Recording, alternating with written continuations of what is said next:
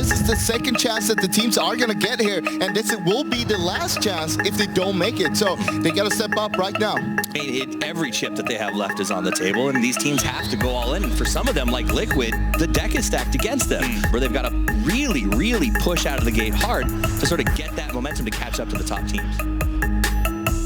I think it's going as expected, except for Team Liquid. That's the only Team Liquid and Detonator. I'm surprised they're in this lobby. See, Detonator's in a little bit of trouble here. Yep, okay, a lot bit of trouble as they go out in 12th place. That is bad news for that squad. As you can see, they were sitting in 13th going into this. One team for sure that's going home. Maybe G2. Definitely G2, I think. Like G2 and Liquid don't look like they're in a good spot. I feel like G2, they've been doing so bad for like 2 days now. They're not showing any sign of coming back. G2 is falling apart here as GYY coming up clutch. Nelo's left in a very, very difficult situation, to say the least. Nelo's doing everything he can to keep G2 in this. That would suggest that he doesn't have bandages, he doesn't have stims, and he also no longer has a place on this server because G2 are dead. There are teams that they're so powerful that they can just come back with back-to-back wins or even insane games. 4 versus 2, Team Liquid are returning. Do not count out Team Liquid. 11 kill win. They have returned. Made some good zones for us. Yeah, good zones. Yeah. About time. We've had only hardships from us, so it's been really rough. But at the same time, we've been playing like shit. 방금 뒤에 리퀴드가 1등 했던 것처럼 저희도 1등해서 세미파이널까지 노력해봐야죠. Looking risky. Oh, Detonator. Oh no. Right now, the last remaining player up for the squad from Korea. And that's going to do it. Detonator, 16th place in this one.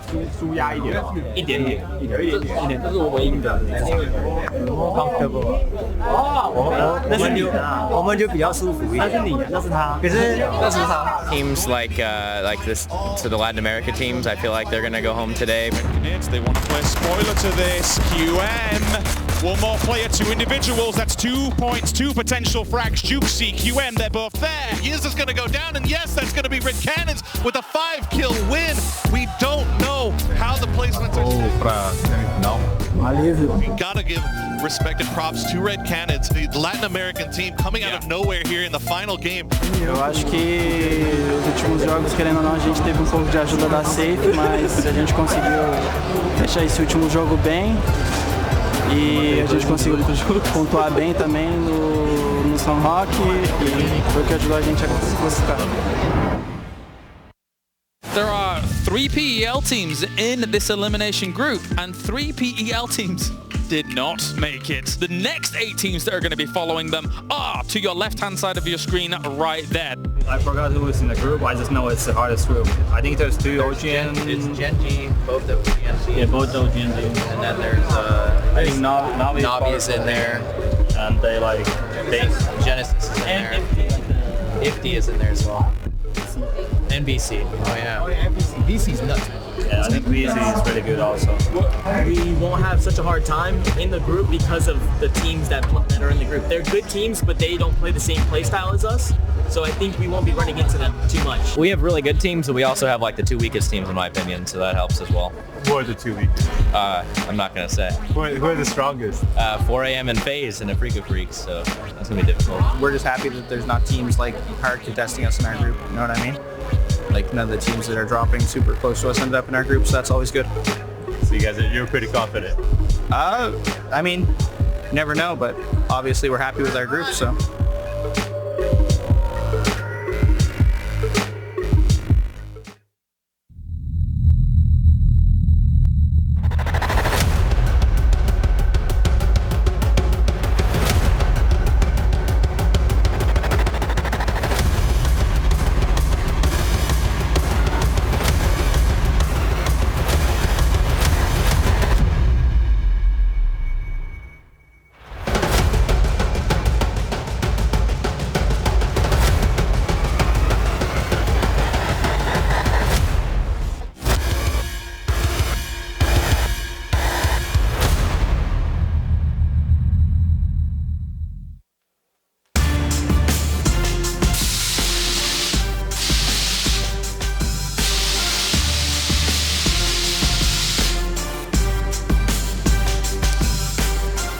32 teams here for the PGC have been broken down to 24. And those 24 squads are now all in as they find themselves in the semi-finals, and they have to perform in the next 3 days to make it to the grand finals here at PGC. Welcome, ladies and gentlemen. My name is Kyle Laris, and to my left, Toffees, I have Froz, I have Avenger. It's as if I always see you guys. You're back. We're ready to go. Toffees, I am excited. I am pumped to get the semi-finals underway. I'm excited for the semifinals. I'm excited for today because these guys, the first to play, get to start the story, right? They get to write. The guys from Group B, they've got to sit back and watch the last day of play. So this is the day about proactive teams. Yep. Getting out of the gate very fast, making sure you're in pole position, not trying to play catch up. This is super different, though. Some of the teams, they like not playing the last day. True. And it's kind of weird for me, at least, because I feel like you want to be there. You want to be able to know what's going to happen instead of just sitting back and watching and then just let your fate be in the hands of the other teams. What I really like is what you said as well. And also why I'm expecting the B teams to be coming out of the gate even faster than all the other ones, because this format is a killer. You're going to be sitting back, looking at the last day. That's why, I mean, the B teams, they have to start off strong. So I'm expecting a lot from these guys. Absolutely. Let's take a look at exactly how everything went down last week, just in case you did miss it, throughout the PGC here, as we have 3 weeks of games to come. And we can break down a bit of what happened, because there was a lot that did occur. And ultimately, for all of these teams, 16 will then remain at the end of all of this, but obviously we got rid of 8 teams last week. I mean, 8 teams fell by the wayside. It stinks to lose them, but that's the reality of the best teams in the world coming here to Los Angeles. FaZe never skipped a beat. These guys were absolutely on fire. They came out of the gate. They picked up 54 points on their first day, and they just looked unstoppable. You got to keep it up, though, because the points don't carry on from the group stage to the semifinals, which we are here for now. Also, obviously, Temperstorm and Infantry, the rivalry kept on going, and it's going to keep on going. It's going to be extremely exciting to see. We'll see how that's going to go out and how they're going to start off, because they might be contesting each other again. We'll see how the scrimmages went for them. I do like looking at some of these moments in the week 1 where you see the guys making a play or something like that, and then you can see with the Tobii eye tracking, their eyes just flick up to the kill spot, like, I did that. I like that. Very nicely done indeed. Gen G is one of the teams that's come in, did very well for themselves, kept themselves through via Group A qualification. It wasn't quite the most spectacular of spots, 7th place during that group, but it was enough. They made the big push at the end, and that's what matters. And we saw that the next day as well. We'll get there with Genesis and Tempo doing it. But the big story for me on Group 2 was TSM. Everyone talked about Liquid. Everyone talked about FaZe. TSM came in, threw the gauntlet down, and said, we're the next story. Look at me. They basically dominated the group from the start itself, and they had one of the highest kill games with a win itself. 15 kills in that win. And, I mean, that was a phenomenal game from them. One thing to point out as well is that for Sting Divine, a team that, for me, it hasn't been able to make a splash on a true international stage, got the opportunity to last week. Yeah, but they won 2 chicken dinners, but still finished in 6th place. They're going to have to step it up as this field gets more aggressive. 2 chickens should be a win. Yeah. Genesis, they've been fighting all over the place. In Picado, in Pachinki. Everybody wants to contest them for the big loot spots. And again, Force is here still, so they're going to be fighting again. We're going to be starting in Pachinki, and I think we're going to be starting with some fights with Genesis and Force. It's going to be exciting to see. Very good opportunity. Let's take a look at those points that happened when it came to the elimination group. This is how the standings were going into the final day here. And VC was a team that came in with points at the beginning, and they never let off the pedal. I mean, they won the first game, 12 kills. That gave them a rocket start ahead of every other team. And they just kept on going, steamrolling for everyone. I mean, that's it. Start big, run far, and that's what they did. I was skeptical about VC's potential coming into this tournament. They did well on day 1, but holy cow, elimination day. They heard you. They wanted to show. And as they said in the interview as well, once we won that first game, we could just let the leash loose and just go on. One of the big stories coming out of eliminations was this team, as Team Liquid, Froz, did not advance into the semi-final. They did not, but they had a good try. They got themselves 1 win with 11 kills, but in the end, it was too bad of a group stage for them, coming in the last place with too few points to play with. I mean, it's bad news for Liquid, but honestly, it's good news for everybody else who's still in this tournament. Liquid was a big pick to win. They were a big pick on the pick'ems, and that's a lot of opportunity that's chance available to the other teams seeing this team go out so early. And it's not because they're bad, it just didn't work. And it all came down to the wire for a few of these teams at the very end. Atletico and Red Canids were the two teams vying for that final spot. Red Canids was able to win it out. Atletico basically thought that they were through, so they tried to play passive, but the truth was they needed to kill QM in that last game there. If they had done that, they would have qualified. By 1 point. Like literally, So it was close. a 1 point difference between success and failure. And that's my biggest takeaway from that elimination group leaderboard when you look at it right now. The reality is, coming into this weekend, learn from Atletico's mistakes. Don't ever get to a point where you can look back at 12 games and say, if I had picked up 1 kill. Let's break it down. We are into the semi-finals now. We have groups A, B, and C. This is our group A to get things going. It's a fantastic group for us as we have TSM sat at the top, along with Tempo Storm as well, and even Vendetta there, that really, really has shone through here when it comes to OCE. What's nice with Group A is we got a lot of spread from a lot of different regions. We have 2 teams from MPL though, and that's gonna kind of help them out, hopefully, because they will know each other. But at the same time, NA on NA action, we know that's a thing. Yeah. There's wild cards in here, man. We've got Sun Sister. They haven't been getting a lot of attention, but Kendesu can put up huge numbers. Divine got 2 chicken dinners and can be hot or cold. I mean, we got Vendetta, who literally showed up and just said, we don't even care who's here. We're just going to play PUBG the way we feel like it. And I think that that could be a very chaotic group. Group B, as we have a lot of Korean powerhouses in this group. We have Entus Ace, who, to some surprise of some, were able to top their group. We have Force, we have Genji there as well. Overall, Avenger, powerful stuff. Overall, this group is looking very spicy. Also, what I really like from this is Genesis and Force in the same group, so they're going to be stuck with each other for all the matches. We're going to see a lot of the wrangle, a lot of Pachinki fighting, because I think they're going to stick at it. I think they're going to be sharing Pachinki, so it's exciting to see what's going to happen there. During the group stage, we also saw Infantry and Navi actually fighting a little bit for the ferry pair. So, I mean, we might see some more clashes, more than just Genesis and Force in this group itself.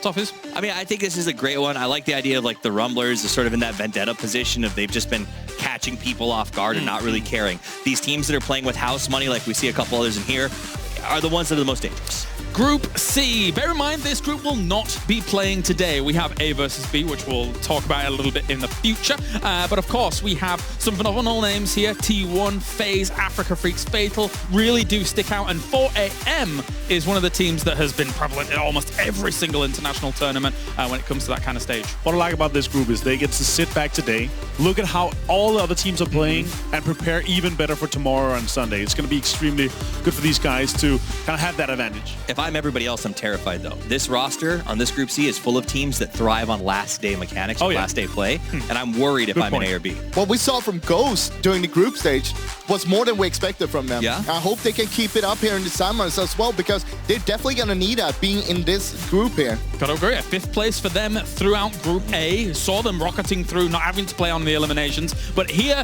is Group A and B. This is the festivities we have outlined for you for today. These 16 teams will be making their way to the next 6 games. And overall, when you look at the clash of A and B, does anything jump out to you instantaneously? Well, what jumps out for me is that we have 4 teams from NPL. Yes. We have 3 teams from PKL, 3 teams from PCL. Now, logically, you would kind of not be clashing together because you know each other from the league itself. You drop on different spots, you play different spots. Again, though, NPL on NPL action. That's what you think. But yeah, NPL seems to love killing nobody in the world more than NPL. We saw that constantly in the last rounds. So I'm a little worried about this group because these guys need to have a strong start. Another one to keep an eye on is Vendetta. Their first game is going to determine their pace of their entire day. I feel like it's not just in-game, it's also out of game for NPL. Whenever I listen to the interviews, they're like, yeah, we're going to get the other NPL teams. I'm like, what are you doing? Stop, no. But anyway, let's focus on some of our teams a little bit closer. And TSM is definitely one that shone through from the first week of Avenger. We saw them topping their group with 63 points. Yeah, what amazing start for them. I'm happy to see them up there. To be fair and to be honest, I did not expect them to be doing this well already. I talked a bit with Gustav in Danish, obviously, because he's Dane, and he told me they are at the highest point of team chemistry, positivity, and also obviously with the latest addition from Phase 3 for DITS, they're doing extremely well. They managed to get 63 points in 6 games. That's a lot. On top of that, Iroh, top fragger off the group stage. That's huge. He's the newcomer to that team itself, and of course, joined by DITS, the new coach there. I mean, I think Iro sums up the nature of that team. They're working hard. He told me he's lost 30 kilos since he joined the PEL, and it's because he saw it as an ability to improve his performance. He's wanted the stamina and the ability to play better, and so that's how committed they are. It's not just about getting better in game, but outside of it too. Now that you mention that, that's very noticeable. Well played to him. Damn, I should get some tips from Iro. Let's talk about Tempo Storm there here on the other side of things. They got themselves third place in Group A. I want to start with you, Toffees, because you are so well knowledgeable about these MPL teams. And of course, this is the house that Tempo Storm built. It is. And honestly, the best part about Tempo is while we talk about teams that need to have a big start, they don't necessarily. They do well when it comes down to figuring out what's wrong and how to fix it. That said, this first day is going to be tough for them. Having a lot of teams that think similarly, having to deal with that infantry sort of rivalry yet again could start them slow. And I don't think they have the same leniency they did in the last grouping. I'm a little bit worried because they had a slow start in the group stage, and we all know that they can be a little bit slow in the start, but they know how to catch up. But I want to see them have a good start from the start and just keep on steamrolling with that itself. How about yourself, Avenger? I want to give OG and NSA some time, though. Do it. So you guys talked about Tempo, but OG and NSA surprised me. They did extremely well. I'm excited to see if they can continue that.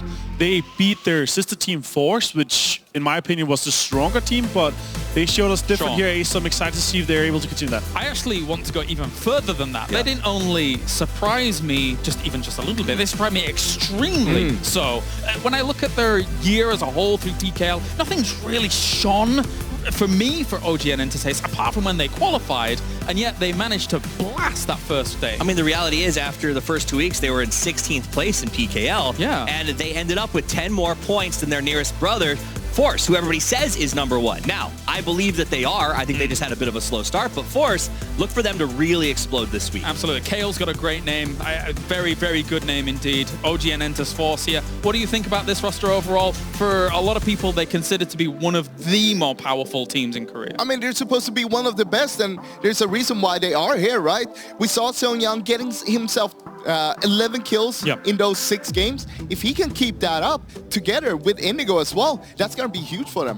Why don't we just keep going on the Korean bandwagon here? We got Gen G popping up as well. For me, the start of the year for them wasn't spectacular, but then they grabbed Pio, they grabbed him from another team, and then that, for me, Avenger, is when they really started to gather momentum. Obviously, you cannot talk about Pio because he did amazing at PNC, but for me, these guys are looking to put another team logo inside the game again here once we come back for PGZ.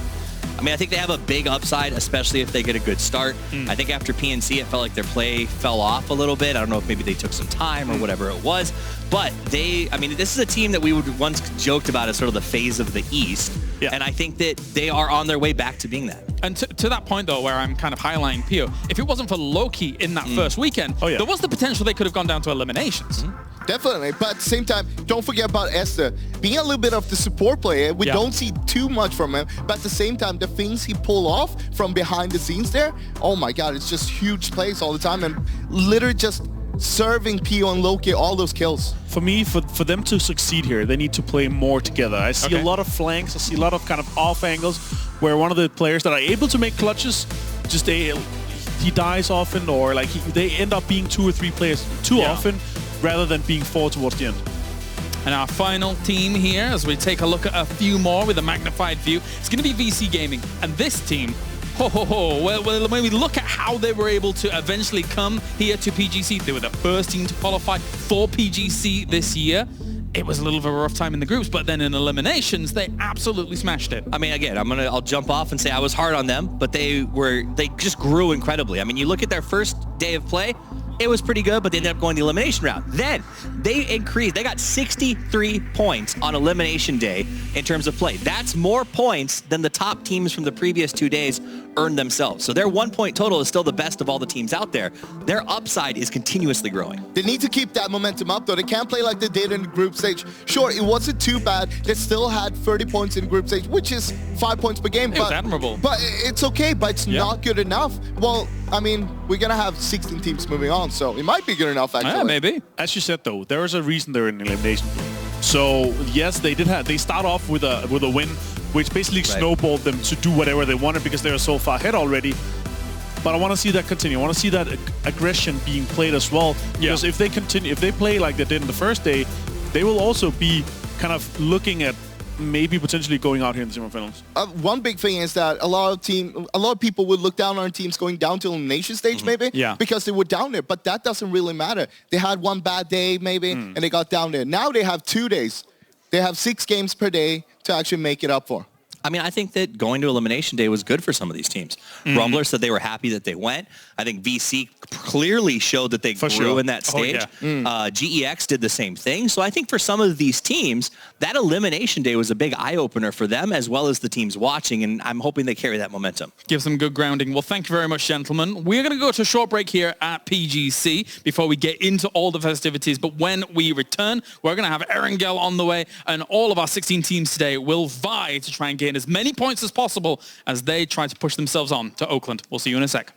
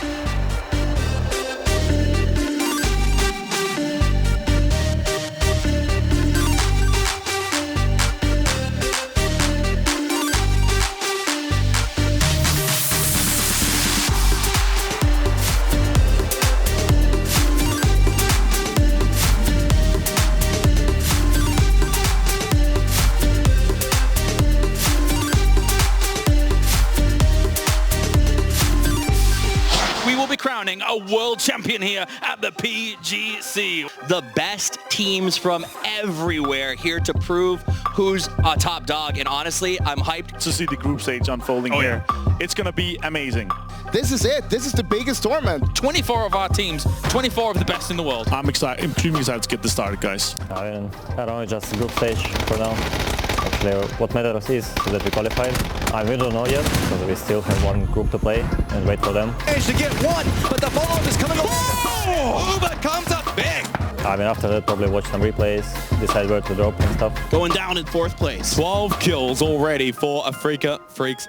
또 그 8등 안에 들 준비만 그것만 일단 오히려 하고 있어요.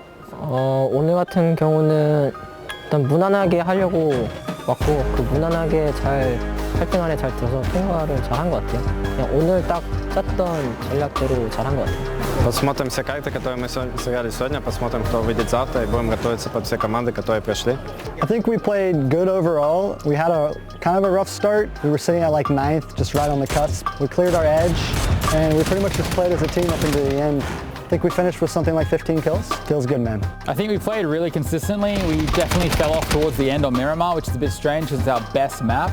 But we have to be really happy with qualifying. I think a lot of people didn't expect us to even come close. 우선 오늘은 저희가 연습한 것보다 좀 더 잘 나왔고. Vehicles are just crashing down around. Tenawat wanted to come in and go for the save, but instead Joy just tears him apart. 저희 팀원들이 다 잘해줘서 그 부족한 부분을 이겨낼 수 있었던 것 같아요. Chắc nghĩ là do bọn em một phần là may mắn với là một phần là không biết, nhưng mà chắc đơn giản là may mắn thôi. Guess who's been the one that's got them even towards this scenario of a 进半决赛感觉还是挺轻松的。然后还是要为后面的决赛做准备。We'll study these teams a bit more. We've studied them already. But yeah, we'll probably look at going for league spots that we're more familiar with, maybe. Trying to cook it as much as he can, and look, Gustav just runs into it. That's the way you handle a grenade. But yeah, we'll just continue our normal preparation, just playing the game and analysing other teams. This is the second chance that the teams are going to get here, and this will be the last chance if they don't make it. So they got to step up right now. Today feels energetic compared to the first day. Well, because the first day is kind of getting not used to the time here. So I feel really good today. Acho que a gente jogou bem até certo ponto, mas a gente tem bem mais potencial que isso, dá para jogar bem melhor. Melhorar tudo no geral, jogar melhor, rotar melhor e ter mais confiança. 主要我觉得是我们心态上没有放开吧，太轻松了。 No cambiamos mucho el estilo de juego, la verdad que jugamos bastante a lo que veníamos jugando desde antes, pero lo que sí es que cometimos menos errores y fue eso lo que nos hizo superar el resultado de ayer. 我觉得打得并不是很好，因为就是后面3场全部都没有打好，在这段时间好好练习。我会尽量把这次的比赛 打出好成績じゃん。戦えないっていうことが一番嫌だなと思ったし、ずっとこういう一番大きな大会で結構かっこよく戦いに行けたらいいなと思ってたんで、すごいそこら辺に関してはうまくいってとても満足しています。策略的话就。 我感觉就个人感觉就是心态方面的问题吧。第一天的话可能就打得太保守了，太怂了，然后第二天的话可能就放开打了，就当训练赛打，就打成这样。其实还好，挺轻松的吧，因为第一天也有点分，压力没有那么大。PUBG No.1。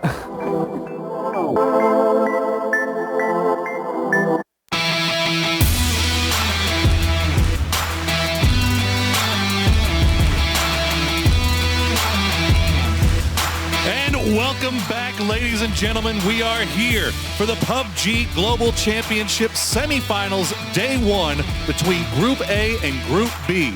I am Porosaurus. Joining me for these first two games will be Mr. Xenox. How are you today, sir? I'm doing good. I'm excited. How can you not be? I mean, we've gone through a first weekend, 3 full days of intense highly dramatic games. We've lost some fantastic, phenomenal teams, but now we're left with just 3 groups left. And after this, we're going to know who's going to the grand finals. Yeah, 32 down to 24 teams. And then, as you said, after this weekend, we're going to lose another 8 along the way. And it's hard to believe that we're going to lose 8 more teams. These teams are so good. These groups are stacked. Absolutely. And yet 8 more will still have to go home after this weekend. It's staggering to me. It really is. And you know, we've seen such dominant teams go home last week. There have been so many surprises, so many shocks. We're also seeing teams that we didn't expect to be here that have really turned things on and are really rising to the challenge of the spotlight of the Global Championship. And, you know, I can't wait to see who's going to be the one to come out of this weekend. What new superstars are we going to see made? Yeah, exactly right. But in saying that, you know, you said that we've got maybe some teams we might not have expected to be here. I think it's more the case of the teams that aren't here we were expecting to be here. At the end of the day, all 32 teams that started at PGC were capable of at least making it to the semifinals. I truly believed that. So for me, there's no real surprise in a sense, but we weren't expecting some teams to go home, the likes of Team Liquid, G2, etc. As we're heading into match 1 of day 1, it's Group A and of course Group B for today, Poro. And for Group B, one thing I want to point out, they're going to be playing today, they're going to be playing tomorrow, and then on Sunday, they're just going to have to sit there and watch. Oh, that's got to be the worst feeling, right? You know that there's nothing else that you can do. Everything that leads up to that day, you know, I can't even imagine. I can't even imagine having to sit there with your destiny not even in your own hands. But we still have 12 games before we get to that point, so they have a lot of time to put their mark down.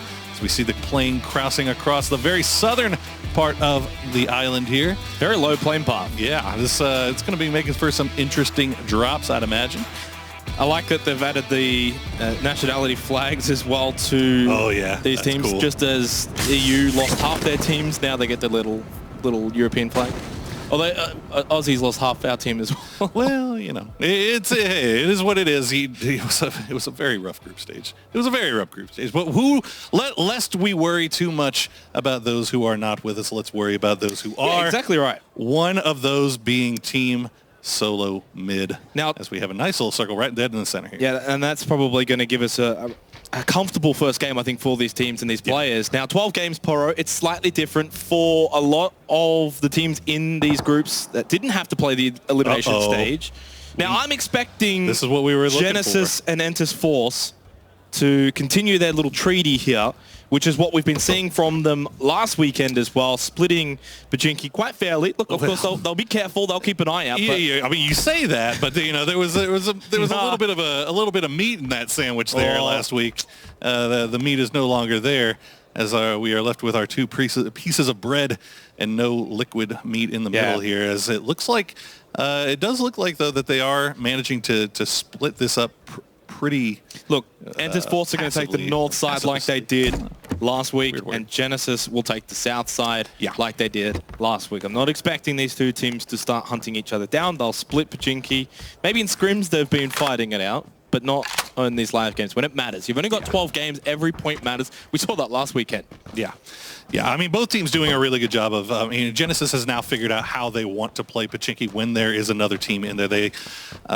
We've known for months now, going back all the way to Face It, that they refuse to give up this spot. This is their drop spot. Yep. This is where they feel comfortable rotating from. Anywhere else on the map, they just don't feel as good. So they have figured out now how to play this in such a way where they can split it up with somebody fairly, passively. And it seems to be working out wonders for him, as we see Indigo has actually made his way off into the... And that's how comfortable they are. Not expecting Genesis to push up north in Pachinki and take a fight. They've even sent Indigo out early. They're going to get decent position because of this. So Genesis, they're going to continue to play passive in Pachinki, and so will Entus Force. And I think that's fine. It worked well for both teams last week. They didn't have to play elimination stage at all. So we'll see how it plays out again for them in their groups. So we see Genesis, they heard the vehicles in the background. It looks like they're just going to wrap up their looting here before getting into a vehicle. Only one vehicle, though. Yeah, you've still got to be careful, though. And I think that's where Genesis are playing this smart. They're watching the angles, making sure Entus Force aren't going to do something tricky. Since it's game 1, we say that you've only got 12 games, but if you're going to do something a little different. Maybe it might be game one where you kind of throw a curveball there and maybe try and surprise Genesis as now the shots begin from Indigo. Oh, no. The treaty is over now. Once you leave Pachinki, Entus Force can start taking shots. Yeah, no reason for Entus Force not to send those shots. And a good job by Genesis to keep that Dacia in line, as it looks like the Force boys are going to hop in. And is this actually Genesis? No, they're just going to keep on rotating, just breaking line of sight here. I was curious to see if they were actually going to pull up and maybe try to do a camp here. But it doesn't look like they're too concerned with it. But yeah, I mean, you're right. Entus Force, Genesis both making it through in the group stage, and Genesis leaving a little bit more to chance there, needing a very late game, last game, final clutch out. Yep. Whereas Force, you know, they're not lighting up the scoreboard, but if you go and you look a little bit deeper, you look at the stats, all 4 players on Force are averaging over 200 damage a game. There's only 3 other teams that are doing that, and that's 4AM, TSM, and FaZe.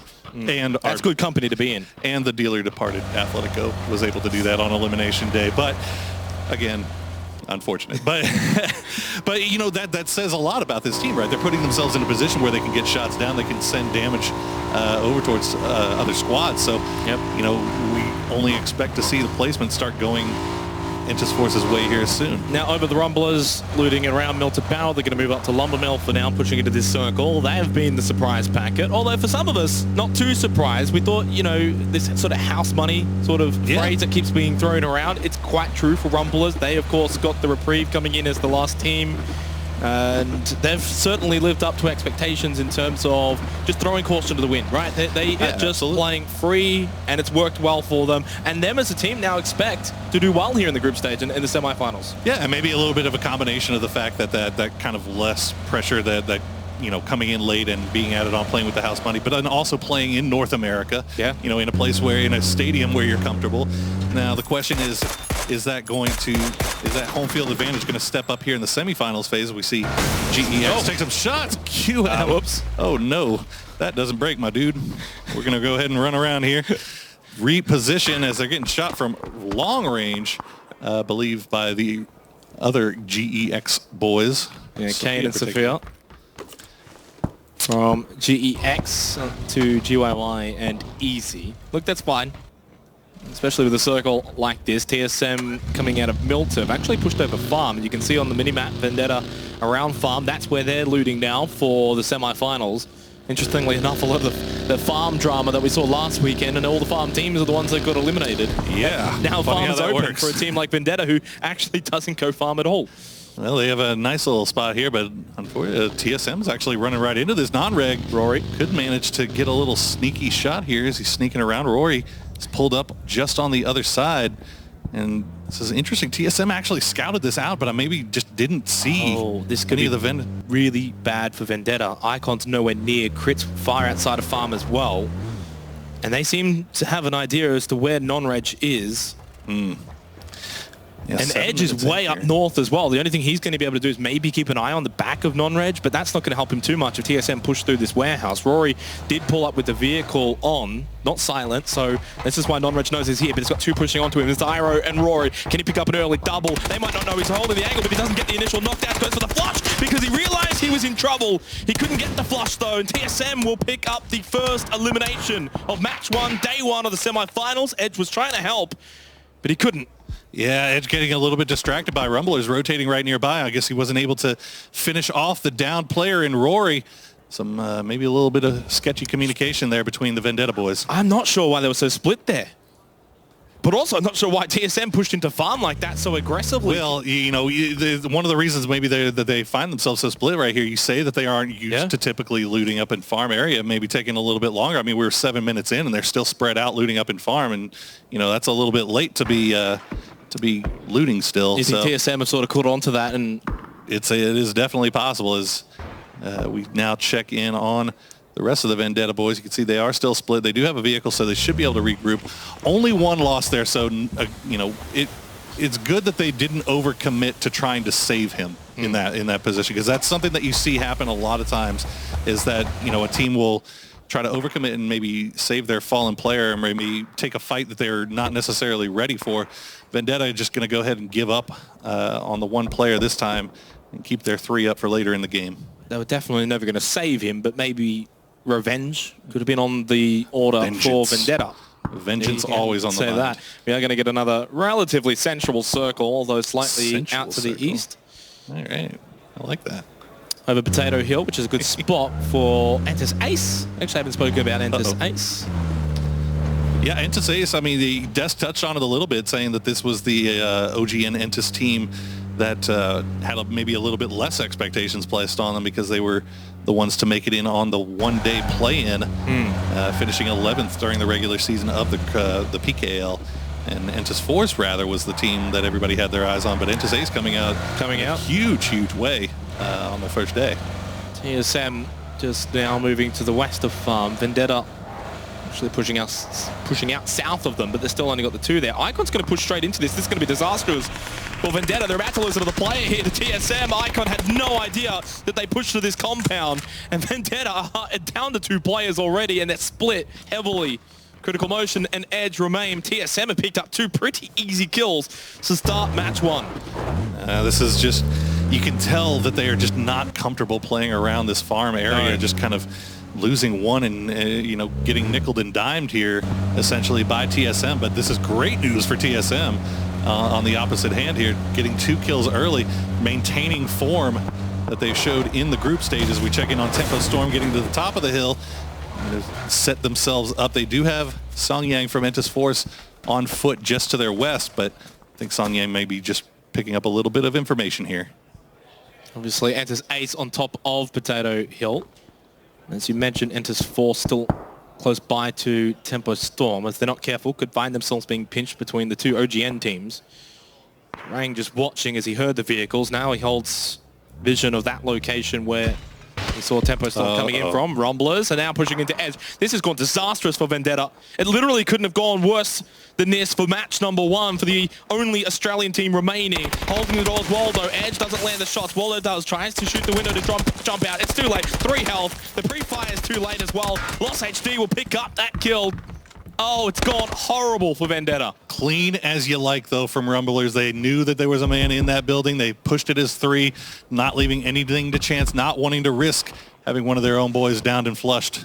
And the interesting thing as well, Vendetta, of course, now they didn't play in the elimination stage. They were in Group 1 from last weekend. Did quite well, if I recall, around 5th or 6th position. 46 points or so. They started very well, and they continued to hold that momentum until maybe the last 2 games of their 6 didn't quite go as well. Now, they're going to have a game where they're actually going to start poorly here for their 12 matches. Will they be able to turn things around? Yeah, definitely came out swinging in the group stages, kind of tapered off towards the end, but at that point it didn't really matter. So now, as you said, we'll have to see how they can dig themselves out of this early hole as we check on Tempo Storm on foot. I think they smart enough to realize that there's probably a squad up here. Nothing trading shots back and forth just yet. Joy looking over the ridge line, nothing to see. Phase 2 about to come to an end in 13 seconds, and Phase 3 is going to, I'd say, dictate where most of the action is going to play out for the remainder of this game. If it continues over to Potato Hill, Entus Ace might find some company on both sides. Right now it's only Tempo Storm on the west. It continues to go over towards Shelter, towards the east of this previous zone. And again, this is actually playing out really well for TSM. They already know they've cleaned out Milta. They already know they've got Farm under control, and even south of Farm too. They're running that 2-2 split. This is going to be potentially the perfect start for TSM. They've got the south side of the zone to themselves. Rumblers just took over that building against Edge and Vendetta. Now they've got this position inside of the zone too. So far I think it's looking like it's going to be a logjam out west. The east is going to be quiet. Yeah, and so, I mean, up until now, Death Road completely unoccupied in the center of that circle. Rumblers have a 3-1 split going on, but up at the Ridgeline Road, not much else to be found here as Gustav has found himself pinned down in a shack. Shots being sent over to him by infantry. You will notice infantry playing with 3. They have 1 player out for a medical condition. We'll get more information on that to you as soon as we can. But for now, they are playing as a 3-man. Look, they're in a decent position over at Snake as well, so they're not going to be too upset with this. The longer they can hold out, the better in terms of their circumstances, although Na'Vi are starting to push over to their location. I'm not sure why Gustav pushed up to this shack. They already had a decent position around Farm. I think he just wanted better position in terms of center. Now he's in a position where he hasn't got his vehicle and he's stuck in this shack. I don't think anyone's going to push on him, but in saying that, it's not the spot where you want to be this early on in phase 3. Well, they just find themselves very split up. I mean, they're very widespread across the entirety of farm. It gives them a lot of information, lets them know, gives them vision on things, where things are going to go next circle. But at the same time, it forces them to play a little bit more passively during these circle 3 rotations. Not being able to take too many shots here as we see Genesis on foot trying to make their way in the western part of the circle. They have Entus Force just above them, and if we remember correctly, Tempo Storm has Potato Hill as well. Gen G have rotated towards Shelter on the east. There hasn't actually been a lot of rotations this game. It's been quite stale in terms of movement.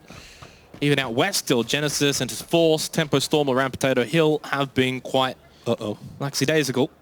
Me, Luke, watching towards Entus Force. Feels like it's a matter of time because, of course, that blue zone's moving in. Entus Force are not inside of the circle. Neither is Genesis. And, well, I feel like a pinch is coming here, and it's not going to favor Entus Force unless they keep wrapping up north and pushing just north of Tempo Storm. If they try to just push straight in towards the circle, they'll find themselves pinched between Genesis and Tempo Storm. Yeah, they've left Doya behind to make sure that they don't get wrapped on, but he might actually get surprised here because obviously Entus Force, no idea that Genesis is pushing on this right now. They're so concerned in tunnel vision here on Tempo Storm.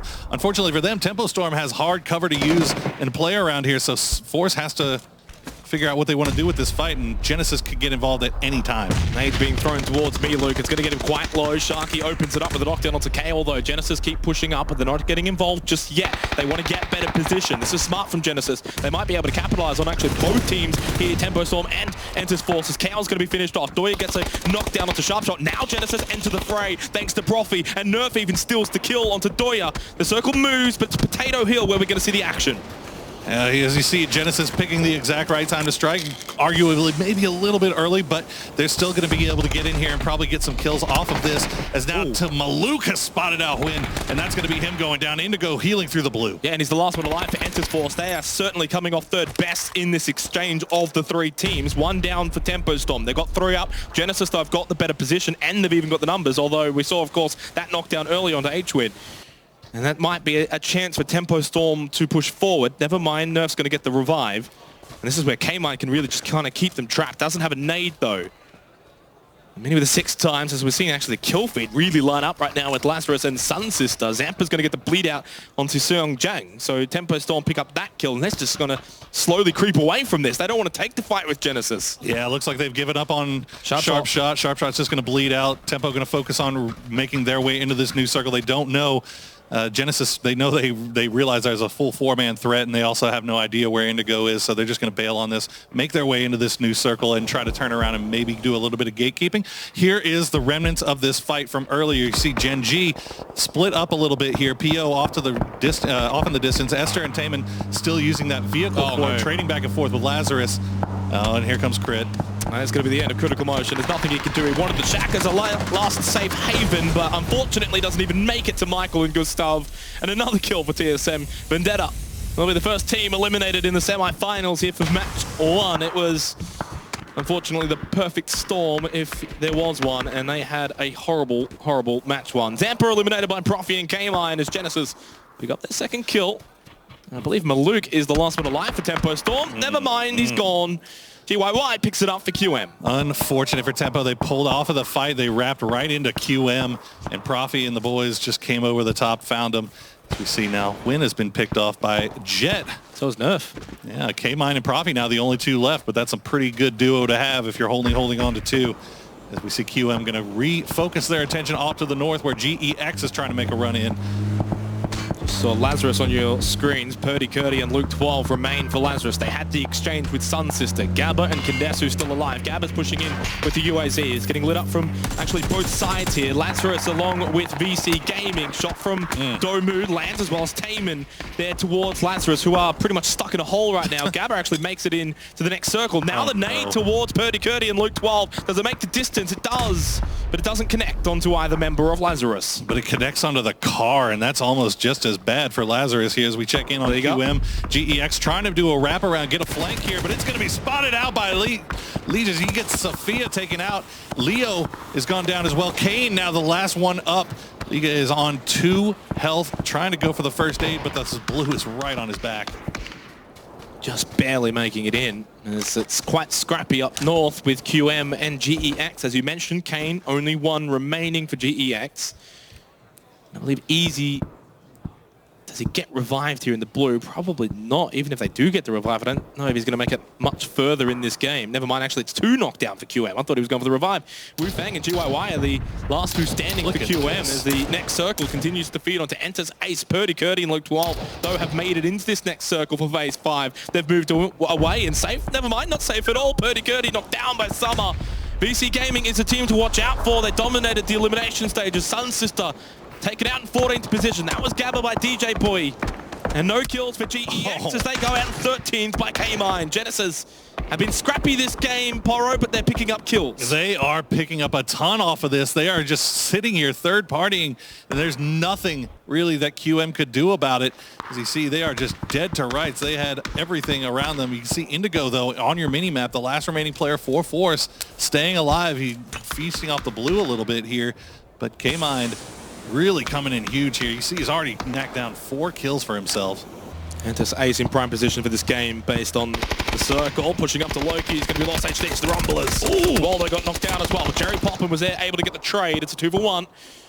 Jerry Poppin could push up along with Micro to get these revives, and they should be able to. Taman, PO, the rest of Gen G pushed up closer towards the circle. There is time here. The blue still a long way away as we move over to Na'Vi and Infantry. Jiao Yang was knocked down by Aduzis. They're looking to push in here onto the trio. Now a duo. All right, we want to see what Na'Vi is showing up this weekend. We saw them playing a little bit more passively, not getting very many kills at all. They're going to turn it around this time, and yes, that's going to be Infantry Clan taken out by Na'Vi, losing 1 in the process. They should be able to get the res here onto Bestalok. Nobody really pressing this. From range here, look at this. Look at the push from Lazarus right into Crazy Sam, and Fiashan gets taken out as well. Great shooting coming out of the Lazarus boys there. They still have 1 up in the form of Luke 12 hiding out towards the center of the circle as Rum manages to get all the reses off. Gen G did not push this when they had 2 down. Yeah, Gen G were very passive here. They still hold decent position. TSM around the area keeping an eye on this, although they just had a player knocked down as well. Cherry Poppin, 1 kill. Throws out the smoke, no nades there. As Joy knocked down by Iroh. It's going to be certainly Rumblers versus Gen G very shortly. Deal with Taman, who's the front line for Gen G inside of the shack. Only has 1 smoke remaining. Although knocked down by PO, it's a decent start for the Korean team. Rumblers still got 2 standing. Also, HD's knocked down by PO as well, holding a decent spot on the top of this building. Only 2 left for Rumblers, and they're right behind this tree. I don't see a way forward for them here. And TSM now trying to make their way in from the south side. We get back into Rumblers. They have the tree. They have Blue Zone right on top of them. Gen G has them pinned. Absolutely dead to rights. This is what we've been wanting to see from Gen G. Can they keep PO alive late game? Rumblers going to find out. Timing though. Microfry going to get the down. And no, he's going to get down on his own teammate. What? And Rang is going to finish it off from range. Entis Ace flushing out the Rumblers. Oh, here comes TSM to clean up onto Gen G. Taman's knocked down. Never mind, knocked down onto Michael. That was from PO, but PO finally gets put down by Iroh. TSM up to 5 kills, and if they can clean up the 3 members of Gen G, they could make it 8. Long way to go, though. Esther pushes over, goes for the revival to Taman, and now TSM have been spotted by OG and Entus Ace, who are continuing to hold a decent spot inside of the zone, but moving up north. VC Gaming will be pushing in. Lazarus as Luke 12 needs to push in as well on the north side on VC Gaming, as Profi is eliminated in 9th. Genesis just missing out on placement points. 8 teams remain. TSM playing like a team possessed right now. They have such a wide spread on the southeastern side of this circle. They're just going for any fight that they can find and managing to get their reses off as well. So still 4 strong. You see them playing the hillsides here, playing the terrain. They know that Gen G has to push into them here eventually. They're going to turn their attention now towards Na'Vi, though. Indigo finally spotted by Sting Divine's Jet. They're eliminated in 8th position for OGN enters Force. Luke 12 spotted Taman on the mini-map from what I can see. He does get the knockdown in the kill feed for Lazarus. Another pick-up point for them. As you mentioned, though, TSM still holding spread on this east side. Gen G, if they push south, they'll run into TSM. If they push north, though, they'll move on to Luke 12 and then potentially VC Gaming after that. Yeah, we haven't really got a chance to touch on them too much because there hasn't really been too much action going on to the north, but VC still 4 strong coming in from the north side, and Sting Divine also 4 strong coming in from the west. So Entus Ace holding down the middle. You see Na'Vi with 3 up still, TSM coming in from the east, and then Gen G. Oh boy, good luck, guys. tough from this sort of position for Gen G. Enters Ace holding the high ground. They'll have a lot of eyes on them, though, in this sort of position at this point in the game now. Nade on the PO. That's going to get the knockdown from Michael. The first one was good. The second even better. Can the third get Esther? Yes, it can from Michael. Double kill for TSM as they send Gen G packing in 7th. This is such a controlling, confident TSM team right now. They are taking every single fight and feeling like they can win it. Although now Rory has gone down. Na'Vi has finally turned their attention back here, getting themselves in a better position to try to engage. Luke 12 out finally for Lazarus, the solo player in 6. 5 teams remain. OGN enters Ace, Sting Divine, Na'Vi, TSM, and VC Gaming. And this Ace still holding a high ground position, but they are going to have to deal with VC Gaming, who've got 4 alive. TSM trying to deal with the pressure from Na'Vi as we're going to get phase number 7. North, south, where does it go? Kind of south, kind of. Not too much, though. Yeah, this is going to be interesting for VC, how they decide to push up onto this, because they cannot get into this circle without having to deal with Entis Ace in some way. They can't wrap around. I mean, if they come around from the west, they're going to have to deal with Sting Divine. If they come around from the east, they'll have to deal with Entis Ace and or TSM. Or both. Yeah, and meanwhile, Na'Vi is just laughing. If you're VC Gaming, you're going to have to take this fight with Entis Ace as soon as possible. Try and make it quick as well so that you don't get third party. As you said, Na'Vi's laughing mainly because they don't have to get into a fight here for phase 7. Well, you got all 4 of these 4 strong teams all coming around on the nice north side, and Rory's actually going to get taken out by a doozy here from range. TSM pushing up yeah, north. Rory can actually get picked off and flushed as well as the circle has started moving in. TSM going to come from the north, come from the roadside.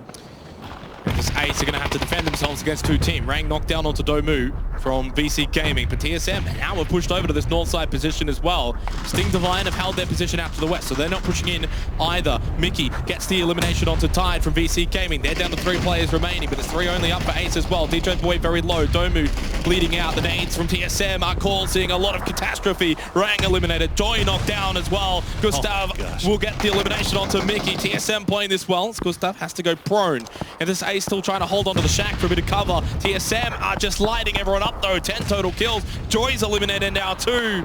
No one is safe from TSM right now, even though they've only got the 3 up. They are the ones leading the charge here in this fight. Can they spot DJ Boy prone in the grass as the last one up for VC Gaming? He can't survive Gustav or TSM. They are steamrolling the north side of this circle. TSM, they have been completely dominant from the word go in this game, and they're just going to keep continuing to wrap around the north side. Alpaca going to try to stay alive a little bit, but he's running right into the waiting arms of a 4-man split from SDV.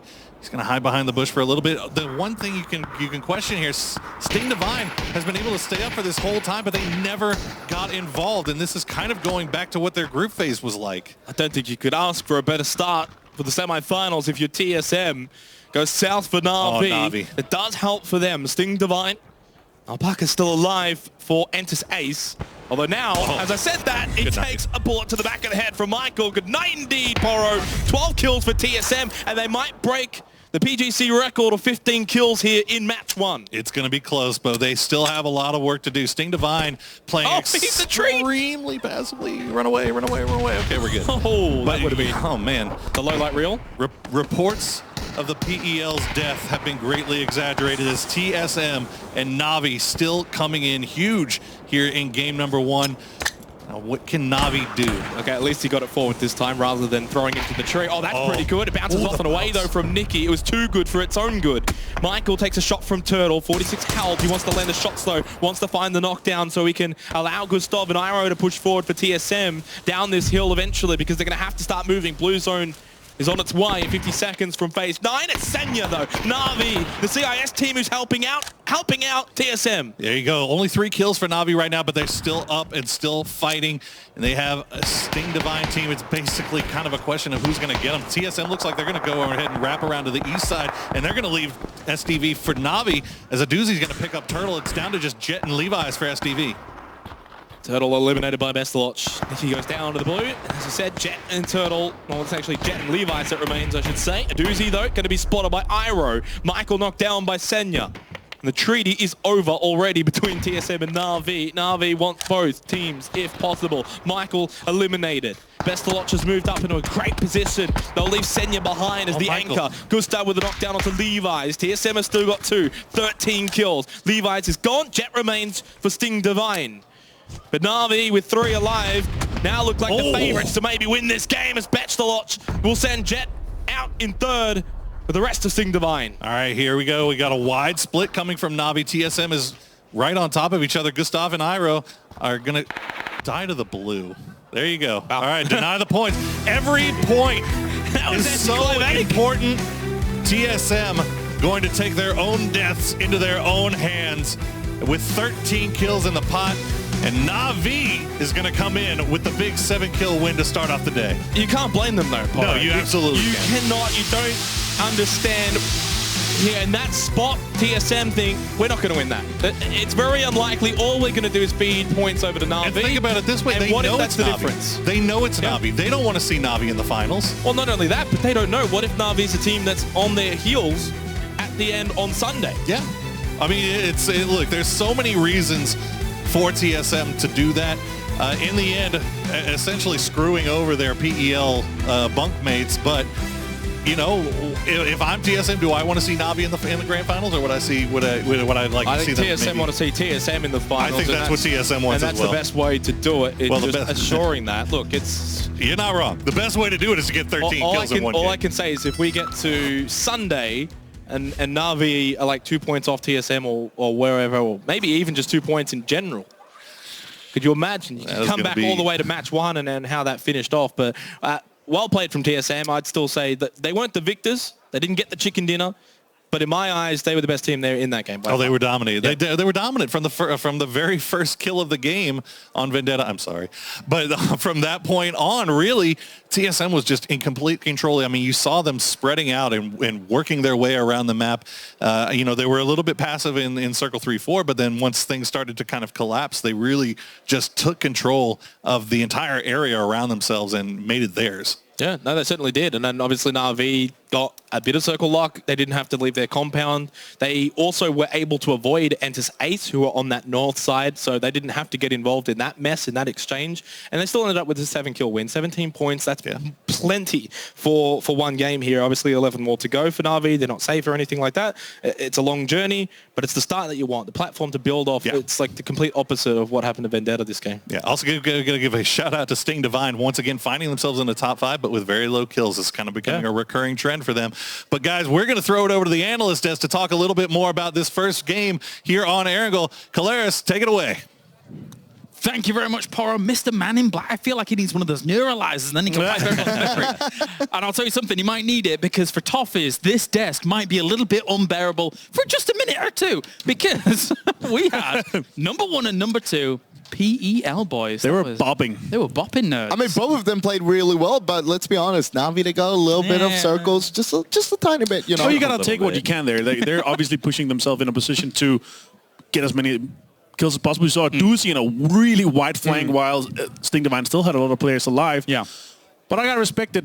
If they did not deny those points, then Na'Vi would have the same amount of points or maybe even more. So they wanted to make sure they had the most points out of that match. Let's take a look at the highlights here for our first game of the day. And it was a good one. We had a pretty nicely centered circle just slightly south of Potato Hill. And then from there, everyone had great opportunities. Vendetta runs into a freight train as TSM just comes out of Milta and smashes them at farm. These guys were hungry for a win and a lot of kills, and you could tell right away. TSM is not afraid to push you. They want to have the positioning, and that's why they got so good in this game alone, because they had the positioning all the time. Overall, very unfortunate game for Vendetta, actually, because they actually got pushed multiple times in different areas in their home turf. We had an ending very close to them, actually, on the western side compared to where they loot. So very unfortunate for them to go out that early. I mean, I think as this highlight reel goes on, we'll get to see more TSM. This top of the hill fight, Rumblers had a pretty good rotation, got locked out, and we just saw sort of that sort of death road up there was just too much. Team after team getting knocked off on the high ground. Well, they waited a little bit too long as well. They were pushed by the blue itself. You got to make a decision quick enough and just move on. Michael with the nade. Boom. 1.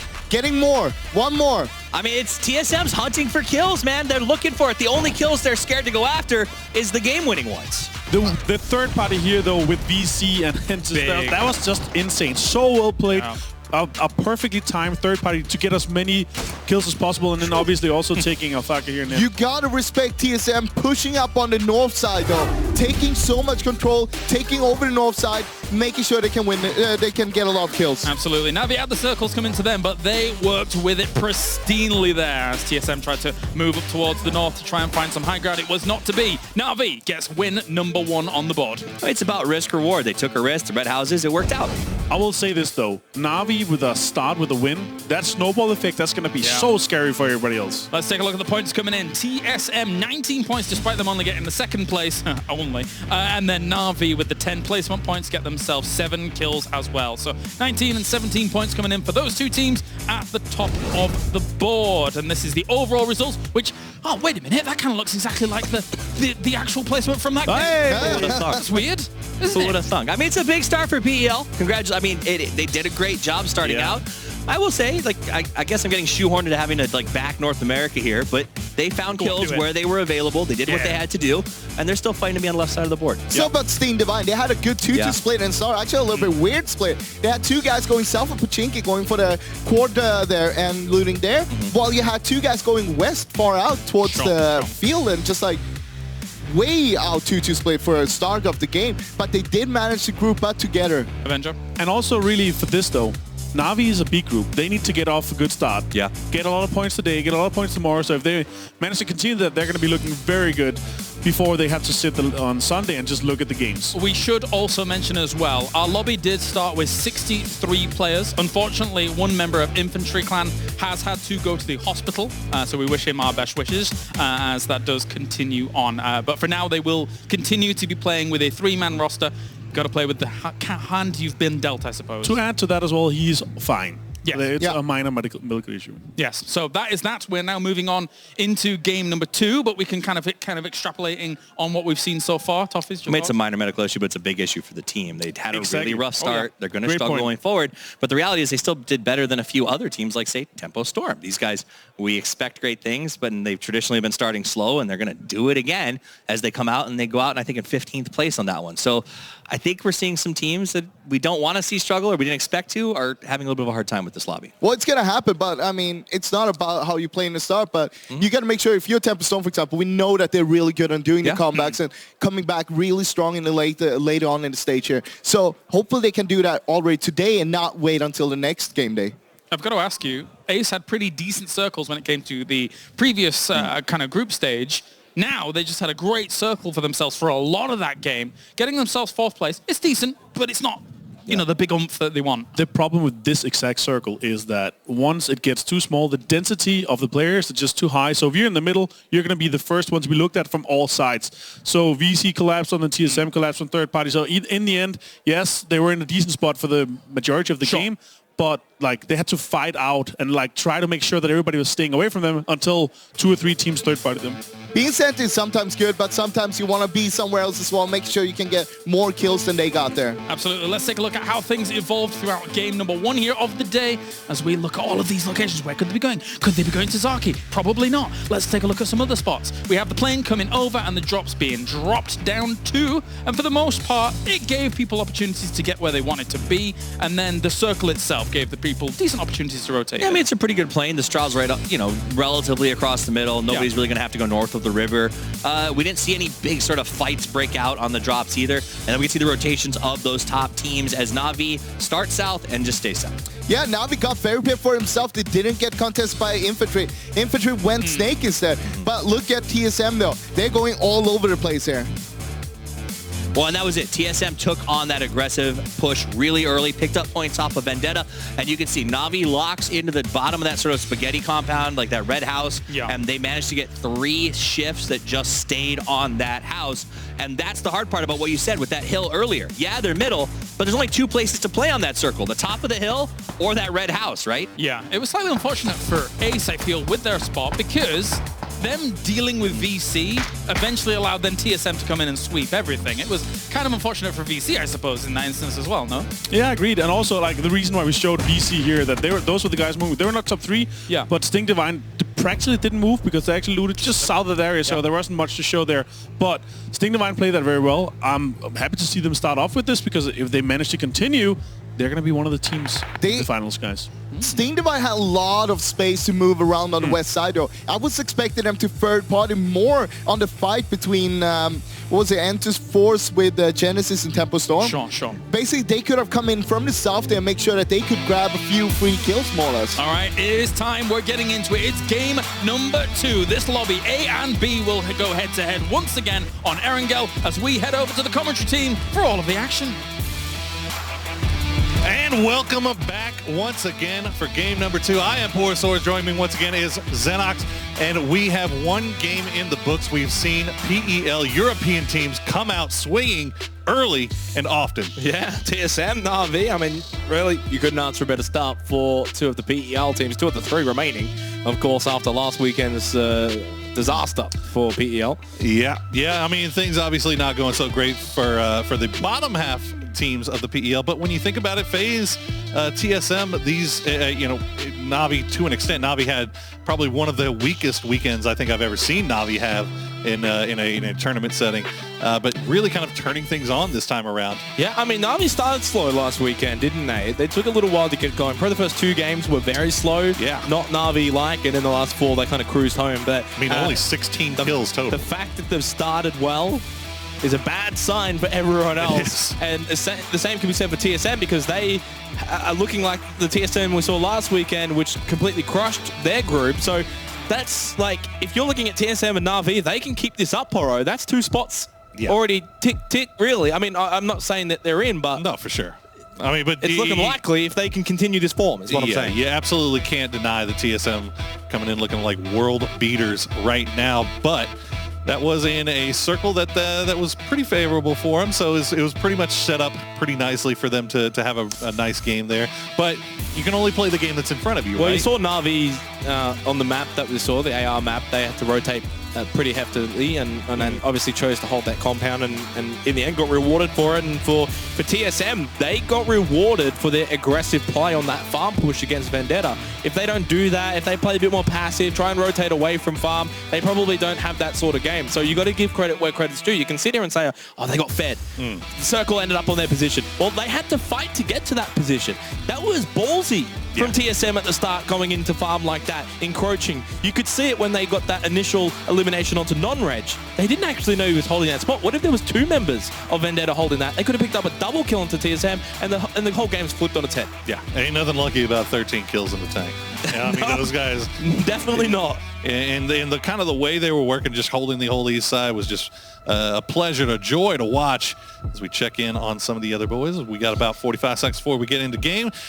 Check in on Na'Vi. But what I'm interested to see, and this is not just the bias in me, but I do want to see how Vendetta is going to play this farm spot, because obviously we saw it in that game 1. They weren't comfortable. TSM punished them for it. They realized, hey, these guys are not comfortable in farm. Where are we? We're in Milta. We're like right next door. Let's go and punish them. Vendetta's going to make sure that if they're playing in a new drop location, they can't be split that much to the point where that can happen. Yeah. So I mean, that late. Well, yeah, exactly right. I think that circle, because it was so central, sort of baited them into that sort of split. That's true. I could see it happening. Well, guys, we are heading into game number 2 here on Erangel. As we see Na'Vi had our first win. Let's see who's going to take home number 2.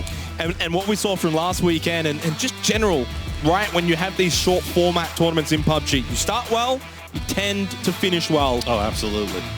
Absolutely. And you definitely don't want to have to be digging yourself out of a hole from the very start. We saw it with Atletico last weekend in the elimination stage and what happened in the end. There you go, answering one question right off the bat. Yeah. Forget a farm drop. We're going Prim. They have said that they might go Prim if they're not comfortable with farm, and I'd say that match 1, they looked like they were not comfortable with farm, and I think they answered that. And it will be interesting to see, because I think coming out of Prim will be a safer rotation for them. It might not be a better one, but it's safer. Because when you consider farm and who's next to you, got TSM around that area, you got all these teams that are going to be pushing out a Pachinki, etc., and Snake with infantry. Like, you're literally in between infantry and TSM, and rotating out is going to be dangerous. Yeah, speaking of TSM, not an easy mill to drop for them, so they dropping on the military island here. Going to be taking a little bit longer rotation. Yeah, and this is just teams reacting to the plane path, obviously. The other thing with Vendetta going to Primorsk is they're the first ones out. They're the first ones looting. They can get their loot depending on how this circle pops. This might work out for them. As you said, TSM, instead of Milta, they're going to go military base, and that's going to work for them too. Yeah, we don't often touch about the real impact that the plane path does have. This is one of those. On the mid and late games. But this is definitely going to be one that is going to have an impact here as we see where our first circle is going to go. Wow. And we are going to the southwest, Vendetta. Now, this is interesting because it's kind of a bait circle. It is. Most likely this will be something like Acker Fields. Well, this is, and you know, one of the things you brought up is that, you know, having the circle land on farm last time for Vendetta, it felt like they were kind of baited into taking a little bit longer and maybe and you think it might happen again? Slow, and now we have a similar situation. So I feel like this is, now, the interesting thing to note for this Vendetta roster is the old Chiefs, if you remember from PGI, they got a couple of members from that roster. They used to loot in the Gaka fields. So they actually know how to play these circles probably much better than the match one circle. So interesting to see how that'll play out. Of course, we keep an eye on Pachinki, but Genesis enters fourth. Nothing's going to happen there. They've got their invisible line down the middle of Pachinki. And TSM, obviously, they're going to be pushing out of Milta, going towards Lighthouse Bridge, which means they'll be pushing past Ferry and potentially Na'Vi. Yeah, Genesis and Entis. Now, I don't think Na'Vi's going to be going up to any bridge camping strats here. Probably not. Na'Vi not typically a bridge camping type of team.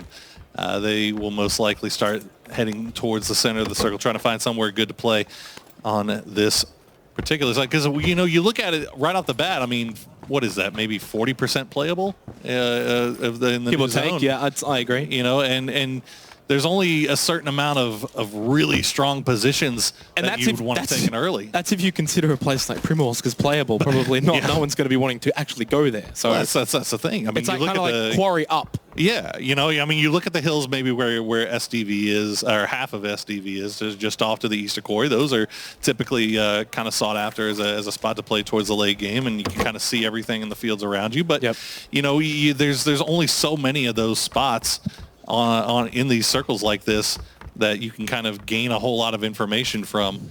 So most likely we'll see Na'Vi and the teams that are already in there try to make a run for those right off the bat.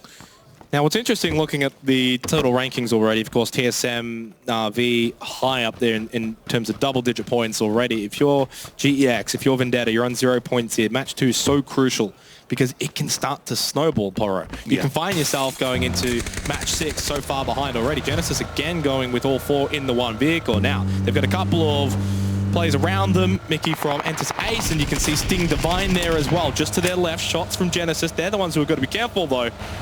Saying that, no one's going to be actually getting out of their vehicles. I think they'll be fine. I think they'll be safe. Yeah, this is some extremely scary stuff right here for Genesis. It looks like they're going to go ahead and pull off on a way. I think they might have been trying to go for a cutoff there and see if Sting Divine was going to bite on it.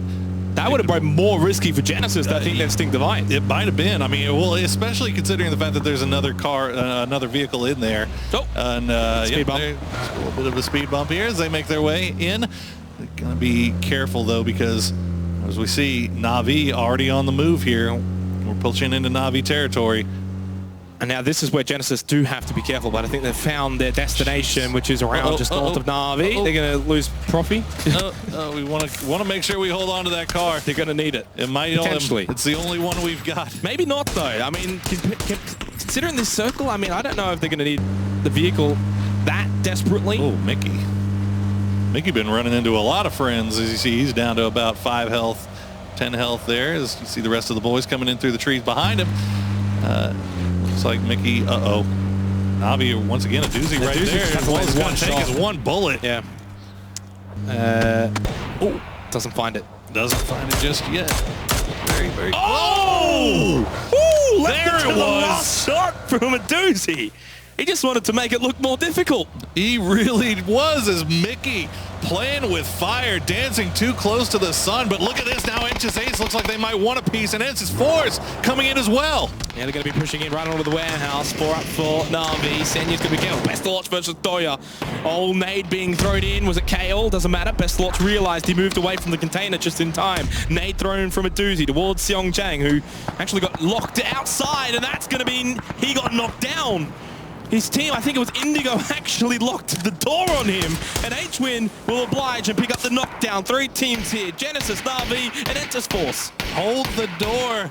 Hold the door. Yep, Sonya going to get rezzed up here, but Genesis coming in with a clutch third party over the top here is actually saving Na'Vi, as I believe that meant that Entus Ace pulled off of this fight. They didn't want it as much as the rest of the boys here. They might actually be able to get the res onto Mickey here as well. Entus Ace holding East Quarry. Vendetta are at West Quarry. Or west of Quarry, I should say. So Quarry already becoming congested. Na'Vi wanting to group up with Poker Molodoy. So they didn't even have all 4 members here. As you said, Genesis kind of helping a little bit there for Na'Vi. I don't know how much they were really helping because Entus Force weren't necessarily in a position where they were going to be able to collapse onto Na'Vi. It was a bit of a skirmish, but that was all it was going to be. But it is so congested around this area. Now Gustav down near Ferry Pier. TSM, Gustav, spray on a Summer. It's quite good, but not enough to get the knockdown. Who needs the knockdown when you can just blow up the dust here? Iroh picks it up for TSM, and they continue their domination so far for day 1 of the semifinals. And look at how low Domu is. There's one more shot. Michael, can he find it? Not an, I thought he was going to do a doozy there, Poro. That was so close. He does manage to escape for now, as we have lost 2 in this game. So even despite that incredible shot, Mickey does get res there for Entus Ace. So TSM are going to be... where are they going to be pushing?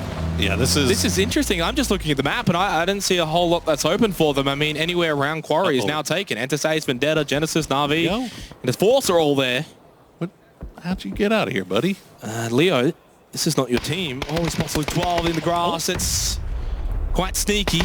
He doesn't go for the flush, though. Alo pushing over. Now he will go for the flush because I think he realizes he's in a world of danger. Purdy, Curdy, and Alo do want to be careful picking over this ridge line. And Leo now gets a bit of time here to change his position up. He might find another one if Lazarus are not careful.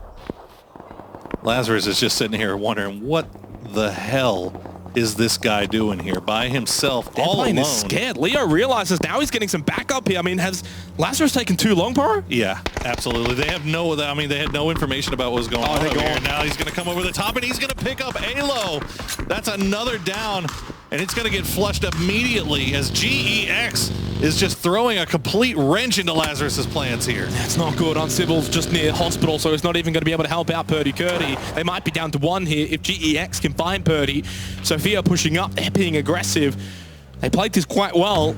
Credit where credit's due for Leo in that scenario. For GEX, he really kind of gave him that front line, opened the door. Phase 2, we'll see if it's interesting. Oh boy, it goes out far west. Man. Okay, so a little bit less than 50% out of play here as we see more shots getting sent over the top here. Uncivil's trying to protect his teammate. Do they think he's at the rock, or do they have to know he's at the rock? Where else is he going to be? I mean, it's a big rock. It's the only thing you can hide it behind, but unfortunately, it looks like, actually, fortunately for Lazarus, it looks like Uncivil is going to protect his teammate from range here. Yep. And keep him alive. For now, at least. I mean, that would have been handy about 2 minutes ago. Well, still very clutch coming out now as we see the Genesis clown car back in full effect. Na'Vi rolling 2 deep as well. They're trying to find a spot, staying on the south side here. Fair to say, a lot more rotations here for match 2 compared to match 1, considering the circle shifts that we've had so far. Yeah, these circle shifts have been absolutely brutal early on. And now Domu is going to return a little bit of fire onto Na'Vi. Is he, though? He might just get going. Out of this, yeah. He's got nobody near him. The rest of his squad way off to the west here, or off to the east, rather, so he can't really, he doesn't have any backup on this. It's one of those scenarios where I think Na'Vi got a little fortunate that he wasn't in a better position to capitalize a bit more on that. And we go over to Rang from Ace. Oh, Icon. You gotta crouch, buddy. Crouch, peek, lean, do anything. Just don't stand completely still and eat a bullet to the face just like that. So unfortunate there. As we check in on the Entus Ace boys, they are on the west side of Quarry. They have actually a lot of room around themselves here. Nobody really pressuring them too hard here. Now their sister team, on the other hand, is getting a little bit trading a few shots back here with infantry. Yeah, they're still holding at Quarry. I mean, teams wanting to push have got to be careful pushing too close to this coastline.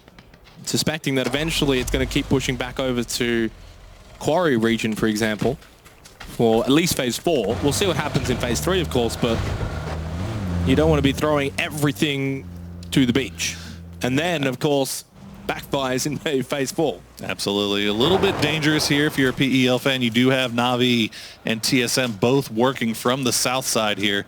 So chances are that they run into each other pretty high as the circle starts to make its move more towards, eventually going to come back towards the east. I don't know when it's going to be. We still have one more. We still have circle 3 to go. And this is, anything can happen for phase 3, right? It truly can here as we check on tempo. They have a nice little 2-2 split going on towards the middle here. Nobody pressuring them too much just yet, but it getting a pretty good I like deal Tempo's of position more in terms of center of the zone. Yeah. They're more likely that it's going to shift back onto them for phase 4 as well. They might not have to move maybe for the rest of this game, depending, of course, how it plays out. TSM, 1 kill.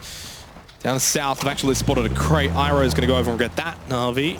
Doozy trying to find an angle onto Rory. He needed to land those first couple of shots. Now he loses it. Now this is going to attract a little bit of attention from Entis Ace as well, as Mickey, you could see, hearing those shots go off in the background. He does have the rest of the squad with him working the hillsides. Looks like they might show a little bit of interest, but right now it looks like TSM and Na'Vi just going to hold stance. Here we go, phase 3. Have we got any more interesting circles up our sleeves? It goes north. Okay. Wow, it's gone just about every single angle you can think of so far for the first 3 phases. This is pretty decent for quite a few teams because there is a lot of that congestion up north. The teams that were struggling to make it down to that Quarry region, who had to hold up north, have stayed there, and now they get this circle. Rory in a bit of trouble for TSM, has got Gustav on the other side of the road. You can see him just pushing up that hill to your left of your screen. Senya pushing over. Will he spot him though? Oh, Gustav coming over the top right at the worst time here for Senya, as it looks like Na'Vi finally turning things. As soon as they saw that circle pop, they wanted to turn their full attention here onto TSM. There's only 20 seconds till this blue moves as well. Both TSM and Na'Vi won't necessarily want to take this fight. It's so far south of the circle. It would be probably ending up disastrous for both teams if they take this sort of fight. A lot of teams up north already inside of their compounds. Gen G ended up actually pushing up away from the coastline, and it worked out perfectly for them as TSM on the move, and they're going to push up on the west coastline. Shy from GEX spotting Sun Sister, the Japanese team. Kadesu getting a revive from Fear Gen, or at least trying to. I haven't really talked too much about Sun Sister just yet, but I mean, not trying to be toxic, but there's really not a whole lot to talk about with Sun Sister. Technically, they were the last team to make it in. They held that final 8th position in the elimination stage. Rory. He hears all this going on top of him. And then, meanwhile, it looks like the North American teams are coming alive in the kill feed there. It's finishing off a couple of the Entis Force boys, and yet Rory just going to play it a little safe here. He had an angle on this, but the rest of the team just calling him back. And they're going to go ahead and let Na'Vi make their way into the southern part of the circle. As we check in on Genesis, they've got the full attention of Sting Divine. 14.5 minutes gone finally. We might see a fight here for match number 2. K-Line with a nade, knockdown onto Levi's. Gen G is going to get involved. Third party from Esther. Nice knockdown onto Jet. Sting Divine coming up second best here, and they are down to just Nikki. Nikki is by himself for Sting Divine, who had a decent match 1, picked up 7 or 8 points or so. Nikki spotted. Nikki flushed him immediately. K-Mind. Genesis on 2 kills. Sting Divine out and lost. Just like that, Sting Divine goes down. They're getting shot at from range here by Tempo Storm. Nothing really too serious, as it looks like Entis Ace was thinking about maybe pushing up over this, maybe getting involved, but instead pulling off, as probably a good idea because they have Na'Vi just to their south here. Vendetta spotted down by TSM. They're down to just Edge and Non-Reg. Non-Reg with a knockdown onto Gustav as TSM push up. Michael and Iroh getting close by. They might just leave Gustav for Rory to go get the revive unless another member of TSM gets knocked down. Then Rory's probably required. So Rory goes for the revive. Iroh and Michael holding closer towards Vendetta. And if they get that revive, Poro push up 4v2, and the way that TSM is playing, it doesn't spell good news for Vendetta and the 2 boys. And they've only got 45 seconds to deal with this. Phase 4 is now shifted far out to the east, right on top of Tempo Storm, kind of like I said it would a couple of phases ago. Yeah, Yeah, I mean, once you saw where that circle was going to go, how it was cutting a little bit more towards the water, we know it cuts away from water turn from circle 4, so the hard eastern shift is pretty much expected from these guys. But again, TSM taking their time with this one. They as we said, they feel aggressive, they feel confident, but they're also not playing this stupidly, as Gustav is going to try to take a run past and see if he can maybe spot out where everybody is. That's smart. Now Gustav has a much better position here for TSM as he's pushed in front of them. Now they're just completely surrounded. Swarm, TSM playing this well. Michael with a knockdown onto Ed. Non-Reg now in a 1 versus 4. Vendetta are on 0 points, and it seems like after the first 2 games, they will remain on 0 points. The only team after 2 matches so far in the semifinals on a donut. Non-Reg, unfortunately, running out of time and space. TSM have played this very well, and they're up to kill number 3. They are feeding on the Australian team. Yeah, that's not good news here for the Australians as they keep just running over into TSM as Navi Senya is getting spotted out. He's getting shot at from Entasace from range. We're checking on Rumblers here. This is on the very far eastern part of the circle. They're running right into VC as VC's trying to make their rotation in. VC Gaming did lose 1, and they've been rotating for a lot of this game. At one point, they went all the way down to Primorsk, and then they saw that phase 4 pop and then made their way back up east late. Tide knockdown onto Cherry Pop in here. Rumblers trying to just hold the territory out to the east. They've still got the Wizzy Tower available for Waldo and Micro. Lost HD trying to get involved on DJ Boy, but he hasn't quite got the angle they would have liked as the kill feed starts to really line up here now for phase 4. We had 55 alive at one point, like two or 3 minutes ago, Poro. Now down to 46. Yeah, there's a few things going on. The center of the circle is a fight between Infantry and QM. Meanwhile, Gen G has run into Navi, but this is what we want to see here. This is for pretty much control of the entire eastern side of this zone here. Whoever comes out on top of this, we are going to see PO get flushed out there. Rumblers have lost 1. VC now making it a 3v3. Go check in on that fight as Gen G regroups. They just keep rotating from team to team, let alone position to position. I mean, they are just wiping everyone out along their way, along the path.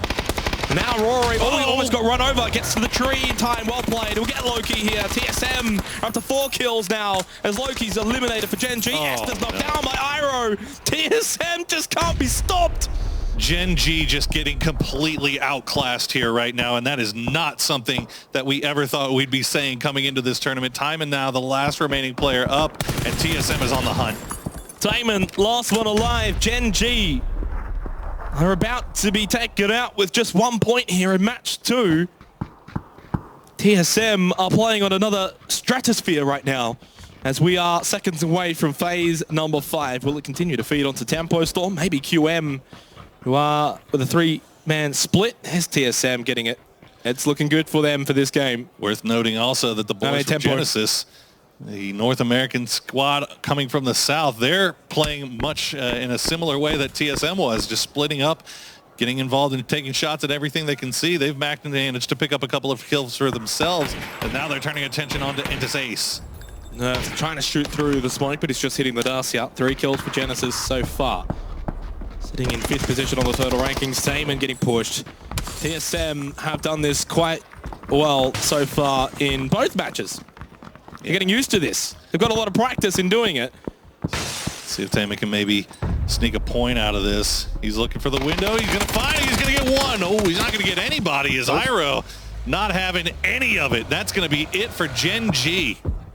4 points from 2 games for Gen G. Not the heavy favorites, but one of the favorites from the Korean region, from PKL. Definitely up there. This Ace, 4 kills. They continue to be the Korean team that no one expected to do this well, Poro, but they are performing well. They are performing absolutely to the top of their ability right now. As we see Pokémon, let's see if maybe he can come over the top and get something cheeky here. He does have the circle right on his back. No vehicle. We can see Entasace now coming alive in the kill feed. And but he's going to find Rory. Rory's going to hide. Oh, he doesn't manage to get the down, and Rory goes down to the zone. But not before Pokémon gets taken down and flushed out by Mr. Michael. 8 kills for TSM. Bestalotch was keeping overwatch of the situation, but he wasn't able even to help out. And Such a distance to go here as well. I think he just eventually will die to the blue. So does Rory. K-Mine knocked down by Joy from Enter's Ace. Michael, Iroh pushing through. Never mind, Best of Lot will find the knockdown onto Michael. Iroh can't see him. He goes for the nade. Best of Lot will take one with him to the grave. That'll be 2 kills for Na'Vi. Oh, that nade almost got him. It doesn't though. Na'Vi go out in 12th, deny the points to TSM. A little bit of reciprocation there as TSM was denied the points from Na'Vi in their Game 1 win. But 2 alive now for TSM. Iroh and Gustav working their way in from the east side, but they've got a fight breaking out in front of them between Genesis and Entis Ace. Looks like K-Mine is going to finally bleed out. It's probably going to come over the top spot out. Joy not going to land enough shots into it. He's going to trade it back, and yes, he's going to get that down. Mickey is down to half health, but that's going to do it for Genesis. Entis Ace with a nice little spread here. Yeah, they had the numbers, they had the position. Genesis did their best, but it wasn't enough. Phase 6 now pops, and it goes away from Tempo Storm. Up north, GEX, QM in a decent position. And Kale for Entis Force. GYY knocked down by Iroh. TSM are going to, I think, probably keep fighting until there's nothing left from them. That's what they're doing, and that's what they're doing effectively. Song Yang going to stay alive for a little bit, but Microfry has a inkling. He knows he's down here. Too far. It's a skinny little tree, and that's going to be one to find him. Los HD getting him with the big nade, and that's 2 kills now for Rumblers coming around on the north side. And you can see it on the map as well. This will give them a great position for the Rumblers for the remainder of this game. Phase 6 onwards, they'll have this north side. They might still have to deal with GEX, who are inside that building, but they'll be away from Tempo Storm. VC might rotate into them, but they're on the move. TSM still alive. And they'll continue the rotation through Gustav. Iroh stayed behind, but he's about to crash right towards Purdy Curdy from Lazarus. Oh, Gustav, he's gonna move. Yeah. Oh no, Lazarus. Or is he? Could have got a free kill there. Is he actually gonna survive this? Oh my goodness, he's gonna come over the top and he's gonna find Fiashan. It's like plot armor. He just can't be taken down. Iroh does finally go down as he was left behind. Crazy Sam will finally get him, hiding behind the door. TSM out in 9th. And the hectic run comes to an end, just short of the placement points as well. 8 teams remain, 18 alive. All right, Entis Ace. I'm not sure if that UAZ is drivable. Yeah, it might need a little time in the shop here. Entis Ace is going to take some long-range shots here from Tempo. Tempo has been sitting in this building for quite some time, but still have managed to pick up 3 kills, which is nice to see. As we see QM still 3 strong on the eastern side. They've been scrapping quite some time. Is Sharky. I think those are like, what, frustration shots from Sharky, because they've only got the 3 kills considering where they've been inside of the circle, but it's the fact that the teams have just been fighting around them. See Alpaca very low here, trying to run across, and he's going to stay alive for now unless QM can land 1 shot into him. Yep, that's going to be it. GYY, although he gets immediately trained by Mickey from Entis Ace, who, well, don't have the best position right now. This is actually huge news for Tempo and Rumblers. Yeah. As all these teams that were even strength, and yeah, Lazarus actually going to pack, Purdy Curdy going to pick up Ligue, and that's going to be QM down to just 1 player up right now as they try to go for a res. Looks like he's going to stick it for now. And Purdy Curdy going to make his way in the circle and stay alive. And QM got the revive with a GYY from Easy, so they've got 2 alive. They'll keep their attention towards Purdy Curdy. Sharky spotted him as well. 5 seconds till phase 7. Crazy Sam lost with a line for Sun Sister. 2 up for GEX. Tide sitting in the center of the circle there. And he now definitely is sitting in the center of the circle for phase 7 for VC Gaming. And you can see, of course, where Rumble is located out to the east. But now it's time to move as well for Tempo Storm. Time for them to get involved, try and find a couple of kills, and finish match 2 strong. Yeah, the question is, what is Tempo going to do once they try to get into this circle? Are they going to wrap towards the east, or are they going to wrap towards the west? They have the entire the 3-man squad of Rumblers still off to the east. They have control over a lot of vision. If they go to the west, they can probably pick up on a lot of these single kills and duos.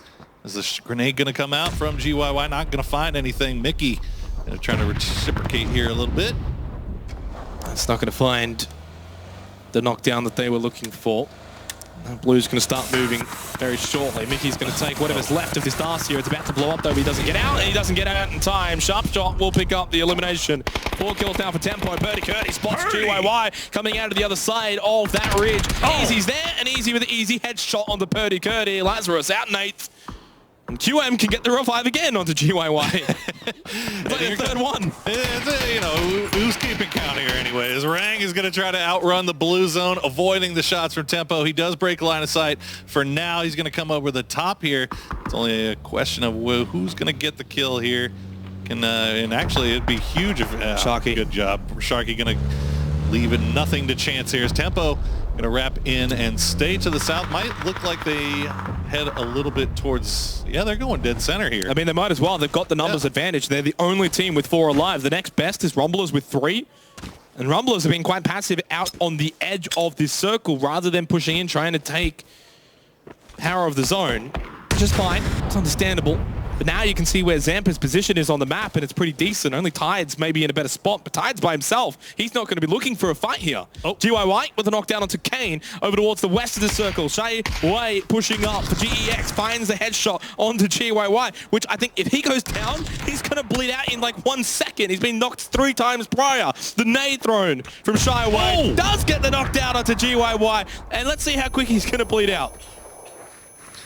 Easy staying alive for a little bit longer here. He's gone. Yeah, he's a GYY. You're done, buddy. But I mean, look, you can't take anything away. QM has been just fighting, scrapping, tooth and nail for everything they've gotten so far in this map. I think they have about 6 or 7 kills here, and they still have Easy trying to stay alive for a little bit longer, but he's got to make his way into circle.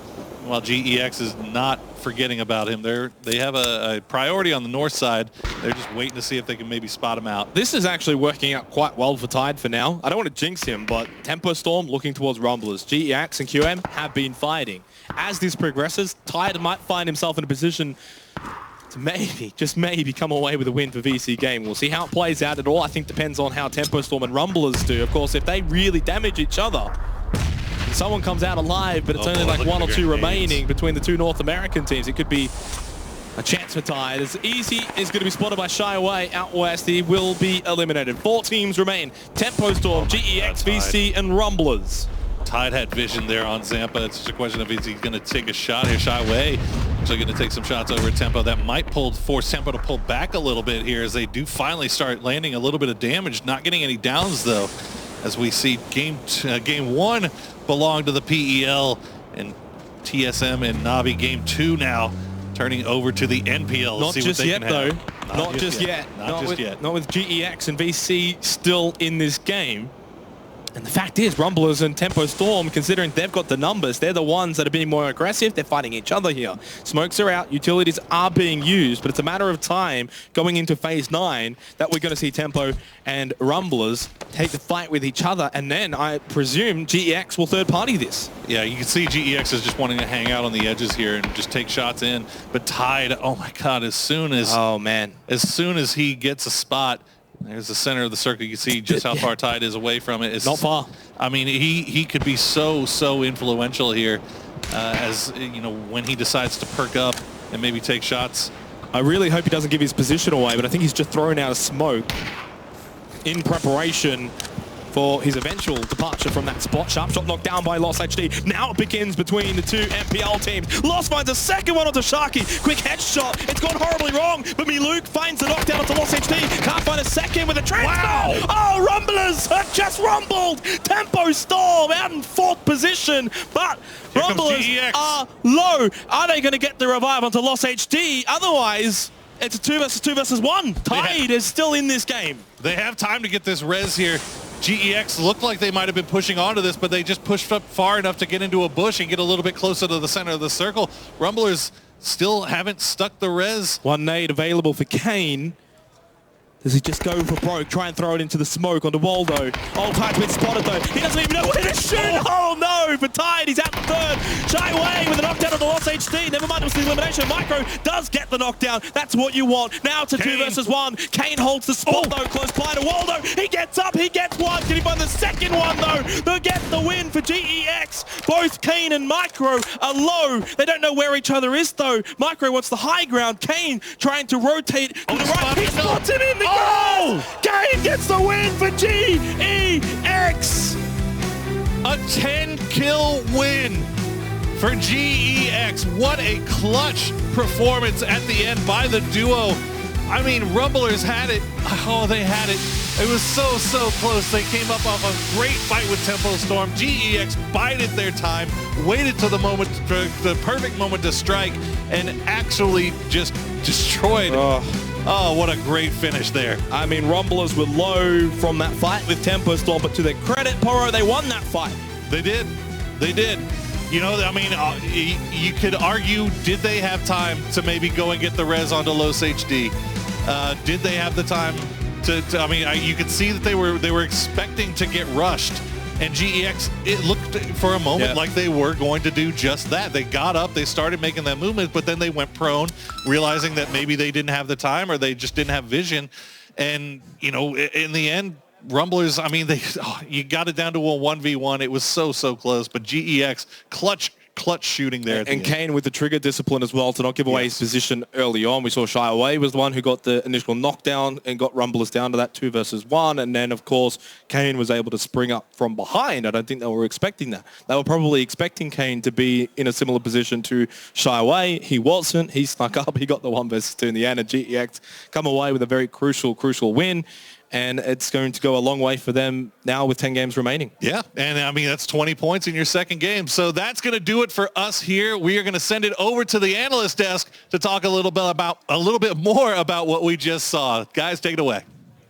That's right, an almost foregone conclusion. I've been saying it for days. One of my dark horses to be able to... my dark horse. What? Are you sure? GEX, man. I'm telling you, these guys, they can do something really good. Look at this. Look at how they play the game. They got 0 in the last game. Well, yeah, sure. They striked out 0 in the last game. I mean, that can happen. But at the same time, they came back strong. Yes. 10-kill win here with the clutch in the end. It was a good clutch. I mean, it was a great fight. It definitely helped that everyone was like limping around at that stage of the game. I mean, for me, that really came down to Tempo Storm and Rumblers fighting each other at the last second and sort of opening the door to everybody else. I mean, let's take a look at the highlights here whilst we continue things on. Froz, you may continue on about my dark horse. Look, this was amazing as well. We saw TSM, they were rotating, but at the same time, VC was between them. And they... Jeez, that's my dark horse. That's my dark horse. That's my dark horse as well. So everyone has GX as their dark horse now. Okay, I see how it is. Oh my god. Are you okay over there?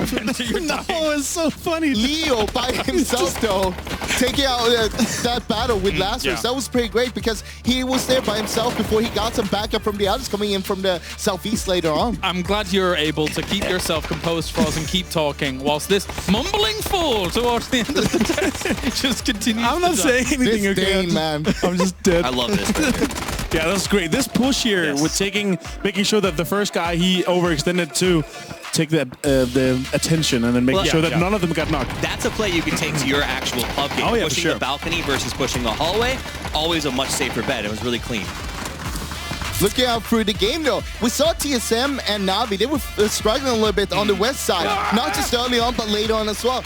Gustav here making a move. He was, well, he had left Iroh behind, but at the same time, he pushed here. He got himself 1 more point here, and that's great. 1 more point. We're talking about this the whole time. 1 point could be the difference in the end. They had, like 8 kills by the end of this game, despite not really having placement points. So that's really big, despite no placement points probably coming in there. This, though, the big story, Tempo Storm losing the 4 versus 3 versus Rumblers. I could hear in Poro's voice, his patriotic heart was broken. Oh no! GX, though, of course, get themselves the win there. As we just saw Kane, he was able to clutch out in the very last moment. Great play by them as they come into the placement points and getting themselves the good old kills as well. Points coming in, 20 points up towards the top. The Rumblers will get themselves 13 on the board, and TSM, 3rd place overall, despite none of those placements. That's insane. I mean, that's the reality. TSM, I think, is going to come out of today, you know, big, a star. These guys are already shining. They're sparkling beautifully. But I think that's it, is when we talked about this tournament, we talked about FaZe and Liquid primarily. TSM was good, but they weren't sort of the the top 2 European teams. And I think there may be a case to make them number 1. Yeah, definitely. I mean, Iroh has been the perfect choice to fit into that team, I'd say. The amount of things they do together with Iroh, like, in the games, it's just amazing to see. I would like to see what happened if they actually he joined that car and there were 2 guys there. They might have gotten even further into the top 3, top 4 or something like that because Sunset got pretty far. Well, I mean, he was holding down, I think it was QM there, right? That was shooting at them. So basically... Yeah, Sun Sister, then QM, and they were fighting. But there's points there. Overall points at the moment. TSM sits at the top with 28. Wow. GX getting themselves the big 20. Smackaroonies gets second spot so far, my friend. Our 2 chicken dinner winners looking pretty good right now. Second and third, though TSM hasn't won one and still in first. Got to give a lot of love there. Ace, again, another team that people were like, oh, they're the little brother to Forest. They're, you know, maybe they'll do okay. Are just dominating. People were questioning them. Was it a fluke that they won the group during the group stage?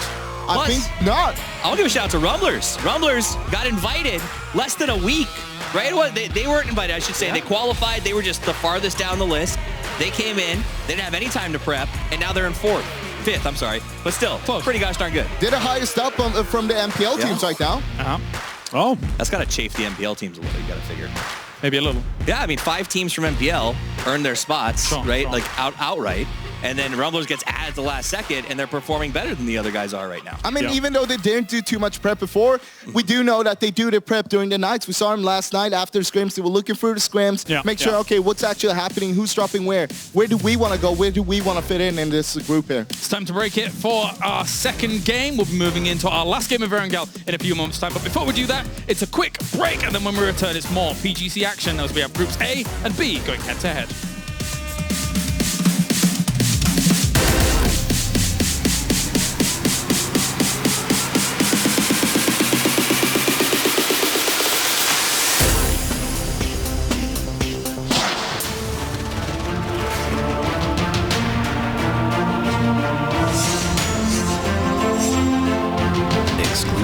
Black Equalizer brightens dark scenes without overexposing bright areas.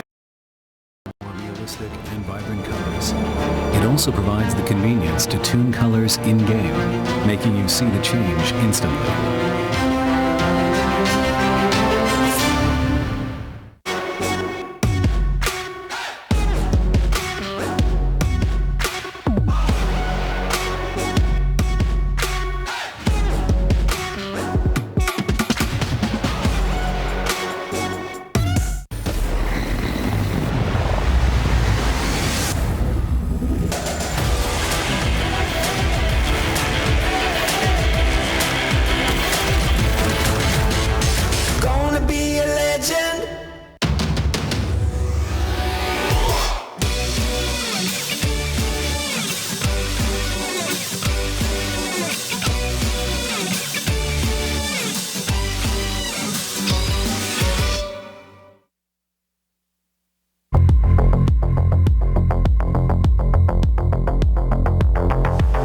Always great to see the eye tracking software giving us a bit of extra detail as to what's going on.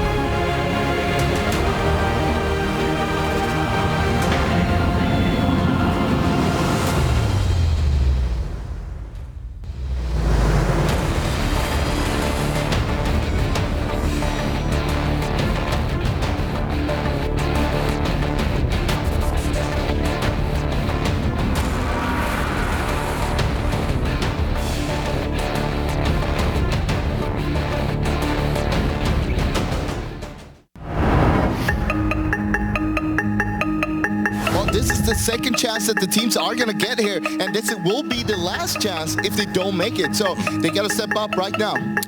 Every chip that they have left is on the table, and these teams have to go all in. And for some of them, like Liquid, the deck is stacked against them, where they've got to really, really push out of the gate hard to sort of get that momentum to catch up to the top teams. I think it's going as expected, except for Team Liquid. That's the only Team Liquid and Detonator. I'm surprised they're in this lobby. See, Detonator's in a little bit of trouble here. Yep. Okay, a lot bit of trouble as they go out in 12th place. That is bad news for that squad. As you can see, they were sitting in 13th going into this. One team for sure that's going home. Maybe G2. Definitely G2, I think. Like G2 and Liquid don't look like they're in a good spot. I feel like G2, they've been doing so bad for like 2 days now. They're not showing any sign of coming back. G2 is falling apart here as GYY coming up clutch. Nelo's left in a very, very difficult situation, to say the least. Nelo's doing everything he can to keep G2 in this. That would suggest that he doesn't have bandages, he doesn't have stims, and he also no longer has a place on this server because G2 are dead. There are teams that they're so powerful that they can just come back with back-to-back wins or even insane games. 4 versus 2, Team Liquid are returning. Do not count out Team Liquid. 11 kill win. They have returned. Made some good zones for us. Yeah, good zones. Yeah. About time. We've had only hard checks from us, so it's been really rough. But at the same time, we've been playing like shit. 방금 뒤에 리퀴드가 1등 했던 것처럼 저희도 1등해서 세미파이널까지 노력해봐야죠. Looking risky. Oh, Detonator. Oh no. Right now the last remaining player up for the squad from Korea. And that's going to do it. Detonator, 16th place in this one.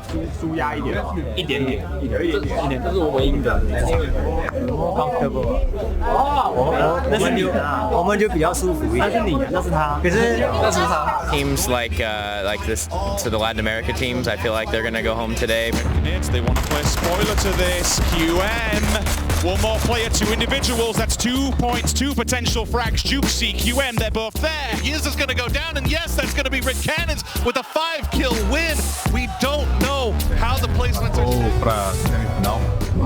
We gotta give respect and props to Red Cannons, the Latin American team coming out of nowhere here in the final game. Eu acho que os últimos jogos, querendo ou não, a gente teve pouco de ajuda da Safe, mas a gente conseguiu fechar esse último jogo bem e a gente conseguiu pontuar bem também no São Roque e foi o que ajudou a gente a classificar. There are 3 PEL teams in this elimination group, and 3 PEL teams did not make it. The next 8 teams that are going to be following them are to your left-hand side of your screen right there. I forgot who was in the group. I just know it's the hardest group. I think there's 2 OGN. It's Genji, both OGNC. Yeah, both OGN. And then there's I think Navi is in there. And Genesis is in there. Ifty is in there as well. NBC. Oh yeah. BC's nuts. Yeah, I think BC is really good also. We won't have such a hard time in the group because of the teams that are in the group. They're good teams, but they don't play the same play style as us. So I think we won't be running into them too much. We have really good teams, but we also have the 2 weakest teams in my opinion, so that helps as well. Who are the 2 weakest? I'm not gonna say. Who are the strongest? 4AM and FaZe and Afrika Freaks, so that's gonna be difficult. We're just happy that there's not teams like hard contesting us in our group, you know what I mean? Like none of the teams that are dropping super close to us end up in our group, so that's always good. So you're pretty confident? I mean, never know, but obviously we're happy with our group, so.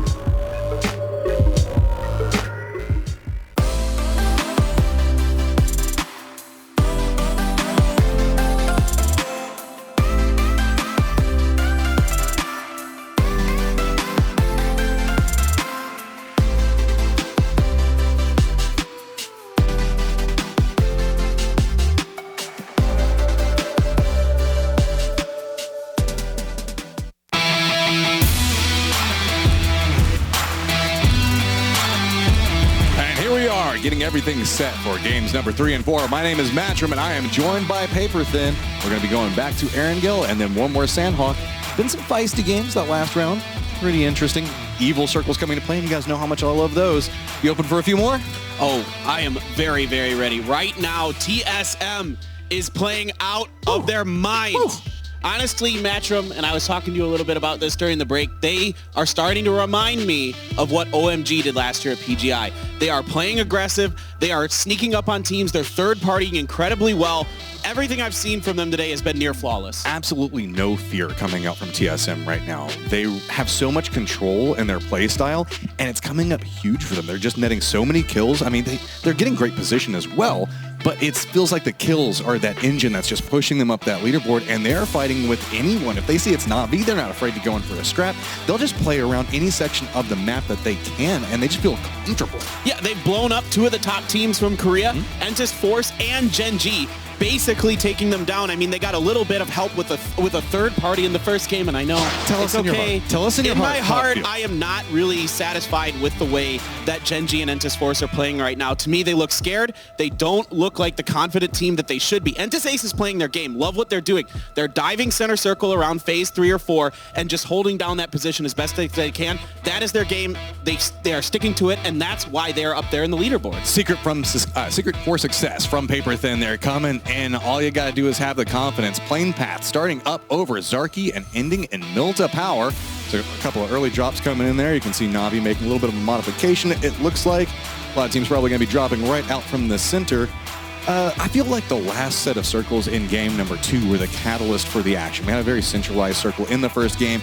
Very calm, reflective, not a lot of interesting rotations coming into play. But this time we've got a little bit cooler of a plane path, and that might be kind of setting up a little bit of interesting action depending on where this first circle goes. Yeah, this is one of these more fair plane paths where just about every team can kind of get where they want to go in a relatively reasonable amount of time.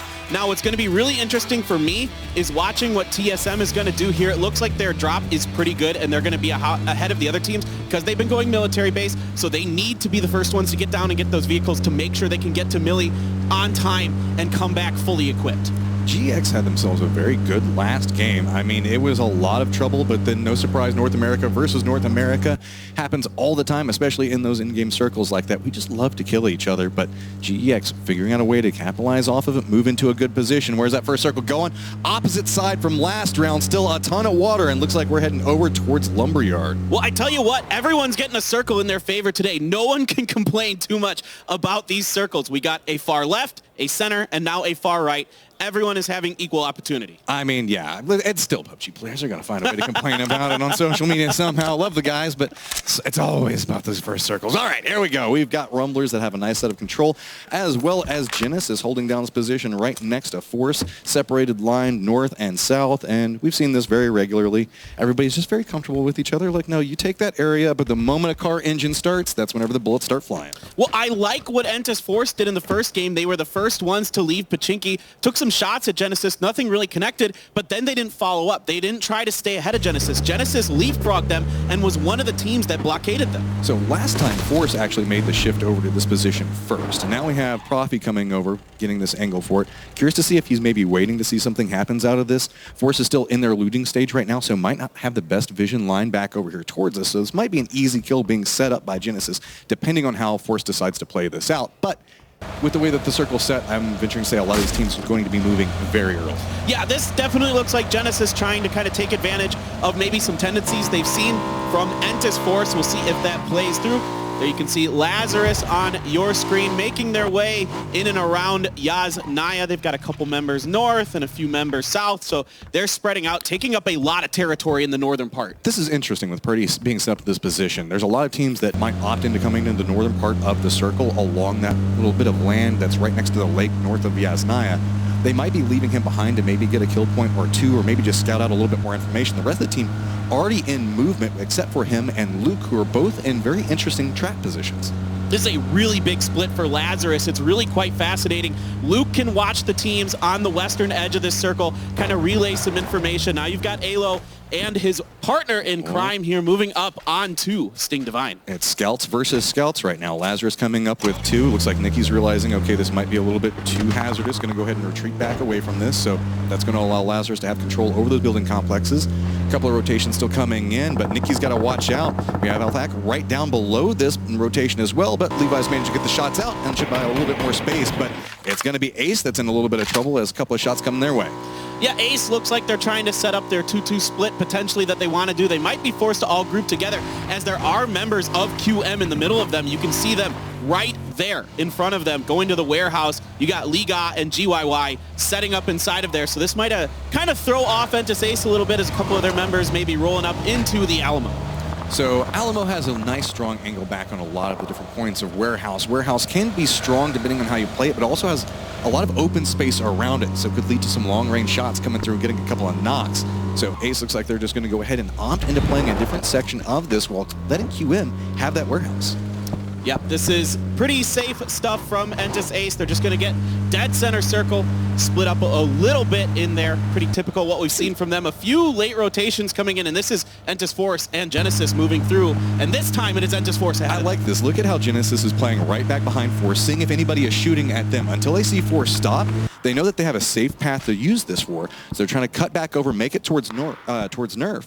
And they have Summer that's playing this high ground position for VC Gaming. So a little bit of separation coming out. Now the trap's starting to get set as Force is coming through. It's going to be Nerf taking a couple of shots back over towards Kale. Kale has the high ground and the grenade. Just trying to line this up. Does manage to get the knockback over from it. Nerf gets away from it and should be able to walk up on the other side of this rock and get the shots. An easy kill. But no! He gets shot from another angle. And it's going to be DJ Boy coming up and saying, no, both those points are mine. Wow, DJ Boy steals 2 points here. Longster getting in on the action as well, as now H-Win is down. K-Mine trying to get the smoke, seeing if he can get the res onto them, and that is 2 members down here for Genesis if H-Win does go down. If there's one thing players should start taking notice of, trying to play this location early in this stage, probably phase 1 into phase 2, it feels like every single time you go to the top of those hills around Shelter, just so you know where the entrances are, you're gonna get shot. And a lot of these teams are trying to opt into it for a safety play, trying to play center of circle, and it just hasn't been working too well for them.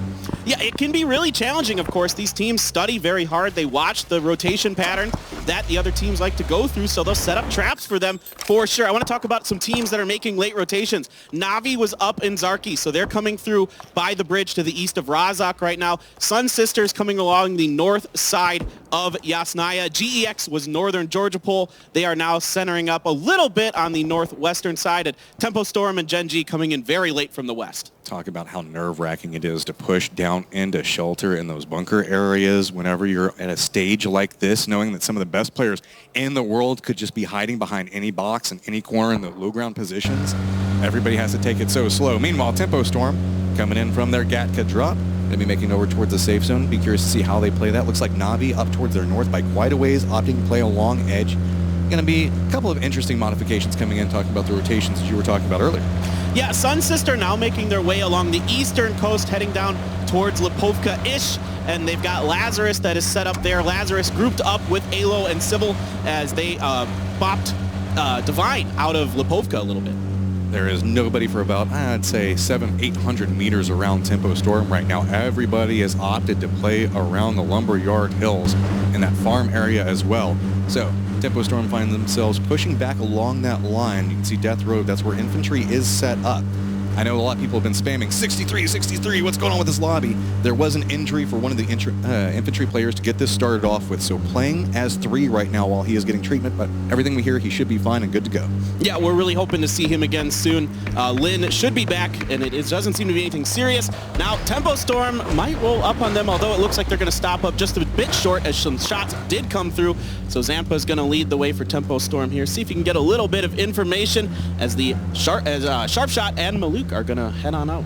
Trying to draw a little bit of bait shots their direction, seeing what's safe. Looks like Zampa's made the call out. There's nobody around them, so going to loop back over towards this position.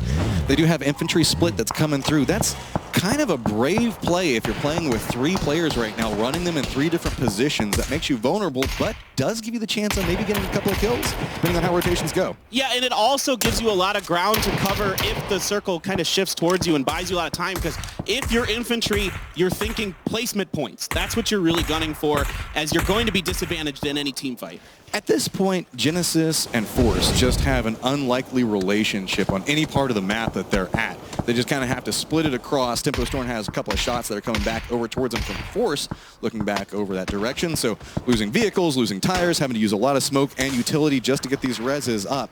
That's the hazard of this dip. You get a lot of information out of it, but you also get a lot of people that can shoot back at you. Well, that spot is pretty exposed.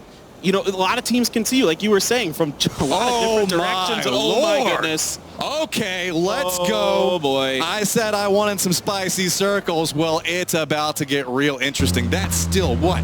At least, I would say about 2/3 water moving through this. It's all Milta power right now. We do have Tempo Storm's Gustav that's made his way over trying to get this position, but it's Rumbler's home turf, and it looks like they're trying to regroup very quickly. Look at all these teams hopping inside of vehicles, just trying to carve out some section of the map because they know territory is going to be tight very quickly. Speed and aggression are going to be the keys here. You have to get into somewhere in this circle safely first. You can see Divine, by the benefit of being south of Lipovka, they're getting right into those yellow compounds. 4 teams. Look at Four this. teams stacked up, and that's going to be a nice shot coming out, and that's going to be one of the members QM going down. It's just a catastrophe as these different teams are trying to figure out where to stop at. Nobody wants to be the one to jump out because you could get run over. There are so many vehicles just cutting through. We got guys catching some airtime. Summer's trying to get the shots back over on this. He does manage to get one, but got to be very cautious from those outside angles.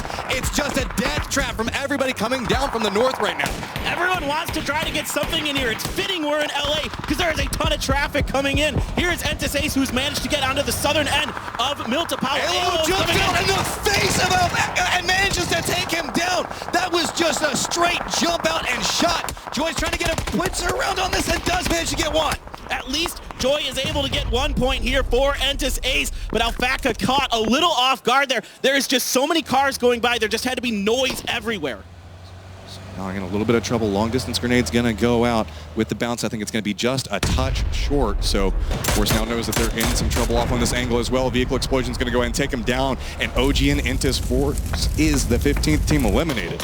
It just a unfortunate situation for a lot of teams coming into this circle. A circle like this, it just gets crazy, and you have to be one of the first ones in here. Entis Ace has got 2 up inside, but TSM, love TSM's position here. If anybody was watching the PKL, this is a position that Danawa took and ended up winning in a very similar situation. So we've got Ace still holding the southern part of Milta Power, looking back towards TSM. TSM still 4 members strong. Gen G, like they're trying to carve out a little bit of section of this hillside that can have some nice sight lines for it. Na'Vi has just opted, nope, we want nothing to do with anything that's happening on the side of it, but there's still teams taking some shots, and that's going to be QM. Nice awareness, thinking, okay, maybe somebody's going to go for the boat on this, but not a lot of people that can really play this position. Even if we see Na'Vi make it past QM, TSM is already holding the land that's just a little bit to the south of this, can take the pot shots, and there's no safe entry point for Na'Vi to make it back landside right now. Yeah, there's no way. TSM is going to make the call onto this. Easy peasy, 4 potential points here if they can pounce on it quickly. You can see Gustav already has eyes on them. He's going to be calling in the reinforcements from TSM. They might only need 1 or 2 over there. They don't need everybody. There just aren't a lot of good spots for Na'Vi to land until they get to the beach, but TSM is all around this peninsula. So there is the little bit of a beachhead that's just to the south of where TSM's at, but further south than that, there's those cliffs that sometimes people try to like climb up on. Infantry is holding that position right now, so there's just no good entry point angles for Na'Vi. Looks like they're thinking about just gunning it in. You can see that they're turning the boat back towards that beachhead, thinking about just trying to pass through everything, but that's going to put them closer to everybody on TSM. The spray's starting to come out. You can see a little bit connecting, and there we go. Na'Vi is just dusted. There was just nowhere for them to go in that boat. There was too many teams around the outside of Milta Power covering those angles. Just that's the nature of some of these brutal circles. You try something unorthodox, but it's just not working. So you can see a lot of people still trying to play around Milta Power right now. Rumblers opting into Factory. They have complete control over it right now. It is back towards the southwestern part of this circle, so a couple of teams might be trying to encroach, move into those buildings just on the outskirts away from it. You can see, I think that's going to be Vendetta that's making the push over towards it. Uncivil just looking back over towards QM, trying to get a little bit more information for this as infantry and a lot of people starting to roll up thinking, okay, we just got to start making a little bit more dangerous of pushes into this. Genesis trying to figure out what they're going to do because they have GEX just to the north. Yeah, they're west of the circle right now. There's only 2 members left here for Genesis, H-Win and K-Mine. Some decent shots and a nice knock coming in here from H-Win with that SLR onto Leo of GEX. Now what is GEX's response going to be? They have just maybe enough time to get the res, but if that circle gets close enough to Leo, he's dead to rights, and it looks like they are going to abandon him. Genesis still making the plays around this, but have to be so careful. Gen G playing the low part of the hill. They do have a shack to work with, but you can see so many different angles that they're weak from. PO goes for a spin back around, hits a little bit of damage, but says, no, okay, this is just a little bit too hazardous. Loki is on the outside of the safe zone right now, looking back towards GEX, trying to figure out how they're going to make a push onto this. Loki's just trying to find the position, knows that somebody's around. It's going to be Esther going down inside of that, so now more pressure back over towards Gen G. Are they going to be able to spot it out? No. Does line it up. Can he get a little bit of vengeance back for his teammates? Trying to get a little damage off there, but UAZ is going to reposition back behind the tree, and Loki is in a lot of trouble right now. I was going to say this is going to be a real gut check moment for Gen G, but it is already starting off very poorly for them. Esther is gone. PO is knocked. Now we're jumping over to Tempo Storm in a battle with Vendetta. Vendetta, a shaky start to the day. Tempo Storm with a solid game number 2, despite coming out with that and maybe not the position they would have liked. They would have liked to have won that. Oh, a good grenade from Kane is going to trade with H-Win. A lot of skirmishes happening on the outside of this. Loki's drawing a lot of tension. This firefight's just taking a long time. Still very early. Blue's going to tick hard.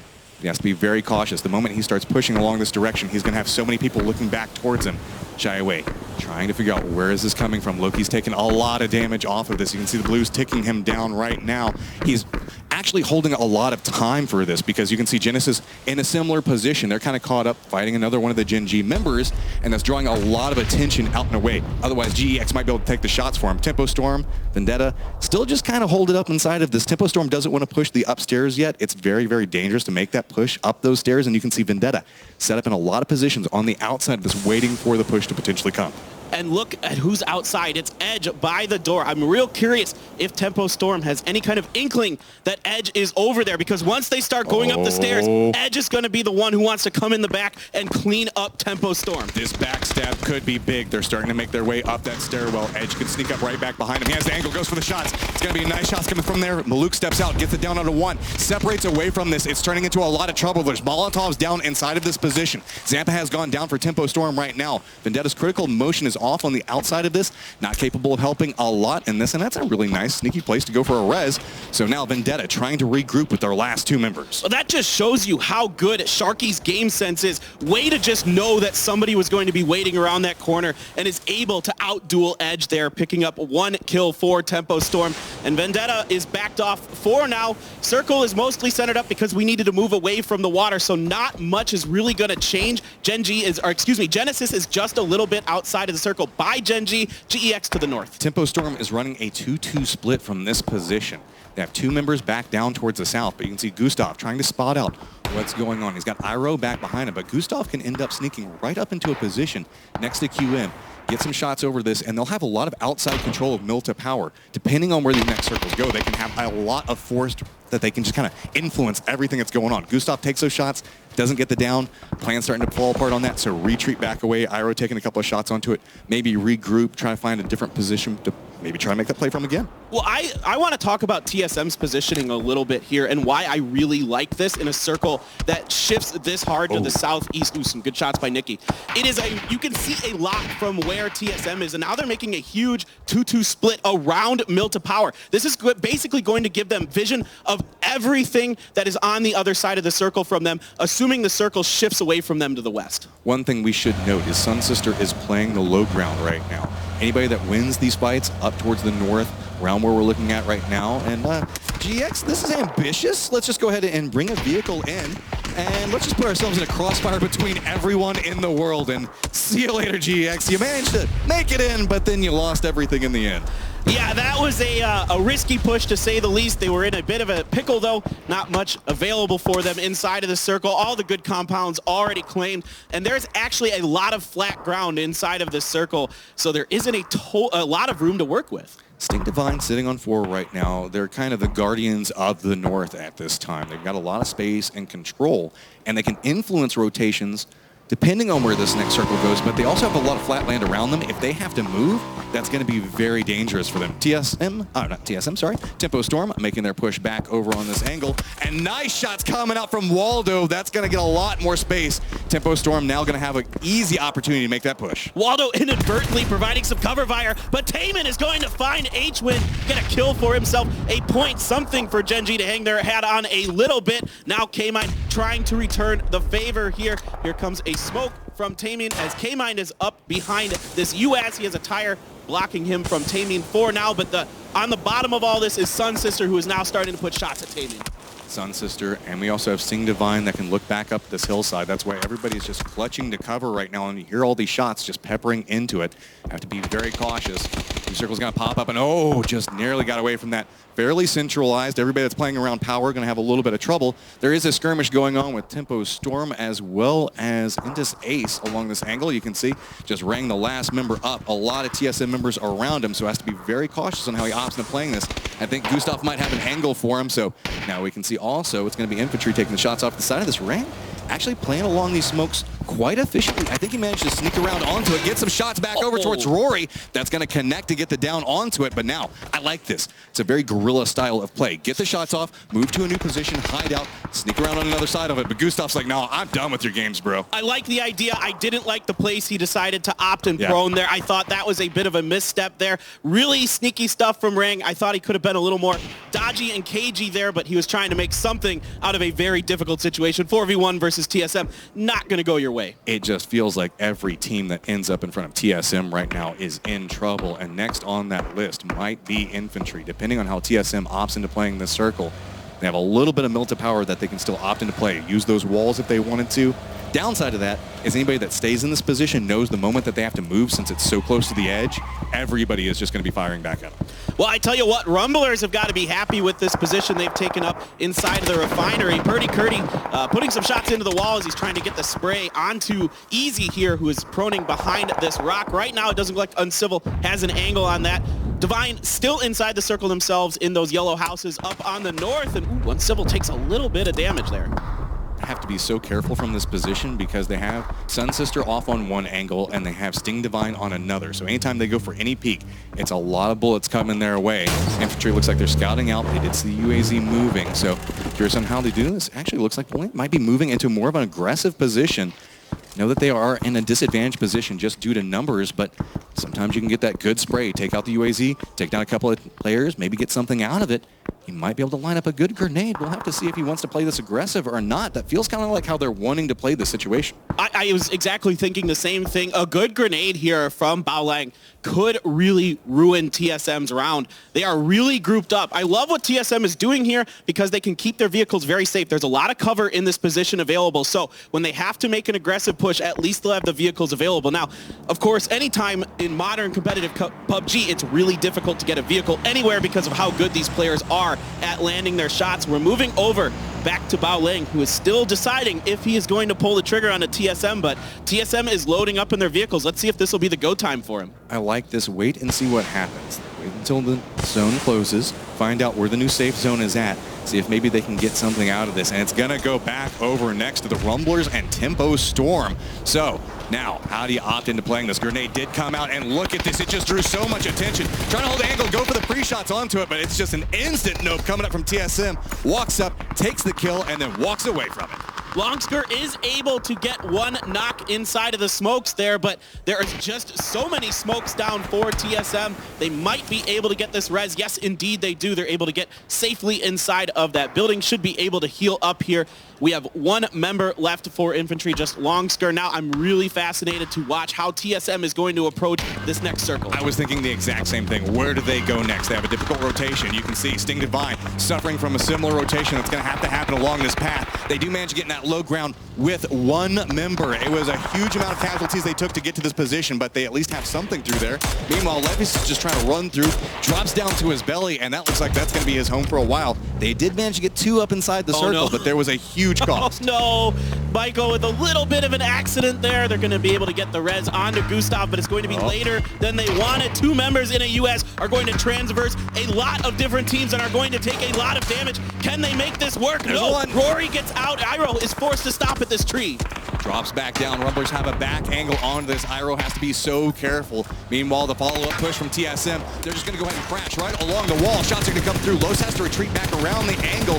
Two members of Tempo Storm trying to push on the other side of this has to be very, very careful. They have the sight lines. So with this, TSM retreating back. Grenade's going to come through. Gustav's going to go down last second off of that, but now Los just has those underhand tosses. He can just keep chunking off the side of this. Michael goes down as well. And then there was one for TSM, and that's Iroh out in the middle middle of the field. A great couple of grenades there from Los, realizing his first one was just a little bit too far, switching to the underhand, and that is going to be TSM going down in 8th place, but they had a ton of kills in that round. Look at this cheeky angle coming up from Cherry Poppin'. Gonna try to take a couple of shots, get some damage back over to Sting Divine, and that's just one of those angles you're never expecting. It's just so weird. There's so many little angles you can take inside and outside of this refinery, and because of all these windows and different pipes and other, bars and other things you've got going on. So Cherry Poppin's doing a nice job finding himself a little bit of an angle to put some pressure onto Divine, as now Lazarus is putting up the smoke bridge to get across the road. Uncivil and Purdy Curdy could be under fire here very shortly. Gabbo is only able to get one shot in there, though. That's a great use of stacking smokes, knowing the terrain, and understanding the angles that you're weak from. Using this, Lazarus has managed to sneak into a position that they can get a little bit more space. Sting Divine can't really push back up on this angle as well. Grenade toss might be able to connect, but man, that's really far away, and that's kind of a Hail Mary toss, all things considered. So now, where do we go next? It's still just a little bit of factory in play. Tempo Storm's complex coming up big. K-Mine taking some shots back down towards Levis, but another little bitty lip of a ridge is giving him some cover. Yeah, those guns don't count. You can't shoot those. They won't take damage for the players here. So Levi's is able to find just enough of a lip in front of him. Here comes Purdy Curdy as well, throwing some frag grenades in front of him, trying to see if he can get anything with those grenades, but it's going to be Levi's who is found out by K-Mine, who gets a little bit higher position. Now he's taking some damage from the Sun Sisters. Everybody's rotating around towards the north. We have Lazarus that's making a push back over towards Sting Divine. Sun Sisters trying to figure out how they're going to make the push back over towards this. Purdy Curdy still just kind of holding this different angle, trying to hold anybody that wants to push back down in this position. The problem with it is, how is Sun Sister going to move? They have the numbers right now, but they're towards the tail end of this movement. That's going to be Sting Divine going down and a little bit more space, but now Purdy Curdy goes down in the exchange. Purdy Curdy is knocked, but 4 kills already for him in this match. It looks like Cherry Poppin might be able to finish this off. Yes, indeed. Now Uncivil is coming alive, finding the Sun Sisters on the backside as Rumblers are putting shots into them as well. 10 kills here for the Rumblers, who are doing a fantastic job holding down this facility. They are playing off of so many interesting angles right now. As everybody's moving into these open terrain, they can just have free reign to shoot at whatever they want. K-Mine follows up with another nice headshot. Somehow Genesis is just clinging to life along this edge, and they're managing to get every little point that they can out of this game, and that's going to stack very quickly. I mean, this might come down to a 4v4 of the Rumblers versus Tempo Storm.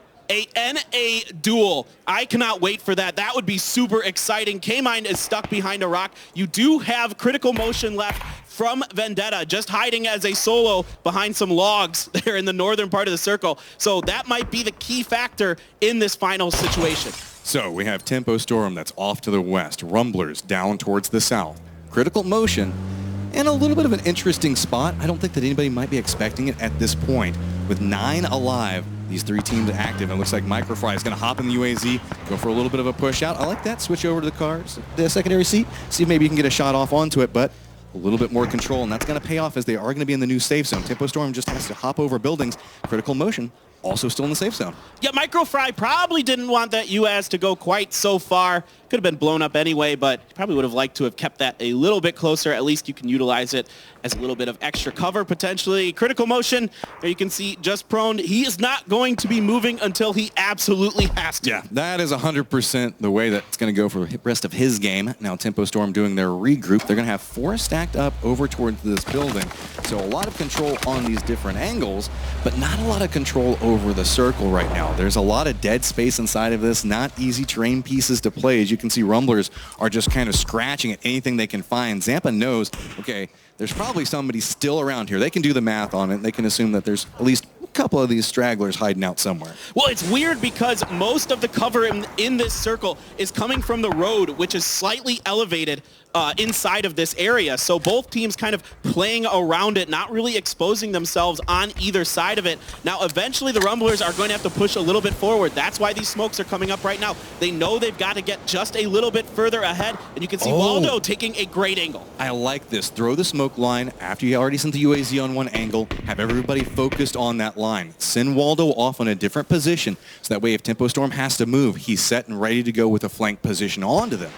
His position with Vendetta's critical motion other position, if Tempo Storm has to leave this spot, which in high likelihood they will have to do, they're going to have good shots coming onto this, and it's going to make Tempo Storm's life really hard. Well, it's going to be a really interesting situation. It's almost going to be like a battle of chicken. Who's going to make the first move? Because this is Phase 8. Phase 9 goes right dead in the center of this. Both Tempo Storm and the Rumblers are right on the edges of the blue. All right, Zampa's starting to get a little bit more frisky off this. Does spot out critical motion. So now it is a straight 4v4. Couple of shots going back over towards the smoke, seeing if maybe they can get a lucky down. It's going to be the Rumblers trying to move in. No cover left to work with right now. Trying to figure out, okay, how do we make this push back through it? It's all about utility right now. And Rumblers haven't had to do a lot of rotations yet, so they should still have a lot to work with. So just going to keep throwing those down, creeping closer and closer towards that center point, seeing if maybe they can get a little bit more control. But here's the thing, Tempo Storm also can use these smokes, go for these repositions. So they're using the utility that Rumblers are throwing down right now to try to find new angles. Notice Zampa's playing along the edge, way off towards the north. Does manage to spot out an angle onto one, but that's an exchange back on both sides, so down to 3 on both. Looking back over towards this, Zampa's trying to line up more shots onto it. Just going to go ahead and flush that out. Rumblers are starting to feel the push. Too many different angles. Nice spray coming out from Waldo, but now we've got Cherry Poppins on the outside. Maluk's going to follow it up. We got Rumblers in a lot of trouble. Waldo still playing inside the smokes, right towards the center of the circle, but 2 members of Tempo Storm are down. Zampa's making the push along one side. Smokes are starting to dissipate. That means he's going to lose his cover. It's all about listening to footsteps. Nice assumption on where he might be. Grenade's going to go out a little bit wide. Waldo's going to step up, and that's just going to hand the victory over to Tempo Storm. Great job by Tempo Storm. That they're at the end controlling the flanks. You could see Waldo and Cherry Poppin kept trying to get on the left-hand side of Tempo Storm, but the smokes were there to cover that angle. So Tempo Storm is able to rotate north, control that area, get a few knocks, and give themselves the chicken dinner. Maluk walking away with 4 kills. The Rumblers, 3 different players sitting on 3 kills. That's going to be Microfly following up with 2 kills of his own. But I got to give it out to Critical Motion. Vendetta was in a lot of trouble very early. He somehow managed to just sneak around different parts of that circle and stay alive for so long. I mean, it's a very undervalued skill in competitive PUBG. Being a player who can find ways to eke out points you have no business getting, especially in those positions. I've got to say it. I have to. It's in my heart right now. Tempo Storm first, Rumblers second, Genesis fourth, and Lazarus coming in 6th. Feels good. Tell you what, they've been playing very well today. You know, I talked to the Rumblers a lot last night. The guys are really cool. They're very nice, very personable. And they have nothing but confidence. There is no doubt in their mind that they don't have a shot at this. Well, we keep hearing about, like, you know, playing with like house money. They're just coming in last minute. But I feel like that's the way Rumblers likes to play. They like to play least pressure possible. Just go in, do what they do best, and that's just make pushes. Be aggressive. Don't be afraid to take the shot. And that's the way that this whole event is working out. If you have the confidence to go for it, it is absolutely big. And we can see teams like Tempo Storm play in a similar style.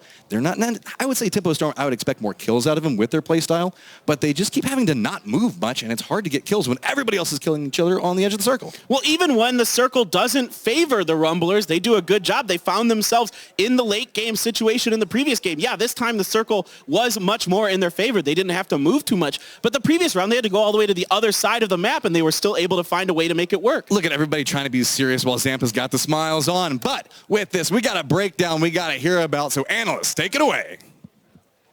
That's right. Thunder and Lightning does exemplify the top 2 as there is a storm a-rumbling in that top 2 spots. And overall, we said it at the top of the show, this is the house that Tempo Storm built here for the OGN Super Arena. And what a victory for them after getting themselves a 4th place in the previous game that they arguably should have done even better in as well. Yeah, I mean, it was basically back-to-back games where we sort of saw the end game determined by a fight between Tempo and Rumblers. This time they actually did it for the #1 position. I do want to say, for me, though, this was a big game for the Rumblers. They got 11 kills despite not winning, and I'd go as far as to say they rescued Tempo Storm. There was that moment when Vendetta had Tempo Storm dead to rights, and Waldo got that sort of knock on them that opened up the chance for Tempo to rotate. That was just, I mean, that was a great game. And I'll tell you the key point to why Tempo Storm actually won this game. When we saw that hard shift going to the east side, all the teams, almost all the teams, went straight for the vehicles and just bomb rushed to the center. Tempo Storm, they were just walking into the center, to the edge. They were taking it easy because they knew that everybody was going to go center. Yeah. So we'll just play where there's most area to play with and work our way in. Let's take a look at those highlights here because, of course, at the beginning of this game, there was a lot to talk about when it comes to our circles shifting here and there. And the shifts overall, Avenger, were strenuous on a lot of these teams. I gotta say, I love these kind of circles. Oh, yeah. Because it's a curveball that these guys throw. All this, the migration, the great migration basically to the eastern side. There's so many great macro plays. It was amazing. I haven't seen traffic like this since I drove on the 405, man. It was non-stop. It was Fury Road. People went out. We even lost my Dark Horse GEX during that rotation. It was really tough for them. And then we end up in the cluster at Milta Power. Look, I have no idea what the 405 is, but I'm guessing there's a lot of vehicles on that highway or whatever it is. So we drove on last night for like 45 minutes to go 10 I was going to say, I'm pretty sure it's close. This was amazing to see, though. Gustav spotted him early on, but he was waiting. He waited for Na'Vi to get closer so his teammates could get into position and just blast him down. Easiest 4 kills of Rory's life, right? And you know what? I'm actually sure that Rumblers would not have had such an easy time if we didn't see Michael get knocked or knock one, so they could actually breach together. That was very unfortunate. Overall, TSM, a great game again here. They're really showing this. They decided to go in another spot. Iroh is kind of in the open there, but overall, really well played by Rumblers. They got a lot of kills away from this game. They had a little bit of a misfortune just before this happened, and I think Michael ran over Gustav or vice versa. And that stopped the rotation a little bit. Yeah. Else they would both be on rotation at the same time and it could have gone out another way. I mean, I love those nades by Los. He basically naded the first spot, didn't get the kill, and was like, well, there's only one other place you can be, and eliminates them to defend Little Power. And Tempo Storm will be able to pick themselves up game number 3 here for PGC Groups A and B. Fantastic stuff from them after getting the 4th place in the previous game. They rack themselves up the win and 7 kills. Let's take a look at those points coming in. After that game, you never see Maluk smile, but when that game ended, he was smiling like a lion standing over his prey.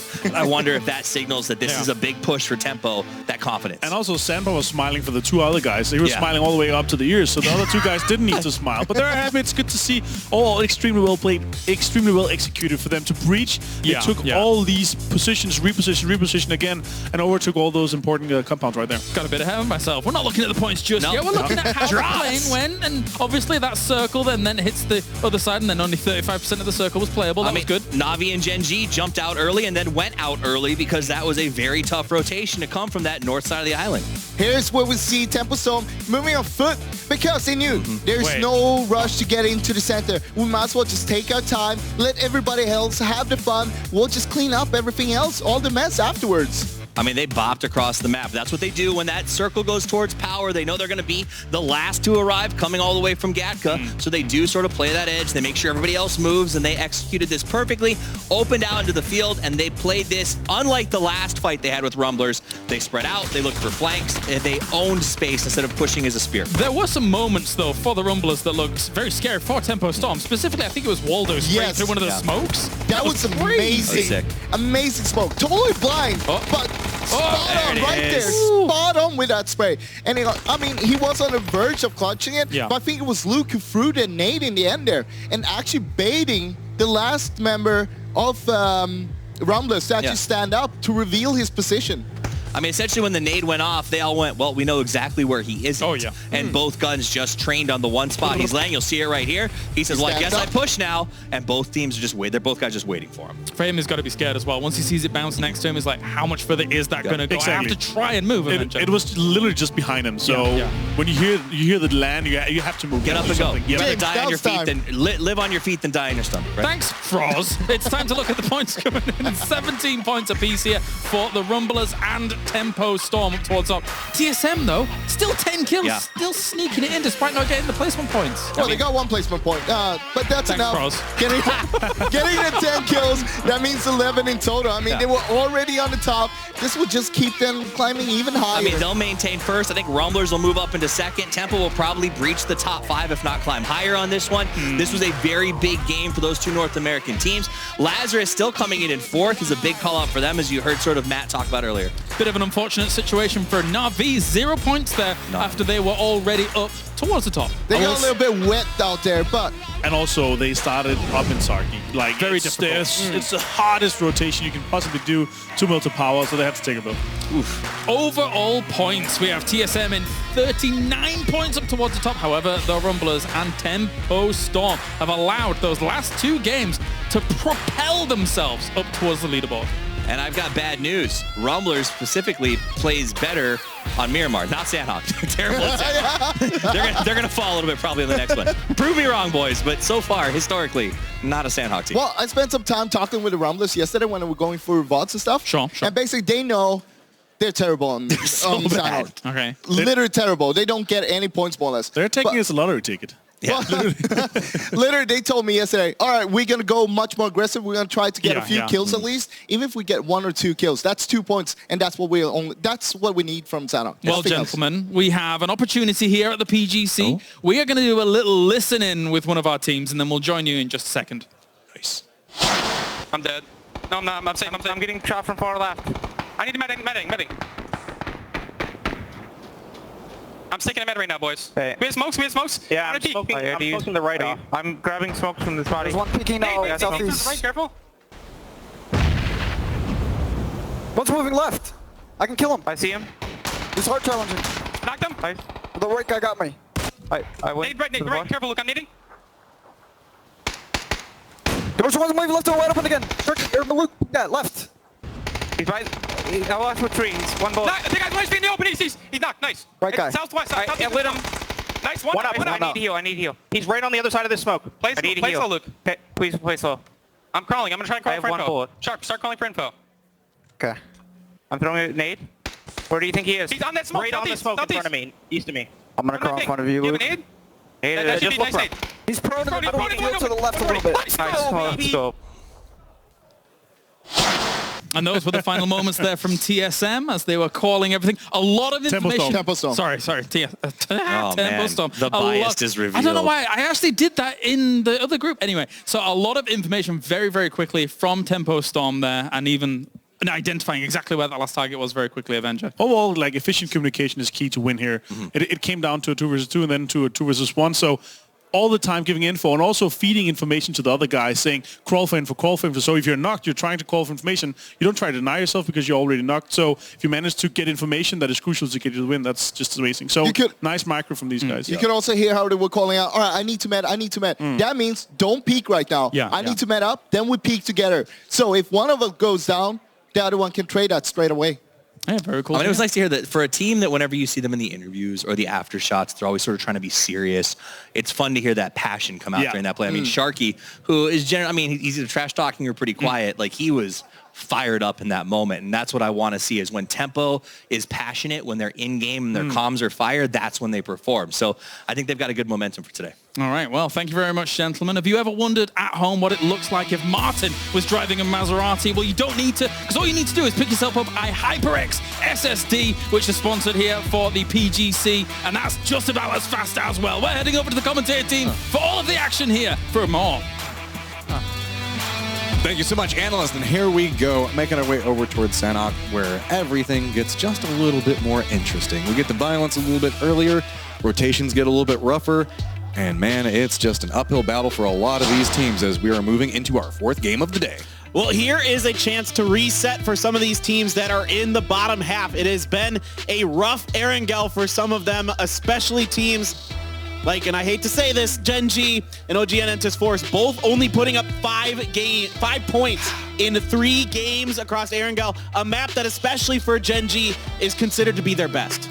I gotta say, these guys we're looking at right now, TSM, they are impressive on this international stage. I don't know what power-up happened between PEL to now, but it just feels like they are so much more comfortable, so much more in charge, and it feels like they're just in control of their destiny at this point. The tournament just feels every single time you think that they're in a bad spot. They find a way out of it. And I love to see that from them. And even when they're not in bad spots, they put themselves in good spots and they're disciplined. They wait for their moments to strike. They know when they have the advantage in a fight and they aggressively take it. There is no holds bar. Once the battle begins, they are going in and they're going to pick up whatever they can. Tempo Storm, we just heard probably the calmest comms I've ever heard from Tempo Storm. They tend to get a little bit aggressive inside there. GEX had themselves a big performance in one of the earlier rounds, looking to duplicate it, but I gotta feel like the way that these in-game circles are going with how violent they are, I don't know if it fits into GEX's strategy.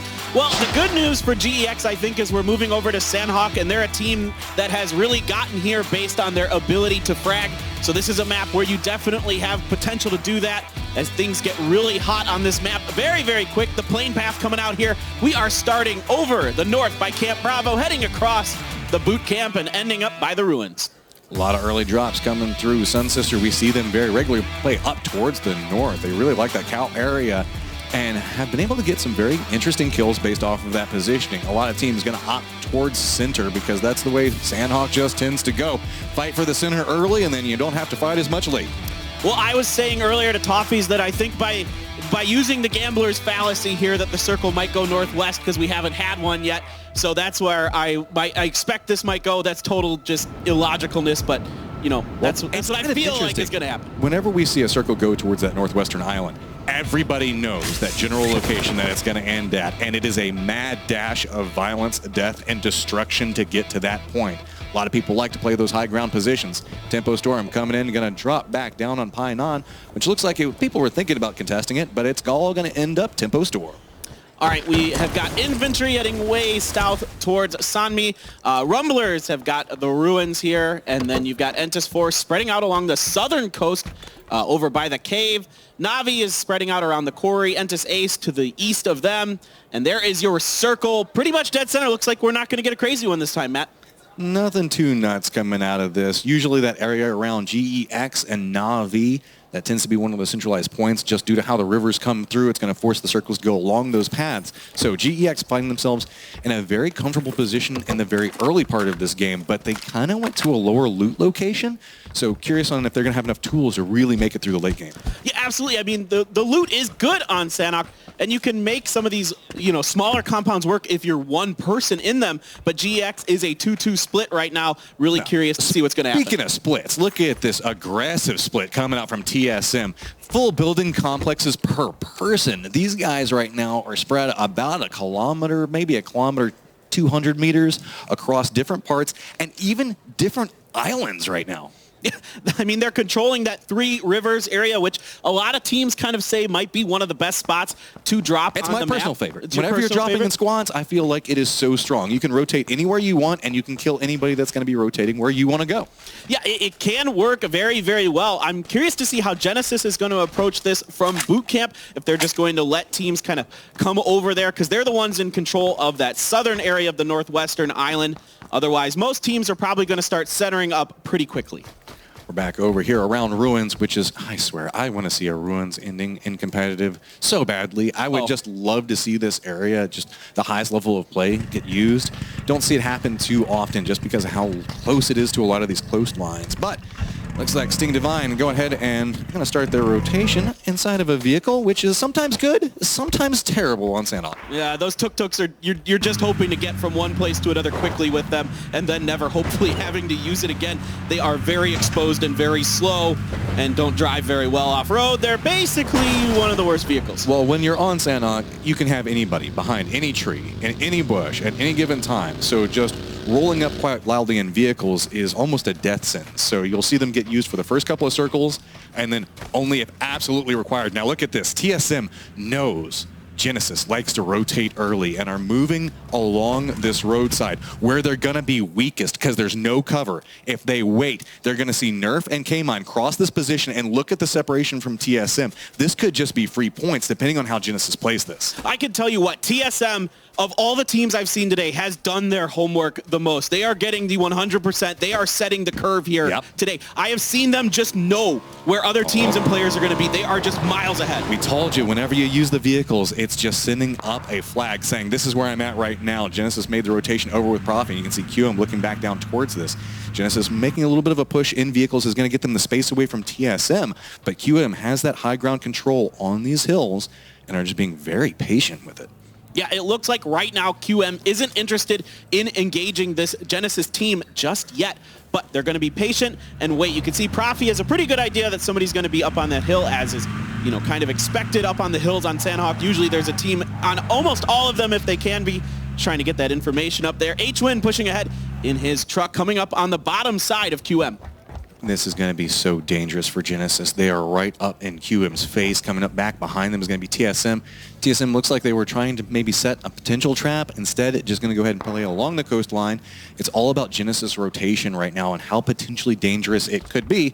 Way off in the distance, though, we can see it's going to be Vendetta and Lazarus setting up a trap of their own right now, seeing if anybody's going to be playing along this bridge. It could be Vendetta that's going to opt into going, surely everybody's already gone to the safe zone. Nobody wants to be playing along the edge. And that's where the trap that Lazarus has set up. They've got one on the bridge. They've got one in the high ground. It's just up and waiting for it. And here we go. It's going to be the push from Vendetta. While this fight is about to break out, there's a really interesting rotation coming out from VC, taking 3 boats along the north side.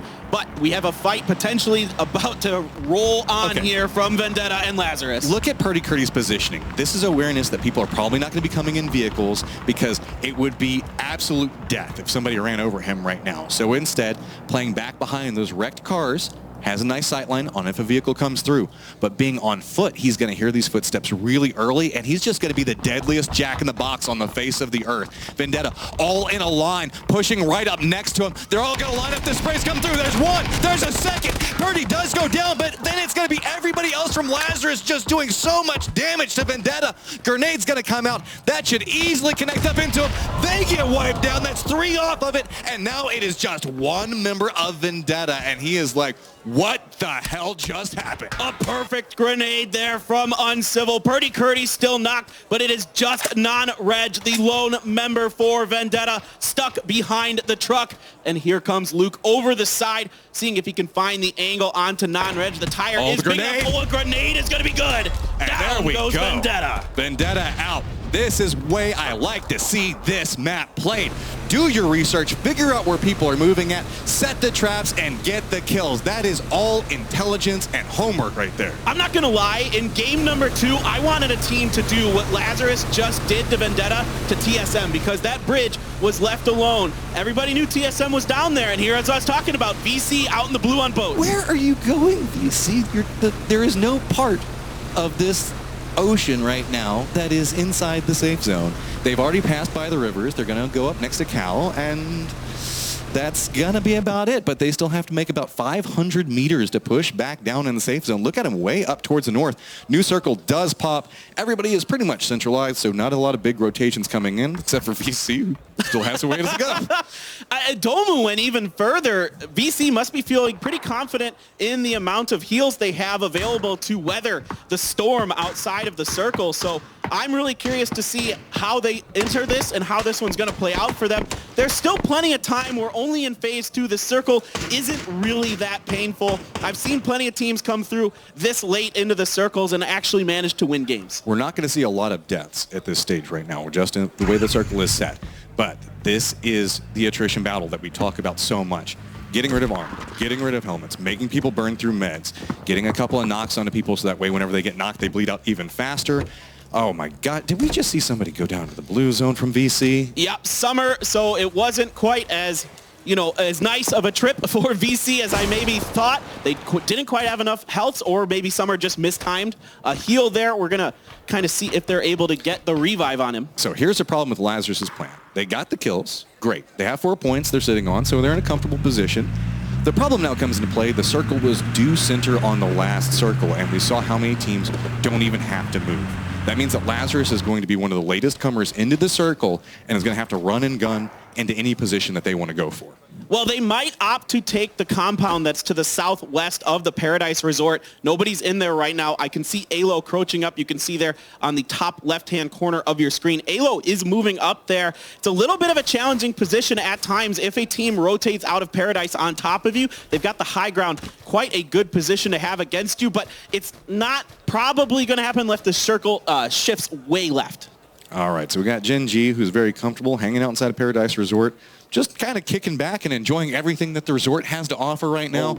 No real conflicts coming up, except for maybe Lazarus. That's an interesting little hop that I don't think that anybody is expecting ever. Lazarus changed directions here, thinking maybe Paradise might be left because it's one of the bigger compounds and people don't typically stick in those for very long unless they absolutely have to. I've heard of bunny hopping in games, but I don't think this is what they mean. But I mean, it's a good spot to get more information. Lazarus making their push over. The downside with it is, for as much time as he's sitting there spamming that space bar, he didn't spot anybody that was actually pushing up close to their building. Luke 12 has moved up pretty close, but I don't think any of the members of Gen G have heard him or spotted him out yet.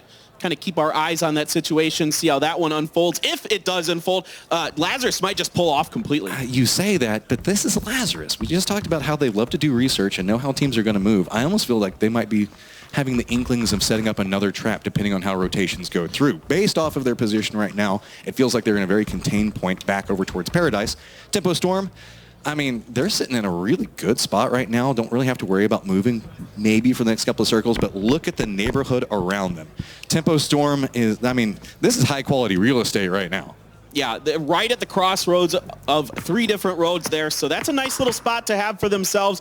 See how the next circle shifts. VC has managed to make it into the circle. I just want to point this out. Way up on the northeastern side, you can see Sun Sister does get a sight line onto them. They are able to get the res onto Summer, get him back up and running. So now they're moving in, and they found themselves a nice little corner up there. You mentioned stems and everything. New circle does pop, and it's going to go back down towards Sting Divine. A little bit of quarry still in play. Our teams that are back over towards the west are going to have to go for those repositions. Gen G's PO, you can already see, is kind of separated out, got himself a foothold for the rest of his team. But now, a little bit more aggression coming out from Forces. They're just going to use a vehicle to haul right over that road that's going to be the open spot, right into rocks. I like that. It's very risky. They hopped in the vehicle for just a second, but now they have to be so cautious. So many firing angles are coming back down towards them. Tempo Storm's taking shots on one side, Navi on the other one. Forces found themselves in a 4-way fight, and it's just Smoke's utility, and everybody is getting wiped out. This is not what Force wanted. Kale was cooking a grenade when he got knocked. It got onto Indigo, and then another nice grenade comes out, gets Doya, so it is just Sungjong left here for Force, and Navi is pushing. Tempo Storm's also doing an outside push onto this. Zampa does go down from shots from K-Mine. Really, this fight is all instigated off of that vehicle push and drawing so much attention. Now everybody has realized, hey, we're so close, let's take the shots back towards each other. We do have a doozy making his way across these different buildings. They get the inside track over towards it, so you can see they've got the wall. Looking back, everybody else that you're looking at right now is not inside the safe zone and has to walk along this path. Force does get eliminated at this stage, but now it's all about Navi and how long they can hold this line against so many teams that could be pushing along this path. Navi has busted up one team. They are potentially looking to get into another. Tempo Storm is outside of the circle. If Navi pushes up just a little bit more to the north, they're going to be able to set up a nice gatekeep onto Tempo Storm, but Genesis and QM are waiting in the wings on the northern side. Lazarus is trying to make a position play, looking back down towards TSM right now. They've got the road in between them, but you can see TSM is actually inside the safe zone. Genji's pushing off inside of this. Navi still looking back over towards Tempo Storm. It's going to be follow-up shots. Look at that. That's 1, 2. Insta flushes back over towards it. 2 points going back over. Tempo Storm in a little bit of trouble. Grenade's going to come out, pushing right up next to where he thinks Sharpshot's going to be at, but that's not going to be the rock quite yet. But it's going to be third-party shots. Sharpshot has nowhere to go. He's just trying to matrix his way around all these bullets coming at so many different angles.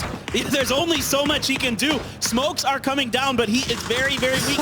Zampa's trying to get out. Ahead, go Zampa, go! He's taking a little bit of damage, but I think he's able to get out safely. But he's running right up next to where GEX is at. Sharpshot's now by himself, and Navi knows that. Beautiful shot coming up from Sharpshot. Navi still trying to make the push up, starting to think better about it now. Sharpshot pulls out the grenade, knows where the push comes, expecting maybe a peek back around that angle, trying to see if anything's going to line up, but no. Now we still see the angles being pushed out as Sharpshot's out in the blue, trying to polish this off, at least get a point for it. So there you go. For all that trouble, A lot still coming his way as Genesis K-Mine think about getting involved as well, but the blue zone forcing everybody to start backing away from it. Just a random spray through smoke connects for a little bit of damage, and there we go.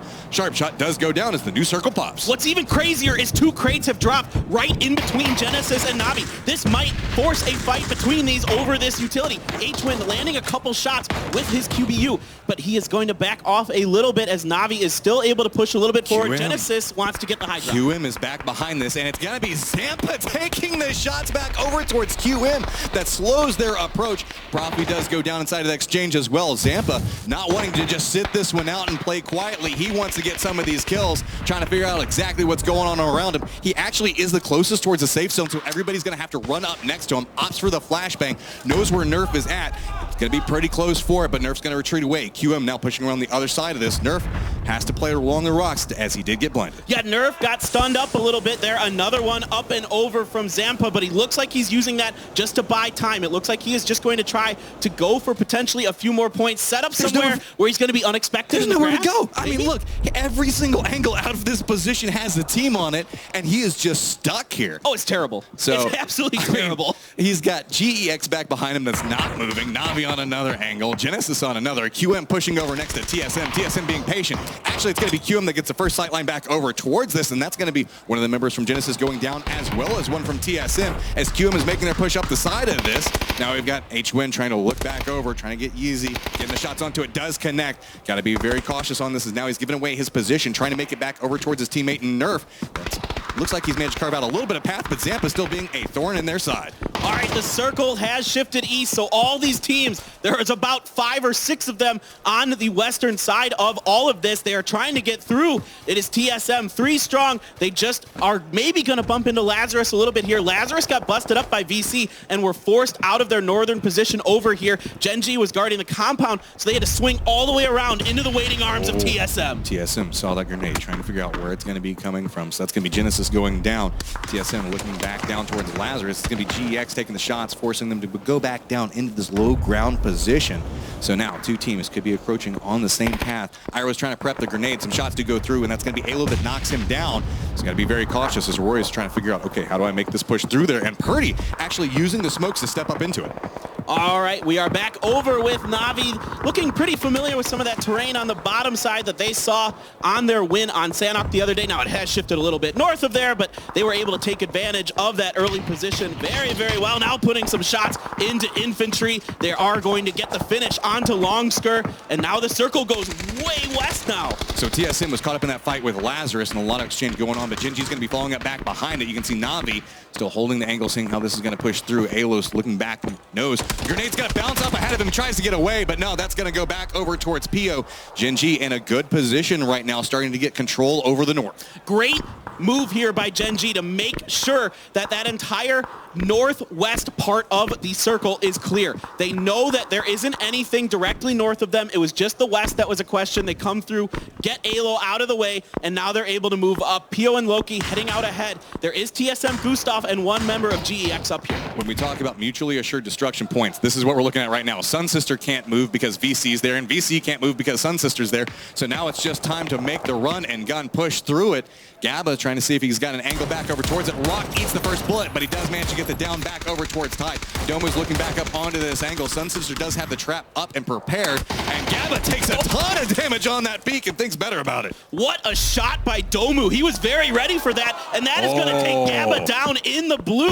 It was just enough that he wasn't able to survive it. Back over here, infantry making an aggressive rotation. Best and the others of Navi are here waiting. They get 1, they get 2. Infantry is down. Poor infantry. They just cannot make it in the safe zone. So now we're down to 18-21 alive. I say that, we lose VC off of that right now. So now you can see the repositions coming through. We've got everybody down on that mini-map. Sun Sister coming up back behind it, but Gen.G having a nice split, has not bumped into TSM's Gustav yet. That's just right along this hillside next to him. All right, another gut check moment here for Gen.G. They've got to come up and over this hill. Gex is pretty far out there, so they're not going to see each other necessarily unless Leo pushes up way over this hill. I want to see what Gen G wants to do. Are they going to try to take this ridge? They want to control the high ground as much as they possibly can. Yes, indeed. They're just going to push right over here. Leo is on the ground. I don't think anyone really knows for sure that he's there. And Leo is going to get the headshot of the Loki, but Pio is going to find him. But immediately, Chaiwei takes advantage of that. A lot of damage back on both of these squads. You can see Gen G is trying to hold the high ground, see exactly what's going on next to him. Don't forget that we do have Gustav that hears this happening. He might pop up at any given moment. Sophia's playing the low ground, looking back over towards Leo, maybe thinking about going for this. Grenades going out on a different angle off of this coming up for Gen G. They still have their 3 members trying to figure out, okay, is it safe to go for this res? They're trying to stick and get a little bit more space. Chaiwei being more aggressive, starting to push back over towards Angle. Spots out one, doesn't get the down onto him, trying to connect off of it, but no, that's going to come up back over in Gen G's favor, and now that's going to be GEX getting eliminated. A great cross by Loki right in front of Taming. Taming didn't know where that member of GEX was. Loki heard it, saw it, went for it, but Loki is going to get knocked by Gustav. Gustav just gets the knock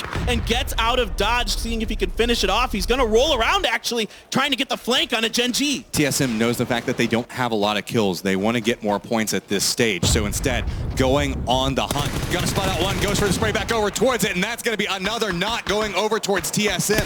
Can he capitalize off of a weakened Gen G? The res does come through. It's going to be Pio going for the low angle. Nice exchange coming back from Gustav. Drops him, goes for another one. Gustav does finally go down, but so much damage done to Gen G. What a push by Gustav, almost 4v1ing Gen G by himself. That just shows how on fire TSM is right now. We've got Na'Vi. 8 kills back down towards the southwest. They heard that exchange.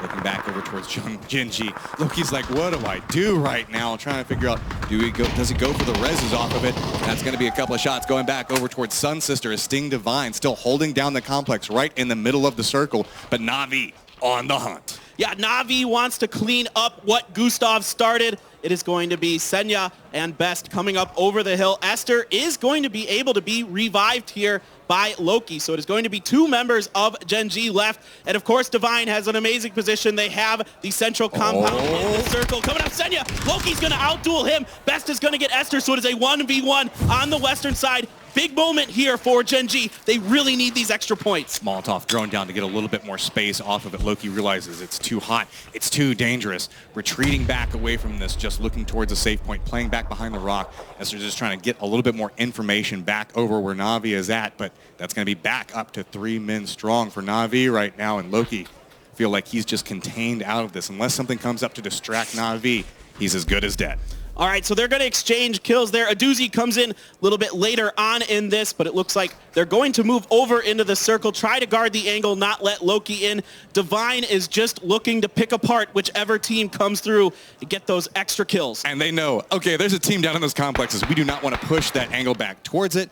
Looks like Sting Divine finally does spot out Loki. He takes a little bit more damage. I've got to worry, how much more meds do we see coming out from Loki? He's got near on nothing to work with at this point. But shots going back over towards Na'Vi. That's going to be one of them down. And it's going to be a follow-up with Gen G going down in third. Sting Divine's got the low ground, just looking back up towards it, making a little bit more of aggressive push. Aduzi's trying to see if he can get any angle back over towards it, but there's nowhere to go. The blue just forces it down, and that's got to be Sting Divine walking away with 7 kills and a round win.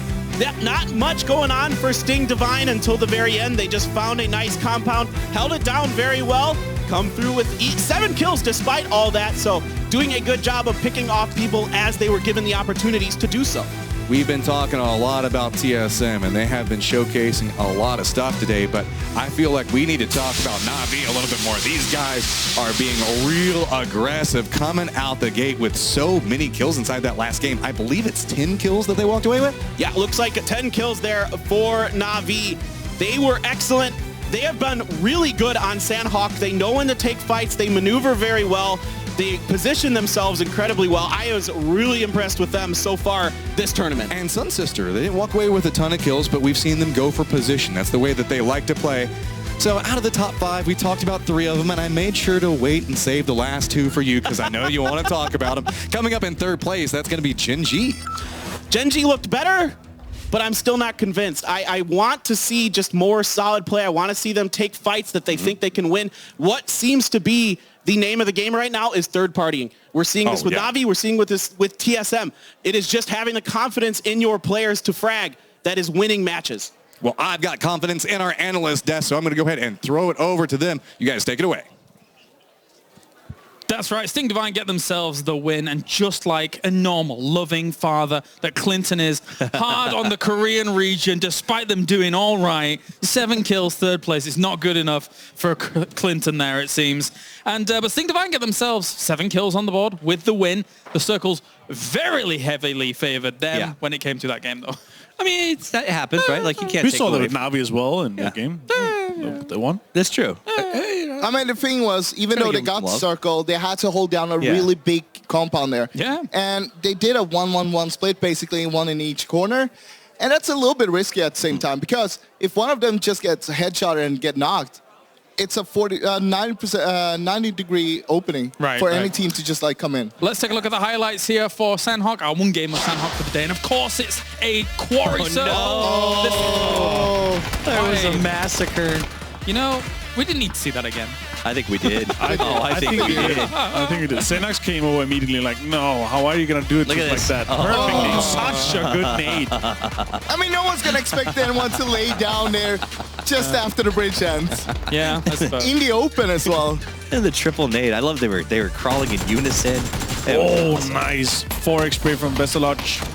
And then North America, as we jump into Tempo Storm here, all 4 teams go out one after another. 13th, 12th, 11th, and 10th. This knock, though. This knock. It's nice. Such a good knock. Are you saying that placement was a restoration to normality? Or? Yeah, I mean, it wasn't great. We joked about Rumblers not being good at this map. They got zero. Got 0 points. Lazarus got 5 at least, so they picked up some points on those rotations, but that's pretty common for them. They play this map okay. Sure. But NA, man, not great for them. Hey, it was a rough game, but at the same time, we're only playing once. Yeah. So we got to move on to Miramar, and they can do better there. Definitely so. Taking a look at some of these final moments as well. Since this had a hard time getting into this final circle, I even saw Crazy Sam doing a crazy 360 trying to jump in. Goose up. He almost does it. Oh, it's so beautiful. Yeah. Crazy. Watch it. Just give him the moment. Nice knock. One more. Oh my god, if he pre-fired that, he would have just one more shot. It went wide, but it's not bad as well. No. But anyway, Sting Divine winning the game. Yep, and they had 11 points before this, guys. So they're gonna be jumping up. They're gonna be looking so much better. And yeah, while you guys laugh, it was talk to myself. Frost, no.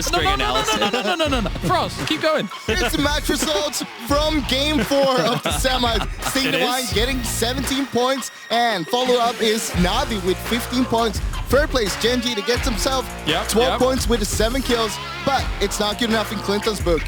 Frost, keep going. No, I'm good. No, I'm good. Oh, sorry. God. Navi needed that after a really bad last game. I'm trying so hard to stay. After a really bad last match, this is a good point total for them, and they had to fight their way there, so it'll give them a confidence boost. Yeah. Navi has, honestly, for me, been playing a little anemic in a lot of ways. It just seems like the team's not like clicking, and maybe this is what they need, that shot in the arm to get them going. It does bear repeat. Of course, we've had our memes, we've had our NA versus EU, we've had all of this stuff going down, but some of the teams that we expected to do well coming in have not done that well. As you can see to the top, we've already discussed these teams very heavily. Let's focus on our attention on the lower teams here. OG Atlanta Force has had a disaster of a day so far compared to what I guess a lot of us expect to see from them. I mean, Force came in as a potential favorite here, and they're getting absolutely dumpstered. Vendetta, another team that dominated their region coming in qualifiers, said, we've got this in the bag, has a rough start, and just can't get caught up.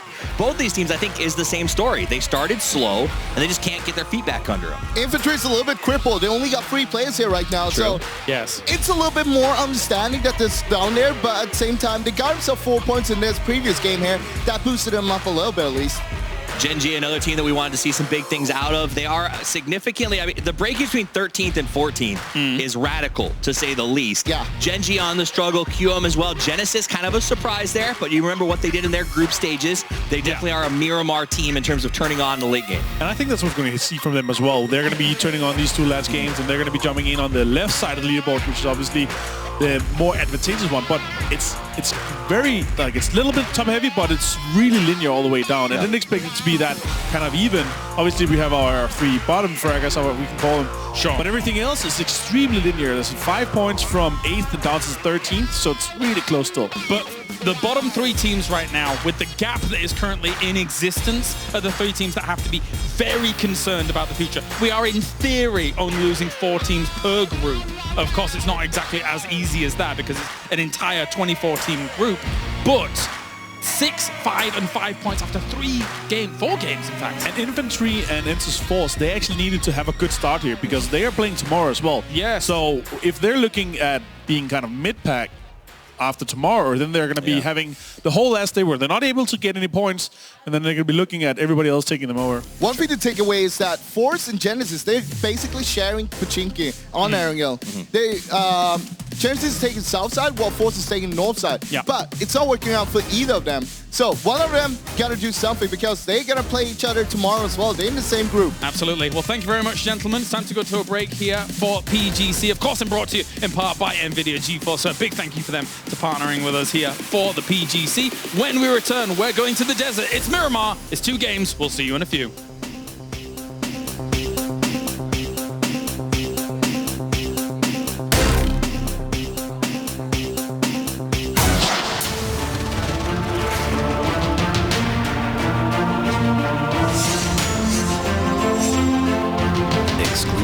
Black Equalizer brightens dark scenes without overexposing bright areas. It also provides the convenience to tune colors in-game, making you see the change instantly.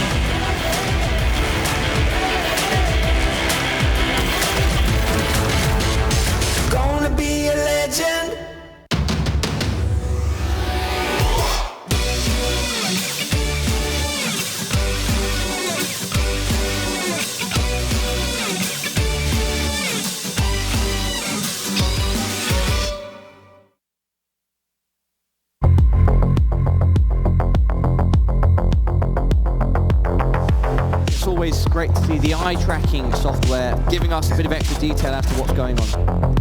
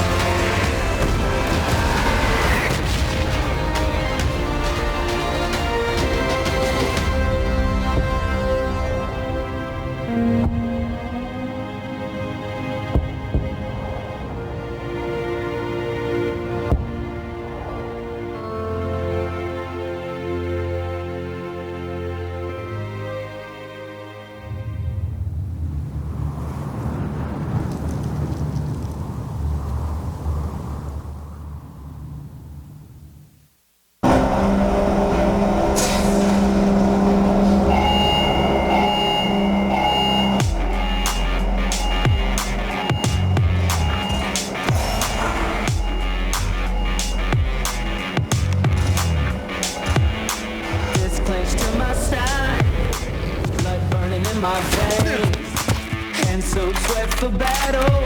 This is more than just a game. Breaking through the silence, it's time to stand up. It's up to the fear, it's time to rise up. Now is the moment, now is the time to win or die. To win or die. To win or die. The moment you want so bad.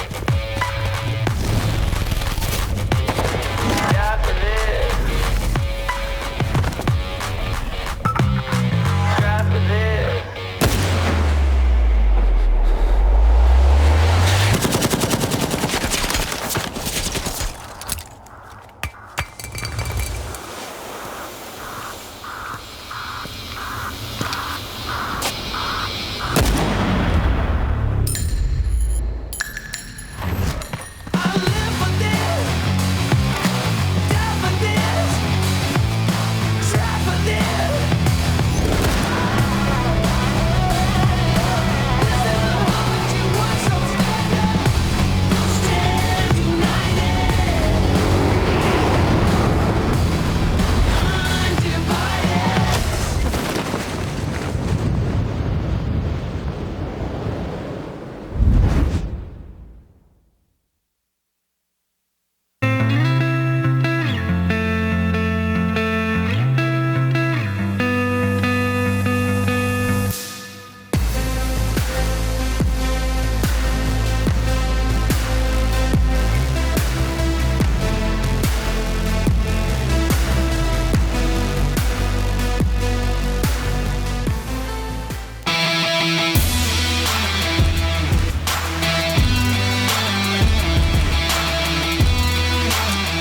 Welcome back, ladies and gents. It has been quite the day so far, but it is far from over. We still have 2 more games to go, and I am back here. Finally made it out. Had to, put some European blood back into this after Liquid, Went out a little early. Damn. But it's not even 10 seconds, man. I'm sorry.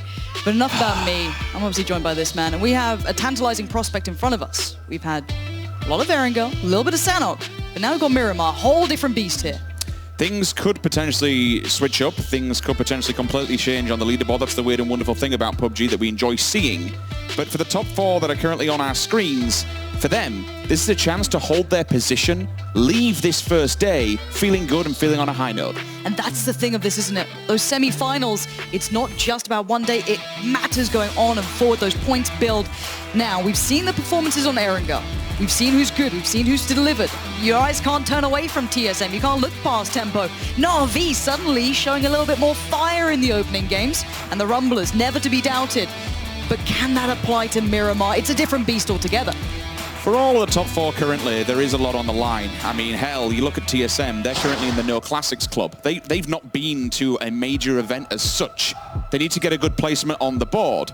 If there ever a time and a place to do it, it'd be a championship like now. We are moving into Miramar, but you look also towards the other 3 teams that are in that top 4. Tempo, 11th and 12th at the last Classic they attended. Na'Vi did pretty damn well. They picked up a 3rd placement. They've got a bronze medal in the cabinet, but they want more. The Rumblers, well, this is the absolute godsend of a story. You unfortunately don't get the teams here due to travel issues. You bring these boys in. The Finn, the big man loss, he boots out Liquid on their last game, and now they are coming into this, and they are 4th. This is an amazing performance for them. Now, I just want to highlight, I'm sure you guys might have noticed, with those with the keen eyes, 64 players back in the game. That means we have Lin joining us back for infantry. They're up to 4 men, so he's putting on a brave face here, getting himself back in the matchup. You can tell how much this means to these players. It's all on the line. This is what they've been fighting for months, building into these moments, into these games, for every chance for your team in your region. And now we find out Miramar, we're going from north to south with a slight east lean on it.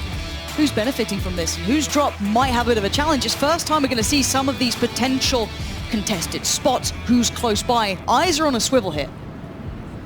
Playing up, players down. Divine at the moment.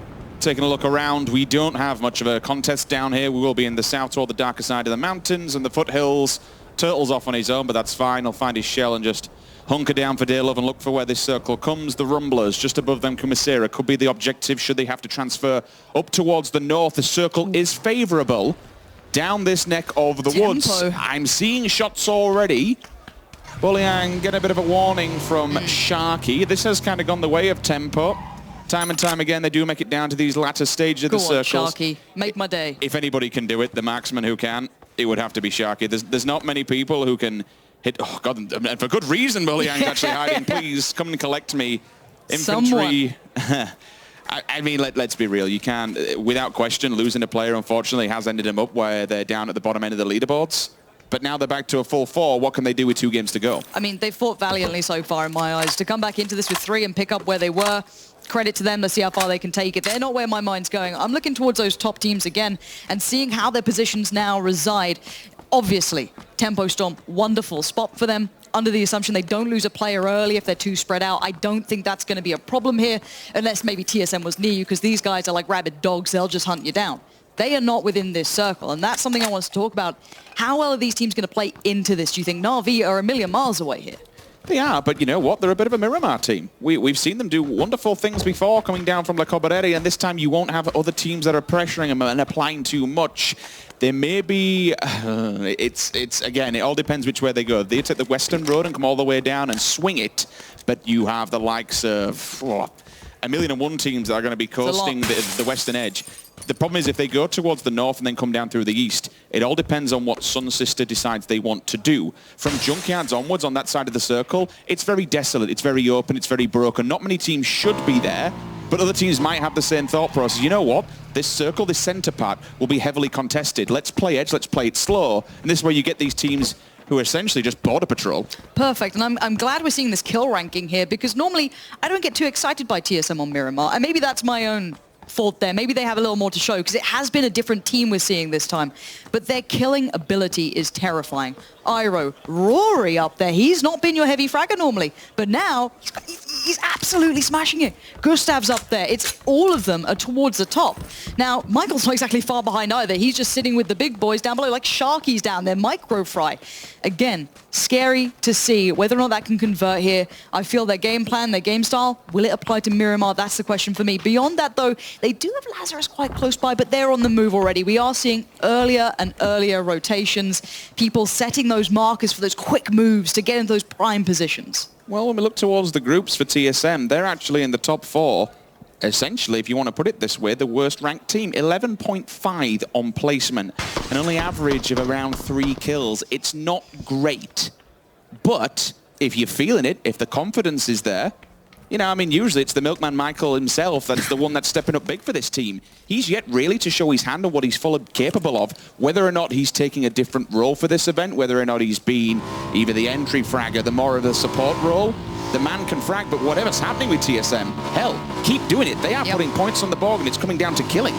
Okay, we're starting to see those teams converging towards a more centralized area northeast of Los Leones. You do have Tempo Storm there, you have Enters Force over there, and they're starting to pester, and we are seeing a couple of these teams getting very close by.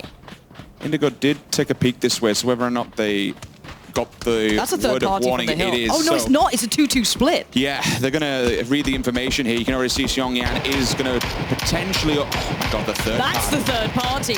And that's on towards Enters. So they were the ones keeping the other team compressed, not allowing them to move further forward and stay defined to this ditch. So they backed away. But if Enters overstep, there's the punish.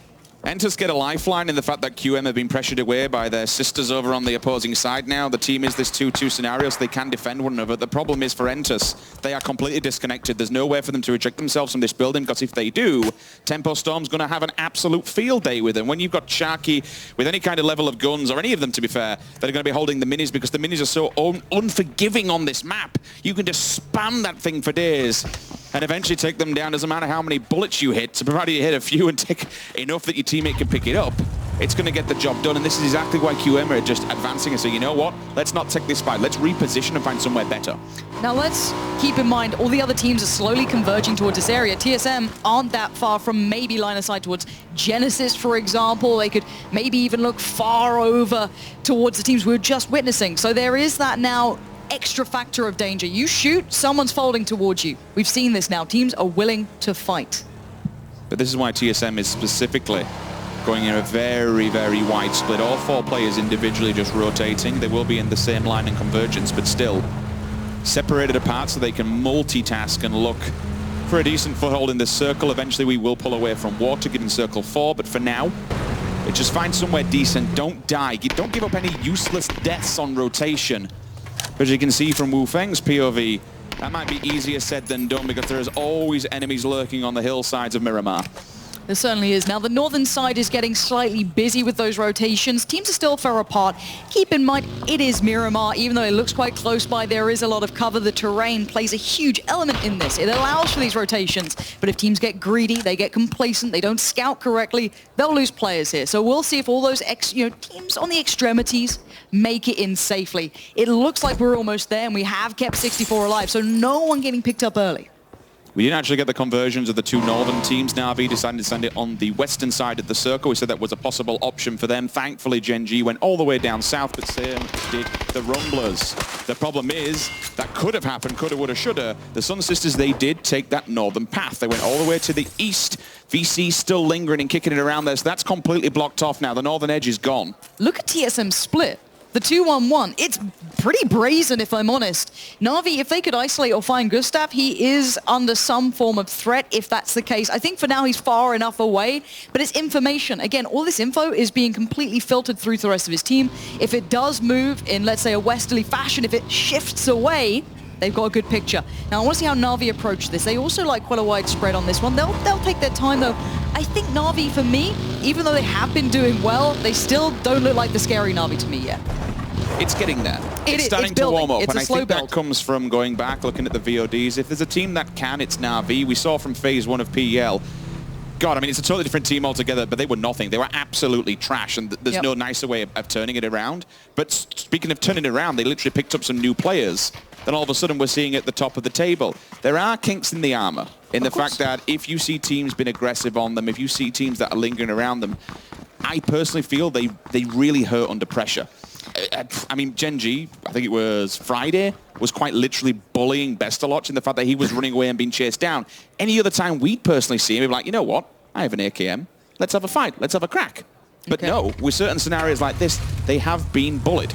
Yeah, we need to see where this goes. Rumblers are working their way in on the south as well. We haven't seen too much from them yet, and this is the shift, southern shift. Big moves here, because this keeps in Leones, and people do not like to play that city. It's a last resort. It doesn't often go there, but it could. Who now becomes the king of the hill? Who gets that best jump-off spot to get those prime compounds? I'm seeing maybe 2 or 3 teams who get a really good shot at this, potentially 4, because, well, Gen G, just in the south there. So much room.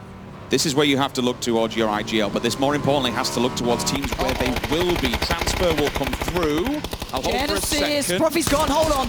Big pickup from TSM. They've been getting the info and they're going to find it. This is a bit of a quick setup. It feels like TSM know exactly when to hit the gas and when to relax and when to play for positioning. So far, they've caught one on rotation.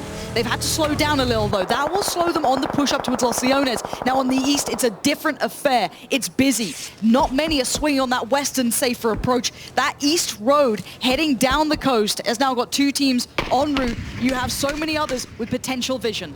Grenade comes through. That's the warning one. You can't miss those. If you know where the player is, you've got to crack on for it. Flashbang will go up. There might be some sort of advancement here, but the rest of Tempo Storm, they'll go flying by. Miluk, unfortunately, is left to deal with the oncoming assault potentially from the back. The heals are up, and they're good for now. Max HP will come through, but Longskirt is an absolute fragger in himself. Individually skilled. This will be a decent fight. It's only a one-on-one, but it's easy points for one team. If the other 3 can get their attention, I don't think Maluk's got any idea he's going to be there. And now, yeah, there it is. Instant pickup. Surely a flush to follow. I don't think his team can save him. There is a trade, but it's on the other side. That's Zampa trying to make the play towards the compound. Got to be careful on those nades. Now he's going to decide to do it. But Infantry are kind of split up here. They're a little bit dangerous in that regard. It's hard to pin down all of them. But they've got Lin now bleeding by the wayside.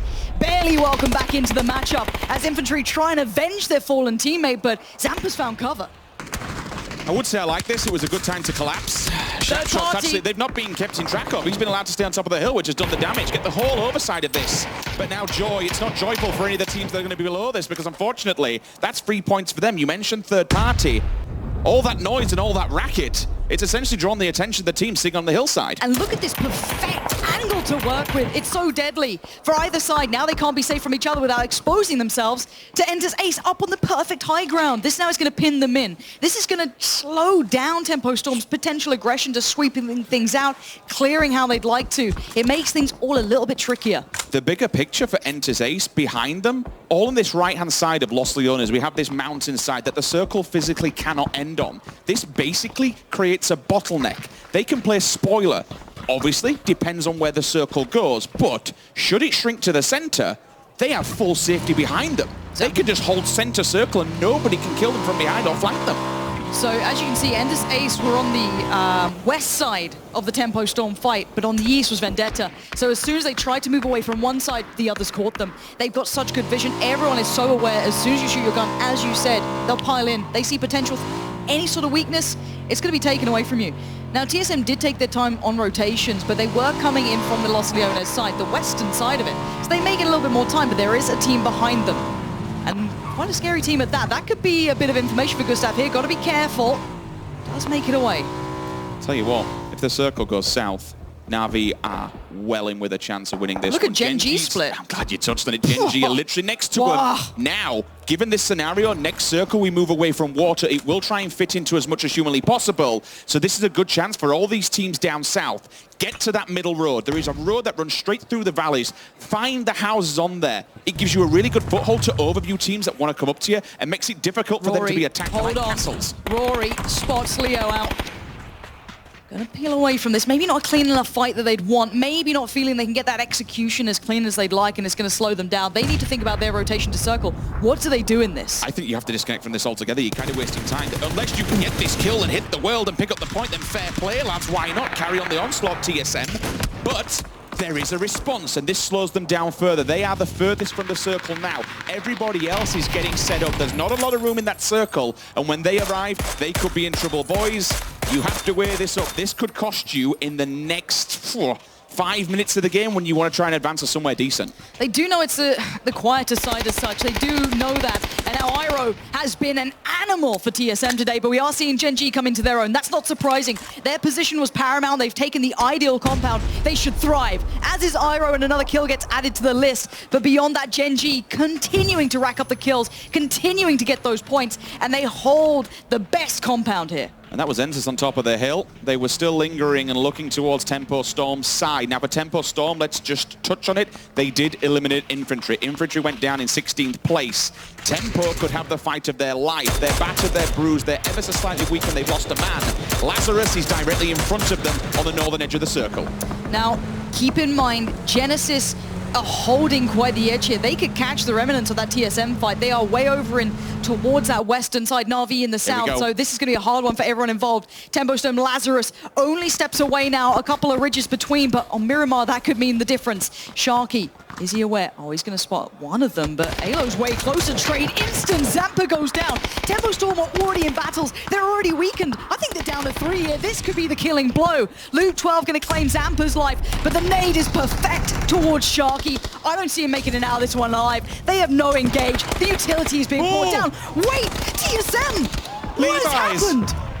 Well, yeah, okay, and this is what you mentioned earlier on about taking a really good strong foothold in the map. They arrived late, and STV was already set up for them. They got punished from the battles earlier on that all 3 players have gone just like that instantly. Well, I mean, if you look at the other team who was out there, GEX, they've really suffered a similar fate. They ran in towards Genesis. There was no easy rotation route. And we said, was that fight the right choice for them in Los Leones? That may have cost them a chance, and it may have been a slim one. Tempo Storm, unfortunately.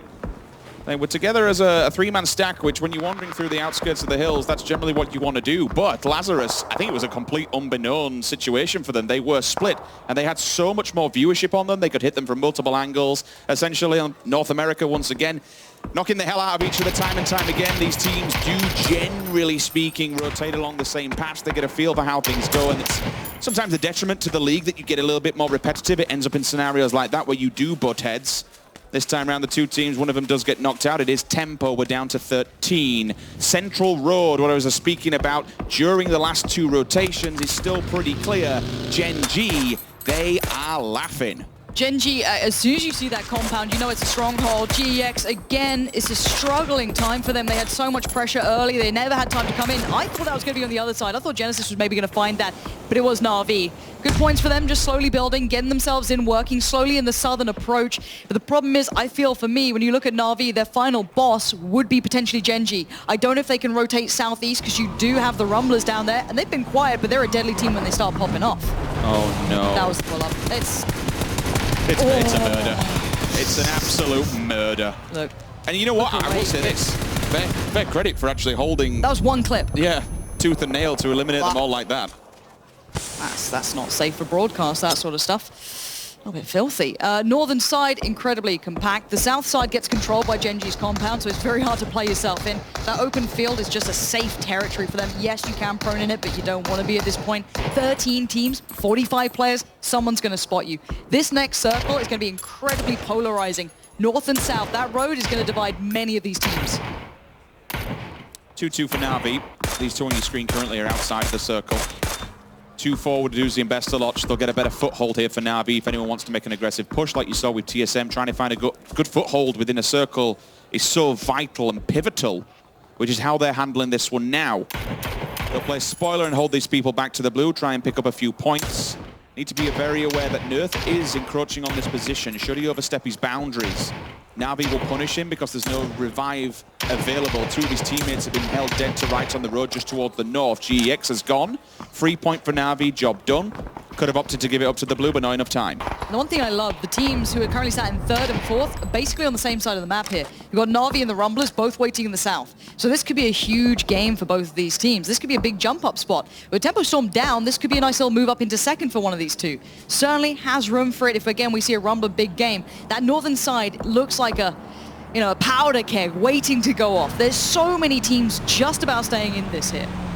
There is a very strong position on this map. And it kind of bumps between, well, to be fair, it's the center of the circle. Gen G, given the fact that they have the God compounds, no one really else has anything strong towards the middle. There are no real areas that you can hide in from a distance, which people will struggle to get towards you when we talk about attacking a compound. They've got Loki, who's disconnected from the team as well, to hold the little mini compounds down and further afoot. I'll hold for now because Vendetta, unfortunately, the punishment just keeps on going 2 back-to-back like that. Look at Purdy Curdy's positioning. Look at Luke 12's positioning. They still held the edge of this valley of death for Vendetta at the moment. The push still continues. Luke 12 at the helm of this, and there must be something bittersweet about it for him. But Critical on the other side could be in real danger, trying to pull away. Edge with the off angle. Oh, big turnaround with the headshot. That AK coming in paramount for him. They're not punishing him, though, Lauren. He's got no health. They should be going up there to end his rampage. Look at Critical's position. They can't push. He'll see them. And there it is, Pretty Curdy receives punishment, but he outdoes his opponent. Now Edge still alive, gonna wrap the hillside, try and find an angle. Uncivil aware and does the better job. It's gonna be Lazarus surviving, and Vendetta falls down in 12th. Mentioned a problem that may occur here for Genesis. Hitchwin did go down, but they've got him on the feet. The problem is they are completely miles away from this one. STV, they've gone for the pull-up. They can't get inside. The grenades are there. Turtle has absolutely no health whatsoever. And if Na'Vi push this, well, they're dead, done, and dusted. Turtle is just about alive. It's by a prayer at this point. Aduzi gonna go on the wrap, trying to find that next angle to ensure he can't back away from this, can't get that revive. And he's caught up. God, he didn't expect to see the Bushwookie there, but Aduzi does what Aduzi does. Deals with it well. 4 kills already, 4 players alive. And Na'Vi starting to come alive here. They've taken over the bigger part of the Gen G compound as well. Because they've moved forward. That's fantastic work. To consolidate like that and get yourself... It's a smaller area to deny, but you can't approach it. Without approaching in a vehicle, there's no way to attack those buildings. And because at the front and back side, you have the road, it's completely open, it's completely sparse. It's going to be a difficult one. When you look towards a hangar where Na'Vi is, it's extremely open from multiple angles of attack. I really want to touch on Aduzi's play, though, to push that so aggressively, to deny anyone a chance to either get a res, get back to full health. It's fantastic work because you know you have your friends in the back who are with you to get the revive if needed. And you can see Aduzi. I love the way he's watching this. One, he's keeping tab on the middle minimap there, checks back down, checks on towards everything that he can, keeps in mind everything that's going on. But then he's also watching the skyline, see if anyone's silhouetting towards the top side of that hill, see if anyone's over there, checking again the direction. Obviously on a player's screen you have, the north, east, south. It's got the numbers on it. He's pushing it now. This is all good gameplay. Genesis making the mad run for it. Smoke wall is up. Can it save them? Goes down in the smoke. There'll be no more to essentially get a dead man running. They're still outside of the wide, and when they come off the back of this, they have Enter's Force to deal with. I don't really know how many smokes they've got left in the tank, Lauren. That's a lot committed, and that's a helmet missing off H-Win as well. That shot on the cross was absolute filth. Nerf's going to try and get back down to cover. I don't know if that's going to... Those smokes are fading. K-Mind? He's a brave man to go for this. Out of harm's way, I think he might be just safe. Well, we'll find out in about 2 seconds. It's here. It's hungry. Sure, he's a lucky boy, Nerf. Run, boy, run. You are lucky to be alive. And Genesis, where's the cover? Where can they go? Where are these headshots coming from? Taemin, it's an animal. No, they're all dying and they're all dead. No health, no helmet.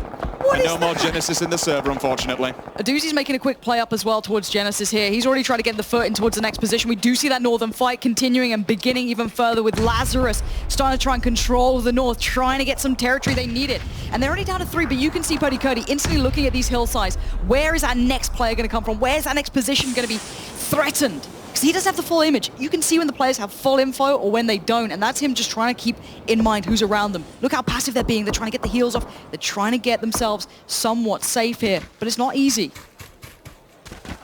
Just so you're aware, in the back, Enter's Ace is setting up a really good position and using vehicles to give themselves a bit of a roadblock. They're inside a crevice of a river, which basically stops anyone coming across the road and approaching them from one side. And then they can let the rest of the teams look up the hill towards Enter's Force. Lazarus, who at the moment, by the way, are on a bit of a tear. That's another team gone at the hands of them. Sun Sisters do need to make an approach. Lazarus doesn't need to bite off more than they can handle here, Lauren, because there's 2 teams waiting.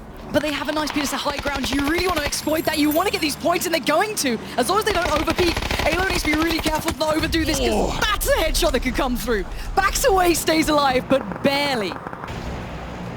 Enter's Force is moving on to Enter's Ace's position. Gen G just got a knock. Hold on, Na'Vi are moving in towards Gen G. This is the Battle of the South going off as well. Aduzi leading the charge at the forefront for his side. The nades start to rain in, and Gen G need to be prepared for the CIS storm that's coming their way. Senya's going for the off angle, but he might be too little too late. He's going! The hour at the doors, gets himself stuck in. Sunshine needs to get this knock now. In the background, Sun Sisters are going down. There's a big Mansa fights just going on in the north and the central. We have Enter's Force versus Enter's Ace, but now Na'Vi, they need to get Gen G out of this if they want to get across that road. Time is ticking, Blues moving in. They've got to keep that in mind, and they know they've got a countdown on this. Gen G can disengage. It looks like they might be considering it. Loki might just take them down. He might try and just be the knife in the back to slow Na'Vi, to stop them rotating. Senya considering an off angle. Can he maybe catch them on the way out? Bestlosh, Pokemolodoi, back on their feet. It's time to move. It's time to make the play. Loki's just lobbed the nade out. Whether it does any damage or not is a different question altogether. They stuck the res to get the 4 men back on the feet, but they can't really get the heal off out the window. Loki sees one. That was Senya. That was the off angle that he was supposed to hold for this entire time.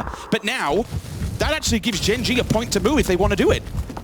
There's an avenue of approach towards that road. As though can still be the final line on this. He's going to find a doozy. Ooh. He's going to find Bestelot, and Gen G stay alive. And all that comes off the back of removing one man. Getting Senya off of your backside opens up the door, lets them out of the building, and they just slap Na'Vi on arrival. Okay, here's the northern battle. You have Enter's Force, northwest. High ground, pretty nice, good position. Middle of it all, Lazarus. Fighting everything they can. Hyper-aggression to their east, VC. And then you have a couple of, players still remaining. Sun Sisters still have one. You do have the Rumblers. Slow building in the southeast. But look at Enters. Look at the other teams. They're spread out already in the southern side. Gen G are going to have a very tough battle getting across that road. The team playing the ditch has full awareness of this.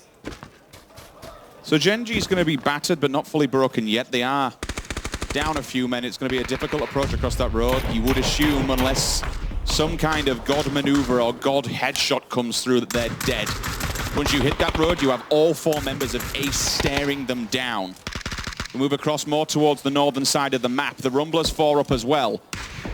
Rainey's down here from Enter's Ace. He's disconnected from the rest of the team just to keep an eye on them. That's very clever for now. But it's whether or not the other teams want to make an approach. Honestly, I feel that Rumblers just play cleanup duty here and just mop up all the remnants of who's left over from these 3 fights, which could kick off at any time. Rumblers, they terrify me, these boys. They're such underdogs the way they scrap. They're a scrappy team. Even though they're in 4th, they're still a scrappy side. They're playing from literal low ground. Ender's Ace do find Gen G as they make the move, or at least one of them. That's not surprising, but Lazarus catching out VC might be a little bit of a shocker there. Lazarus are playing dirty up in the north. They're holding that high ground. They wait as long as they could, but look who just jumped in their spot. Really quickly, I want to touch on something else which might just happen here. Enter's Force has flooded the valley, absolutely flooded the valley, and Enter's Ace has to rally. They're also moving towards the Rumblers. We have 2 fights on 2 different fronts. Ace, Rumblers down south. Force have just wrapped. Good catch on that one. Lazarus could have caught them off guard, so they must have seen them. I think it's slow info. They must have just found out that Lazarus was still up here somehow, and they didn't go on the eastern wrap. Rumblers were waiting for it, but this could be a huge clash. This is 2 teams in the north, and you got the 2 in the south. Good luck, observers. I don't envy you right now. Enters Force, about to find Lazarus. The battle begins. Cherry Poppins, he's not moving for the life of him. Enters Force. Sweep through Lazarus. Instance, all 3 players back to back to back. Job done. Now you can turn and face. Get your players back off the floor. And watch the next fight that will unfold. The Rumblers, if they can keep 4 alive to go up against Enter's Force, this could be a spicy game for them. But the push on the low ground's happening. You can see it. You can see the push on the low ground. That's to try and keep Cherry Poppins, Microfy, all of them humble. But I'm looking to see where the Rumblers take this. They have such a cornered position. They have to fight their way out. OG and Enters can just kind of play this. It's not necessarily... I guess Enter's Force, if you look in the north, can play this however they want. They have high ground. As long as they keep smart cover on the terrain, they're somewhat safe. This battle is far from safe, though. Look at that play already from the Rumblers, finding these filthy little angles that are just going to infuriate the other side. The Rumblers have to play quick here and deal with them. Because while every second they stay down south, Enter's Force regroups on them and rallies in the north. Lost HG is already moving center, though. I like this. That. Slow creep towards the northern side. Try and get central point. I don't mind that at all. And for good reason. Force is just cresting all angles of the circle. Once you've dealt with this fight down south, you've got to turn and face. Microfy and Lost HD disconnect from the pack. That's great for them. Keep a track of what's going on, see if they can get any line of sight, because Enter's Force will not shoot here. They will not give away their position whatsoever, unless they can find an easy kill, which they do. And the rest of the team, it rallies and will face them. But you've got to give credit where it's due towards Enter's Force. The way they're holding is that kind of 2-man hit squad in the middle, the ones that will happily take the fight, and the outskirts watchers. You have 2 players watching the east and the west, ensuring no one can creep up on them or go for those kind of cheekier flanks on the outskirts. That's what the Rumblers are looking for. If they find a weakness, if they find a knock, then it's game back on.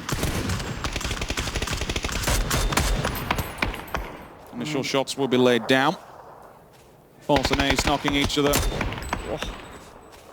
That's almost the goer. That's what you're waiting on. You're waiting on a knock, otherwise you can't fight them. Again, the Rumblers cannot move until this circle closes, or they clear out Enter's Ace in the south. I'm a little bit concerned that they are staying too hyper-focused on the 2 free points that are down here. Essentially, they could give it up and it'll be a waste of time. I do understand why they need to do it, because once this circle moves, they could run up and stab them in the back.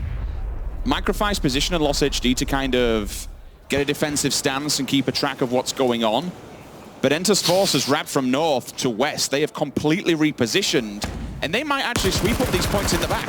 Yeah, but here we go. That is very bad for the Rumblers. That is a big loss to start with. Trade comes back in. Lost HD got knocked in the meantime. This is looking very bad for the Rumblers. We're down to 2 teams here. Microfry doing what he can. Central Point holds it down as best he could. But now you see the rest folding in. Enters Force, sweeping through. But Microfry, given a chance. Would you really want to give him a chance in this? Because now it's just 3 standing. Can he isolate the 1v1s? Can he exploit them? No! They hold the line and they hold the win.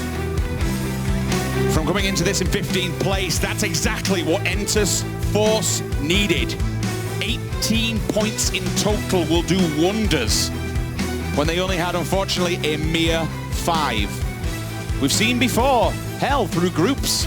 Tempo Storm, they have 2 16th places and a 15th. It's not over until it's over. And that will do so much for their momentum and so much for the points on the board.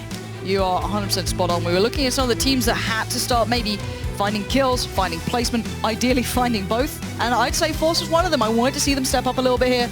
Miramar suited them well. They delivered when it was required. They held that Northern Territory comfortably, didn't overextend. I got worried if they were going to push 1 by 1, but they held it together. They kept themselves focused. They kept calm. They knew exactly what they had to do.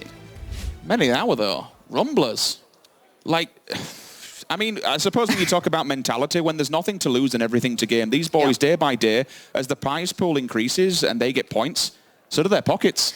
I cannot take anything away from the Rumblers. I have enjoyed watching these guys just grow as a team. They look so deadly. I love watching them play. It's just scrappy PUBG, never afraid to take a fight, and they really do follow through with it. No fear, and it's showing in the gameplay. For some of these teams out with us, unfortunately for them, they've had to go back to the drawing board and see what's what, but good turn and face from Enter's Force. Well, I can't wait to hear what the desk has to say at the first glimpse of Miramar for today. And it's also the first sign of life, really, from Force as they were able to pick up themselves a victory, a big victory as well, with 8 kills to boot here. Joining me, I have Toffees, I have Froz, I have Avenger.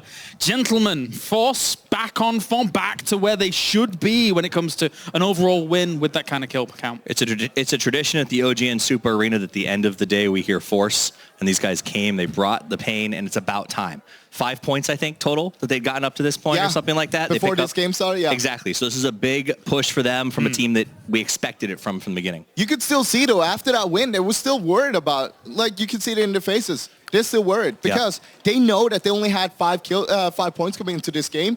Will this be enough? Sure, that will put them up there a little bit higher in the leaderboard, but still 1 more game to go. They need to do the same thing here. Let's check out those highlights here from our first game of Miramar of the day. That was match number 5. We have 1 more match remaining after this. That's us. We're not part of the highlights.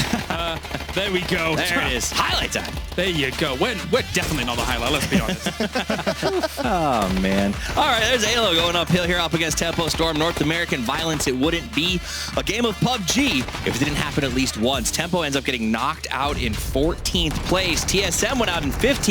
Kind of blew some doors open for some teams to play catch-up. Yeah, I mean, Lazarus, one of the teams, they were going ham, but this one...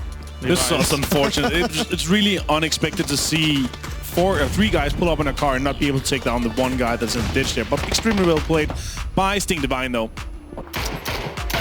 This was a great shot by Taman. Yep. The overall Gen G, they held the whole road down really well, but when Na'Vi pushed them in, costing them a few guys, and they couldn't fight their way into the further kind of zone and push themselves further. But Genesis, though, also got popped out early. They tried to make a push across the road, which is the right play here because they saw where the zone was gonna. They expected where the zone was gonna end. They're crossing the road early because it was the only play. This is beautiful to watch. How do Gen G playing as a teammate? Loki and Esther, 2 guys taking out Na'Vi all by themselves, 1 by 1 there. Ooh. Big bopping plays there, and we do have OGN Enter's Force finally getting themselves some big points on the board. One of the bigger seeds coming out of PKL has now made their presence very much known as they try and push themselves up the leaderboard. Big win for them. 18 points is going to help a lot. Other teams deserve shout-outs. Gen G got 8 kills in that game. Not bad. And Lazarus, who we saw get a little stuck at the end, walked away with 11. So really, I think we saw some teams get a chance to really say, hey, Miramar is our map. We're ready to put some comeback points on the board. And I'm excited to see what that does in terms of shake-up in the leaderboard when we get there. for now, I guess we can take a look at where those drops ended up. For sure, Plane Head starts heading from Oasis down past Los Leones as these drops do continue on. And Avenger, when you were watching kind of the opening stages of this game, it develop, etc., what was jumping out to you? Obviously, with a southeastern circle like this, you would expect a lot of fights in the north and the western side, obviously, because they're coming in there. But the teams that are making the big rotations, taking that chance there, obviously paid off. So it's nice to see how they're able to come around. But Rumblers, how they're able to go all the way on the southern side and keep the southeasterns kind of split, making sure they got into the zone was extremely nice to see.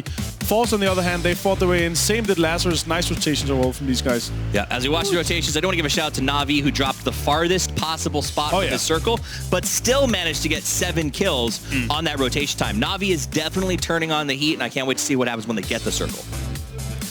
Well, you saw them first game, didn't you? Yeah, well, that one was like, that was one of those wins where like you just have to sit there, right? So you didn't get to see Na'Vi doing Na'Vi things. Now here's that fight. Entis, Ace, and Rumblers kind of just got into a standoff by the ramp. Yeah. And it was just sort of Force got to sit there and enjoy. Guy, who gave Entis Ace the digital athletics magnet for the circle? Because it has been slightly prevalent here when it comes to them eventually just sitting around having circles slowly descend on them. This is another game where they got it. In my opinion, though, here, Rumblers should have made a move on them. They had the knocks, they had the opportunities to do so, and because they didn't, they fell victim to a third party that they could avoid themselves if they made a move on Ace, which was on the road. Well, they didn't want to push too early, though, because they knew that they had another team on the north. They wanted to make sure that they could hold them out, and you could see that they sent 2 guys up north, holding that out. Loss and Micro, make sure the Force wouldn't push them. Loss even got a knock on one of the Force guys. Points mean prizes. We have 18 points for OG and Entis Force up towards the top there. Lazarus with the 11 kills. 15 points going to them and 12 points to the Rumblers yet again. They continue basically to defy expectations of them here in PGC. I mean, when you've got nothing to lose, you've got everything to gain, and that's what they've been doing. They've been saying, we're just going to go after it, and they're doing it effectively. I don't think these teams know how to handle sort of this chaos. I mean, in that last one, they said, okay, 2 of you handle Ace, two of us handle Force, and a lot of other teams would have hard committed 4 on the push. Guys, this is 3 second places for Rumblers in 5 games. That's so insane. Look, and they didn't even play Sanhok. Yeah, imagine Sanhok wasn't in the pool. Exactly. They're just compensating for the bad plays on Sanhok. Yeah, and that's what they do. I do want to give a shout out to Ace, though. You said they have magnets, but there's no Ace lull here. These guys are putting up kills every single time, even when they get a circle. And here are the overall standings here for what is happening so far today. TSM still sits at the top with that 47 points. The Rumblers, though, second place right now with 44 points. They've got to be absolutely beaming from ear to ear with the amount of smiles that could potentially be there. That is fantastic by them. I mean, I said, when we started this thing, I was like, Rumblers has a good upside. They could catch people off guard, maybe Dark Horse to get to the second round. But if you said they're going to be close to passing TSM on the last game of the day, I would have chuckled softly. Now, wow. Yeah, absolutely. A little bit of a heartbreak for Infantry Clan in that game, of course. They now do have their full strength 4-man roster still here. And personally, I'm rooting for them for the last game.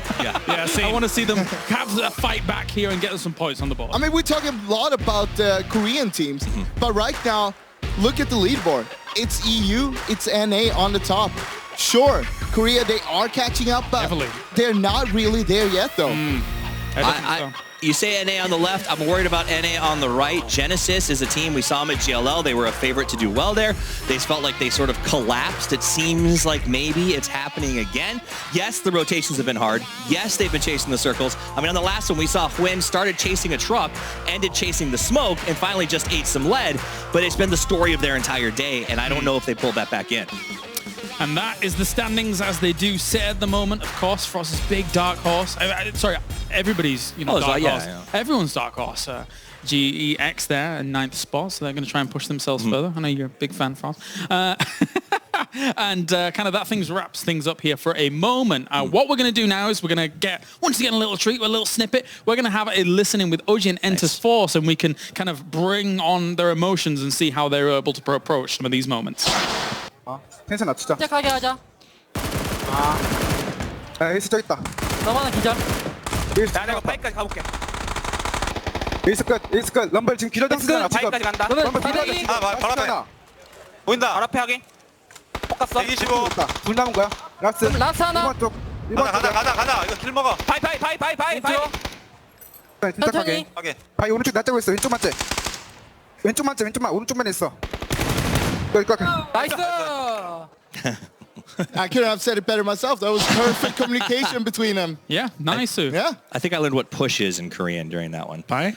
Yeah, that's what I think. Or that could be push or rock. Well, one of the two, because he was down and it was like that. Oh, he's going to flush me. Go, go, go. I think a lot of energy kind of brought out between all of these players when they're in like one of those kind of tense situations. I'm a big fan of Naisu. In many esports that I've covered, whenever I've been listening to the Korean teams, that is very, very much so on their mind when they do something very good.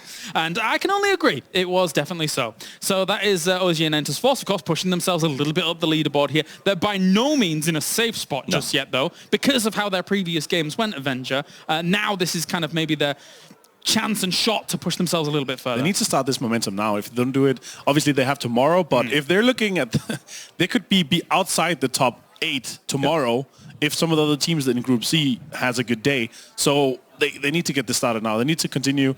They need to get one more good game here so they can start off with a good momentum tomorrow. But if there's a team that has the ability to do it, it's Force. They have land pedigree. They've been through this before. Unlike Ace, where really I think only one of their players sort of has the international land pedigree. They're a team that I think had to get out in front pretty early to sort of stay stress-free and play their game. Force, I'm not super stressed. I think they go home, they make plan changes, they come back, and they do really well next time. I mean, Miramar doesn't seem to be any problem for them. No, it's true. Erangel, on the other hand, is something they need to work on. That is free of the games. That's 50% of the games they're going to be playing there tomorrow. And they need to make sure that becomes much better than today. And with that, it's final game time. We are going into game 6 of 6 here between A and B as we head over to Pansy and Sims for all of the action once again. We are still seeing such a dominant top 4 here. I'm so happy to see the Rumblers just pushing themselves a little further here. That does bring a smile to my face. And I want to see if TSM can find their footing here on Miramar. Still in first, but they have to kind of solidify everything. Tempo no longer in the top 4, but it's by 1 mere point. It's call close. that placement, call that a frag. No matter which way you look at it, Lazarus up there, and as it was touched on the desk, unfortunately, yet really to show its full hand, its full potential. Korea, it's there. It's lingering in the distance. It's back-burning. I think now if Gen G and Hentus Force, they've just kind of opened up and found their footing here. I don't want to say a little bit too late than never because they've still got another full day of it, but you can't have these late play games in a competition like this. But they're the one region you give a little room on because there's such pedigree. Yeah. There is the chance that they step up. I don't think we could put that to any other region just yet. I think we have been proven time and time again that they are incredibly strong. But that will eventually fall away. This was a glimmer of what we expect to come. It wasn't the dominance that we've seen in the past. Now, looking towards the top here, Na'Vi, I still want to see that beast. I want to see it appear. I want to see the terrifying team. I don't want to see them losing basically a 2v4. That is an error being made by any team's account. Senya gets caught off. That's a bad loss. You don't like to see that. Maybe poor timing, maybe not. Whatever it is, you got to fix it.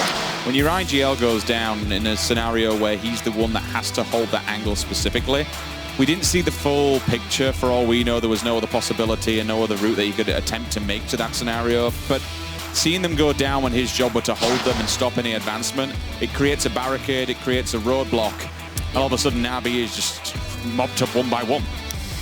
Final game of the day. Let's find out who wants to stamp their authority going forward. Who is going to be turning those heads? We know a couple of teams have come out firing on all fronts. But who's willing to join them? Who's willing to put in that last bit of effort? Push that a little bit further. It's north to south again. Everything's available. Maybe a reach for some, but it's all to play for. 7 teams above the 30-point mark. And then just below them, we'll see from 23 to 28, 5 teams all locked together head-to-head, separated by a mere few points. Now remember, this isn't initially like the group stages. With them, you had your groups, you then went down to an elimination. With the semis, we play A versus B today, B versus C tomorrow, and then A versus C. When it's all said and done, there's no second chances. 8 of these teams will be going home. We'll be sending 16 to the grand finals in Oakland. It's do or die. You get 12 games, get your points, get your kills, get your placements. Because if you're not in that top 16, you ain't going to the grand finals. I bloody love this game, Rich. It's a damn good game, and there are so many scenarios, which is what make it so damn fun to cast and watch. All right, you guys are home. This is your time. Get involved. Let us know who you think's got this as well. Spam out Twitch chat. I don't care. Let us know who you're backing coming into the final game of the day. The community makes this game incredible, and we get to see the very best of it here. And of course, let's see those drops. Anyone close by, anyone contesting, anyone having early battles potentially. So far, it's pretty busy around Los Leones, to be fair, but I think it's a couple of... Ooh. Hello. Okay, northeast we go. And you can see there's almost a line that runs around that kind of, I guess, west to south side. You see VC there was Lazarus there. A couple of the others, I think, potentially Entus. Yeah, they're reaching a little further north here. But Sun Sisters, this is all of their territory.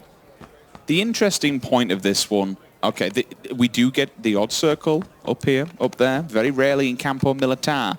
But generally speaking, between the trifecta of Campo Militar, Torre Moada, and Tierra Bronca, you see the circle shifting down. Again, this is all generally speaking, and what we've seen in past...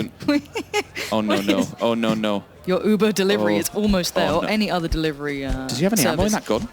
It's not reloaded. Oh, okay, there we go. It's come back. But how would you ever think someone's coming in that late? Like, who would ever think... That's... Songjan's like, I'm so glad you haven't seen me here. Leave, please leave. I'll take the Thank machete you. and that's it. I'm fine. It's like, oh no, they've taken my guns. Oh my gosh. Walking around with the Uzi. That's very lucky. PUBG. Laughs in Brendan. Okay, so I'm looking at teams who have interesting points of entry on this one. Na'Vi, that position suddenly becomes so much more viable than it was before. And then you look on the other side of it, Tempo Storm, for example. Both of these teams have the extremity approach. You get a nicer way in than most other circles because not many people are going to go around you because, simply put, you can't. Now, Sun Sister are quite split up here. They're not quite as compact as you'd imagine, and early teams shifting around could maybe pressure some of their individuals. Well, let's play off the premise that we won't get the circles up towards Militar, Moada, and Bronca, so it will shift down. At the moment, the Sun Sisters, you get another triangle effect with on the roads from where they are looting all the way down to Elazar in the central side of the map. This is basically the strongest place you want to be right now. But you will get the problem that you're seeing on your screens appear. Teams that will be rotating, teams that get kind of picky and scrappy. The gear, it's going to be poor. The guns and all the attachments, the scopes, might not be there. That includes the meds and the bullets as well. There is a bigger game to that. If you want to go early for these positions, by word, you will be trading off on your looting capabilities and the stuff that you have, taking them into later stages of the game. Hey, look, if I was going to highlight TSM before for their kills, I can't look past Purdy Curdy. This guy putting up numbers, 13 already. Quite lucky for him for now.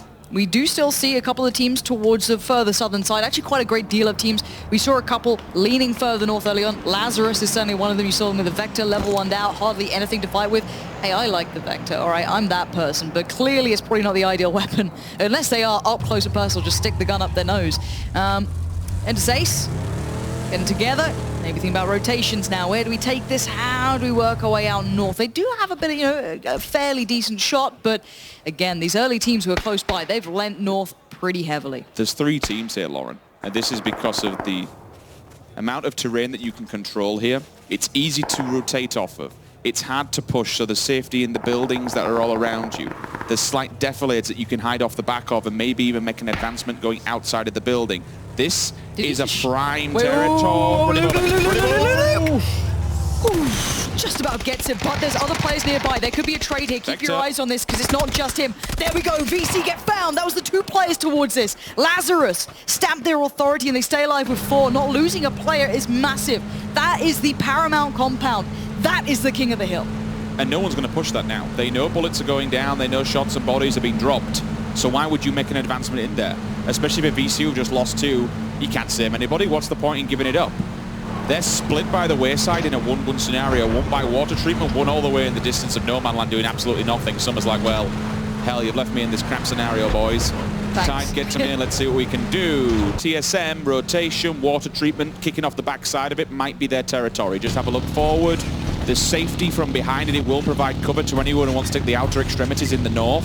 Further down south, it's a more difficult time, I want to say. The rotations, they'll be slow, they'll be playing the outskirts because that center area, again, if we are working off the premise that the northern edge of the circle won't be in play here, everyone's going to be kicking it towards the central side. Hacienda And the roadside extremities of all the kind of buildings that are on those, you have the little oil tankers, you have one of the gas stations.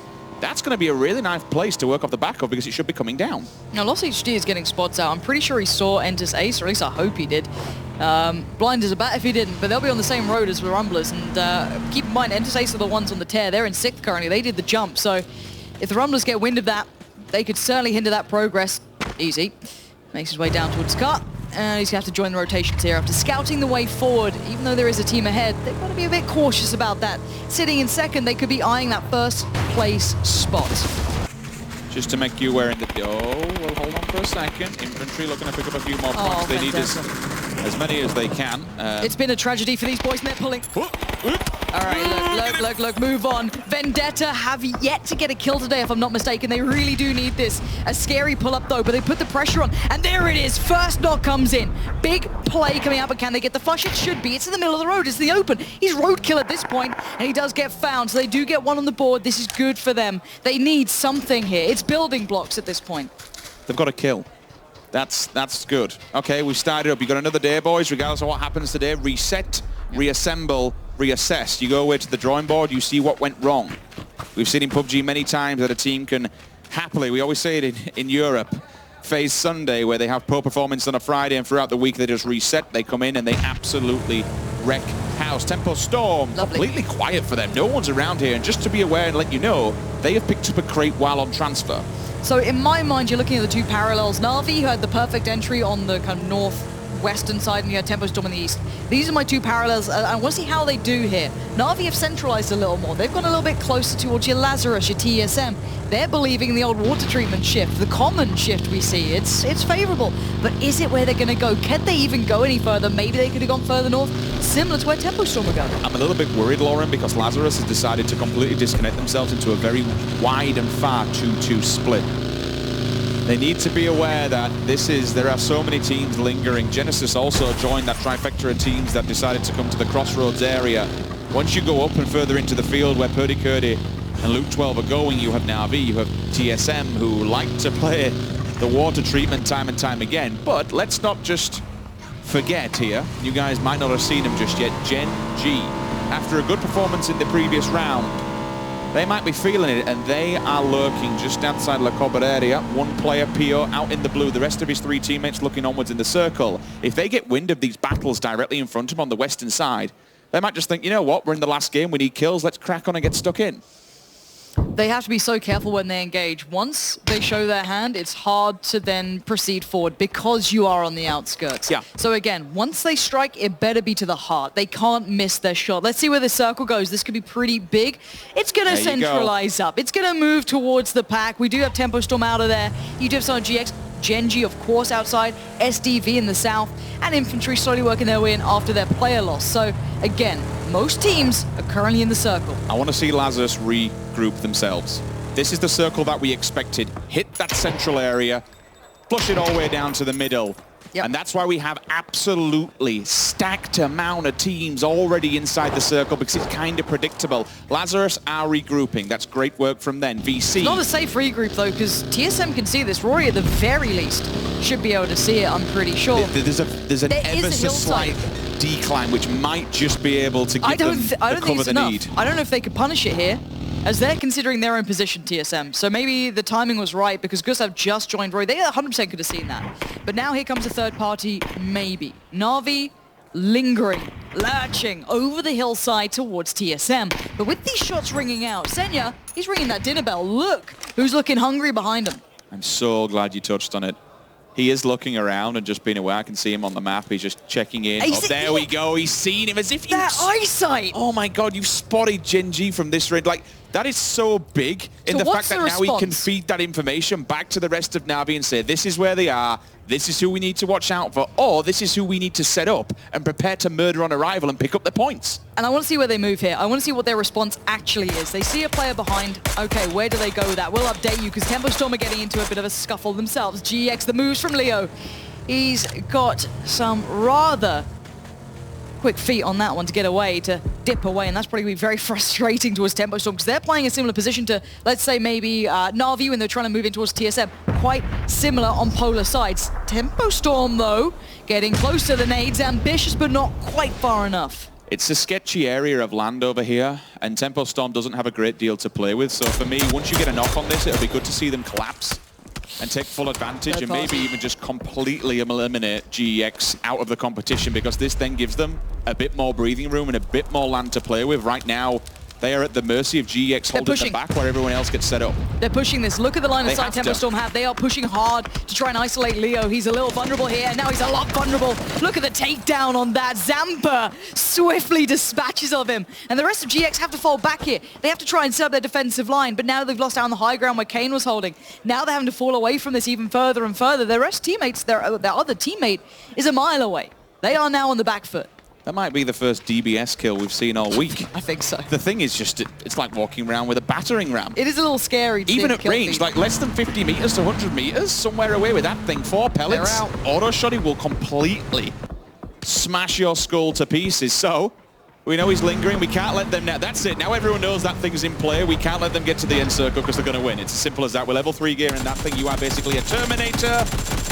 Speaking of Terminated, GX might be at the mercy here of the AKM. The third party, though, does hold the gun back for now. Oh, these guys are getting battered from everywhere. There's no respite. They can't find a second. Kane trying to get off a heal. He does finally get himself back up to full HP. With 7 meds, you kind of hope you get a chance to get one of them off. Finally gets healed up, but now they're sharing the compound. But I guess they're alive at least. Gen G's still playing it real. Oh. Hello, enters Force. Hello? God, look at how much land they have behind them. That's insane. And this is because everyone committed again to the central side, and then you just get the hard yeet all the way down to the southeast. And then, yeah, the splitters work perfectly. They reconsolidate themselves. They get that compound that is inside with the defensive stance of the ball that's around it. But I'm not going to look past the Rumblers coming in on the southern side. It's a hard approach, but they did this kind of last time. And we are seeing GEX stabilizing, staying alive, claiming the compound, but for what it's worth, they're still not in the circle. Still got a long way to go. Tempo Storm can kind of go the way they came in, far east.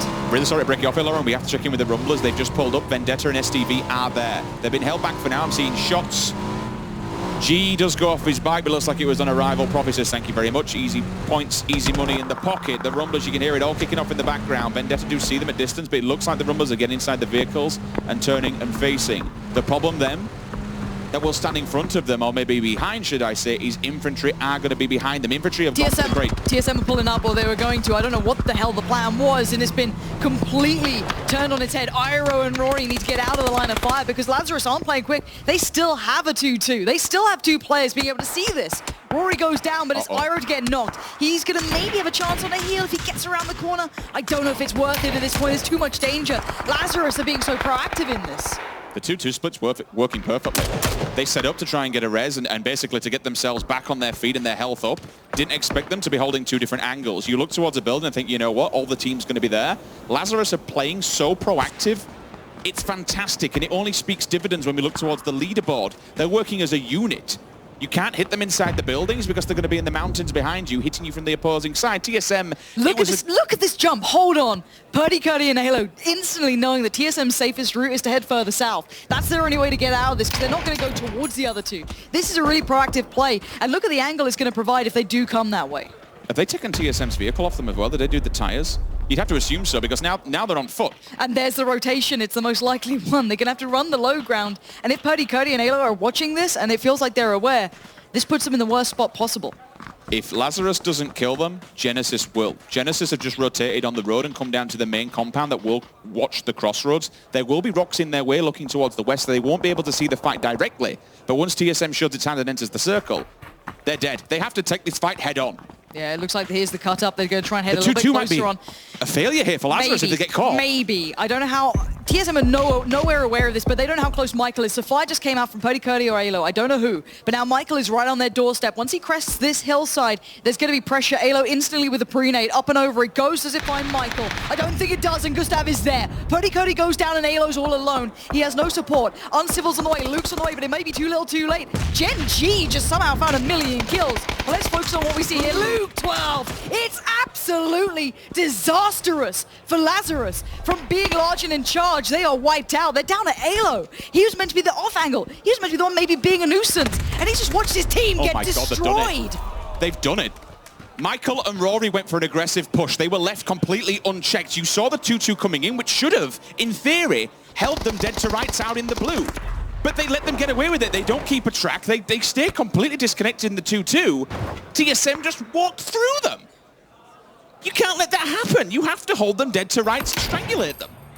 All right, let's catch up on what we just saw outside of that. We do have Gen G making their way in, but only towards that last circle. It's moving again. The Rumblers are now not in the circle. They will be gate-kept. They need to find a new way through, and it might be a southeast swing.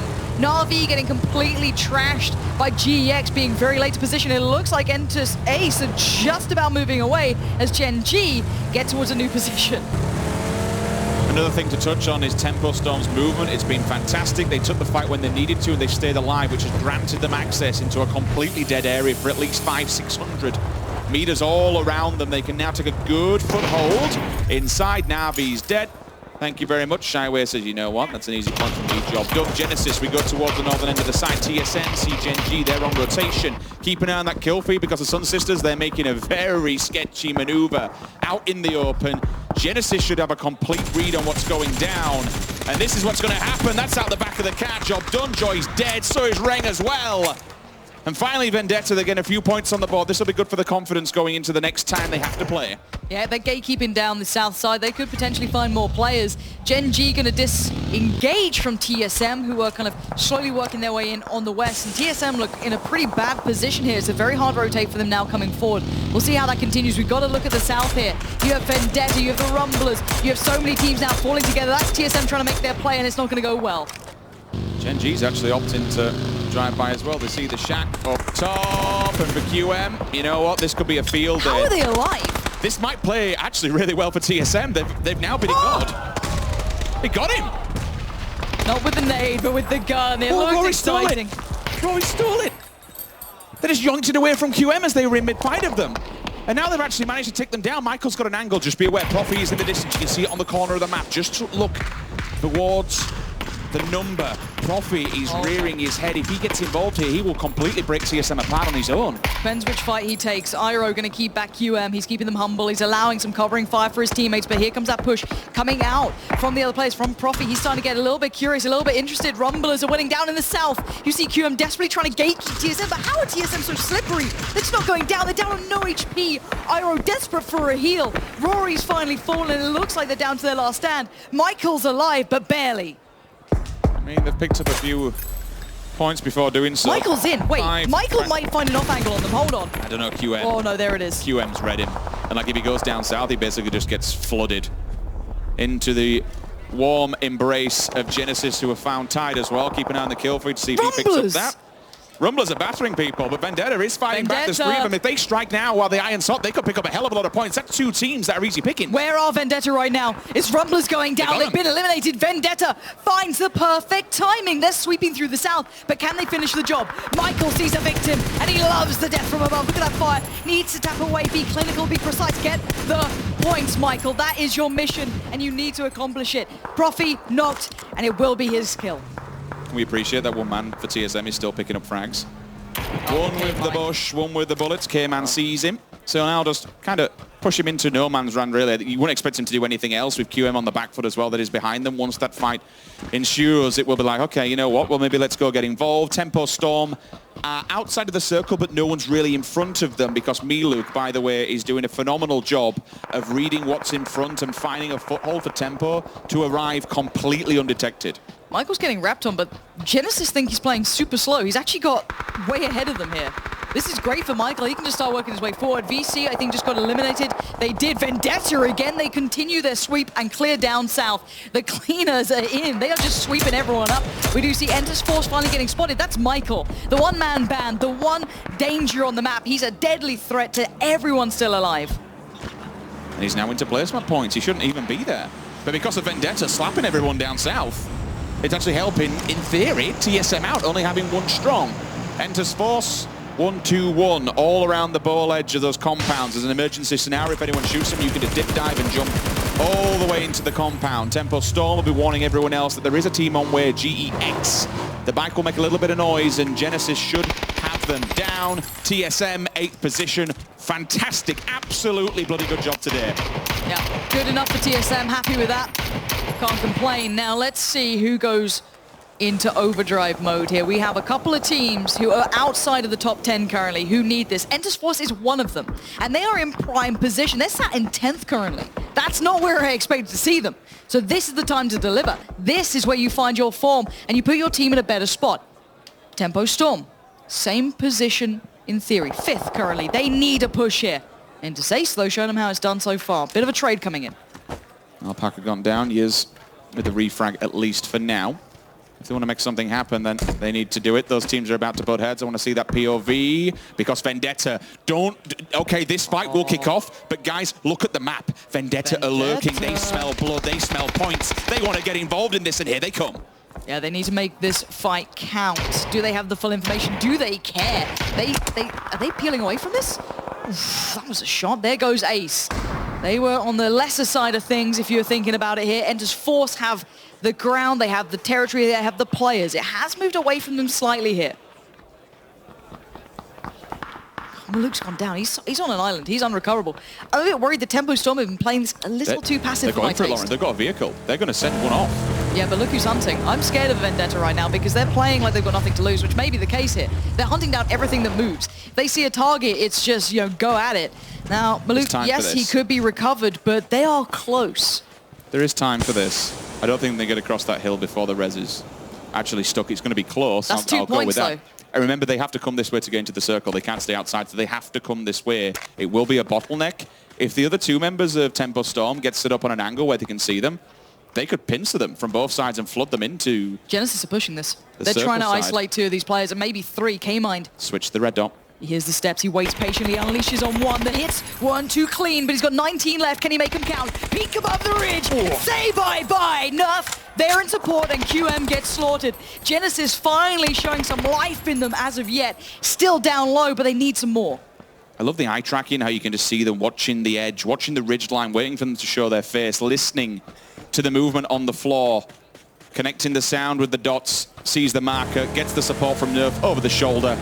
And it's 2 points for Genesis. It'll be a placement as well. They are all in a car, and there's somebody just downwind of them. I think, you know what, I'm going to be honest here. Unless GX hit this absolute world star of a nade, they may have gone a little bit early there, because now they've put themselves in a very precarious position that Tempo knows exactly where they are. Had they held their trigger there, they'd have had the drop on them. But look at line of sight. It's gone towards Genesis. They have vision on this Vendetta. Of course they're in the fight. They want everything. They're just screaming for more here. Tempo Storm well aware of their positioning. And now everyone's kind of held in place. Genesis trying to lock back QM. That'd be a big pickup for them. Another point is a point in the right direction. They're currently on 26, and Entus Force are on 28. They're the next jump up point for them. So anything helps here.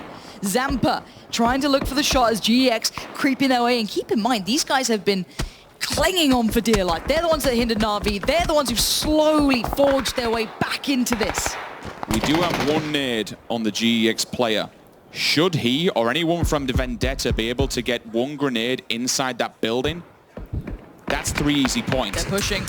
The building's not safe either. There are multiple. There's 2 windows in it and 1 open door. Like, that's why you saw Tempo committing so many smokes and so much utility. But once that's gone, they're open exposed. You're better off with a rock that you can actually deny 1 point of cover, because that provides absolutely nothing. Let's take stock. 5 teams, 16 alive, and the first knock comes in. That's towards Tempo Storm, getting far too much attention across the map. K-Mind happy to deliver. Vendetta now suffer a similar fate at the hands of Entus Force, who sit central until then. Suddenly it's moved away. They were kings of the hill for so long. They sat in that compound so pretty, and now they've got to move. Tempo Storm, yes, they're central, but they're losing players. All eyes turn on them. Genesis could make a sweep here. GX in the north playing it low-key, trying to stay calm on the dark side of the hill, playing it as slowly as possible. Entus Force looking towards an east sweep. You have Genesis on the north side. I really like the play from Tempo Storm to commit all their utility to get to a better position. It now gives them the rocks to play with and the defilades and just to be able to deny line of and just sight. force in some vehicles here. It looks like it's time to move up. Oh, if Vendetta see them though, Lauren, this will completely throw everything they've been building in the distance. Uh-oh, this could be a huge problem for Force. They are looking in a little bit of bother here. Sharky on the heel. They just need to stay quiet, Tempo Storm. They just do not want to fight for a second. They want to let Vendetta do the work for them. Give them a second or two. Genesis now starting to line themselves up here. Look at the lines of sight. As soon as they go over the line, you're going to see GEX get a couple of shots. But they need to continue to push. They need to find their way into that next position. There's a shack. There's something they could play with. They want it desperately. They want to play a way in. Entus Force yet to step to circle. GEX came into this as 9th, Entus Force as 12, Genesis as 14, Vendetta 16. For these teams that are here now in this placement in the top 5, this is good points. Placement, yeah, it'll be okay. But if you can do what Vendetta is doing and picking up the frags, that's where you're going to be able to make some momentum on that leaderboard. Yeah, we are seeing Vendetta now getting the attention of just about everyone. Entus Force need to get past them to go forward, but K-Mine coming into his own. They've claimed that western side. It's theirs. Entus Force can no longer move that side here, and you're going to see the last remaining member of Vendetta maybe trying to do something, make a final stand, can't make it happen. Entus Force now has a step in the door, but will someone shut it on them? Oop, second one comes up. The res was quick, but the movement was slow. They didn't move from that individual spot. The Ranade still alive and kicking on Genesis. The second one is the follow-up. It does bounce a little bit too far, but now they're bleeding out so fast. And so Nerf, oh, didn't see him. Nerf is actually going to go for a low push here. Sharky can't do anything. He's completely disconnected. He will be dead. If I was Sharky, I'd probably move out and give the information to the rest of Tempo Storm who's still alive. Zampa tries to get away, tries to get to Sharky, but suffers a similar fate. Nerf has found one of GEX. He's trying to control that northern side, trying to get rid of the team that's probably going to have the upper hand. But here comes the play towards Tempo Storm. They're getting flushed. They're getting found. Entus Force still holds the south, but look who's creeping. Look who's getting close. K-Mine, H-Win, they're just over the hillside. They're waiting so patiently. If they show face, they're going to rip it off them. Tempo Storm now being pushed. There's Force. There they come. They take their spot. They've moved 2 in, but now the other 2. The back 2 players get the engage from Genesis. They're trying to hold this back so bad. They need this one to stay where it is. Nerf's getting the attention, but it's K-Mind and it's H-Win who can do the damage. They have to take this fight in front of them because they can't advance into the circle. Nerf holds them at gunpoint from range. H-Win goes outside up against the blue. I don't think they know where he is. If he takes that on angle, which he does, 1-2, it's the world, that's massive!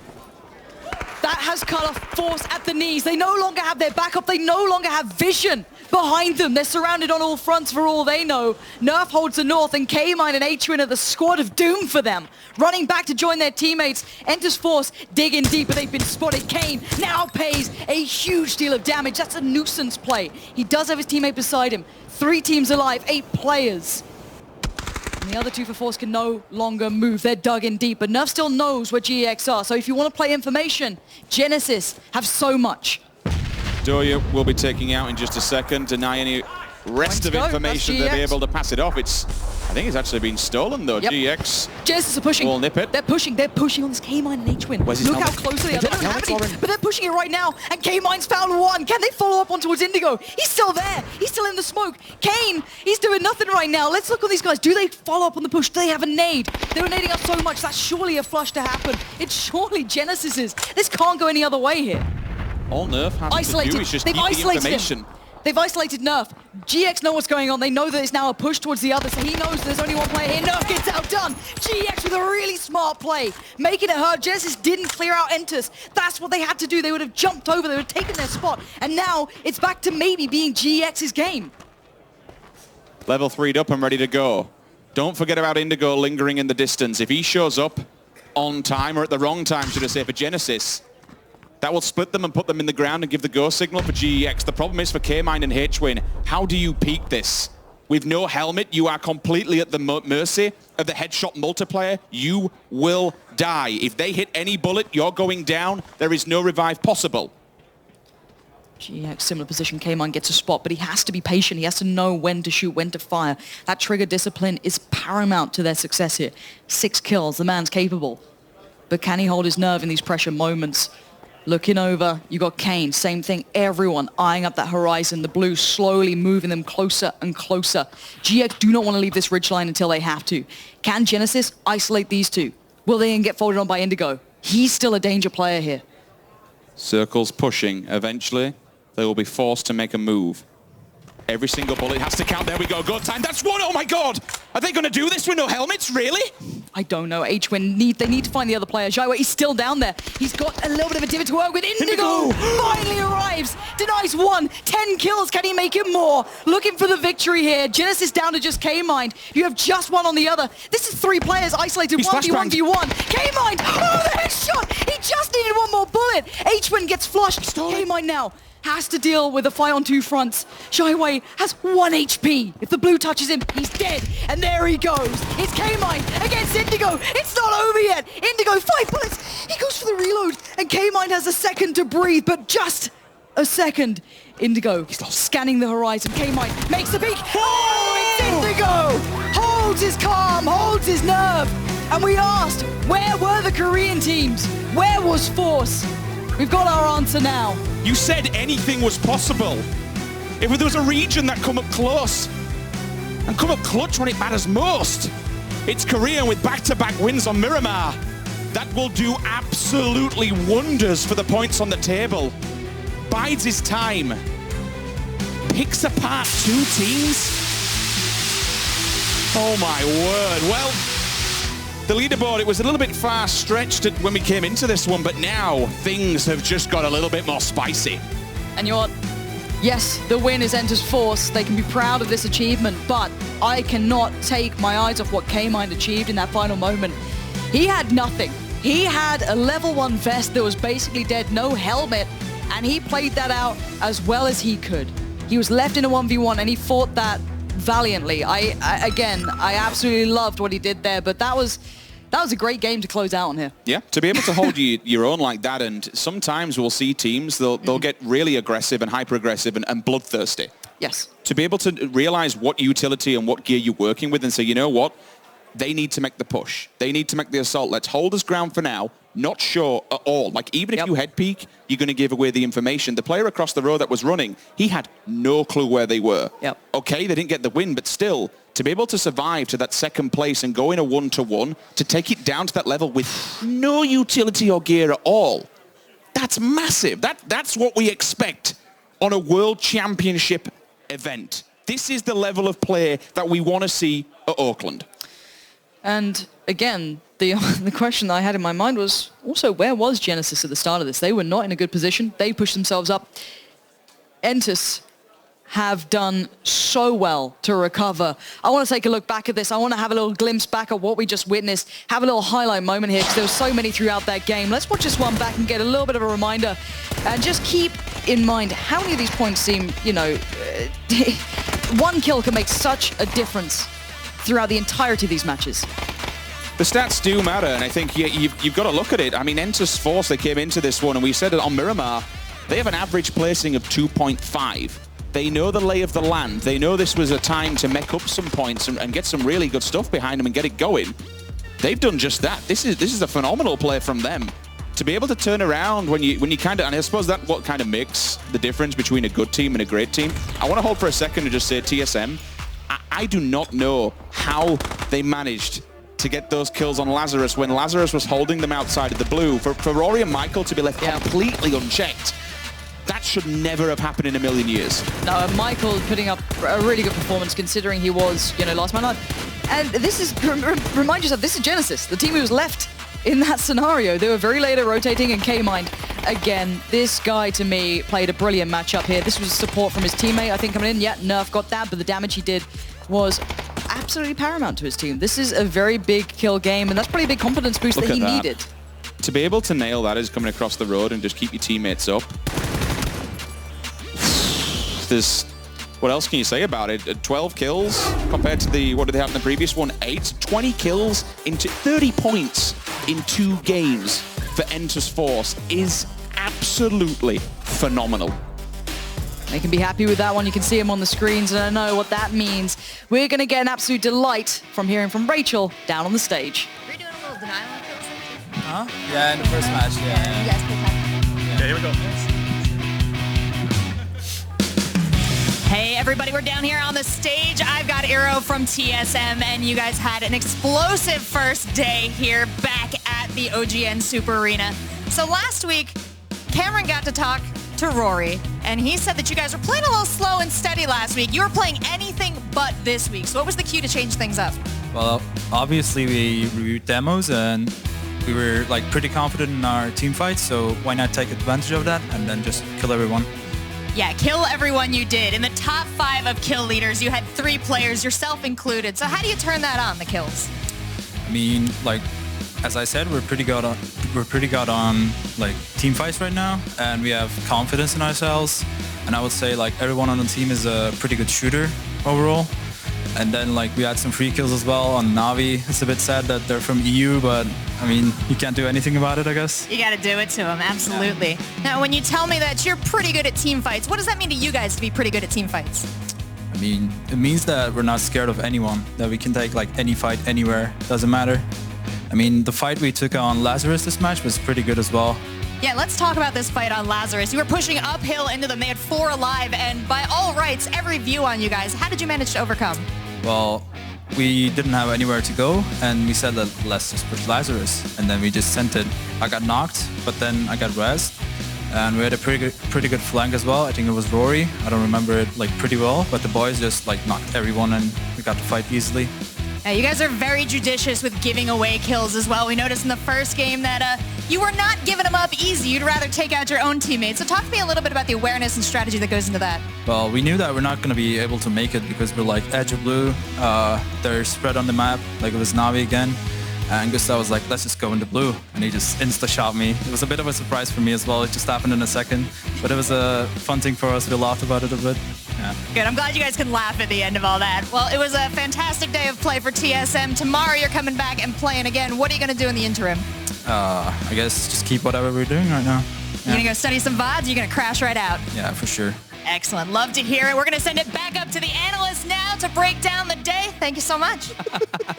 Yes. As we have a double header of OG and Intus Force there towards the end. So much force, in fact. Froz almost fell off his stage piece. Crazy stuff going on here whilst we hear from Iro. A big congratulations, obviously, to TSM to take the #1 spot today. However, the road is not over yet. Here are the points coming in from our final game. OG and Intus Force, as Rich mentioned, 30 points in 2 games. Massive, massive stuff. 40 points. 40 points. 40 points. He did the math wrong in 2 games. Massive. I like the 10-point increase from the end of the match to now. Really solid. No, Force came out. I mean, we said in the last one, this is a team that can play catch up. They've got the mental fortitude. They've got the LAN experience. They clearly got their wits about them and came out and got the double on Miramar. Yeah. Man, that was an amazing way to end the day. Definitely. Genesis, though, getting second place with 11 kills. That's something they need for tomorrow as well. Except they got to stop being good only on the last game of the day. That's true, but also Force guys, 5 points in 4 games. To step it up like this, this is what they needed. They're going to be back tomorrow, and this is the momentum we talked about. They literally kicked the snowball off the mountain and started rolling and became extremely big in 2 games. At the same time, though, if they want their campaign to be successful, to become like a world champion here at PGC, they need to be better on everything other than Miramar, right? Right. Yeah, I mean, on Erangel, for example, I feel like they need to push out Genesis out of the city, though. Well, let's talk about the leaderboard for today. Of course, a lot of the teams at the top of this leaderboard are very, very safe considering what is to come. You know, they've got a good chunk of points there going into the next 2 days. And obviously, all of these teams only have 1 more play day apiece. So TSM at the moment with 54 points leads the charge. A lot of variation with, well, a lot of Europe, of North America and Korea up towards the top there to get things going. I mean, I'm hyped. Like, I work for the MPL. I watch the North American guys play all the time. To see all 4 of our teams on the left side of the bracket after today, that's a big thing for me because this was one of the big challenging days, I think, for North America. Yeah, that's pretty huge, actually. But overall, Rumbless getting second place. Yeah! And both Rumbless and TSM, they're on the top here. None of them got a win today. That just shows how consistent they've been today and how they can continue with that the upcoming days. That's a good point. 2 wins and still can't pass them. TSM had 1 second place. The rest was outside the placement points, except for some of the games. They had so many kills. It was absolutely insane. 10 placement points. The rest was kills. Wow. So it's 44 kills, guys, in 6 games. Absolutely insane. I want to see what Rumbless can do if they can grab some points at Sanhok. How will that be? Can you imagine? Imagine a world where they knew how to get 2 points on Sandhawk. On an average. I think they're averaging 0 at the moment. There's a few teams, of course, that have got to be wary about their adjustments and going into the next couple of games, of course, a couple of days even, I should say. Infantry, Vendetta, Sun Sister down there. Vendetta and Infantry especially not breaking that 20-point mark. For Infantry not breaking even that 10-point mark. It is a difficult spot to be in. They got to step it up. I mean, at the end of the day, you send a player to the hospital for literally half the day. Lynn, who is a great player, wasn't with them. Yeah. And I think that I can say tomorrow, everyone will be cheering for them. I know the whole desk, if they have come out and do a good first game, like we're all going to be on their side. You want to see them bounce back after such a rough day. Well, gentlemen, before we kind of break more down, let's have another listen in here at PGC. 먼저 싸운다. 연막. 싸울 거야, 기다려봐.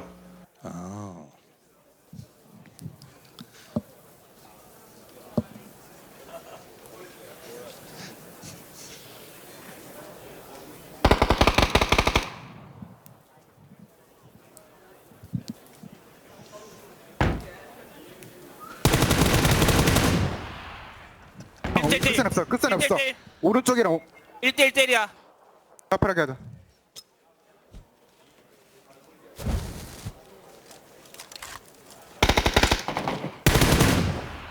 제네시스 오른쪽.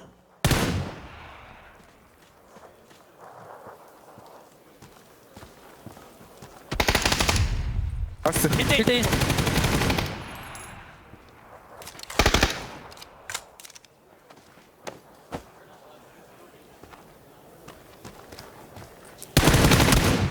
나이스. Riveting stuff. I think you had about 10 words during the whole play there. I will say though, the Naisu came as I expected it. But obviously, everybody's listening for steps here. Everybody's trying to pinpoint exactly where the other player is because he doesn't have a POE of him. It was like the cadence of guys who just showed up for work. Like they knew they were going to win this, yeah, played it well. Yeah, you know. All right, moving on. Groups B and C are tomorrow. We have 6 games coming at you, and it is going to be an exciting day. Once again, we have a lot of those PKL teams representing, and we have the debuts in the semi-finals, of course, of Ghost, 4 AM, Africa Freaks, Fatal, FaZe, T1, AHQ, W-Click, and Red Canids Kalunga. Very important. Hey, good job. Thank you very much there, Avenger. That was beautiful. We tried for all 4 of us. He knew I was going to do it. Yeah. But it's an exciting day tomorrow. We get to see all of those 8 teams play, as well as our teams from today trying to prove themselves even further. I mean, we get to see FaZe come out, and I think that they're probably going to surge up pretty well. I love that we don't get to see FaZe TSM until the final day, which I'm really looking forward to that. I think tomorrow's going to be a lot of fun. I think it's going to be interesting tomorrow and see how the teams that played today and is on the top. Teams like Rumblers, Force, and Navi, how are they going to play tomorrow? Are they going to go aggressive and try to bully people? Or are they going to just keep playing their game? You know what? That's exactly what you do. They should. The teams that have been playing today, they have a lead. They should be being out there and making sure that the other guys don't catch up, making sure that they kind of gatekeep them a little bit. That way you make sure that you stay in the top 8 after we're done on the Sunday. Well, you also got to remember, tomorrow is the last day for Group B. The guys who played today and will be playing tomorrow. So they have to step up big tomorrow as well. It's a little harder because you got to make sure you leave nothing on the field, right? But it's harder when you're not you don't know what the final score is going to be. So they need to come out from game 1 with that sense of we're playing catch up and play as if they've lost, as if they're in the bottom of the bracket, whether or not they're on top. And that is it for today, gentlemen. Thank you very much. And a huge shout out as well to Planetronics and Zowie by BenQ here, joining us for the PGC as things stand. We will be back tomorrow, same time, same place here, as we have Groups B and C going head to head. For Group B, it truly is do or die for the points tomorrow. We'll see you then.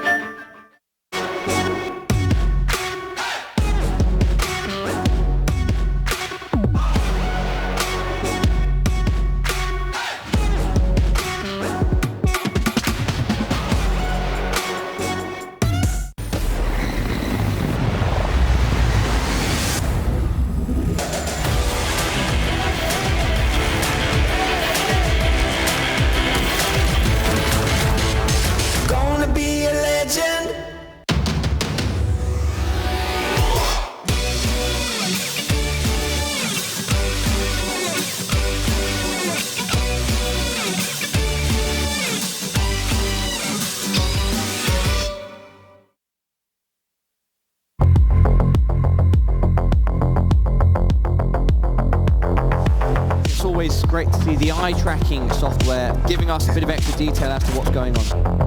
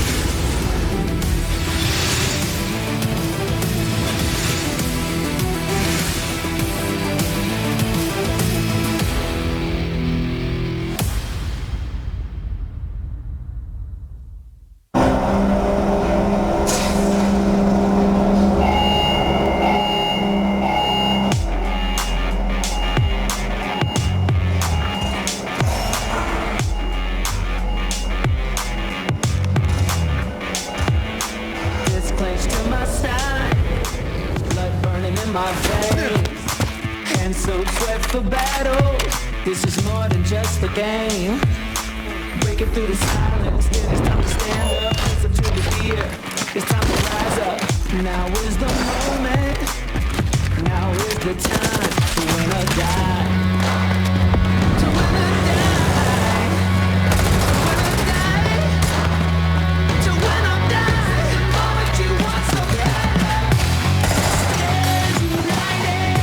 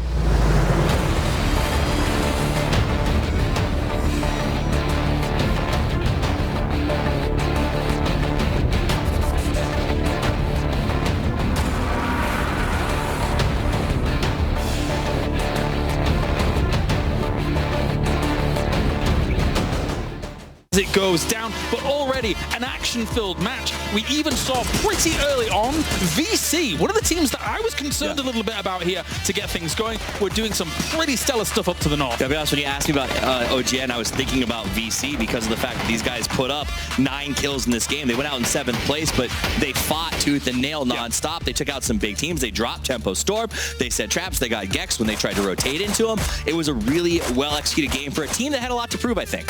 What I really loved is they were able to gatekeep effectively with just 2 guys alive. They managed to get so many kills. They were playing like there were 4, but there were only 2 guys doing it. That was beautiful play from them. Showing dominance, being just 2 guys, but still super aggressive. Making sure that, hey, if you run into us in the next game, we're still going to wipe you. Mixi, man, I know that Uba wins the fight in the end, but Mixi won it from the start. That 2-for-1 was the perfect exchange. Uba comes in and cleans up. You can call him the janitor if you want, because whenever he leaves a fight, it is sparkling. The 1-2 punch, though, cleaned up by a grenade towards the Vendetta as we have. Starting things off, Gen G and Infantry. This fight did not end for a while. It looked bad for Gen G, but it was all about timing, getting those 2 knocks on Infantry. That was the key of success, because with that, he could go for the rest on Esther. One of my fears with Gen G is Pio. He's taking on the great role of the team, but he's often overextended or out of position. In this fight, we saw Pio was pretty far away when this fight broke out and had to make his way all the way over. Ultimately, they win, but it cost them big time because of that, and I wonder if that'll carry on throughout the tournament.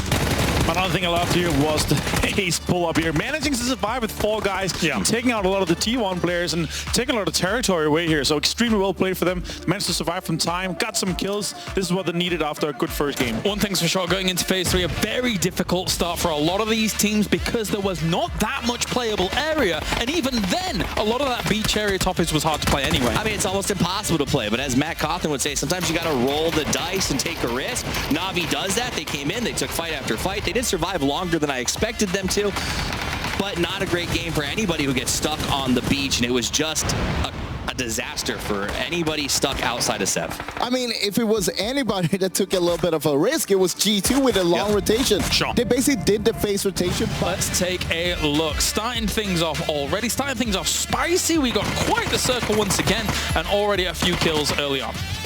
Infantry set a trap and got him easily there. We see Moody try to take a man out of a car, but the rest of his team was nearby, and it just was not meant to be. It was a rough time. Temple Storm, though, actually showing up for once. They got themselves 8 kills, and we saw some of them popping off here. Yeah, I mean, you say for once, they had a rough start. They made up on this one. It wasn't a good circle for them, and they still managed to get themselves into this. They picked up 8 kills in that game and got 4th place, so they're back above the cut line, as you heard them talk about earlier. I want to say, though, Infantry and Na'Vi, these guys, we've had an eastern circle, we've had a northern circle, we've had a northeastern circle as well. It's all away from their home turf. They have long rotations. They're going to come effectively in the last time. They're going to come in second circle. They're going to be on the edge, so they're forced to play like this.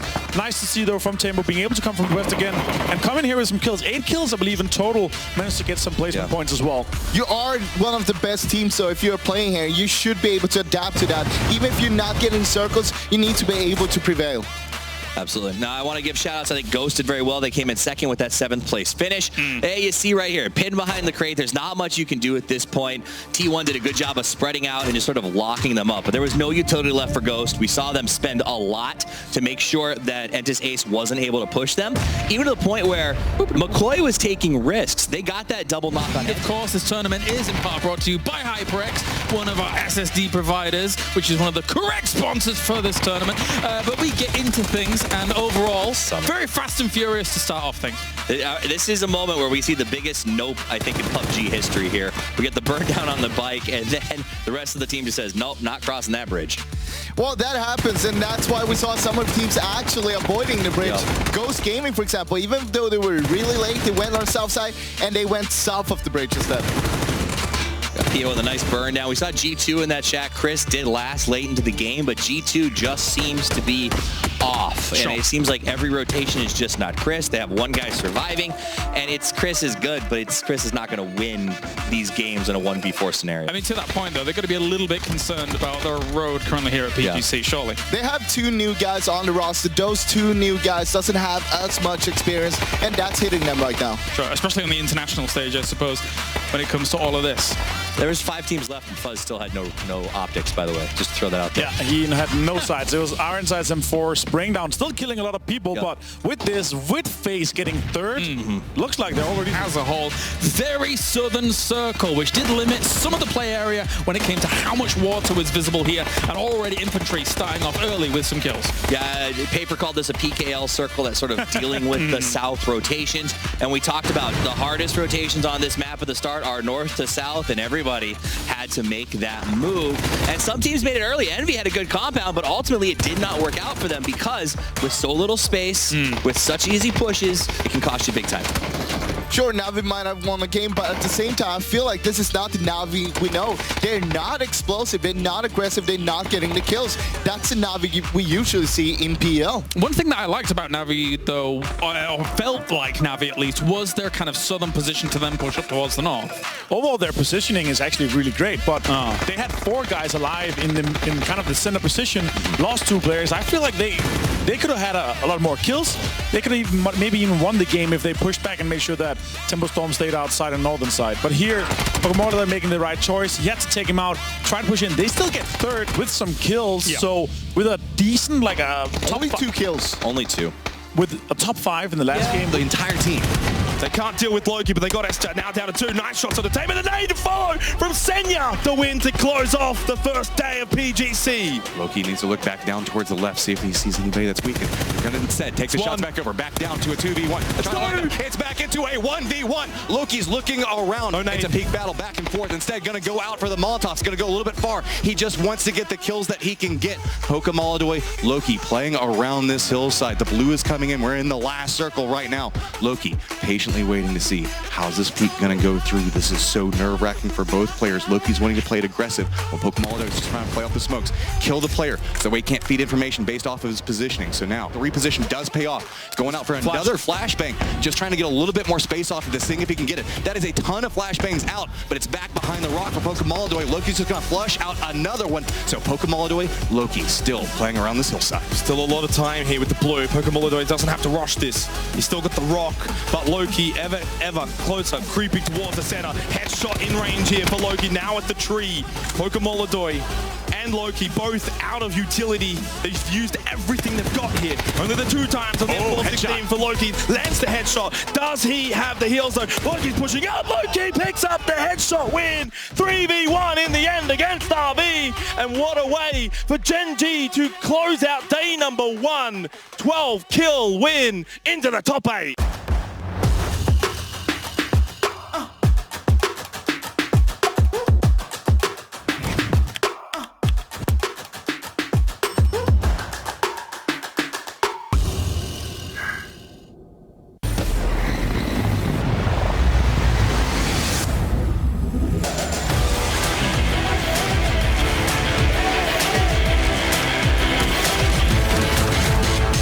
Gonna be a legend.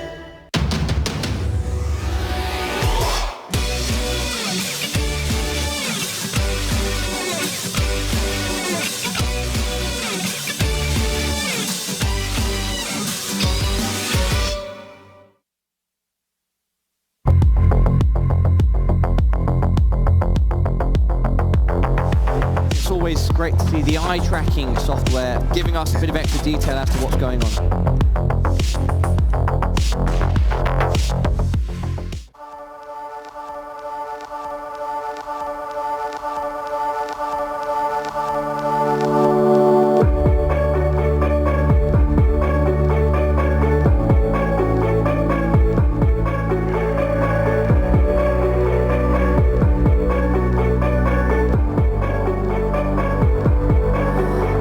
Kiss me when I come here on and now.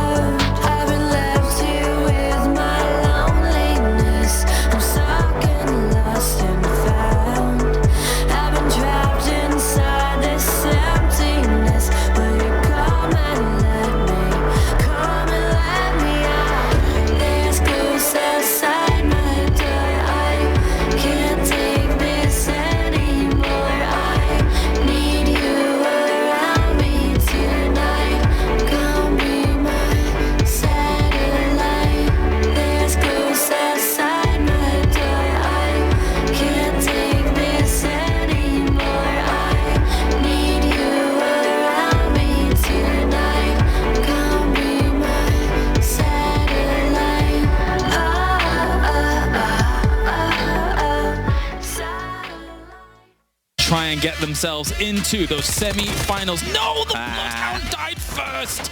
It's unfortunate. It's very unfortunate, but he is also extremely overextended. Also, Lazarus, they have to be happy for them getting this amount of points because they lost 2 players extremely early by being in a greedy 2-2 split. Nice try from Uncivil, though. Got 1 player down, but didn't manage to connect the next one. I mean, it was a good attempt at defense. They ended up getting very deep, like you said, considering their losses. They fell into a good Lazarus defensive style of play.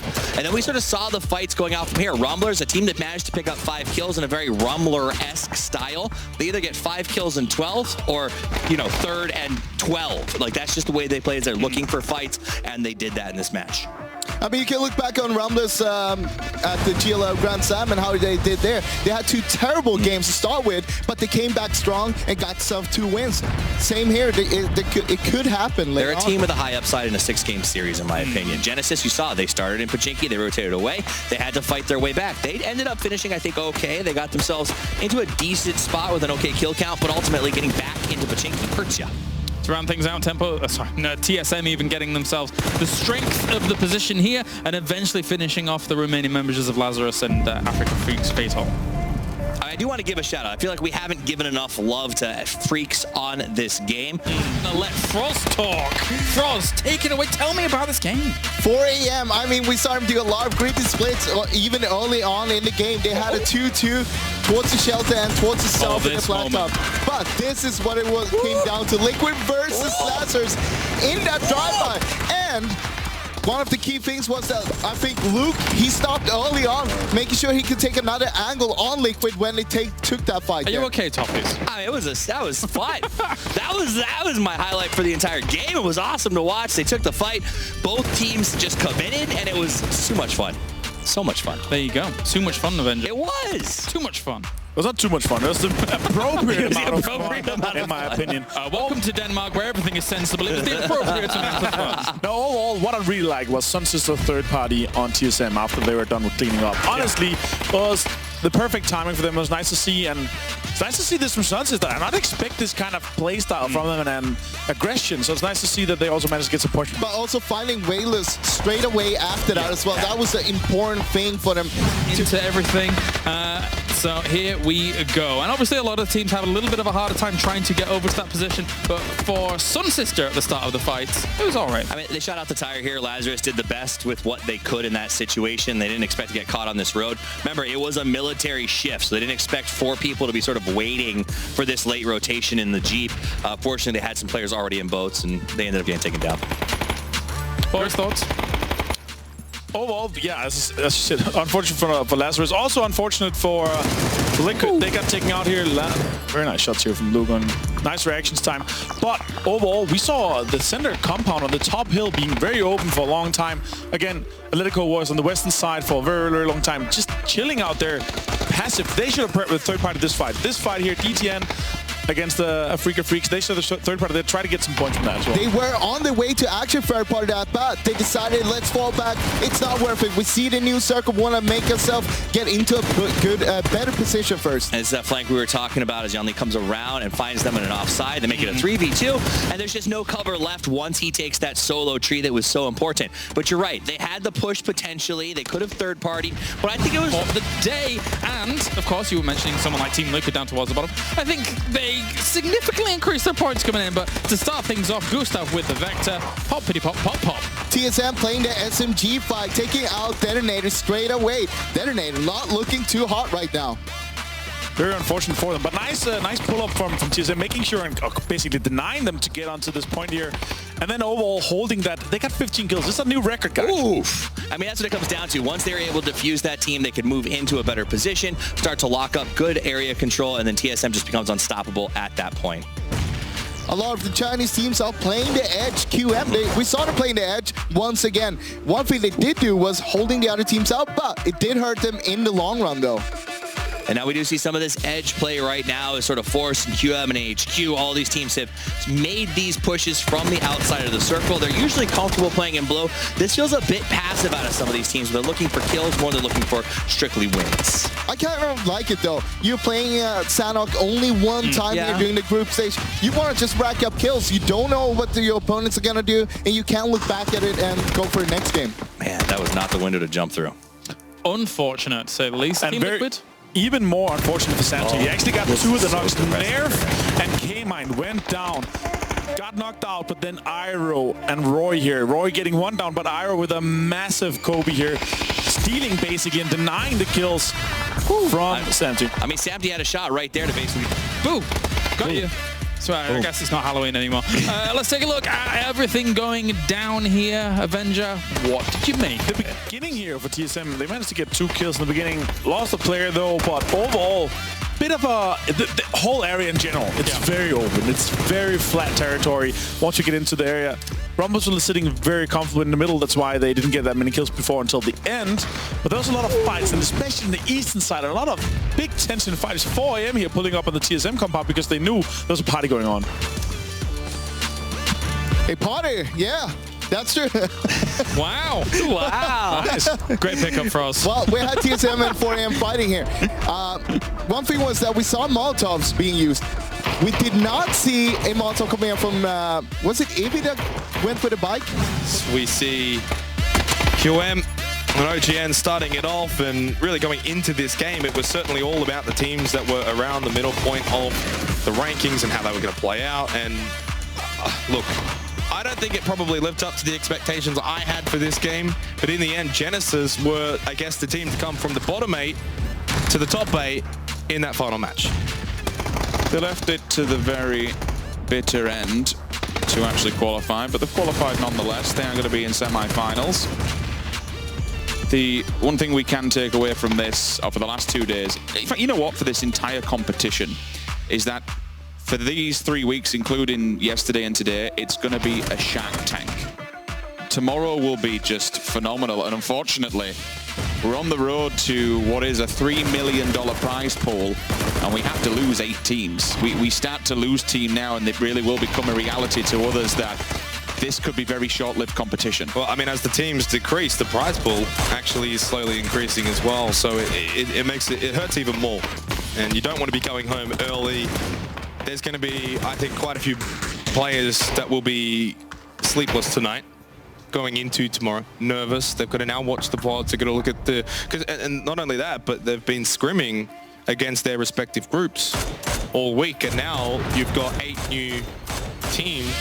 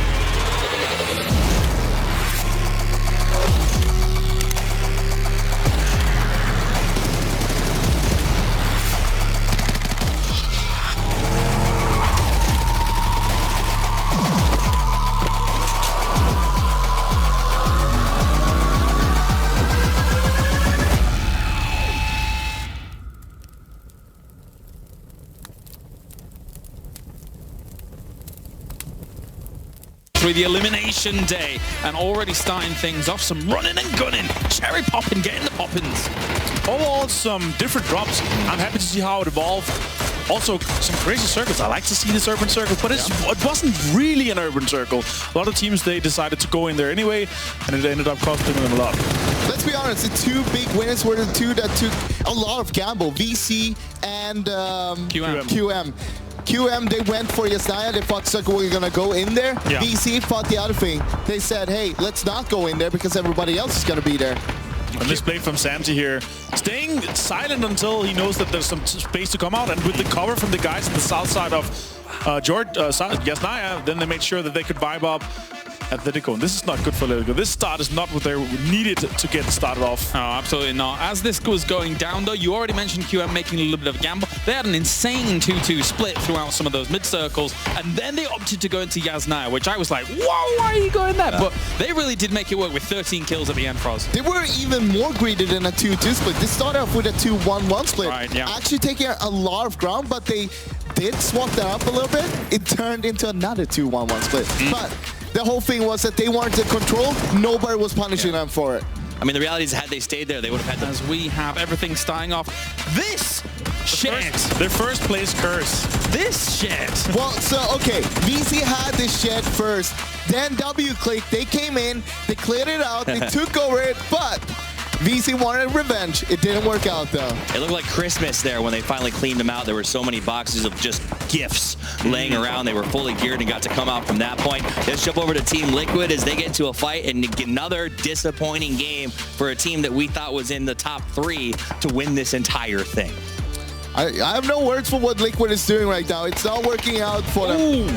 3 kills first games, 3 kills this game as well. But overall, nice to see from Envy. They managed to play really well here. They could have won it all, but Dogman's just too strong. Armory creates a veritable red zone as Envy comes sliding into this spot.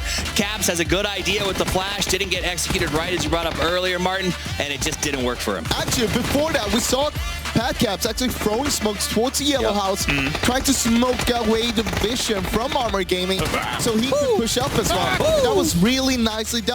But he was on the rooftop, so it didn't really matter. Very much so. The final moments there as Armory Gaming finishes off for day number 3 of PGC. And we started things off with a Duckman's play, as always. Unfortunately for him, though, it didn't end great. It didn't end great, but one of the best highlights in this game probably is this one that is coming up after this, with Duckman actually just turns. This turn here, with 10 HP, just turned absolutely insane. Of that distance. And the amount of respect that Sun Sister gave him on this like super long, like nobody peeked until both sides were covered. Nobody messes with Duckman. So QM and VC going head-to-head here in the beginning. Turned out very wrong for QM, very unfortunate for them, but that started the snowball for VC. They managed to get so many kills in this game, guys. Oh, yeah. 12, not bad. Big 12 kills, and then they got themselves a good spot towards the end. Nicely done against QM. Moving on here. Coming in from the south side of this circle can be a little bit treacherous. We saw them have to go down that kind of big slope Froz, which really did, you know, work in the end, I suppose. I mean, they played so well on the edge, make sure that this is what we were talking about, right? Picking the right fights. They were picking the right fights all the time, make sure we can win this one and then go on to the next one straight away. Then this move here. Well, for me, this is where VC shines. VC is their best when they're chasing the spot, right? When they're like, man, we're forced to pick fights. They pick good times to do it. And then when they get the circle, like we see here, I think they tend to let off the gas a little bit, and that lets people sort of move around them and catch them off guard. That was basically the only misplay VC did throughout the whole game. It was beautiful. They still got it actually, as we get into the proceedings of things and running and gunning and running and gunning, W-Click getting some points early. Atletico did not expect anybody to be in this position this late. The circle was already moving in, and it cost them basically the game. They lost 3 players in that rotation. Infantry, though, they managed to stay on the edge, bridge camp or gatekeep a lot of people, and get so many kills throughout this. Same did GEX, well, actually. G2 goes out there as well. I mean, we probably won't see them again, but W-Click did manage to get 6 kills with that late rotation, so at least they put a couple extra points on the board. Infantry, you mentioned them, 11 kills, big game for them in this lobby, putting up some huge numbers as we watch them pushing out of the blue. They played right on the edge. That's what you have to do. If you don't get the circle, play on the edge and look for those kills, and Lin nailed that fight. Ultimately, definitely. Them getting that many kills here, Froz, and the position of the 5th place, that means huge moves for them potentially here in this lobby. Yeah, coming into this game, I mean, Infantry, they were on 12th place. So they were still behind there, but after this one, I'm pretty sure we're going to see them towards the top now. Also, Red Canids managed to get some kills and a good placement. In the end, though, VC again, guys, with a win, massive kill here. And Tide is going to close it out. The world's widest peak. This is a wide peak, but without a helmet, guys. Without a helmet. It was a nice transition over to the left side afterwards, so. Yeah. This is an I've already qualified peak. Yeah, I'd go with that. Yeah, but it was smart too because it was such a wide peak when that first, you know, one more to come here. Team MV. Ooh-wee. Careful, calm down. Okay, an early fight. It's gonna cost Liquid 1 player early here, and Also ended up costing them one more, unfortunate. And Envy, it's looking very, very rough for them. They need to have a massive game going into the last game. It was some early rotations for them, but yeah, Infantry Clan is just too strong in this position here. At the same time, you gotta respect what they did. They tried to go for the points early on because they know that they need it. Yeah. And it was a chance, but it didn't work out this time. One more game, one more chance for them. I mean, it's one of those things where they've been playing not for the early points for so long in this tournament so far that I think it might be too little too late. And obviously that crash didn't go well with 2 knocks before they even left their cars, which is a really tough situation. An unfortunate position for Crow Crowd, having to traverse this area, it feels like, for us. Yeah, this is not what they wanted to see. Nuki in the back there as well. In the blue, he couldn't do anything about it because he was healing up. Else he could have covered the others, but because it was a little bit too late, it didn't work out at all. That's accepting your death. He flinched like a spider briefly. And like, well, you know. You could hear him. He heard the dink and was like, all right. Yeah, I'll take it. That's fine. We have Zoimate, unfortunately for him, eventually going down. But as you already mentioned, very important for him to try and make something happen there. Yeah, that was... On something like this, on an elimination stage, it's the hardest thing in the world that we have to let 8 teams go. Absolutely. Well, let's take a look at a few highlights from this final game. We can see WClick losing one early to Envy. Unfortunately, Envy was not able to pull much out together after that fact. Detonator again running into Rumblers, our one Korean squad that didn't make that the top teams here. A really, really rough day for them, unfortunately, because it's such a good squad. And that's something that you hate to say because so many of these teams are so deserving of being in this tournament, and it just happened to be we had to send 8 home, and that's how it is. It's probably going to be the same scenario as yesterday where we saw Genesis win the final game. We confirmed their position. Credit where credit's due. I'm taking absolutely nothing away from Andy, Rusty Zero, Raspu, and Psycho. They bided their time and they moved and they approached the final fights perfectly. You could see what they were doing while other teams were shooting. They back-built a system together to essentially form a line and move as a unit, clear out all the enemies, get the win under the belt, get the frags that they needed.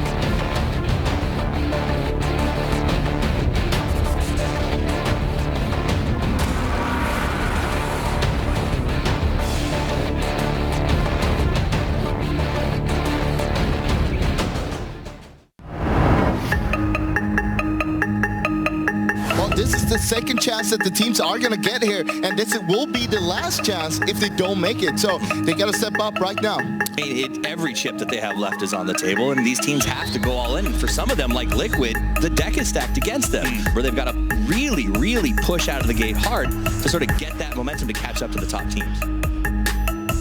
I think it's going as expected, except for Team Liquid. That's the only, Team Liquid and Detonator. I'm surprised they're in this lobby. See, Detonator's in a little bit of trouble here. Yep, okay, a lot bit of trouble as they go out in 12th place. That is bad news for that squad. As you can see, they were sitting in 13th going into this. One team for sure that's going home. Maybe G2. Definitely G2, I think. Like G2 and Liquid don't look like they're in a good spot. I feel like G2, they've been doing so bad for like 2 days now. They're not showing any sign of coming back. G2 is falling apart here as GYY coming up clutch. Nelo's left in a very, very difficult situation, to say the least. Nelo's doing everything he can to keep G2 in this. That would suggest that he doesn't have bandages, he doesn't have stims, and he also no longer has a place on this server because G2 are dead. They're teams that, they're so powerful that they can just come back with back-to-back wins or, even insane games. 4 versus 2, Team Liquid are returning. Do not count out Team Liquid! 11 kill win. They have returned. Made some good zones for us. Yeah, good zones. Yeah. About time. We've had only hard checks from us, so it's been really rough. But at the same time, we've been playing like shit. 방금 뒤에 리퀴드가 1등 했던 것처럼 저희도 1등해서 세미파이널까지 노력해봐야죠. Looking risky. Oh, detonator. Oh no.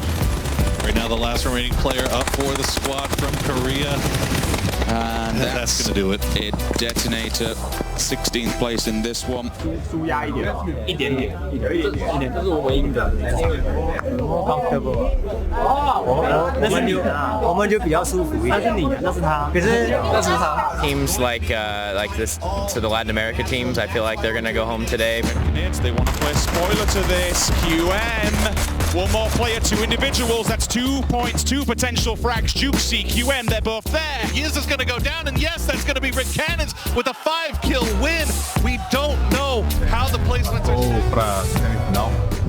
We gotta give respect and props to Red Cannons, the Latin American team coming out of nowhere here in the final game. Eu acho que os últimos jogos, querendo ou não, a gente teve pouco de ajuda da Safe, mas a gente conseguiu fechar esse último jogo bem. E a gente conseguiu pontuar bem também no São Roque e foi o que ajudou a gente a classificar. There are 3 PEL teams in this elimination group, and 3 PEL teams did not make it. The next 8 teams that are going to be following them are to your left-hand side of your screen right there. I forgot who was in the group. I just know it's the hardest group. I think there's 2 OGN. It's Gen G, both OGN. Yeah, both OGN. And then there's I think Navi is in there. And they like Genesis is in there. Ifty is in there as well. NBC. Oh yeah. BC's nuts. Yeah, I think BC is pretty good also. We won't have such a hard time in the group because of the teams that are in the group. They're good teams, but they don't play the same play style as us. So I think we won't be running into them too much. We have really good teams, but we also have like the 2 weakest teams in my opinion, so that helps as well. Who are the 2 weakest? I'm not gonna say. Who are the strongest? 4AM and FaZe and Afrika Freaks, so that's gonna be difficult. We're just happy that there's not teams like hard contesting us in our group. You know what I mean? Like none of the teams that are dropping super close to us ended up in our group, so that's always good. So you're pretty confident? I mean, you never know, but obviously we're happy with our group, so.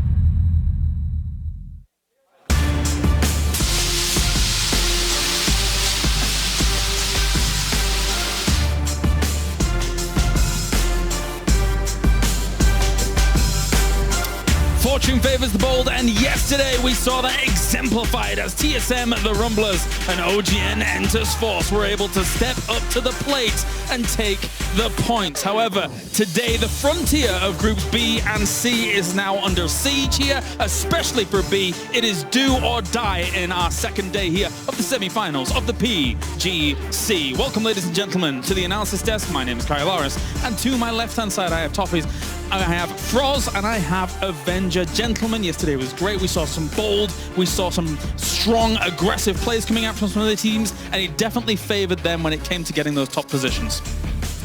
It absolutely did. I mean, we saw big plays. We know that sort of Group B wants to start with a big stage setter because they don't get to play on the last day.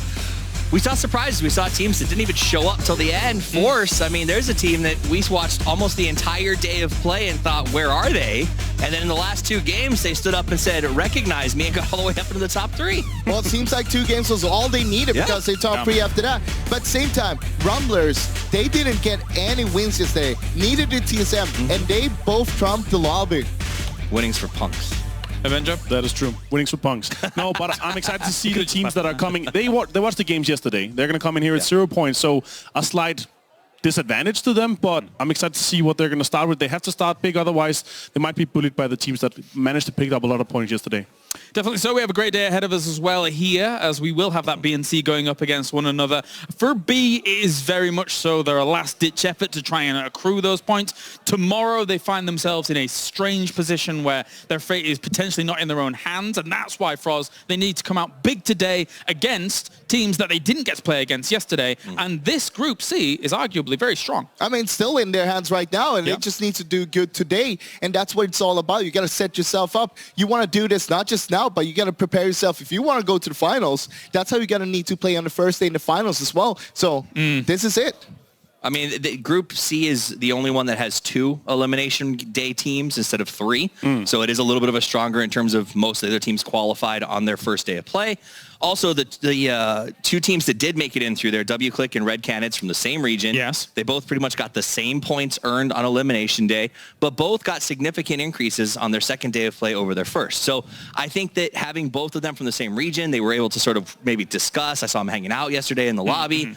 They were able to maybe use some information to make both of the teams stronger. I mean, they come out from elimination group as well. And it's not a bad thing. You get to play more games. You get to get more comfortable here before you need to step it up for today. For me, though, this group here we see today, I think we're going to see 12, 13 teams from this group in the grand finals. I think it's a very strong group. Okay. So we'll see how it's gonna end up.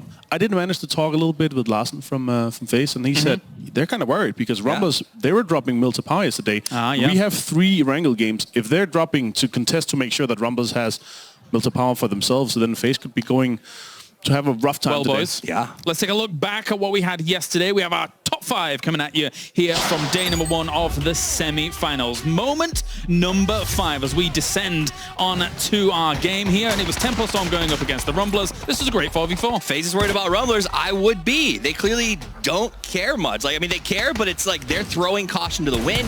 They're pushing fights, and in this particular one, Tempo wins, but in other games throughout the day, the game before that, we saw Rumblers take down Tempo 3 versus 4. It shows how strong and how good these guys are at rumbling. But in the end, it was Tempo Storm who brought it all the way home with a little cheeky native from Sampa, baiting out Waldo to stand up and reveal his position. Excellent play. I mean, you got to remember, Rumblers named themselves after an app where you basically look for people to fight, and they said that's the mentality we want to bring to this. Is we're always looking to fight people. That's a thing. Anyway, 4th moment here, Lazarus going up against Vendetta, and unfortunately for the Aussies, it wasn't the greatest day for the Vendetta. They had a lot of struggles in the first 5 games. I talked with them a little bit yesterday. They said, hey, our communication was really bad and it just didn't work out, whatever we did. Now, in the last game, they did step it up, though. But for Lazarus, though, I think they've been playing extremely well. I'm happy to see them that they're sitting at 40 points currently. They're going to be looking very strong coming into the last day.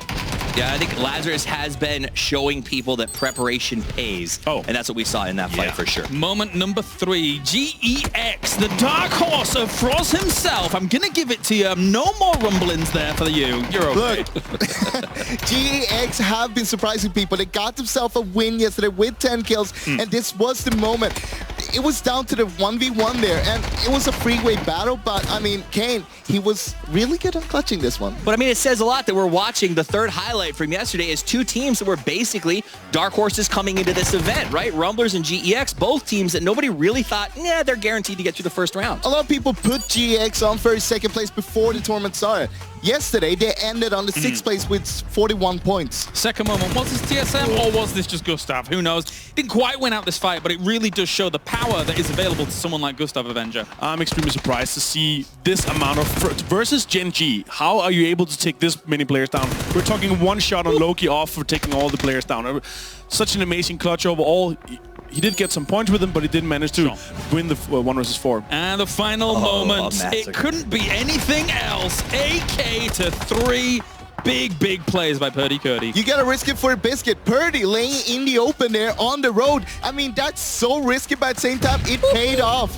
It's a 200 IQ off angle. I love to see stuff like this because you would expect him to stand off for some cover, but laying in the open behind a small bridge opening, that's just the plays that makes this so exciting to see. And that was what Lazarus does best, right? They could have taken those shots from the high angle the whole time they crossed. Vendetta took forever to get across the bridge. They were checking every spot, moving strategically. They cleared cleared the last car block and they went, oh, we should be fine. We're fine. And that's, you literally saw them even crawling in a line because they were so close together. That's how you catch people in a trap. Hiding in plain sight. Yes. This level can work out well. Let's take a look at how things are going to be broken down today. We have groups B and C going to be playing against one another. We have 3 Erangel, 1 Sandhat, 2 Miramar coming your way. The teams that are new here to our semi-finals to get things going are the bottom 8 teams that you see right there, from Ghost all the way through to Red Canids, Kalunga. Something to take away from B and C group here together is that we're going to have all 5 teams from PKL, True. all 4 teams that are still remaining from PCL, and both of the LATAM teams as well.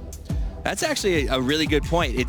Do you think it's an advantage or a disadvantage to have that many people from one region? I feel like it's a disadvantage, but I don't know. I'd say it's an advantage because you know those teams, you're not going to clash, you don't drop on the same spots when you're playing normally. So you know where they're going to rotate, you're going to avoid them. But I also find like you seem to have similar metas mentally a lot of times. I feel like we see those teams rotating into each other, prioritizing similar compounds and styles of rotations. I think it's still too mixed and too like split out. We don't have enough teams for it to define a meta. It's still the team that are the best at adapting, the best at kind of feeling out what kind of meta we're using. Are we using the very center heavy meta, or are we seeing more teams to edge? And when it kind of shifts into the more heavy favor of a center heavy meta, we see the teams that are playing edge go further and get a lot more points. Something I really like is like we're going to see Africa Freaks Fatal, for example. They have Lambu that always does this parachute scouting. Literally, he pulls the parachute straight away, looks at where all the other teams are going to be going, and just give that information to his teammates, and they know exactly where and when they can rotate. They're one of those teams that follow the kill feed closely to make sure they know exactly what teams are left. They count the teams when they drop out, and they know where. Like the preparation of this team, it feels like it's one of the top ones. Yeah, definitely so. We're even seeing that when we're using the Tobii Eye Tracker through the tournament. People very clearly checking out how that kill feed is going down, and we're going to focus our attention on some of these teams coming into today, as we've had some good performances from our Group B teams. Now, obviously, this is their last opportunity to really get themselves on the board to try and advance into Oakland. We're starting things off with Genesis. Yesterday, 8th place, 36 points. It is kind of at that potential weird cutoff point where you've just got to be a little bit careful, but they've not done too badly here when it came to yesterday. I mean, I'd like to see Genesis do more than just perform really well in the last game of the day. Yeah.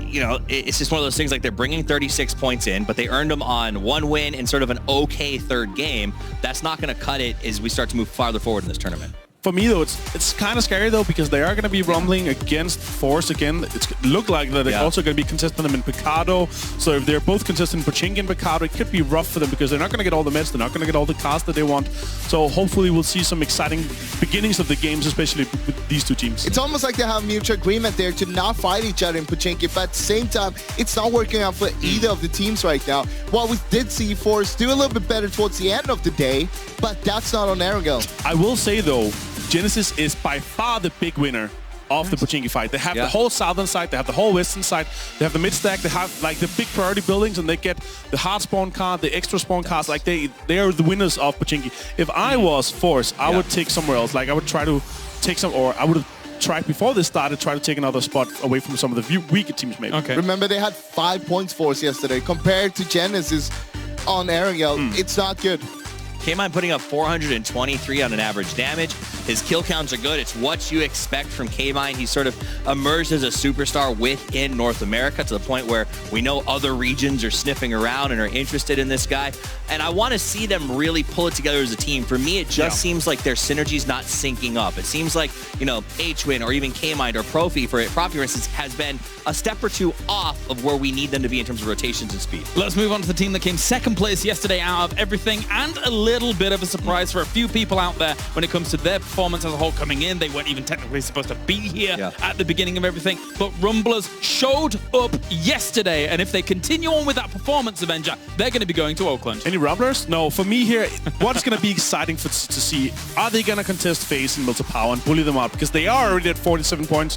Technically, you could say they need something like 15, 20 points more to make sure that they qualify after the bottom 8 are going out. So it's exciting to see if they're going to either change their own style up or contest FaZe, which is currently sitting on 0 points. I want to see them win a game. Come on. They got 3 second places yesterday, but still no win. And Sanok, they promised me 2 points. I never got him. Now I want 4 points. Rumblers and Sandhawk is like a joke. But everything else was great. Imagine when they start winning some games where the points go. I asked them, what would you want to say to your fans, everybody else who's watching and seeing this big surprising play from you? And their response was, give us your pick 'em. So they want you to go support them badly. From yesterday, though, what they showed us yesterday, they deserve some more pick-ems. Yes. Wow, to be fair, also you can get multiple, so when you get into the final, these guys, for me, they're 90%, 95% chance sure to be there, so they're a great bet. Yeah, I mean, they're arguably the wildest of the wild cards coming into the tournament. As we previously mentioned, because they weren't even technically supposed to be here. They got on the back of the fact that we had some visa issues for some of the teams. Now Rumblers is proving conclusively that they deserve to be here. They're the dark horse of the wild cards. The truest dark horse of dark horses. There you go. It's true. I mean, I talked to them about their invite, and they were like, they told us we might go, but they said we were so far down the list, don't plan on it. Right. And then finally got that call. Another team that I think surprising a lot of people is Ghost. They got here 9th in the NPL. A lot of people were like, do they even deserve to go because they only could perform in the first 2 phases? That said, Vegas joined. It's been a slow run with him, but they are starting to perform, and they feel like they're really clicking into their spot. Fifth place during Group 1, of course, here to be able to get to this spot. And with that 44 points that they accrued during that group for us, they certainly did, once again, earn their spot here very conclusively. Shows a lot of potential in their play style during the group stage. I feel like that was a little bit different from when they played in MPL overall. And I want to see them continue doing that, being a little bit more aggressive, being a little bit smarter with the plays, making sure what fights are we picking, and make sure that you're the one who's going to win that fight when you pick it. To be fair, though, these guys haven't been playing here in 7 days. They qualified the first day, so that...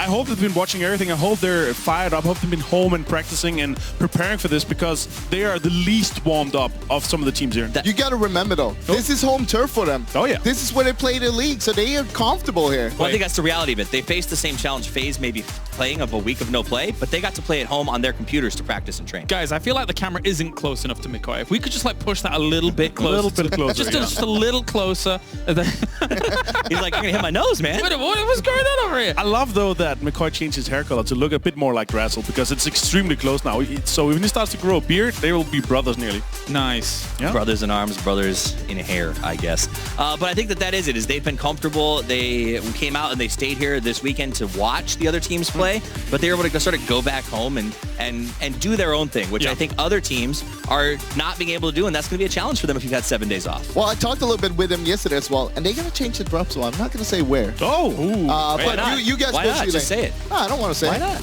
I'm not going to say it. Are you anyway? The players can't hear I'm not done with my point yet. Are you teasing I think you're making it the up. people at home? Oh, yeah, I am. That? He's making it up. Anyway, I'm go just on. kidding. Keep going. Anyway, they played really well on Erangel, and that was the strongest map during the group stage. Now, changing up the drop spot on that one might be a bad idea. All right, let's move on. Of course, second place from Group 2. We had 4 angry men, 57 points to their name, 2 fourth places and 1 second place, with 11 kills no less. But even in the games that they weren't placing that greatly in, they were still getting a lot of kill points on the board. Very aggressive. So this is the kind of smash mouth style of play I like to see for, and this is what we also saw kind of succeed for TSM yesterday. Not a lot of placement points, but if they manage to just frag out all the time, average those 4, 5, 6 plus frags, and then also sometimes get those placement points out of the 6 games. Let's not forget as well, they currently are the people's champion when it comes to the pick'ems. Yeah, I mean, they are absolutely dominating the pick'ems. They have a lot of fans. We say that can be sort of, good or bad depending on how you perform, but they've been performing very, very well. I was watching ZGGO1 warm up earlier today, and he was hitting 1v3s, like knocking down triples and scrims, and it feels like my always worry is, are they on their game on game 1, right? Because they take a little while to warm up. They are warmed up, and they are ready to bring it. A lot of people look up to Godvito on that team, but at the same time, Don't Sleep on Forever and Xiaolu. Those two did some amazing stuff during the group stage, and I'll be keeping an eye on those two at least. For me, you said GGO.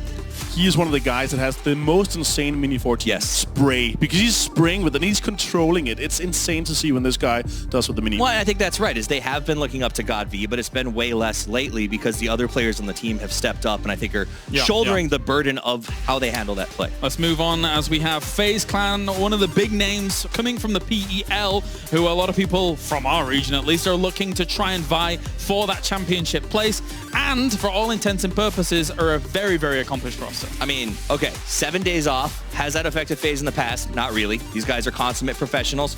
Some of the best LAN experience in the entire world. And I'm excited because I want them to do well today to really set us up for the first FaZe versus TSM conflict that we know is coming tomorrow. FaZe, I have no doubts that they are going to come out and absolutely start to smash people. I'm just going to put it out there. Usually we say that they're bad on Miramar. And whenever we say that they're bad on Miramar, that's when they show up big on Miramar and makes that their best map. Well, because Avenger teased them all FaZe for it. So that might have been a little bit of a reason. Although, again, a chance for Rumblers to maybe contest Melts of Power. We'll see if it happens. Yeah. If it happens, it could be very scary. And of course, this is Uber. And for a lot of people out there, for pundits out there, he is potentially the best player in the world, especially when it comes to accomplishments in the past couple of tournaments. By far the best player in the world if you talk accomplishments. There's no doubt. I mean, I think there's no argument that pound for pound, you know, we talk about that with fighters sort of idea. Pound for pound, he is the best. I would take him in a 1v1 versus anybody else that you would put on the field right now. And that brings just a lot of confidence because Mixie, phenomenal player. Fuzz, phenomenal player. 8C, amazing player. And they don't have to worry because they've got the best guy in the world on their team. So when you've got that kind of synergy where everyone doesn't have to worry about watching their back, anyone on the team can take a 1v3. That gives you a confidence that is hard to tear down. Still a team game, though, so you got to play as a team to make it work. 100%. And let's move on to another team here. AHQ, a very, very veteran-style organization that I've seen in many, many spots, and they're here once again in Group 2. They got themselves 8th place, so they barely avoided those eliminations. So they're going to have to prove themselves here in a group of big boys when it comes to the field. They're one of the groups or one of the player and teams that have been looking yesterday and trying to prepare for today because it's going to be hard for them to be a 0-point team going into this because they are potentially going to be bullied on some of the maps depending on how the drops are going to be happening. But 0 points going into today with some of the teams that are not going to be afraid to push because some of our teams that are playing today have a lot of points. They were actually the team that got out from the group stage with lowest amount of points, which was 34. Now, they also had a window, which is more than half of the teams that have been playing here in the semis so far have gotten. So, I mean, they just got to do it a little bit better than they did in group stage to make it through here. The important part about that win, that was actually half of their points. That was 17 of their points from that win. The other games, not questionable. And I mean, that's my issue with them is that CC and SR have been together for over a year now. And it feels like they're sort of have been trying to find the other two to click in the right way. And they're good on LAN or good off LAN, but when you bring them to LANs, they get inconsistent because I think that stress of finding communication in such a high stress environment weighs on them. And if they can get past that, they can be one of the greatest teams, but I don't know if they will. And you know what that means. It's time as we get into our first game here of Groups B and C. We're going to Erangel, and we're heading up to the commentary team here for all of the PUBG action. Thank you, James and the desk. This group, B up against C, you've got some of the heavyweights. You have FaZe, you have 4AM, you have the world's greatest facing off here. Who's walking out of this one alive? I don't know. We can't say group of death because necessarily we're not working off that premise. We've had we're into a group stage moving into the semi-finals. You're not going to go out on the elimination. But when you look towards Group B, for example, for them, their life is in everyone's hands when it comes to tomorrow. If you did want to say a group of death, this would be it. We have all of our big, heavy-hitting teams from around the world. Hell, we have all of the Chinese teams. We have all of the Korean teams, and now we even have the 2 LATAM teams who have been thrown into the mix just to make things even more wilder. Yeah, for me, Group C isn't the group of death. They're the Reapers. They're coming to take away any of those opportunities from B that they've been trying to grind out from that previous day. If you hadn't performed, you're going to get punished today. That's the simple matter of fact for me. I think this is going to be the day we're going to really see the difference. A couple more seconds, guys, and we get a glimpse at some of the teams that have been quiet. They've been at home. They haven't shown what they've got yet in these semi-finals, but it's Day 2, match 1 of the semi-finals. Game on, Rich. More importantly, you might be getting a glimpse of what we are yet to see, and you're possibly going to witness when we move to Oakland. There are teams in here that are absolutely, for sure, going to be in that arena fighting for that share of not only $2, but $3 million. This is the big one, though. When we look towards this now, Lauren, we have a very damn good potential that we get contested hot drops. Now, instantly, FaZe, AFF, for example, these are the teams you have to watch out on. Milta, power. It's been contested, it's been questioned, it's been brought up as a potential as maybe a clash. Now, whether or not that's the case, yet to be seen. Hell, the Rumblers dabbled with it as well. We know teams like that position, but this playing path does not allow for much play there. So where's the adaptation? Where do they move to? I can see it on the map. You guys can keep watching where people will be dropping, and we'll keep an eye on certain close combat scenarios. But for now, you will get the reposition coming out of both AFF and FaZe. Given the fact that the plane was more towards the western side, you can't going for the long drop. Is it doable, grabbing vehicles? Hell yeah, it's doable, but you're going to be there later on. It takes time. Enters Genesis. Here we go, rock and roll. Both teams in Pachinki.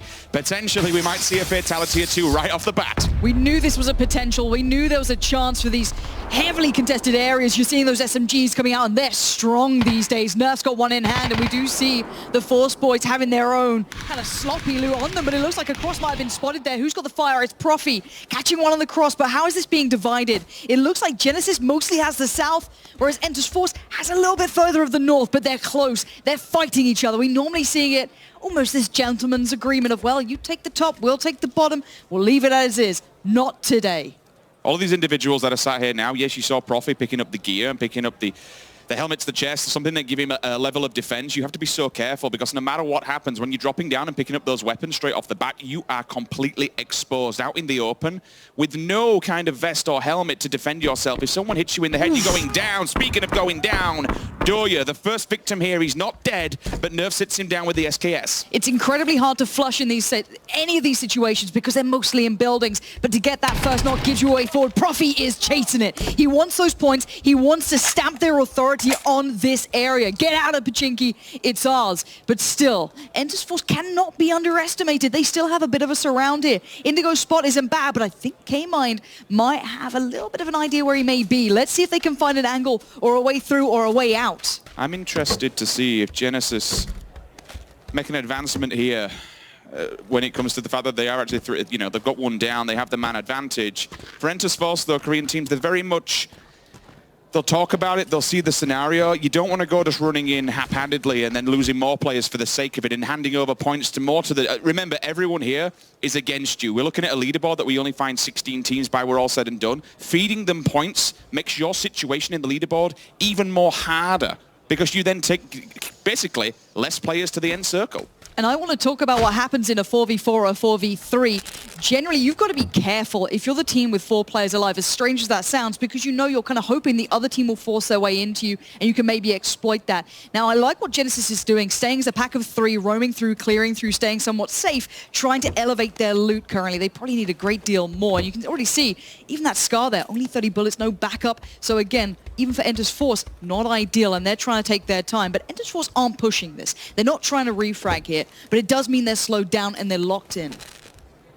If we see anything happen in advancement here, we can dive into it. I'll let you take over from that one, Lauren, when we do. I'll give you a brief update to where teams are actually perpendicular on the map.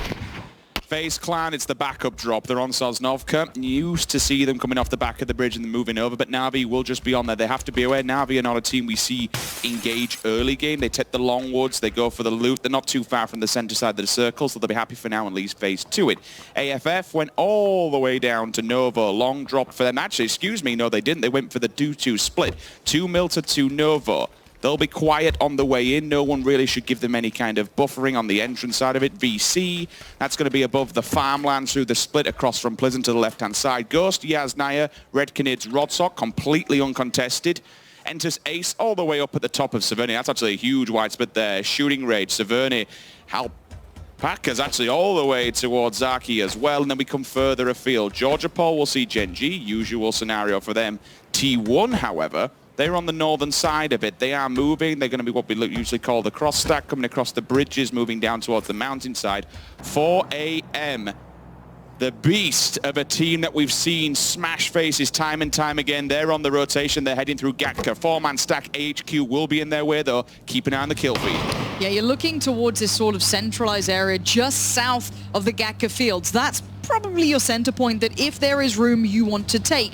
Now you could argue the Rumblers have an incredibly strong spot as well. It's that God compound that they control, and they're not being static in that either. Their stealth spread relatively well around. They're going to be trying to take as much information as they can, ensure no one comes close. And let's not forget Na'Vi in the south have been very good in these circles in the past. They're very good at taking territory where they find it, slow builders. They often opt for that compound just east of Quarry. So a lot of these teams have their favored positions. And let's not forget, as exciting as that enters against, I guess the Pachinki fight in total, anyone on that area, the problem is now getting out of there. One, their loot's going to be so trash compared to what they'd like it to be. Vehicles, they're going to be moving in hyper late here. So again, for these guys, was it worth it? That's what we need to find out, because we know time and time again, whenever you fight in these towns, it can be a loss down the line. FaZe have made it across Sosnovka Island, somewhat safe, heading on the southern coast, could wrap up the side, play wherever they fancy. We don't see too many teams contesting just as of yet.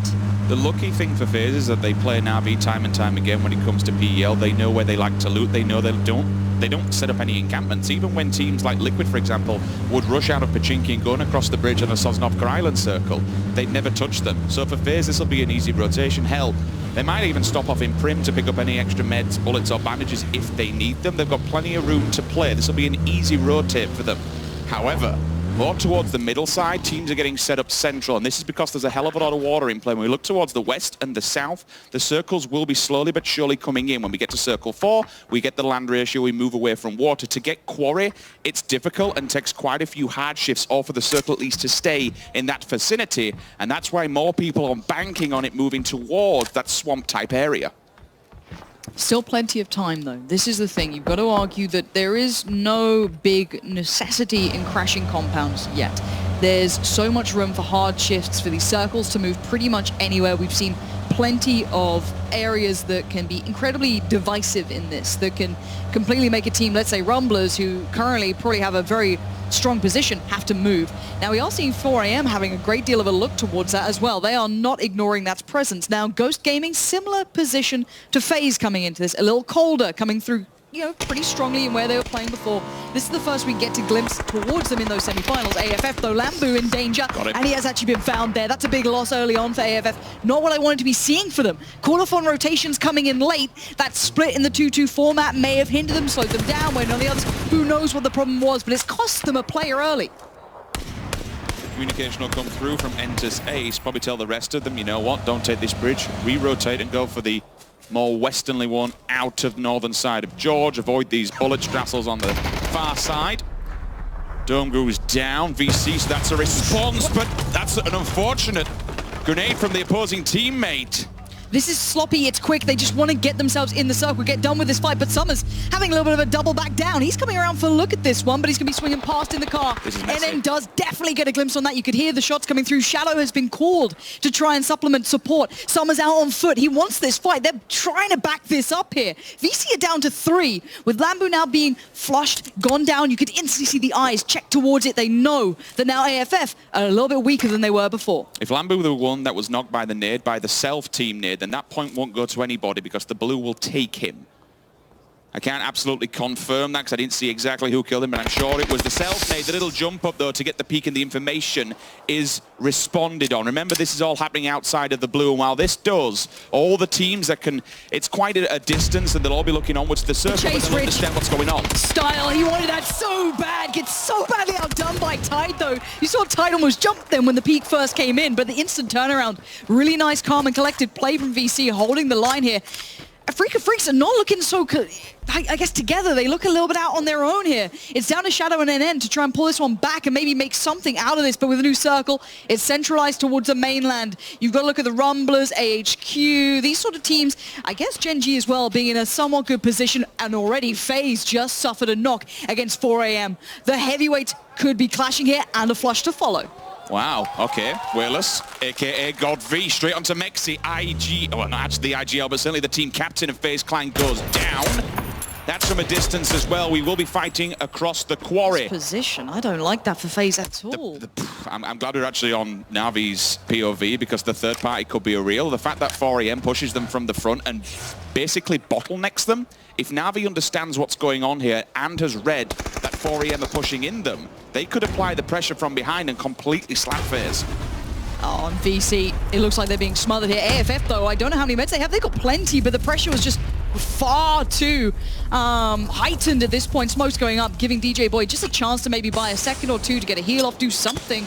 Because NN and the boys are looking to use that utility, put their nades down, hinder any progress, but they're not getting it for free, and they're not getting into the circle anytime soon. At which point, Lauren, do you have to say that this becomes a bit of an ignorant push to stay here to try and get the kills, because you know you've had, by doing this, you're staying out in the blue and causing yourself so many problems. Everyone else is getting ahead of the game, and you're dying outside of the blue.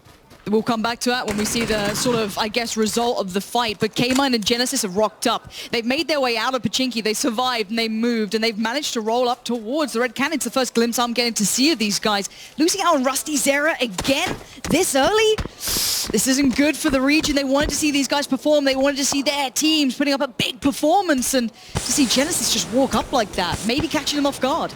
It was either a long-range scout or someone who was just kind of caught back, because the problem is for the Red Canids, directly in front of them, infantry is in the woods.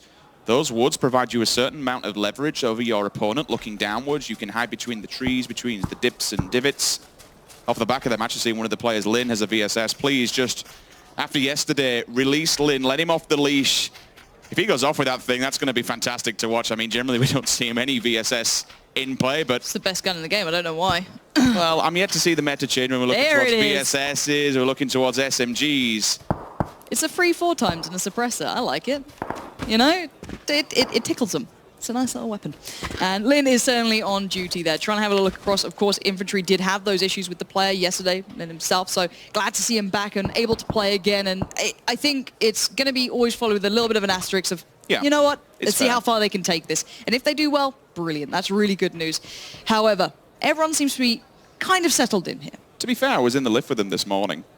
All happy and all smiles, all laughing and giggling, having a joke amongst themselves. So I thought, you know what, that's the best way to take this. It was a little bit unfortunate what happened yesterday. If you didn't know, one of the players was taken down. They've run with a 3-man stack. The points certainly were affected by it, but now they're here. They returned, and the full 4 men. Yes, they got 2 games in yesterday to finish it off, but the points were hit. It's do or die for them. We'll see how this goes. Again, all the Chinese teams are in play here. And there are some... it has to be said, 4AM does come painted with a target on its back because of how good it's been doing. This is your Phase 3 champions when we look towards their leagues. And they have the structure, the ecosystem that China brings to the table is absolutely fantastic. If you're going to speak of 4AM, I can't help but think of FaZe. If you're looking at the 2 giants in this lobby currently, FaZe are in a... I actually don't like their spot. They're going to be funneled towards Na'Vi. I don't see how they're going to make it around this otherwise. It's either that or 4AM. Pick your poison. Everyone on rotation, though. Look at the north. They're all coming down that western side, whether it be behind FaZe or early cut above Quarry. That's on the team's decision-making. Ghost on the move as well. Everyone trying to find their next position. Still a little bit of room, but keep in mind those Gatka fields are not that playable in comparison to some of the areas. You still have that southeastern field in play too. So there's a little bit less terrain than maybe some of these teams would like. It looks like VC are finally disengaging from that battle, that scrappy, horrible fight out in the blue. They're going to make it in prior to the other team. And FaZe under fire again. It's a doozy. It's a bit of an EU battle, which probably tastes pretty sour to them as FaZe making the run. And I hate this position. And they've got to play. They've got teams coming around the back of them too. FaZe are about to be pinched, and that's a big headshot coming in. Fuzzface does make it forward, but this is a very poor first showing. Na'Vi knew they were here, and they've stuck by their guns, which might be the death of FaZe rather early. Losing Mexi like that puts them at the predicament that everyone rings the dinner bell and says, you know what, boys?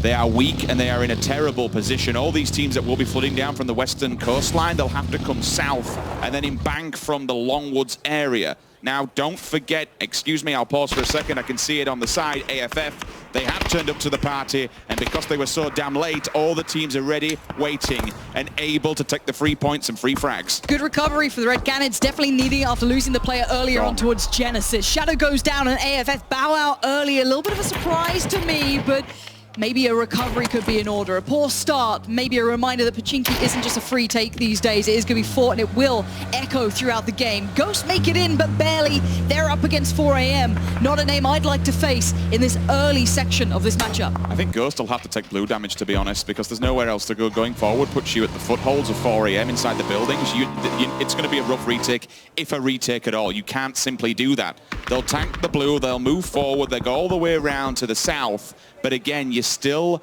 at this worrying prospect that when you go down south, you have Ace, you have BC, Na'Vi, FaZe, they're all down here. Yeah, there's a lot of teams in the south trying to find maybe a less than ideal position to take. I'm seeing Entus Ace, I think, down there as well, and VC just about making it their way in. So look, southeast here. I see Joy. I see them trying to find maybe a spot in the circle. Moves towards the west. That's going to put a couple of teams on notice here.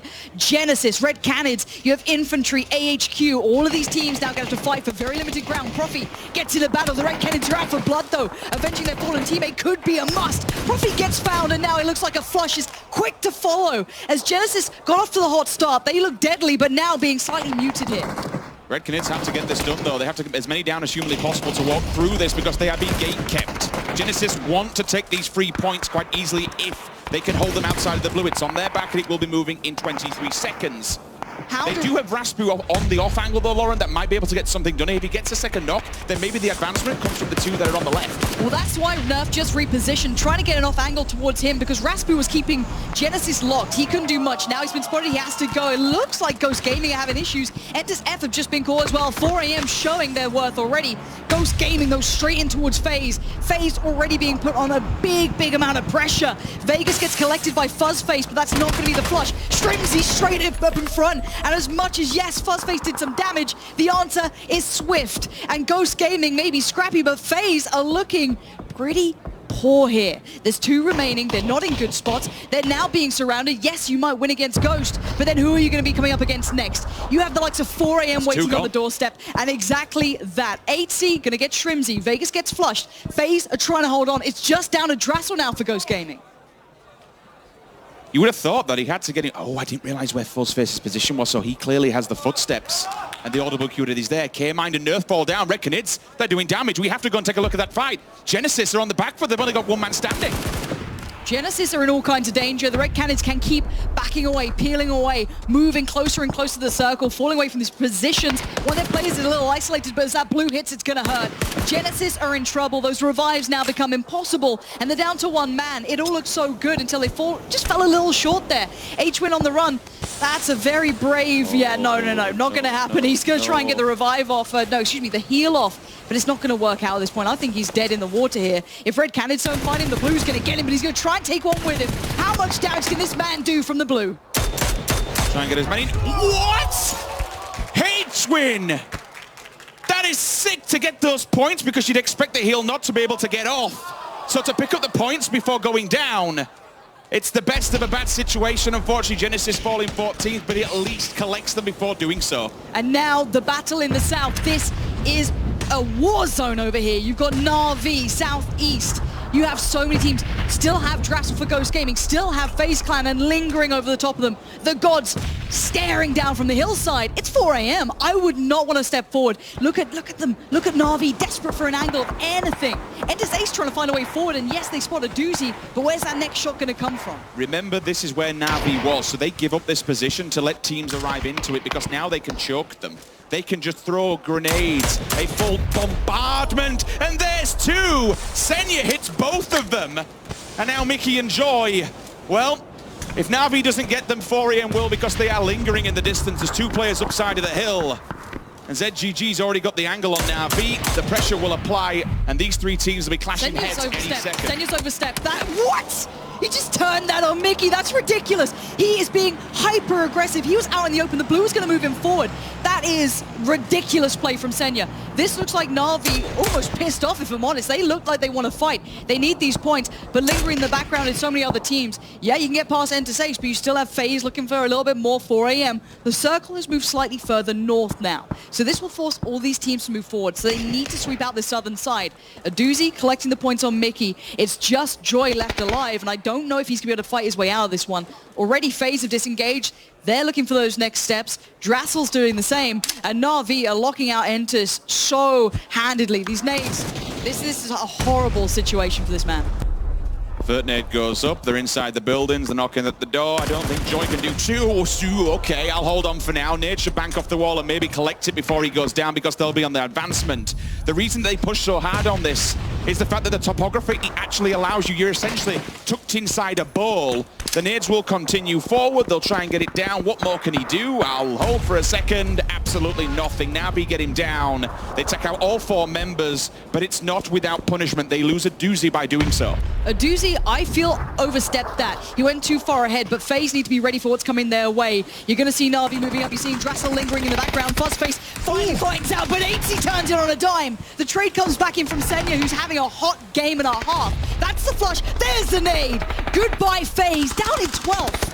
This is the Na'Vi that we've been wanting to see, Lauren. They've been a bit quiet going through the group stage. Yesterday in the semis, they started to wake up, but you called it perfectly. This is their territory. This is their lay of the land. They drop around here, and they work perfectly. The problem that's in front of them now is, have they overstepped their boundaries? Have they bought off too much time by handing back and allowed 4AM and Infantry, both the Chinese teams, to get up close and personal? VC are flying in down here. I'm not sure what their plan is. Infantry are being forced away, and this is where 4AM arrived. They were waiting patiently on the hills behind. They were always going to be the victors of this one. Dance all you want. It doesn't matter. Na'Vi eliminated in 10th, and 4AM hold. Still, so many players stand for them. They're in perfect condition. Infantry try to fall away, but VC turned up out of nowhere. Beautiful flank from ZGG to get that angle with the SKS and get the job done. The grenades will continue forward. 4AM though, this is VC, Infantry and 4AM all potentially going at it. Summer, last man just lingering in the distance, looking at DJ Boy and saying, I'm sorry fam, I cannot help you out whatsoever. All 3 players of Infantry are making advancement here. ZGG reads the information, answers back. That's a second. What? How is he doing this? That's 2 back-to-back. He's pushing it. He's going for the 3rd, and why not? The man is a good! Absolute beast play coming out from 4AM. Huge control in the southern side, and already Forever was looking at the next position to go to. The circle continues to look towards the north. The east is the next battleground as well. That is littered with teams and players, and it's far from resolved. 4AM have a southern approach here. It may not be pretty, but they have something to play with. You might be able to see Forever's position on the map. This is really smart from 4AM. The 3-1 split gives them a bit more of a foothold in the circle. Yes, you're not in the circle, but he can look forward. He can read it. He can tell his teammates exactly where to go. You see these scouts, you see, it kind of speaks volumes. Hey, up, someone just died to the blue. You got a bit too greedy there, my friend. Unfortunately, Lou does touch the outskirts and goes down. That'll slow them down, but Forever's off on his own. He's finding a good position on this. We'll roll it back to Genji at the moment because they're going head-to-head with the Rumblers. And the Rumblers, they're losing people instantaneously, 1 by 1. This is what I'm going to be worried for the Rumblers. If their aggression and their confidence gets dampened, can they recover from that? They've been playing a careless game. AHQ. Oh no, that's too many in a vehicle. That's too much damage. The car's on fire. They pull up, they stay alive. 3 still stand. 1 nade would do so much. T1, no. There is blood in the water, and they are looking vicious for this. Milk goes down. 1 man alive for now. The nades start to roll in. And Lee, there's nothing to be done here. T1 on the cleanup. Jeff Locker and Ada, 2 individuals we've seen so far doing work throughout their respective league, and this time stepping it up big, gets the easy free 4 points. Loki goes down in the kill feed. He's over by the one basically lone shack over here, but Forever is in the distance. He's checking what's going down. ZGG finally. Someone's put a stop to his works that he's been doing. The madness has been unrolling so far. Esther needs to be extremely careful. Lingering around the vehicle, playing Ring Around the Roses, gets him, but there is Revolver in the back.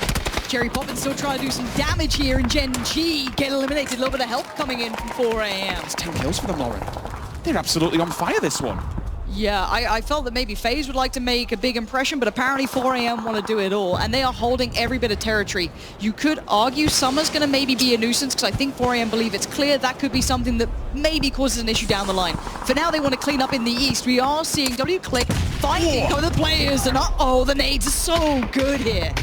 Let's take a look at the teams that have 4 standing. 4AM, W-Click, and T1 in the north. No one really to give them any kind of pressure whatsoever. Willis will be able to get central point here. A CAD with the 8x scope should be able to read the information. They're going to be downhill. Forever holds them back for now and just gives them a warning shot. They're making an aggressive push. They're going across the road. They say, bollocks to this, want to get involved. They can take that dip, and that's great. That's just about all they're going to get, though, and I wouldn't want to be that close to any of these players, but they do have the 2 holding the back lines. Really nice read from T1, highly risky. Now, 4-team stand. Let's look at the overview of what this means. You do have 4AM in the south. They still hold great territory. Summer could be a nuisance. W-Click southeast. They're trying to move up on the lower ground. It's kind of a rolling hillside out towards the east. And T1 control the north and the center. T1 might get too much attention here. Everyone might start looking their way. They're the easier target. Because look at W-Click. They can't crest that hillside. So they're almost somewhat safe from each other here in the south. Academy left in the Wizards Tower just to be a nuisance and maybe apply pressure. Ada also trying to get the off angle. Big shout out both to Forever for taking that shack early, and then Helen and Jeff Locker to make that wild run to the dip and take full control now of the central point of the circle. No one else can get to them. In the north, it's completely locked down by their 2 players. It does become difficult for those 2 players to meet up with them because they're on an open embankment. So they'll be open to both 4AM and W-Click. But the problem is, where does W-Click go? Who do they strike first? Do they go around and maybe tag T1 from the eastern embankment, or does 4AM have enough grenades in the tank that they just want to throw them over and get involved? Okay, going past, probably Ada and a cat dying here. This is going to be a stalemate. And W-Click, the only time they're going to do is trying to catch him off. But look at the way 4AM are positioning. And the way this unfolds poorly for 4AM is that Summer is the dagger in the back, the assassin from the blue, and W-Click try and capitalize on that. That's about it. And then T1 just watch on from the distance because they are holding themselves safe. Summer creeping in, desperately trying to stay alive, hoping someone wipes the other. Look at them. He can see way less in the distance. He can see these players. He knows they're there. He's just desperately holding on for placement. But little does he know, he's waiting on 3 other teams who have all players standing. T1 have made it across. They've just put 2 of their players across the road. I'm amazed they've made it that far. This means that 4AM are adjusting their sights, maybe considering where that next piece of play is going to come from. They've gone for the highest point on the map here, which gives them a full read and overview, but they've no idea he's behind them. I'm getting flashbacks from Face It here. I remember what happened the last time we were in this kind of... No, never mind. I spoke way too soon. Forever says, nope. Get out of it. Get gone. VC eliminate 4th position. Now, you can't look past the fact of the amount of territory that T1 currently hold. Let's see. Yes, this is good for them. They hold the complete northern portion. 4AM still in a very good spot just because of the hillside. The way it rolls keeps them safe from W-Click. Now, W-Click needs to decide where they want to go. Do we try and crest the hill to fight 4AM? Probably not, because that exposes us to T1. Then how can we fold towards T1 ourselves? They are absolutely the bait for both of these teams, regardless of who they engage first. If they go to 4AM, T1 steps up. If they goes towards T1, 4AM says, you know what, it's time for us to bite. They are currently just... I feel so sorry for them. They're the ones that have to make a movement. As soon as you get inside this circle, you are completely exposed. They have no map control whatsoever here. I wonder how much utility they have to maybe play with. You can see that 4AM are using Zhao Lu here to try and hold off the push on the hill. Basically, if he gets contact, he has a really nice off angle to deny W-Click. I'm liking the spread from T1 as well. They've got the kind of 2, or maybe you could argue maybe a 3-man pack towards the northeast side a little bit more, and you have 1 man isolated, depending on maybe if there's going to be a bit of a split on its own. Roll the we'll car. have to wait and... Are they doing that? If they put the car forward, they could roll it and use it for cover as it's going down. And I wondered, I didn't know how many wheels it had left. It doesn't sound like I think many. it's gone backwards, to be fair, so that might not be the play. Initial contact might have been seen. If he'd have gone too far and overstepped the boundaries, Lu might have said, okay. This could be just a patient game. We might just be playing till the very end here. This could be W-Click trying to just shuffle in even to the most minute of amounts. Because well, T1 aren't going to be looking over that hillside too much because they overpeak. And looking at the guns they have, I'm not seeing minis, I'm not seeing SKSs. It looks like they can't be taking those long-range fights here. I suppose it's only really a CAD that can see them. I mean, one individual out of all these teams can do enough damage, but smokes are up, movement will be made. They're inside the circle, they don't have to go too far. They can just build themselves a little bit of a barrier as the circle now constricts all of these teams together. The car player would be, it'd be an IQ 9000, to be honest, if you rolled it. And 4AM leading, hold on. 4AM is starting to lead, they might go on this one. If too much contact gets made, 4AM need to push this. They're going to deny the hillside. Look at the line of Molotovs that now light up the top of that hill. Ragnar now has very limited vision. They're being pinned in. T1 now know what's coming their way. Acad certainly should soon, because they are not far from this. Harold makes the run. First to get contact. They see the first man. They can't take him down. Acad holds the line, but now we see 4AM starting to get behind them. They want the points. They want the kills. It's 12 already. W-Click are being battered from 2 sides, unfortunately.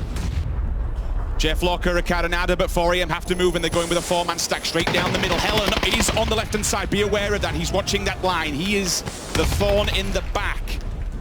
Should 4AM overstep the boundaries here? I think he's been spotted. There's the push. We're down to 2. Is 4AM against T1 already? It's spray. It's good. ZGG is in danger. 4AM need to still themselves, prepare themselves for what's coming their way. T1 wants to push this though, and they might be right to do so. A huge victory for T1 if they get it right. Never write out 4AM. I certainly will not. They're trying to get a last-minute revive. This is so dangerous. This is so deadly. T1 are on the hunt. They see Forever. They flush him. T1 up to 10 kills, but only 2 stand. They're giving him the information though, but the smokes will be left. Whaler sees him. One-on-one versus engagement. Can he see him through the smoke wall? He's there. He's got him. It's done. 4AM. 4 very angry men. What a game. 15 kills. 25-point match to open up Erangel. That's sick. I think when we asked the question at the start, are these guys still the world champions? Are these the heavyweights in the lobby? We got the answer on one side of the coin. 4AM still look phenomenal. They played a perfectly paced game. They have stamped their authority on this semi-finals. And well, it's anyone else who dares challenge them now. The Rumblers, the only Western team inside the top 5. 4AM, T1W Click, and VC take your top 4. Wow. Okay. I think Group C is really starting to... I mean, we're only 1 game in, and we've still got 5 more to go. Good job from Rumblers, though, up in 5th position. After yesterday's 3 second placements back-to-back, that's decent points in the bag, but not many kills to boot. I would say their positioning, just simply for me, it allowed them to have a very strong game there. I think they started in that sort of area. They had the God compound. They played it out well. No taking it away from them. But I think we've suddenly got a glimpse at the big boy teams, haven't we? That's sick. Team, should I say. I mean, what a way to open it up, right? We always say Erangel's the one where we can probably... Miramar's a bit more of a slow, methodical game. Aww. Smile, you're on camera. He's got Doritos. Okay, he's a real gamer. He's an absolute gamer. But not sponsored. But no, it was an incredibly good game thus far. I think we've got a glimpse of what to expect from these upcoming matchups now. This is the one thing that this entire tournament does, is the fact that it's going to show us our first true world champion. Now we've got the structure in place. We've had the year's worth of play. When we're all said and done, we will be able to call someone a king under the mountain and a real best in the world. Well, we'll end it on that note and see what the desk has to say after the glimpse of 4AM. Thank you very much. Watch out for your job, guys, because that kid had more camera presence than all of us put together. Nice one, lad. But we are here as Group C has shown up in full force already. 4 angry men already getting themselves a big win on the board. T1 in 2nd place. You're going down from there. W Click getting themselves a 3rd place. Very much so a show of power to start out the day. Scary for Group B. I mean, Rich said we're going to name the king under the mountain, and that's because 4AM dwarfed all of the competition. These guys were absolutely on fire. 15 kills. That's 25 points. They literally got more points in 1 game than the bottom 3 teams yesterday got all day.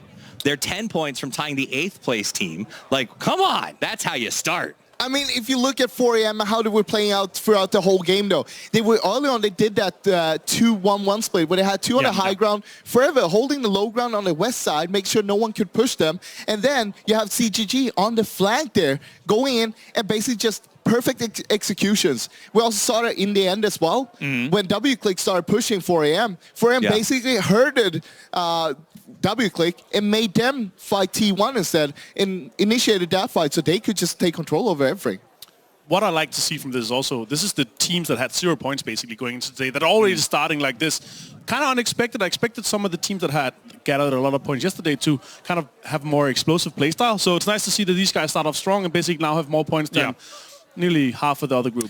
It was a great first game. Let's take a look at the highlights here for our first Erangel of B and C as we started things off with bangs. And for Africa Freaks Fatal, it was not a good start to the campaign here, Tom. This was... Go ahead. No, Ross, you do it. You're tough. This was a fight that lasted for a long time. They were basically fighting until Circle Free on Potato Hill. Even though that was outside the zone, we did see them move on later on with 2 each alive from each team. I mean, they had to fight early, and it was sort of just one after the other. They survived a fight and just run to the next one and lose another guy, and it was sort of like a slow bleeding process for them. Jump over to Genesis, another team that we needed to have a good start today because we hoped maybe some momentum from the end of yesterday would carry over. Not meant to be, as they end up going out in 14th place. Absolutely. Thank you very much, Froz. And going Toffee's at the very end there. What do you think about all of this? Oh, I didn't clock it. I can't believe... Oh, what a fail. Martin just dropped that. Ah, never mind. Okay, let's... on Genesis here. They actually got themselves red cannons, and then AHQ was slowly trying to hold them out, but didn't realize everybody had already died anyway. Yeah, they didn't see the he actually could have survived that, right? He could have, yeah, but 4 Angry Men actually took this spot very early, managed to gatekeep all the teams in the south, and they were rotating or micromanaging the zone extremely well there. This push up from AHQ, I was surprised to survive this long. I expected the car to explode a little bit, but T1, they cleaned that up real nice. It was less a snake and more of an adder. Nice. Catching them off the air as they were trying to come up. Very impressive, though, by Team 1. Yeah, I mean, ultimately, T1 just added 4 more kills to their list. Pouring Man comes out on top. I do think the key to that win for them was they found Summer sort of hiding in the grass behind them. He could have cost them everything, but once Summer, they caused him to fall, then I think it was easy for them to spring forward and come out on top. There's 2 things there. WClick decided to fight T1, Summer got found. If WClick decided to fight 4AM, T1 were the third part of that fight and they would have won. But the better play, in my opinion, would have been for WClick to push over and use the smokes to kind of turn it up, because if they took the high ground and could find the 4AM guys, it would have been a lot better, in my opinion. I mean, to me, it was about the way WClick felt like they were being herded, right? Sure. There was a lot of Molotovs in play there. And for those of you watching at home who normally watch, say, North America or PEL, we're using that green sort of smoke look instead of the fire because of the settings.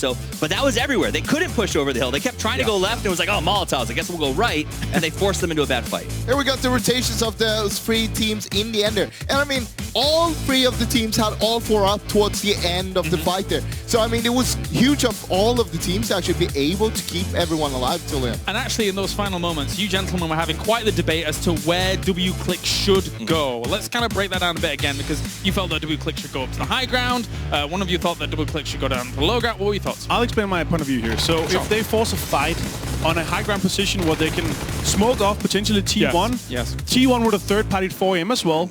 They would have swept around that side, and they would have collapsed. They would have potentially gotten more points from kills and potentially getting more points from placement, because they would have guaranteed themselves a second place. But no matter what, when you're in a 4 versus 4, whoever starts the fight never wins the game. Like almost never wins the game. Yeah. And basically, I was saying that WClick would go down towards where T1 was, and basically how the fight ended up, that's what I was explaining before it happened. I side with Martin. There you go. Brilliant stuff. Well introduced. T1 did something very smart. They sent Hella actually on a flank around the side. Had they forced 4AM to sort of look for the fight with T1, it would have jumped off right away because of where Hella was. So I do think that was it, is making sure you're not the first one to fire. Also, one more thing. WClick was waiting for the circle to push them instead of making a play before they were forced to make the play. Yeah. Points coming in for this game, all importantly. 25 big points coming in for 4 Angry Men up at the top. 15 kill chicken dinner is massive for them to start the warpath here for day 2 of the semi-finals. So great points for them coming in. SK Telecom getting 16 points. So very, very top heavy for our first lobby of the day. But I mean, like, these are the 2 guys who they came in cold, man. This is their first game, and they go 1-2. 2 regions that struggled yesterday come out and throw the gauntlet down today and absolutely crush it. Look, just to give you a little bit of perspective on this, getting 25 points in the first game, VC Gaming got 27 in 6 games yesterday. Yeah. Okay.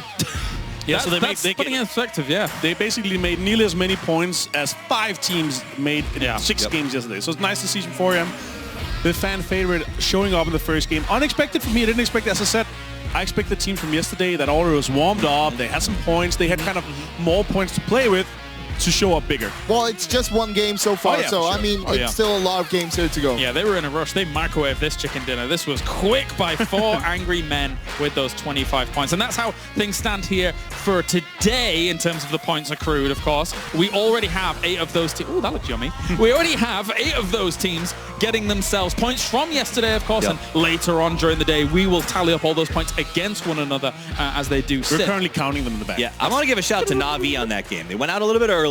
right? So we didn't get a chance to sort of talk about them during the highlights. They put 6 kills. They were fighting tooth and nail. Their push to sort of dig out that warehouse was absolutely inspired.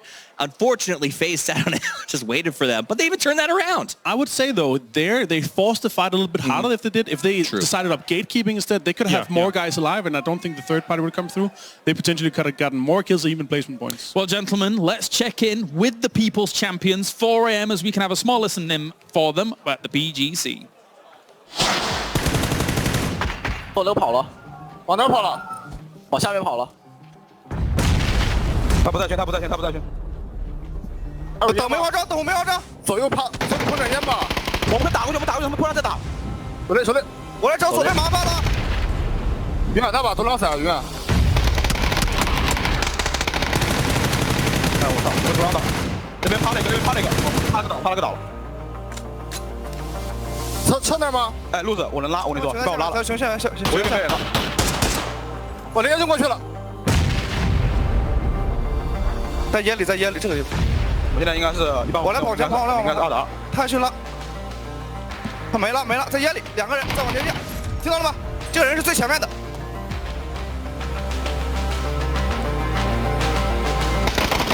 孩子，我打了，没事，光瞄。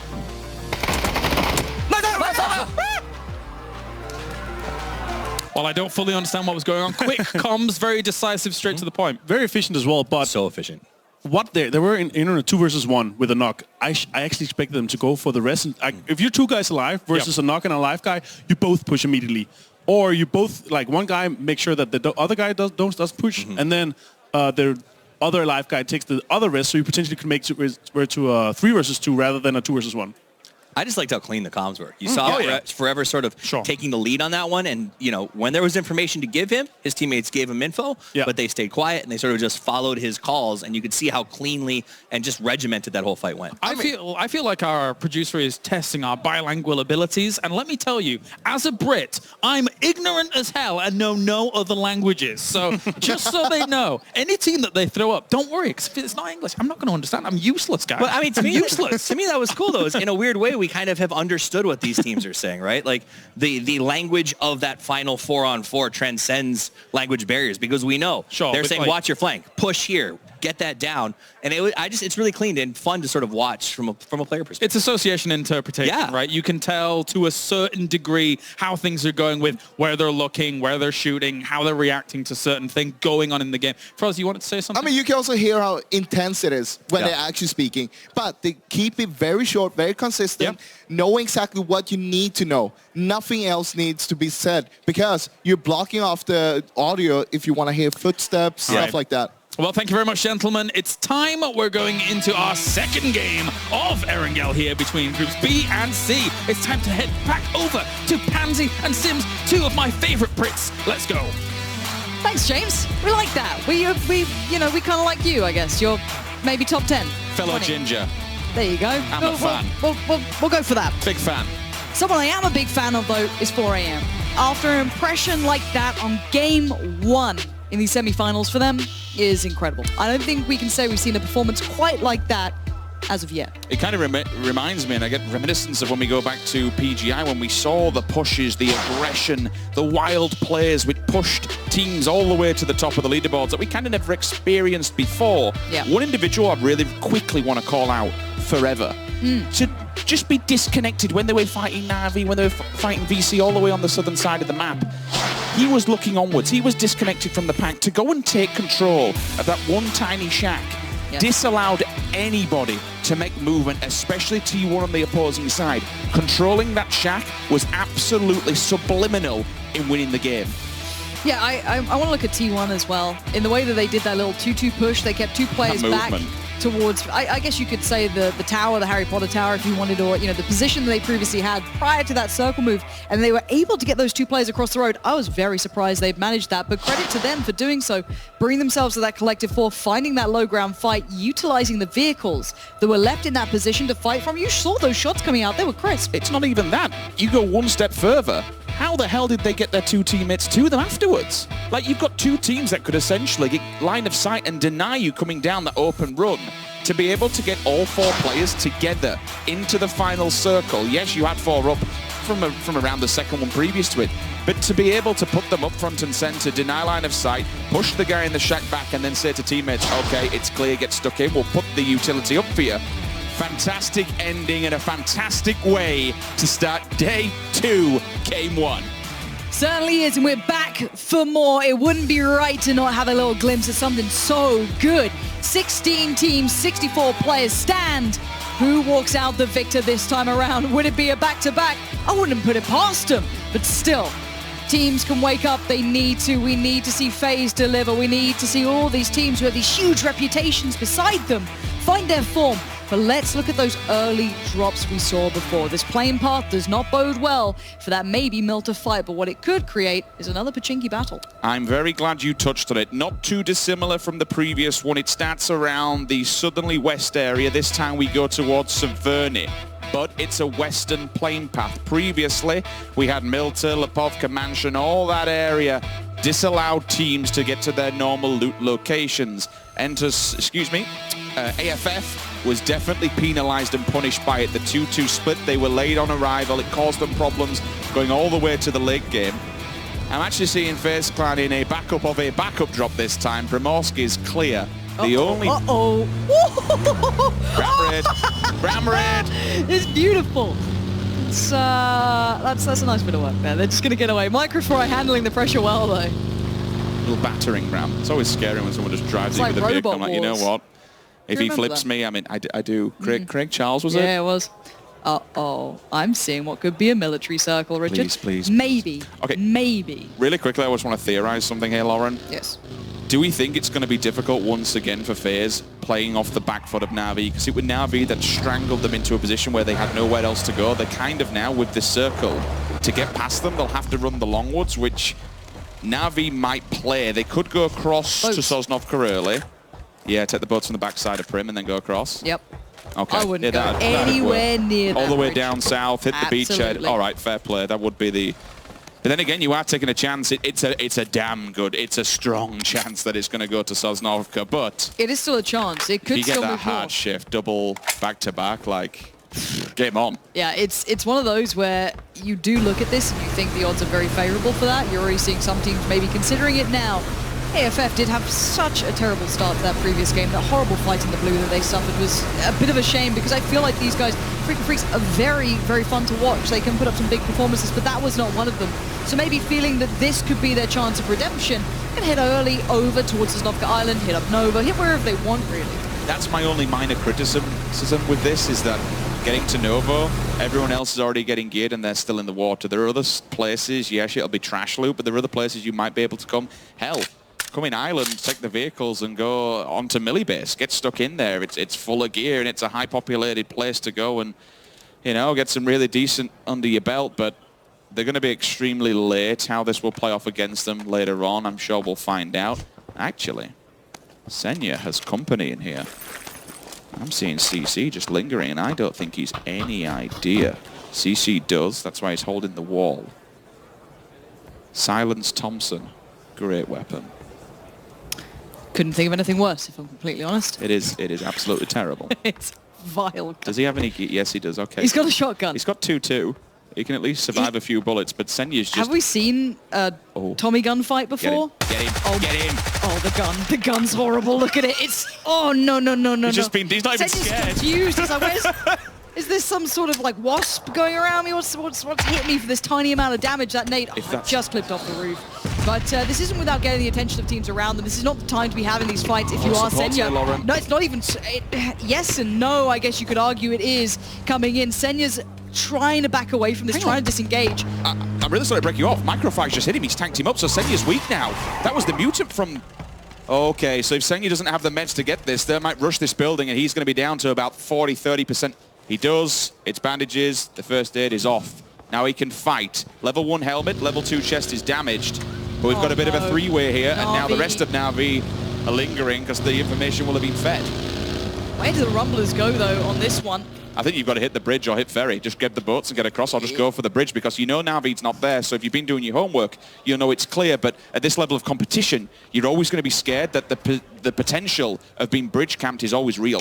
I would say the one big problem in my mind is that Senya can just kind of write himself off and say, guys, if I make it out, I make it out. Maybe players are 3. Oh, Genesis, please don't all be in one car. No, no, no. This gives me great deals of anxiety, just ghost riding around and pulling up. Just going to take their time by the bridge, potentially. Ghost Gaming already getting engaged as well. AHQ backing away from the compound. Senya gets a second shot at life, maybe because of suppressing fire, or maybe they just felt, why would we sit here when it's probably not going to end here? We need to look beyond that initial fight. We are seeing the Eastern Bridge having a fight. We're seeing the mini bit of a hold here from Style, further back by the tower. It is infantry trying to make the run. The UMP is not ideal. Maybe the 16 could do better, I don't know. The gun's a little bit tough to work with here. Vehicles do make it past, and Freaks were late to come here, so their loot will be subpar. He kind of spoke in the way that he approached that fight as well. He could have been looking at players facing him directly and coming onwards off of the bridge. Rather than doing that, he waited till they turned him face and then took a few bullets on them. So you know what? At least now they can't just drive towards me. Should I miss everything, they'll be able to go away and do their own thing, which they do. Everyone banking on themselves, Novka. And why wouldn't you? It's the best play. Unless we get the double northern shift, then it's going to be looking rather good. 4 a.m. They're all the way on the opposing side of the bridge, the one that you've just seen infantry move off. In the north, I'll tell you where some of the other teams are. Gen G and Red Canids, they'll be going past one another. 4 a.m. crossing the bridge? Rozhok. 4 a.m. is holding because they don't know what's across there. Okay. One of them, I think, went early to scout and we may have heard the shots. It'll have been quiet when you've got an M16 and an SMG firing. You're like, well, I don't really know what's going on here. So if they have scopes, they'll be playing for information, just keeping an eye track of what's going on. The other bridge encampment that is real is Genesis. They're actually holding on to Na'Vi right now on your screens. Yeah, and this is the battle over towards maybe Rozhok, I guess Watertown. Really weird fight between Genji and the Red Canids, trying to maybe disengage, get themselves towards the circle. Lovely shot from Andy FPS though. This guy is a very talented individual. There's no getting past it. You can't deny what he can achieve, but does he want to stick around himself? Lovely little readjust, spots the angle. If that shot came through, it would have been everything he'd wanted. It's not going to happen. The revive's going to come in. And I feel like these teams are being very scrappy, which I like, but it could cost them in the long run. You're looking at positioning here, which you're losing out on. There's several points you want to look at this from Gen G. They're losing time. And more importantly, you're losing a hell of a lot of utility. You've just committed 3 men to the cause there to get one back on his feet.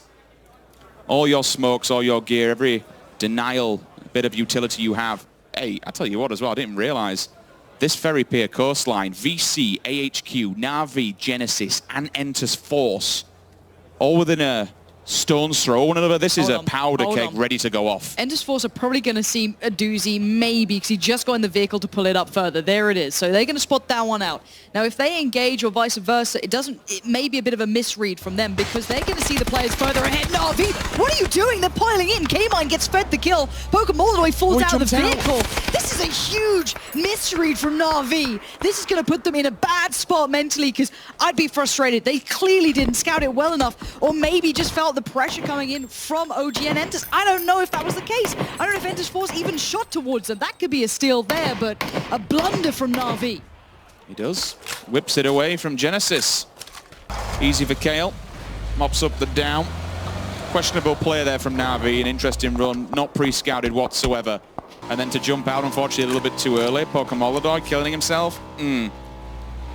It's risky and it's rough. And it's certainly not without remorse. Circle.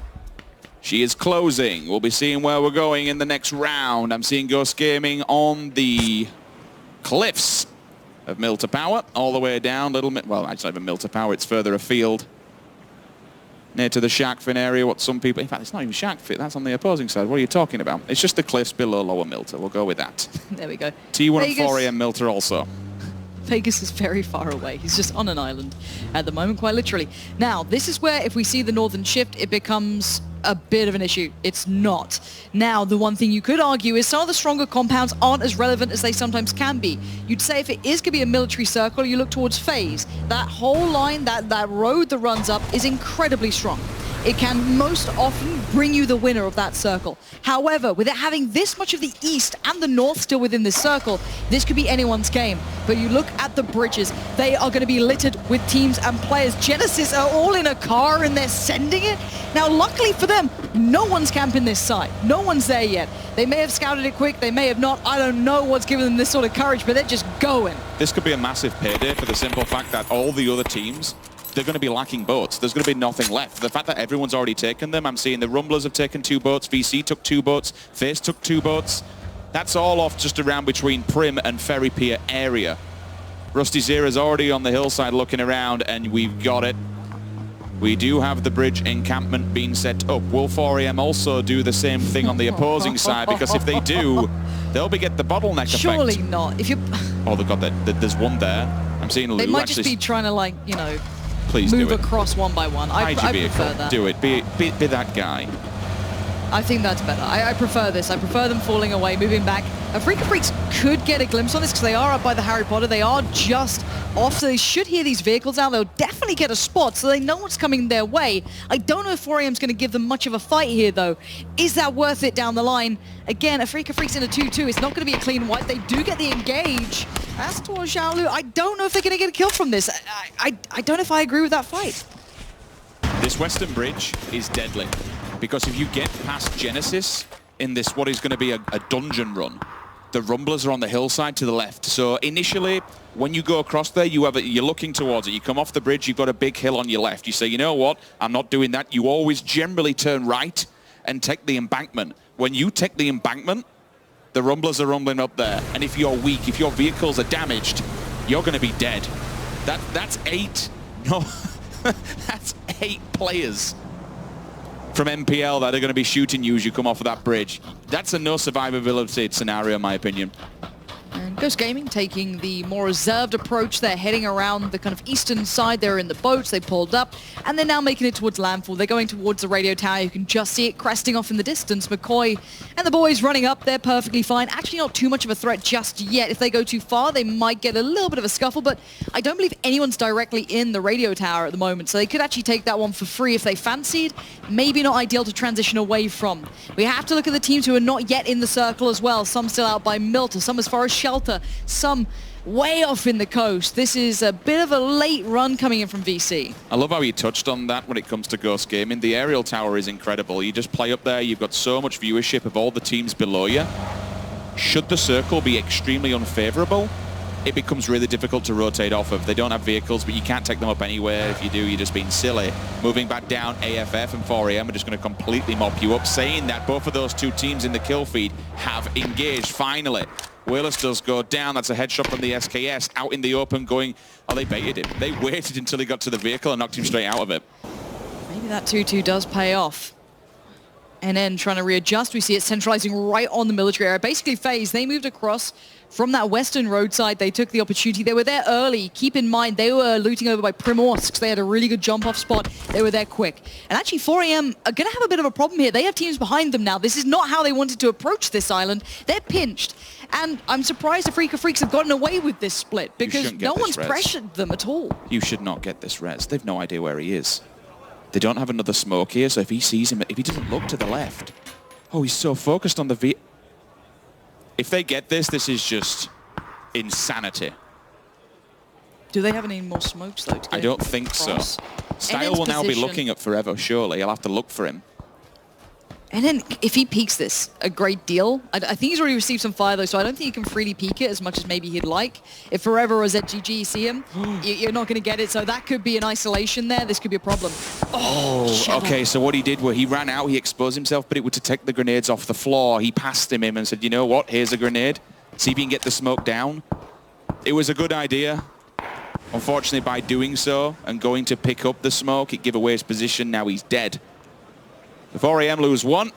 I've only seen 5 deaths so far, though. This is in 14 minutes, Lauren. This is going to be a long game. It is. We could see that bridge camp coming across, especially in the west side. As soon as they make land, that could be hard for Force to try and make it past Genesis if they have a player watching it. I don't think they do right now, but they'll see him if they make it anywhere close, as Nerf might consider it ZZG. And it is going to be 4 AM trying to readjust here, but they've been met by another team. T1 say hello again. Maybe a bit of sweet revenge, and it looks real good for Adder. Waiting coiled and patient, he peeks the ridge and finds Forever. These are going to be flushes all day long. Now, I'm kind of surprised at 4 AM. They got caught up. They got focused on their Freaka Freaks. They got real tunnel vision. And as soon as they tried to move, T1 find the perfect timing. I might not realize that lose the last man, but if they do, that'll be first to last. From 0 to 0. Touching it now. The next victim might be Gen G, though. They're coming off the hills. Excuse me, they're coming off the bridge. T1 has heard them. What? I'm actually hearing it. I'm seeing the bullets. They're in all kinds of trouble. Lose there as well. He'll catch them. Oh my God, they have to run the gauntlet. They've gone past T1. They've gone past 4 AM, and now they're coming up to AFF. They're pulling directly in. We have to get a quick look on this one because they've got 2 vehicles, and Gen G might not be able to go too much further. Veselotch looks pretty dead here.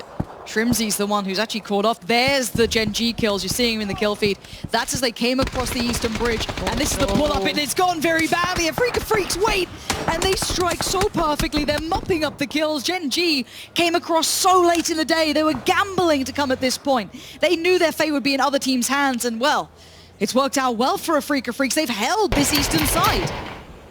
It'll be interesting to see if Shrimzy gets back on his feet. I think he's too disconnected in the blue. Gen G get themselves back to a 2-man stack. The res did get popped off. Genesis, by the way, are holding the bridge. We still have Na'Vi. We still have one player from Enter's Force all there. They are waiting. This is a bridge camp, but it's pricey because they're in the blue. Look at T1. They're pushing towards AHQ here as well. That's a big fight going over in the east. There's going to be a lot of kills here, guys, so try and keep up. Profi got greedy. Indeed, they did. Na'Vi just about doing some more damage. I don't know how they're still standing at this point. We are going to be seeing both sides. The eastern... I don't even want to say the west here. It's mostly the east. The west is a bit of a bridge camp and maybe some shots from FaZe. The east is going to be the tough part. You have T1 in between AHQ and AFF. Down below that, the remainders of Gen G. This is the battle we're looking at. T1 in trouble. They're trying to stay alive. AHQ look hungry. They're going to be pushing for these knocks and these flushes so they can try and get some points for themselves. They have 1 confirmed kill thus far, and they could certainly get some more. You have to be disappointed if you're T1. Outside in the open, 16th place will be the tombstone for them. Rather unfortunate. 4 teams are now inside. Oh, Entus has gone as well. Veselotch bleeds out the wayside. Esther, he's down. Not dead just yet. Could come back to haunt his dreams. Should he be alive and allowed to get his teammate on the res? It'll be Loki, last man standing here.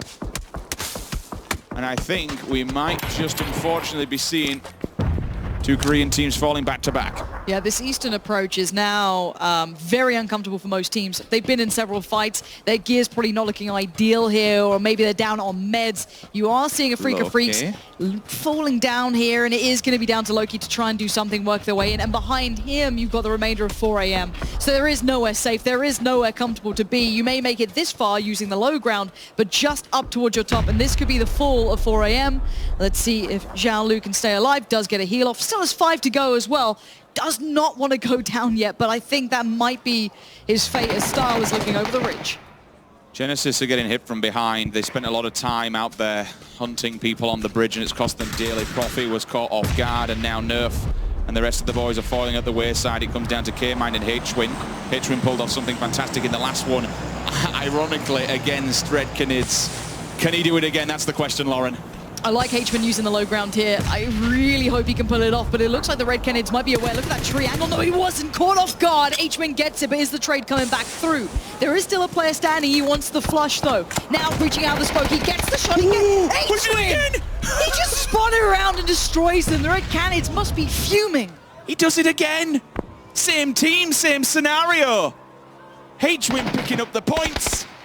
Red Canids going out. But let's quickly focus on what's in front of us. VC on their knees. They're not looking so good here. The fight comes in. There goes 4 AM. We're going to see Zhao Lu going down. That was W Click catching that one again in the east. Not surprising there.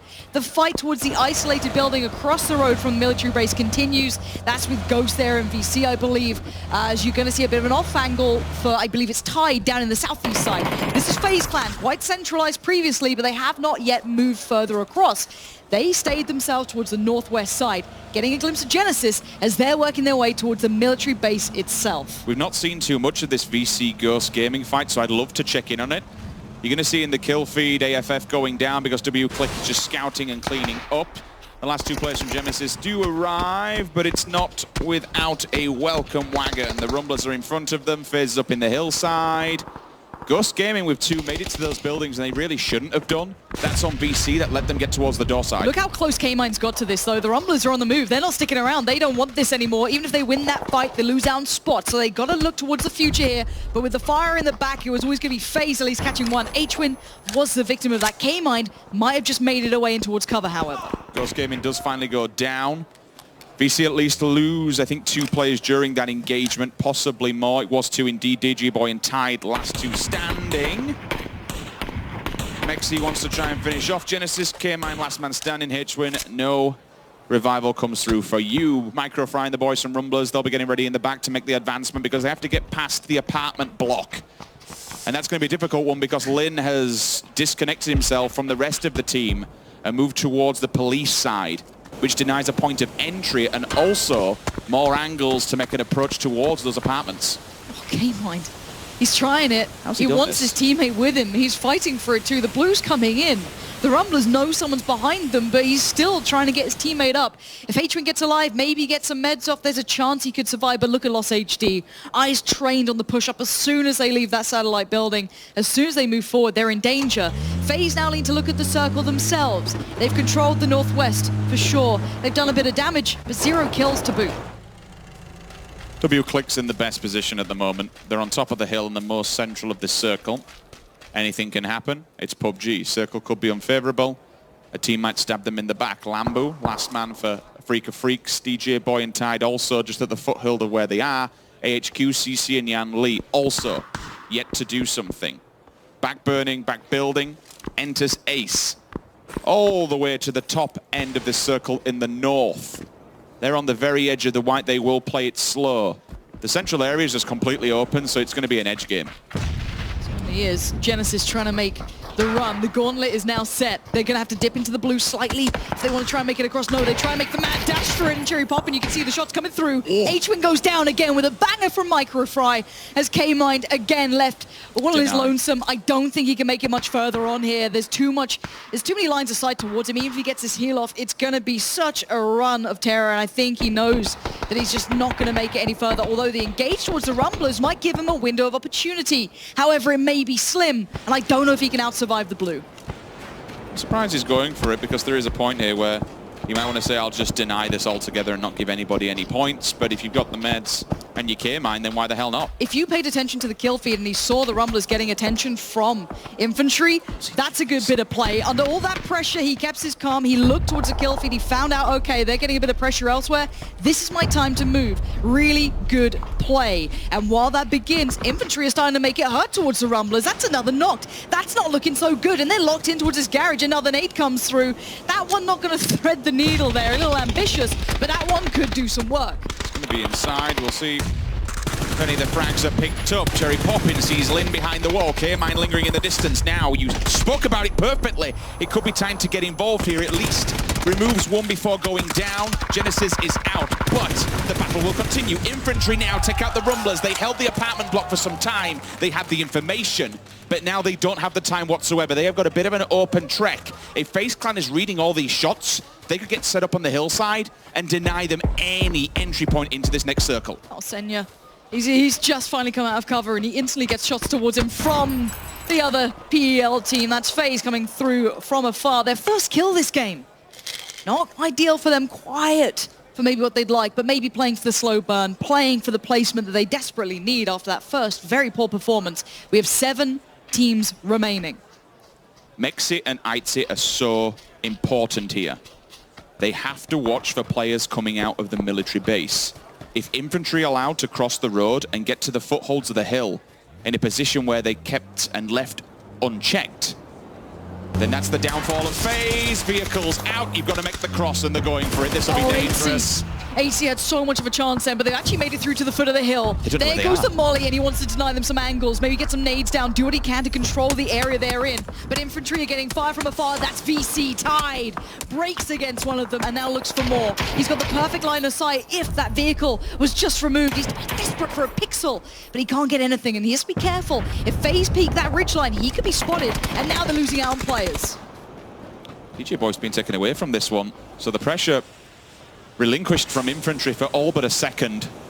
Fuzzface is disconnected from the rest of FaZe Clan. He'll keep a check on those in the north and make sure they can't make any advancement from behind. 3 players of FaZe stand in line though, and they want to take Infantry head on. They need to remove them.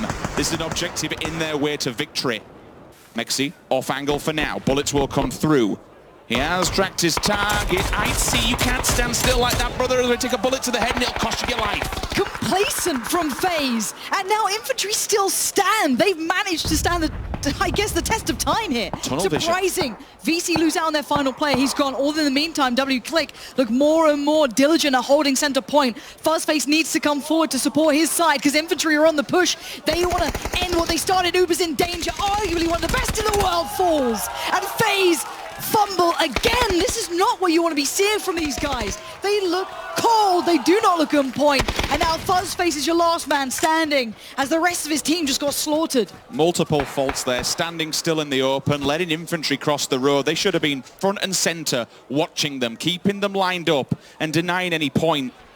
Now you've let them get across the wall. Now you've let them get up the hill, and it's cost you 3 of your players. Fuzzface, I know you're a bit of a god, my man, but going up against 3 of these individuals, it might have just lost you this match.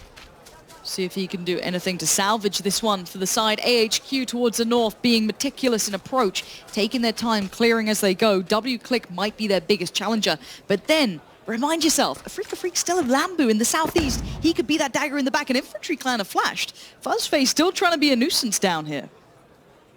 I want to see if CC can do any more damage with this M24. I've been seeing him the kill feed. I don't know how many knocks he's had during this game, but he's got range, he's got the gun, he's got the weaponry. Longscale try and bait out Fuzz to show his hand. Hiding up against the tree, I don't think there's anything he can really do. Or go for the knock and the insta-flush. He ain't moving for love nor money, is he? I wouldn't either. No. There's the engagement. Lambu gets spotted, excuse me. So that's him removed. Again, the Snakes aren't getting away with much here. So we are down to 4 teams now. We see a couple of shots. That could be AHQ being spotted out. So they've lost that little bit of a surprise element they may have had previously. You're seeing Infantry Clan, again, still unsure of where that final member of FaZe may reside. AHQ held dead to rights. The Groza in hand would suggest that he's wearing level 3 gear, which gives him a peeker's advantage, so to speak, to put that M24 to good use. This is such a nice position, though. Look at Harold's spot. Really nice little bit of elevation to be able to look down this hill, get the spot, relay that to Ribbo potentially. This could be big for them. Another tag comes in. If they have a nade, big nade, that could be done. That could be HQ losing out on one of their players here. Not far enough. Silsden try and follow up with a second one. They've lost track of where he's gone. Longska now wants to get involved in this one. Fuzzface, again, you spoke about not really showing his face. So for Infantry, they just need to keep track of W-Click, and that's why I kind of like what W-Click is doing by sending 2 forward, then Ribox in the back just to keep a track of AHQ. It's really good read, but they are very scared and very aware, should I say, not scared, of what's lingering just behind them, and that's why they're on edge. They keep turning around, they keep disconnecting from this AHQ fight. It's only one player. Why focus so much on one player? You saw what happened to Aitzi. He looked down the hillside, held still, and then VC just says, you know what, that's a free and easy knock. The vehicle he goes. Great play, but I guess it is mobile cover at this point. You never know what scenario you're going to be left with. Taking that away, looking for that final player, still trying to find Yan Lee. He is being incredibly patient in the north side. With 4 teams, though, it's a bit of a stalemate. Infantry can't push past Fuzzface. He holds the key to the north, and he'll at least get one. I would bank a fair amount of money on the fact he'll at least trade one or slow them down. So that's a dangerous push for them if they are even slightly aware of it. They could wrap on the south side for Infantry. But W-Click aren't exactly a team to be messed with already. The tag comes in towards the HQ remainder. He's not looking so bright now, as Ribbo does dispatch of him, and we're down to 3 teams. Top 3 again for WClick. Good job from these boys. LATAM has come out to play. Infantry, what's the choice? You hold top of the hillside for now, but you're not the closest to the center. They're very aware that Fuzzface is an obstacle that they have to deal with, and that's why Buliang is looking this way.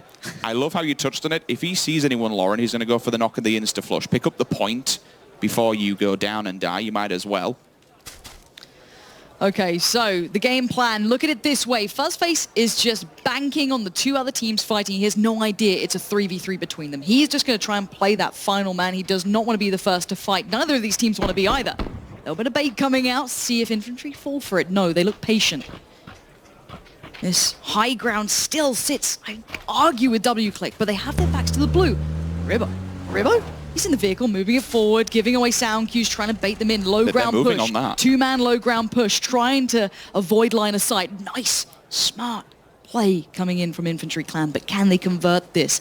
Are WClick even aware of the chance of this? They're getting closer and closer to WClick. If they hear noise, they could spring on this one. But look at Ribbo, he's starting to think about where maybe the other teams are. Maybe they're thinking it's on the north side. Fuzzface also is now on foot. He's out of his treehouse and looking for blood.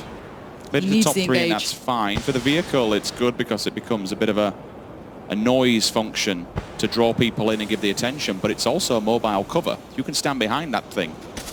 It takes a fair old amount of damage. Gives you another point of entry on this one. Longsker, most center, but he knows that once where he is, once he goes over this, he's exposed. I think they might have seen Fuzzface. They've definitely seen that smoke coming out. It's going to be down to 2 teams. There he goes. But now what does Infantry do? Is it go time? Will they springboard off the back, or will they wait and be patient? It looks like they want to use that 2-man hit squad, but the first point of contact comes in. That's nice play from Infantry, and there's the first kill to follow. WClick now on the receiving end. Where's the trade back? It's only Ribbo to fight back so far, and it's just down to him at this point, as you're going to see Infantry Clan desperate to make up for the performance they had. And they dug deep for that one. This is going to feel good. After yesterday, Infantry Clan, they're a team that needs to pick up as many points as humanly possible today. This is it. This is their one chance to make it to Oakland. Every game matters. With 11 kills and a win as well. That is the road to redemption. This is wonderful. It's a team that we said we would love to see them perform today. Hopefully this is a good start. Remind yourself, take a second to think about it at home. They were only playing with 3 players for a short amount of time. Lin had to go to the hospital. He was taken care of. He came back on the same day. And now today, they close a win. That is huge determination from this team. The bigger ramifications of that, yes, you're playing with 3 players. It's a big enough problem in itself.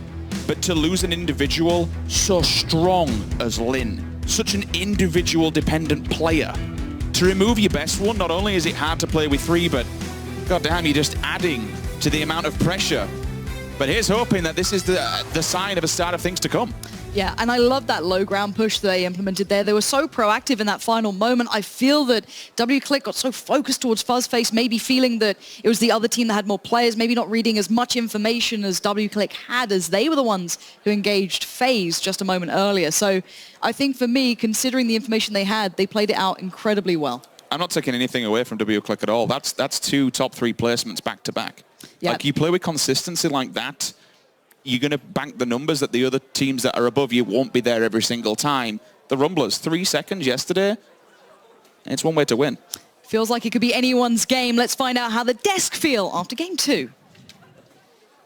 That's right, it's a potential dream start here for Infantry Clan after they yesterday had to go through the trials and tribulations, which the game did not set upon them. But now, so far, they are on the road to true recovery here for day number 2. And then with that as well, China shows up strong in our first 2 games, taking the back-to-back overall. A fantastic start here for China, and then Infantry getting that win. I mean, I think, yes, it has been a great one. That's sort of going to be the narrative for throughout what's starting to feel like the day right now is the East came to play today.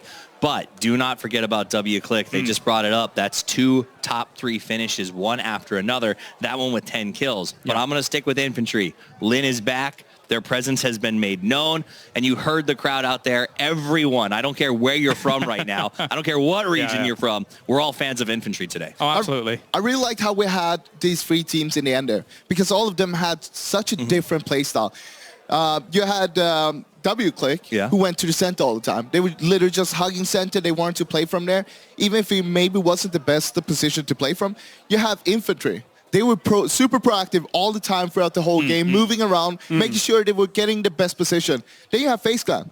They're playing on the edge for control all the time, making sure we want as much control as possible. Well, before I get your thoughts, Martin, let's head into the highlights here for our game number 2 on Erangel. We went down to Millie Avenger.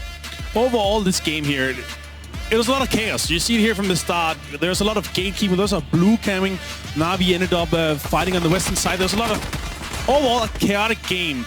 And I didn't expect it to go down that kind, where we are sitting down with only 11 teams once the circle closes finally on the military. This could be one of the most chaotic military game we had, considering how early we already knew it was going to be a military circle. We saw a lot of the teams, especially Korean teams, were on the northeast side fighting each other. Gen G, they went for the boats on the east side, but Ghost Gaming already took them early in the game. I mean, it feels like PO... he's making calls, but it's just everyone seems to be a few steps ahead of him. He brought his whole team on the massive rotation. They waited longer for meds. They went looking for those boats, but they were long gone. 2 other teams had already stopped by to try to get them. Those kind of moves to me say it's a move that exists in your region when you're going up against the top teams, and then the lower half is the teams that aren't that strong. Maybe you can get away with it. Here on the grand stage, though, Avenger, where you're playing against all the best teams in the world, those moves aren't going to fly. You have to expect that the density of the circle, like there's always going to be a player once you get into the circle, especially in circle 2 and 3 here. Overall, though, FaZe, they managed to have a really good position for a long time, but didn't get the most of it. Also nice to see from the Rumblers here to gatekeep and effectively make sure that Genesis died, but they fault themselves because they wanted to make sure that Genesis didn't get in, and Infantry punished that very hard. And that is the win coming in. It's great to see it. Infantry Clan get themselves the win here to start things off for the day. It is game 2, of course, and they need to make up even just a few more points here to try and get themselves towards Oakland. But it is a great start here. All 4 standing strong. Let's check in with how things actually went and developed throughout this game, as well as we have the match results. I keep getting juked because sometimes we show the plays, sometimes we show the match results, and that's how that goes. We have 21 points coming in for Infantry Clan, 16 points for W-Click, and you touched on this just a little bit before, Toffees, but W-Click, 2 third places back to back. Well, a 3rd place and a 2nd place is great for them. It's great, and it's coming from a region that I genuinely believe, like, we've bantered a little bit like, oh, North America doesn't get enough respect from Europe. But the reality is Latin America doesn't get respect. And I think part of that is they sort of had to sit under the helm of Secret for a long time, and that slowed down the growth of the region. But now that these teams have been able to really represent themselves, teams like W-Click are proving that they came to play and they've got the skill to do it. That's fair. It was a blotch on the region. It really was. Fair to say, you know, we make no bones about it. It was a blotch, but they are showing up pros. Yeah, what I really like is we saw them in the first game, they only had 3 kills. They were playing a lot more passive, but coming into this game, even though playing the center, they were very much more active, trying to look for the kills, and I mean, get himself 10 of them, that's pretty good. I'm extremely happy to see Infantry up here. This recovery in multiple ways is just, they put themselves up there. They're sitting on 29 points total, which means they're actually in the top 16 and looking pretty good if they continue this this performance throughout today. I feel like there's a huge shakeup already, even just 2 games in for today. Because if you look at this overall leaderboard, this isn't the full points that our Group B has accrued, but you see how many points Group B has accrued today, and it's not that many. I mean, the reality is yesterday, Force became a top 3 team in 2 games. That means that any team, including Infantry, who's so far behind, 8 points total yesterday, if they have a couple of good games and they've already got 1 in the pocket, they're right back in that top 16 mix. Definitely so. Gentlemen, do you know what time it is? Tool No, time? it's not that time. Break time. We are going to have another listen in here at the PGC, and we're going to find out what team it is right now. 头上没看到，这样你头上没看到。你们头上往南架，别顶了，这样别顶了，别顶了。真图，蹲下真图。3了，别急，不急。左边，你们可以顶一下。顶上打残了一个。2枪，顶上一个，倒了一个。右边2个，右边1个3，我顶了。左边圈边，打一个，还剩一个，还有一个，一个大残，没子弹了，nice Avenger. But a little bit more chaotic here compared to what we were seeing from 4 a.m. Again, I have no clue what's going on, but... Well, you gotta give it to them. They had a really bad day yesterday, coming back here, getting that win. Energy's there. Exactly. More pressure on them as well to actually do good. Being in the top 3 there as well. Top 3 fight. I mean, it means a lot for them. And with that, gentlemen, we are done. We have one more game of RERUN coming up in a few moments' time when we return here. We're 2 games down at the PGC for groups B and C. We'll see you in a second.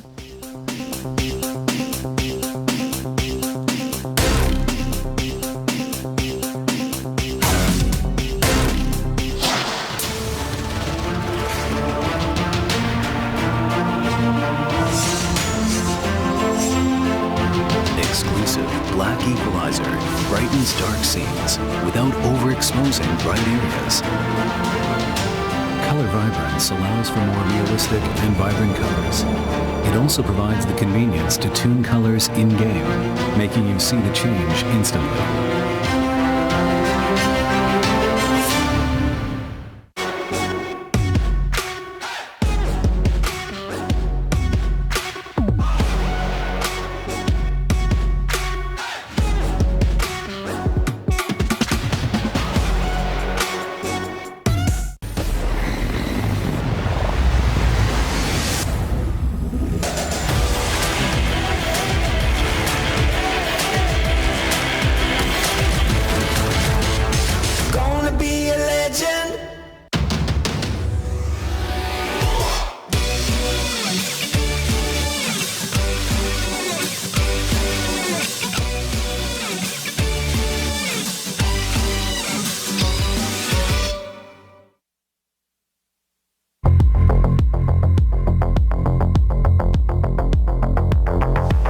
Always great to see the eye tracking software giving us a bit of extra detail as to what's going on.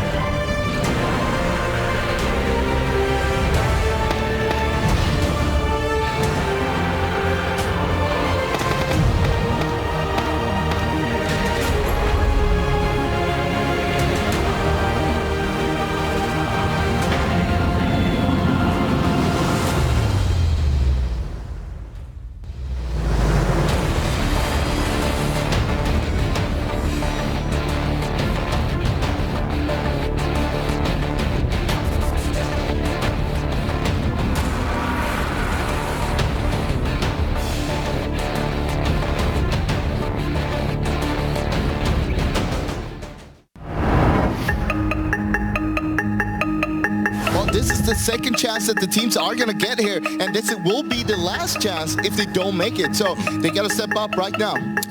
Every chip that they have left is on the table, and these teams have to go all in. And for some of them, like Liquid, the deck is stacked against them, where they've got to really, really push out of the gate hard to sort of get that momentum to catch up to the top teams. I think it's going as expected, except for Team Liquid. That's the only, Team Liquid and Detonator. I'm surprised they're in this lobby. See, Detonator's in a little bit of trouble here. Yep, okay, a lot bit of trouble as they go out in 12th place. That is bad news for that squad. As you can see, they were sitting in 13th going into this. One team for sure that's going home. Maybe G2. Definitely G2, I think. Like G2 and Liquid don't look like they're in a good spot. I feel like G2, they've been doing so bad for like 2 days now. They're not showing any sign of coming back. G2 is falling apart here as GYY coming up clutch.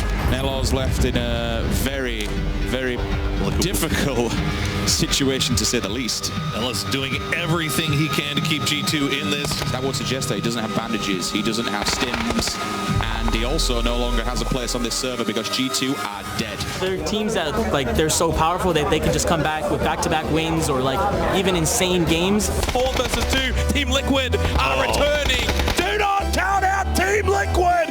11 kill win. They have returned. Made some good zones for us. Yeah, good zones. Yeah. About time. We've had only hardships from us, so it's been really rough. But at the same time, we've been playing like shit.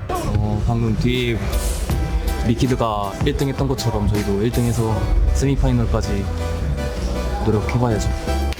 Looking risky. Oh, detonator. Oh no. Right now, the last remaining player up for the squad from Korea. And that's going to do it. It detonator, 16th place in this one. 一点点，这是我们赢的。那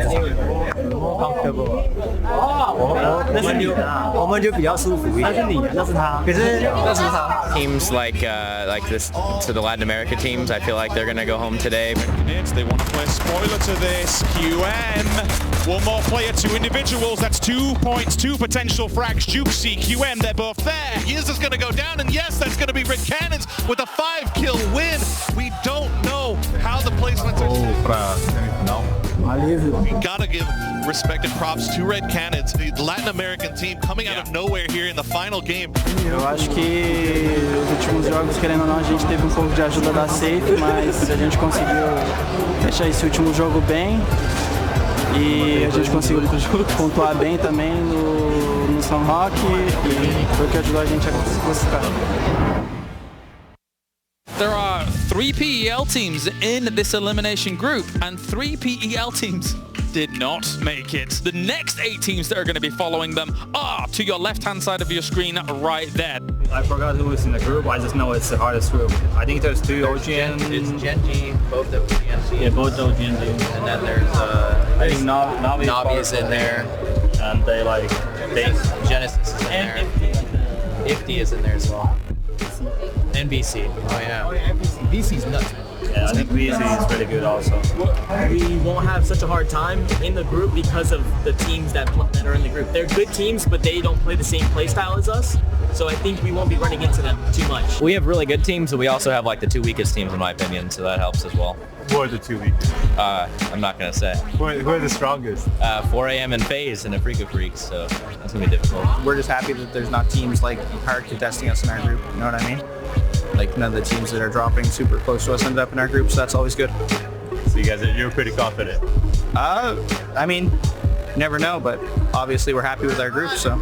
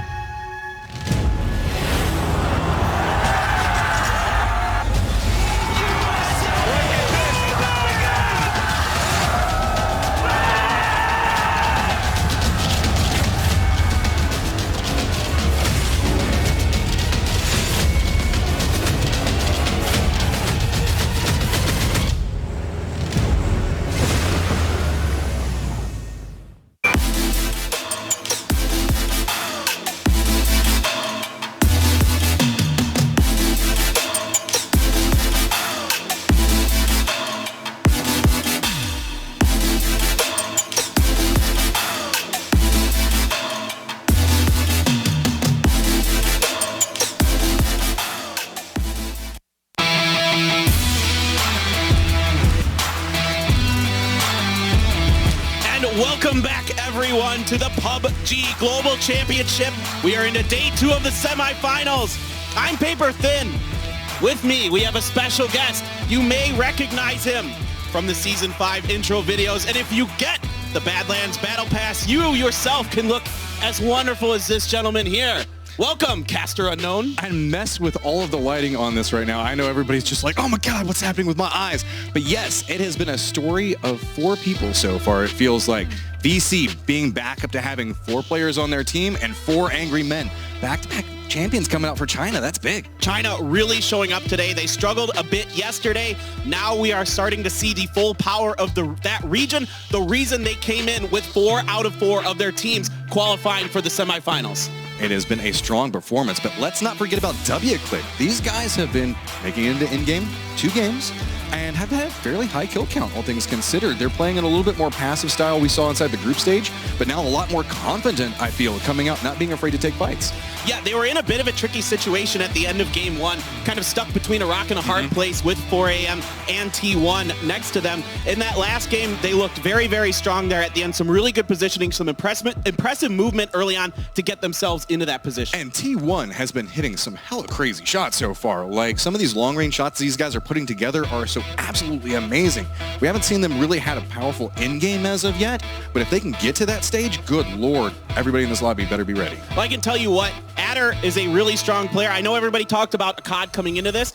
Previously, you were for a talking long about time, Akkad coming into this. I will talk about Akkad a lot. Yes. But Adder has historically actually been the top fragger for T1. So this is a guy that you can also rely on. There's a ton of talent in that team. Oh, 100%. Rumblers also been showing up quite frequently. Everybody keeps calling them the dark horse, but I don't know. They said it inside the video a second ago. They don't play like anybody else, so they're not really ever afraid, and I feel like that shows in their playstyle. It's really interesting talking to them outside of the matches. There's a lot of quiet confidence on that team. What I find really fascinating is they kind of play to however they tell me they're going to. They told me going into yesterday that they were going to be, strong, aggressive, just kind of play loose and have a good time, and they really did that. But then they also said, well, we're just going to get a donut on Sandhawk, and then they did that. I mean, that's Rumblers. There is no, sneaky mind game that's happening with them. They've got goals, and it looks like we got some fans showing up, trying to support their teams here over at the OGN Super Arena. But now, a team that has been a little quiet so far is FaZe. It's been interesting. In the first game, they got kind of torn apart between a couple different teams. Took a risky rotation coming up on the top side of Corey. That's always kind of a hit or miss, situation to be in, because if you take it and you can gain a lot of control, keep other teams from being able to encroach on that territory, you can hold it off pretty well. However, you're really exposed if anyone gets the same amount of high ground as you have. Yeah, and you can see that was kind of the problem that they faced, but FaZe finding a nice little sneaky spot to hide on. That's one thing everybody can take back to their games at home. Remember that tree, because if you ever end up being a solo and you hide in that specific spot on that hillside, nobody ever checks it. You can manage to get yourself a couple more placement points out of it, almost guaranteed. Yeah, and if you're not moving, it's so hard to tell with the color differentiation that somebody is inside of there, because most of the colors that you're wearing, the blacks and the darker colors, are going to blend in really well with that kind of situation. Oh, 100%. Now, one thing to note as well, we've seen a lot, I would say, Western plane paths coming into this game so far. So curious to see if we're going to get a little bit of a mix-up for our last Erangel game of the day.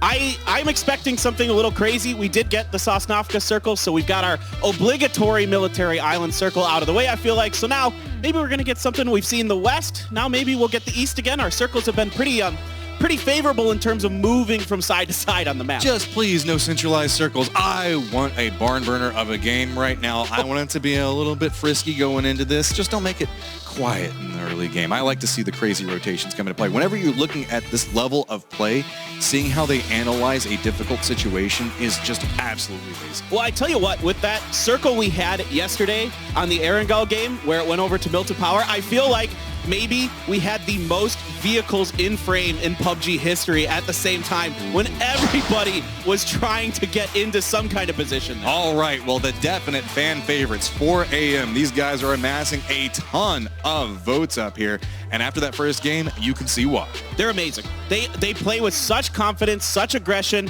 You can tell they're just dialed in. They know what they want to do. They know the fights they want to take. Reminds me of how TSM was playing yesterday. And this guy, I tell you what, I was watching ZG01 in scrims. This guy is nutty right now. He is feeling it today. It feels like everybody on this team can just kind of unlock at different points. And we talked about this kind of moving into the day, that really what kind of defines a global championship is if your team has the capability to play out of a clutch situation. It is so strong on this team. I mean, they play angry. They live up to their name. They play aggressive. Well, this is the moment where you make or break yourself as an international team. Who are your superstars going to be? There's some superstars maybe arising here on your screen. WClick has looked darn good today. Zilzin, Rybox, Ragnar, and Harold Man, I tell you what, I think a lot of people were kind of down on Lat AM coming in, but right now these guys look like the real deal. That's a strong team with a lot of experience across a lot of other teams forming up together. I mean, we've seen those guys' names in so many events, but Infantry was kind of the question mark. We saw the fact that there was a little bit of a medical issue happening yesterday with Lynn. He had to step away for a couple of games, came back, coming in strong. Now 4 members back up and walking away with a win. Yeah, really important to have him back, of course. T1, these guys, my biggest question for T1 right now is Helen. Helen seems to be getting he's kind of falling into what I call the PO trap for the Korea teams. They like to do these 1-3 things. Helen will sometimes come out ahead. Now, generally T1 does 2-2, but I've noticed that Helen is getting caught out a lot on his own. The rest of T1 has been playing pretty dang solid. And here we go, making our way back over to our last Erangel of the day. Plane path going to be cutting straight over Georgia Pool and ending up over Lippo, so nothing too crazy, but we don't ever see anybody make their way down towards military base unless they think it's a terrible plane path anyway, so going to open up a lot of opportunities we didn't see in earlier games on drops. Specifically, I've got my eye on Milta Power. That's a normal phase drop, but Rumblers have been strong in points yesterday, and they might look to contest. Looks like Rumblers are already out of the plane, so maybe that question never gonna give it to me. Answered a little bit. You know, the Rumblers, again, I talked to them a lot. They're really nice guys, and they said to me today, they think 20 to 30 points today will for sure guarantee them a spot in the finals. So I think for them, today is going to just be, hey, let's just play our game. Let's not try to contest anybody early. We don't really need to do that to get the points to get to the finals. Let's just, work things through that way. And this is great if you're a FaZe fan because now you're going to have a little bit more space for your team to work with back down over in this area. If they're going to be able to go back to, I would say, their comfort drop. So nothing too crazy coming into play here, but I think it's all about Infantry right now. Can they replicate the play styles that we were kind of expecting from them? We saw them be very aggressive early in the group stage, and then that kind of died off as well as their points started to. It almost like they got in their own head. But now they're starting to be a little bit more comfortable inside of this map and starting to play it the way I feel like they want to play. And of course, here we go. We're going to start off with the Pachinki battle. Again, Duya bounces a grenade. It doesn't get inside here. He's coming up with that double barrel shotgun. Opts to not go all the way up the stairs. Nerf has bounced out of the window himself and isn't interested in this fight yet. We got shotguns, we got Tommy guns, we got UMPs. They're going crazy. That's another Force member down right there. So down to 3, trying to figure out how they're going to handle this. We can see that it's not quite the chaotic drop we saw in the earlier games, but it's still very contested around this location. The new circle is popped, very centralized. I was hoping for something a little bit more interesting, but maybe the next circle will give it to us. But we got a lot going on in Pachinki right now, so I'm not going to complain. You jinxed it. And once again, it's Duya coming out as the first person to go down for Entus Force. Now, I think Genesis is definitely going to deny this. There is no way the other members of Entus Force are going to be able to get here in time, especially with Sungjang dropping so far outside of this, and all he's got is a mutant right now. So there isn't much going on here. What I thought coming into today, that maybe potentially Entus Force might try to up the aggression a little bit to try to bop Genesis out of here, not only because they want to take control of Pachinki, but also going into the finals, assuming they make it, they want to be the sole team in control of Pachinki. This was a very interesting play coming up from Force, opting to be a little bit aggressive with the double barrel, trying to run up in the face when they have 2 members that didn't really drop Pachinki proper and on the outskirts. That put them already in a disadvantaged position. I wonder if that's kind of one of the reasons they opted to try to go for that aggression, because they knew they were outnumbered, but it just ended up blowing up in their face. Well, the Korean teams love the shotguns, and once they get one in their hands, they feel really confident in these city battles. But look at this. Look at these angles that Genesis has to hold down. Incredible shooting, first of all, from Profi. But we see this again. Genesis knows the angles inside of Pachinki where they can get these cheeky little pickups. So it should be noted that Force is back over towards the west, where there are a lot of corresponds along that road. So they're going to be able to get the utility out of that. There is still the correspond that's going to be over in Pachinki proper that Genesis should be able to walk away with. But I feel that's why we keep seeing Genesis in the early game all stacked up into one car, because that's the one car that they can get, and it feels like Force is taking all the rest of them away. In a circle like this, they're not going to have to rotate too far, but neither one of these teams really want to stay in Pachinki for the remainder of the game. They're going to try to move out. Absolutely. They got to get going. Let's talk about a few other teams out and about on the map. I want to talk about the Milta Power situation. Afrika Freaks Fatal has taken over Milta Power from FaZe. FaZe moved over to Milta. Not a huge difference between those two, essentially, but it's kind of interesting to note. Other than that, you don't have too much else going on, except I would say Entus Ace way up in Severny, which is definitely not a comfortable place for them. AHQ is just running right up on this complex. Could be another problem for Force. Full on defense. You can see grabbing what little he can right now, trying to get set up, as it's going to be a full push coming up from AHQ. Force is trying to figure out, okay, how do I get out of this situation? Do I just play it? Do I go for a kill point off of it? No reinforcements capable of coming through. Kale's got the hillside back down to the south, but spray comes out. Does manage to get one, trying to go for the flush onto it, but it's a lot of bullets coming out of the... So you got to be very cautious. The rest of AHQ is now starting to make their push off the side of it, and you can see reaction coming out from Force, moving to the second story. Yeah, Yanli's trying to get underneath this grenade, but he is able to get up the stairs just enough in time. A really nicely placed grenade by Sungjong, using a smoke there as well to continue to give himself some kind of cover and support. Yanli does not know that Sungjong moved into the other room. He's using the noise from the smoke. I like this. Get a little bit more time. Let Kale get into position. Provide some cover on the outside. You just have to make sure you hold down the second story. That's what that grenade bought them. Now Kale can move back down off of this, provide a little bit of support as to what's happening in this situation, because Force cannot afford to lose another member at this stage. And I'm looking at the map, and right now none of the other members of AHQ are moving in on this, so they might feel like they're going to rely on Yanli. It's just Milk left, but it is going to be Kale getting Yanli on the stairs. Nice, unexpected angle coming up for that. That's going to be an easy flush out, and now control of this location goes over to Force as AHQ is separated away from it. Really nice job there by Sungjong, buying a ton of time for Kale to get in there. Heady, smart up plays from him, and that is going to be a nice little start here for Entis Force despite losing Duya early. And I like this. Go ahead and make sure to clear around. They don't know how many members could be potentially still in the spot, so still look around for it. Don't just rush in and think that you've got it won. Meanwhile, you can see W-Click looking back over towards infantry. Everybody's kind of making their way up on this location that's just just towards the east of Pachinki right now. That's that popular Potato Mountain location that a lot of people like to play, but so many teams opting into center. Now, do note, there is the river that's going up towards the north. We really have Ace that's up there right now, and one of the members for Red Canids. Everybody else is opting back down towards the southern part of that river. Well, it's just weird because it's really hard to come across from the northern side to the southern side of the river. There's a lot more compounds along the southern side of the river to gatekeep it. So ideally you don't want to be on the northern side. Now that being said, I'd still say there's maybe like a 20-25% chance this circle goes north. ZG. This is what was happening on the other side with AHQ. They got called out. ZGG01 managed to take down another member of it, and then everything started coming apart for AHQ, so Milk just had to leave. Yeah, this guy has been really powerful for 4 Angry Men. This whole team, very, very strong. Right now seems to be our strongest Chinese team, coming through being one of the only Chinese team that came through directly into the semifinals. The other ones had to fight their way through the elimination stage. Aspu finding himself in a little bit of a spot as Joy's taking a couple of shots back over towards him, trying to get control over these buildings north of the river right now. It's an odd little skirmish to go on, but the rest of the Red Canids are separated down around Razak, so not any support capable of coming anytime soon. Yeah, you can see they're just trying to fan out Entis Ace. They know that pretty much most of the northern part of the circle is theirs at this point. Nobody else is really going to want to take that risk. You just have one member of Red across, and as well, you have one member of Gen G on the other side of the river just to establish beachheads in case there is a drastic shift. I mean, there's always the chance of the hard shift up towards the north, and that's where things could get a little bit more chaotic. Everybody's opting towards center right now, just trying to play the math game, hoping that they don't have to make another big rotation out of it. I mean, we're still at 60 alive at this stage right now, and looks like Joy's decided, it's not really worth staying contained in the spot, so instead let's do a little bit more scouting and regroup. Yeah, absolutely. You can see FaZe. They have moved over to the northwestern part of Farm, so they're rolling up on the backside of Infantry and W-Click potentially. Afrika Freaks Fatal has made a longer rotation, more northern. They could find themselves on the backside of T1, potentially south of Yasnaya, unless they want to keep going more north, but it gets a little more dangerous the more north you get because of all those fields. I love this position that we see FaZe Clan playing from. There's a lot of good sight lines from this. Unfortunately, not a lot of teams around them, but depending on how rotations could come into play, they can mess around with what's going on around that farm location to the south and take care of anybody that might be pushing around shelter to the north of them.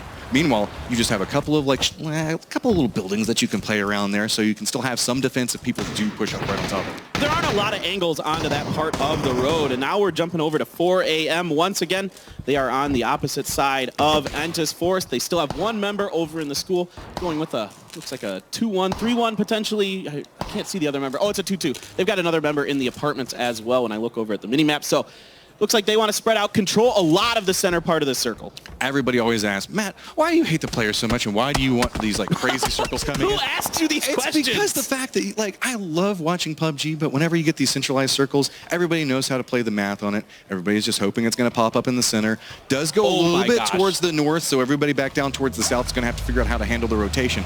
But this is what you want to see. You want to see people have to adapt to a situation. That's what PUBG is all about. And when you end up with centralized circles, it's just kind of comfortable. It's a lot of hot shots back and forth, trying to gather information so you can figure out how you can make that next rotation. All right, Forever is watching WClick make their way into these shacks on the bottom side of the hill to the south of school. We'll see if he wants to pull the trigger on any of this or if he's going to wait for the rest of 4 a.m. to group up before they start putting some shots in there. You can see, you can hear a few bullets clinking against some grass in the cars there, so looks like 4 a.m. going to take that radio tower hill up there. Depending on how Wayless tries to play this, if he pushes this a little bit more aggressive, he might be able to see Psycho moving into the building, but it's just going to be one of those near misses as nobody's going to get sightline back towards each other. Wayless still trying to hold control of this high ground, overlooking the Badlands back over towards Sunken City location. So with this, Milk is still just praying. Nobody opts into going into these yellows. AHQ's had a rough start.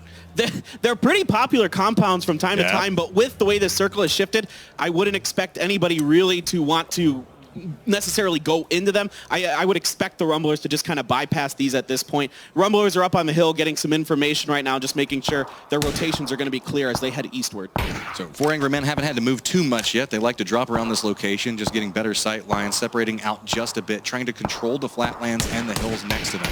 So meanwhile, they can take these shots like this and force and contain. That's what you want to do at this stage. You want to take a couple of shots to make everybody afraid to move, because if you gather more information, you can lock them down, and then whenever they do have to move later, capitalize off of it and get those kill points. And you'll see these teams make these really aggressive, wide splits if they're confident in their shots, because if you can start hitting people in vehicles as they're moving, Senya, are you going to do it? Are you going to do it? Is he going to stop and get the shot? He's just waiting for it. Seeing if anybody spots him out. I don't think that Ribbo was seen. How's Ribbo not seen him in this position? I mean, he is right next to the rock, but looks like he's very caught up in what's going on, because remember that 4 Angry Men have been taking the shots at him. Ribbo just didn't even look that way. Zenya's just like, okay, well, let's just see if somebody else kills him at this point, feeding a little bit of information. He only has vision on one, so that's probably why he didn't take the shot. He has to assume that there might be other angles that he could have retaliation come back to him on. So instead, playing the patience game right now.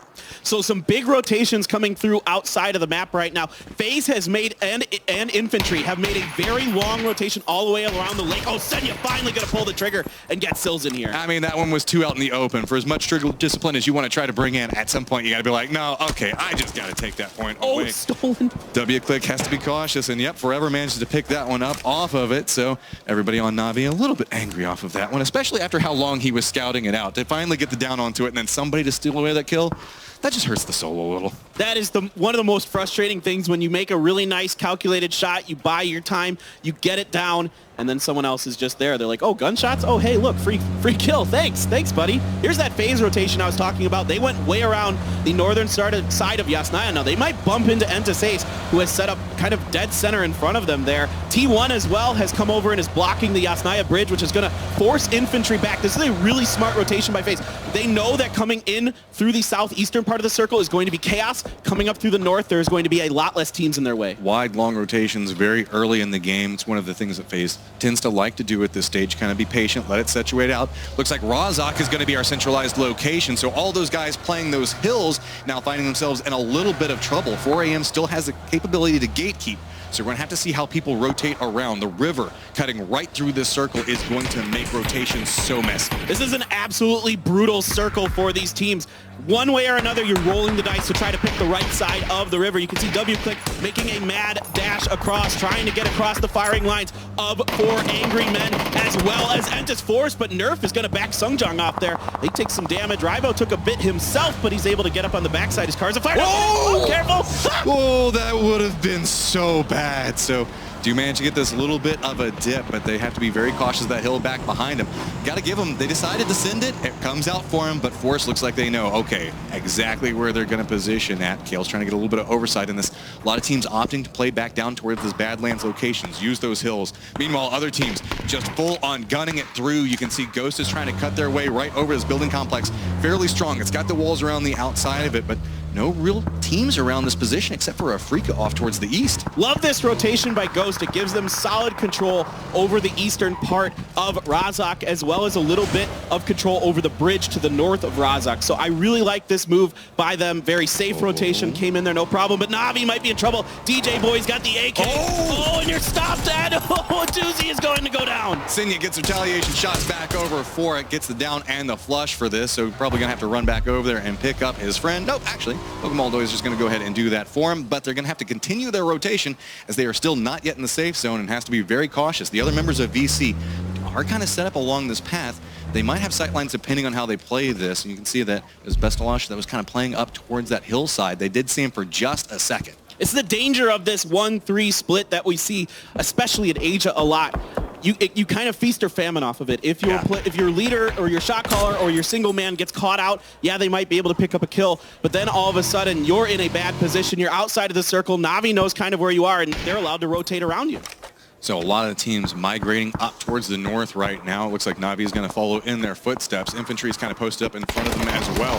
Taking the shots back over towards Senya. That's going to be a down from the side of it. It's going to be a Afrika Freaks that actually buys a little bit more space for Senya to decide to stop, figure out what's going on, and get a control of a little bitty dip, I think, right on the edge of the zone. Basically, from where Infantry and Navi are up to Afrika Freaks Fatal, there is quite a bit of open space. You can see Navi's going to make a go for it anyway. Oh, boy. The rock came out of nowhere. Everybody's stacking up. This is bad. They do manage to get away with it as everybody's having to reload. Shadow just goes, nah, bro. This is our location, but the shots are coming in from the side of it. A lot of damage back over towards the Freaks, so they're just going to step back away on this, and Navi might have a push that they can potentially make off of it, and Lambu has to run upstairs. He just looks back down. We're going to spray onto one of them. Does manage to get it. Trying to look back for the flush onto it, but knows it's risky. Meanwhile, you can see Style playing around the side of this, trying to see if they can get a flank. Provide some form of support. A doozy knows he's in a lot of trouble right now. The numbers favor everybody from the Freaks looking off on this. It's going to be a doozy just trying to hold the angle on it, but it's so many pushes that are coming through. Gets the spray on one of them, but it's going to be sneaking up back behind it, and the Freaks do manage to take him down. The Freaks with some solid defense. Now will Infantry try to pounce on this situation? Actually, Infantry is moving off. You can see them on the far right-hand side of the map. They aren't interested in this. Red Cannon now battling out their LAT AM partners. 2 down here for W-Click. It looks like the Canids have the advantage, and they're going to take it. That one hurt. They just crashed in the side of that, and that was instant destruction over towards W-Click.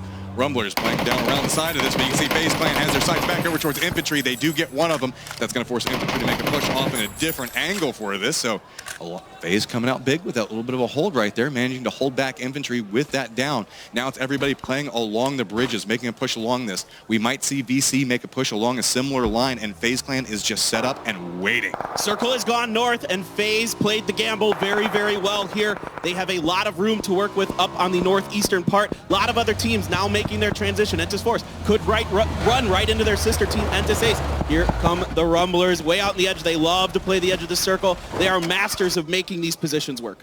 A little bit of a skirmish going on between Genesis and Gen G. Meanwhile, you can see Domu realizing, okay, there's a lot of people that are pushing back over here. I believe you heard the cars just a second ago. So just going to go ahead and play back behind that. He does have the giant UAZ giving away his position back behind him, so has to be very careful about that one. Yeah, absolutely. People are going to be pretty aware of where Domu is. And long skirt coming up here. Yeah, I was going to say, he's like, why is there just a random UAZ next to this rock? Surely there's nothing going awry in this location. Shots come through, and he actually gets dropped off of it. That's going to be a nice dome coming up from Domu, but the retaliation comes on the other side of it. But here comes Fatal as well, pushing on this. Shots come through, trying to spin it out, trying to hold it together. VC holding a nice little bridge troll position. Yeah, Tide not interested in trying to fight that one out just yet. Style is able to get over the bridge, taking only a little bit of damage. Lambu as well up here for Afrika Freaks Fatal. He's going to go up on the rocks. Tide, meanwhile, has opted to play the troll position underneath the bridge. Let's see if he can make anyone pay the tax. Pushing back over to where we saw Ghost Gaming stomp at. They're going to try to play that low area, that little bit of a lip to deny vision onto Ghost. That helps out the rotation by quite a bit, but there's a lot of people on the other side of this bridge they have to be very cautious about. Shots down starting to come in from the side of it, but they're just going to go ahead and play this dip by a little bit more space. But that means that they're losing out on a lot of information and could find themselves in a very bad spot as Tide pushes back down towards Style. Style gets caught knowing where Tide was, but Tide had already moved out of there. So now NN, the sole surviving member of Fatal, moving through, going to try to find some kind of point. He's rolling up on the backside of Ghost right now in the southern eastern part of the circle. So curious to see what we're going to see from NN. AFF TF does a good job of snaking out some points for themselves. We saw it in a previous game, and curious to see if they can make it work again. Rumblers laying down right next to Gen G. Depending on how Gen G rotates, they have to be very cautious on this. Micro5 finding himself in a very close position to them. Shots starting to go back and forth. Looks like it's going to be the long distance Rumblers on the side of this. It's going to be Cherry Poppins taking the shots onto this and force Gen G back and away from it. Looks like they might hop into their vehicles, but starting to get a little messy as we still have the river in play just to the north of Razak. So a lot of people are going to have to continue their rotation. A lot of these edge teams are going to have to find a way to push through these very fortified spots now. Yeah, it's going to be really, really challenging for some of these teams that are still on the south, Genesis and Ghost, to potentially get across that river. Usually it's a tough proposition. Now the grenades are coming out onto Gen G. Smokes are down as well. Waldo's got the spray. He's got the angle, trying to get more damage back over towards the car. Trying to line this back up. As you can see, Gen G's trying to play both smokes now. Grenades are starting to come through, but Rumblers are just pushing in front of them. Going to end up walking right up next to Loki. So you can hear now, everybody's just listening for footsteps, trying to localize where the push is coming from, but it's going to be a third party coming up from Ace, just spraying into the smokes. Going to make it a little bit more dangerous for everybody on this part of the circle. On the backside of this, VC Gaming was eliminated. Circle has moved forward. Loki going to run right alongside. See if he can catch a Rumbler. He's going to get Waldo. He's going to get the flush as well. So an important point here for Gen G and Loki, but this is not the start to the day that they have wanted. Erangel has not gone their way. So now everybody's just running right in front of the blue. There's a lot of utility that's already been used at this stage. You can see it's going to be H-Win looking back down towards Ghost Gaming. He's got himself a nice little sniper tower that he can play around, but realizing it might be a little bit too hot. Going to go ahead and throw down the smokes, try to get away from it, and good shots coming up from Shrimzy. He's going to get down onto him. Shrimzy with an excellent spray, catching H-Win in movement. T1 might have to play blockade against FaZe up on the northeastern part of the circle. Uba's going to find loss from the remnants of the battle between Gen G and the Rumblers. FaZe playing along the edge on the hunt for kills right now. Very separated and has a lot of control over this part of the circle, just trying to force everybody to hide from them right now. Uba is just going after anything that he sees moving as well. Next. This is impressive stuff from FaZe, fighting on two different fronts right now and kind of making it work. Now Fuzzface does get knocked by Laka. Here comes the aggression from T1, trying to lock this down. Mexi is knocked as well. It is just Uba left. Eder gets some decent damage. Uba's backing down. Oh, he's going to get caught by Cherry Poppin. It's going to be a shot in the back. Now it's going to be Rumblers continuing on the same path. You can see T1 still playing up along that hillside. Rumblers looking at that car thinking, okay, maybe we go for that. And look at that shot off on the side angle. Gets an easy drop onto him. So now Micro5's got to figure out what is he going to do. Running along the side of it, T1 takes shots back down towards him, and Rumblers go out and tip. Really nice stuff there. A little bit of help from Rang with the boomstick. He catches Cherry Poppin there. Now we're back over NA versus NA. I know you guys say you see this all the time, but here we go. Profi's going to get knocked by Shrimzy. 2 more members left for Genesis, 3 up for Ghost. He's playing this position, trying to get a little bit more information on the angle. K-Mine's got the high side on this, just looking back down, trying to figure out how Ghost is going to make their push up. Circle does go back over to the north, so this fight is not inside the safe zone. It's going to need to be resolved very, very quickly, depending on how the push points come through. Keep in mind, 4AM is still holding down that eastern part of the circle as well as the bridge, so they have a lot of control in this position. So we're going to have to keep an eye on how people push into that location, but the push is still coming up from Ghost. They know they need to make their way through this, and Genesis is just bunkering down for it. Nerf with a really sneaky angle, depending on how Ghost pushes into this. It could be hazardous. Not going to be able to see it. Nerf goes for the reposition, and that's going to be a sneaky push in coming from Ghost. Nerf is just listening for this. He's actually going to walk right by them. Nerf plays a little rope-a-dope with these guys. He's outside the building. Look at this. Shrimzy and Vegas are totally lost. They're like, where did Nerf go? We know he's in here. Meanwhile, K-Mine's trying to provide some cover. Nerf tries to peek around the corner, doesn't get much with it. He's got to hold this down. 1 down, but they're going to find Nerf here. Vegas clutches it out. Now he gets taken down. 4AM is getting in on the action. Taking the shots on the side of it. They have the high ground looking back over towards this. Ghost got the moral victory in getting the down, but they also had one of their members go down inside of it, trying to figure out how they're going to handle K-Mine that's still holding down that position. K-Mine can't move from the spot either.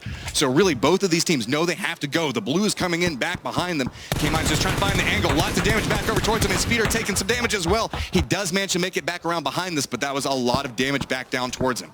K-Mine has been excellent so far this tournament, but the reinforcements from 4AM, ZGG made a rotation into the middle of the circle to cover more of this angle, to try and get some more kills off of this. K-Mine does get taken down by Vegas. Ghost has a really tough slog ahead of them to get across that river. So you took down Genesis, but where do you go next, Ghost? Because the fact that 4 Angry Men have you in their sights, just trying to figure out what they're wanting to do on this. You can see Ghost is like, all right, we need to get it down, but look at how many teams are looking back down towards this. We've got 4 Angry Men on one side of it. We've got Red Canids on the other.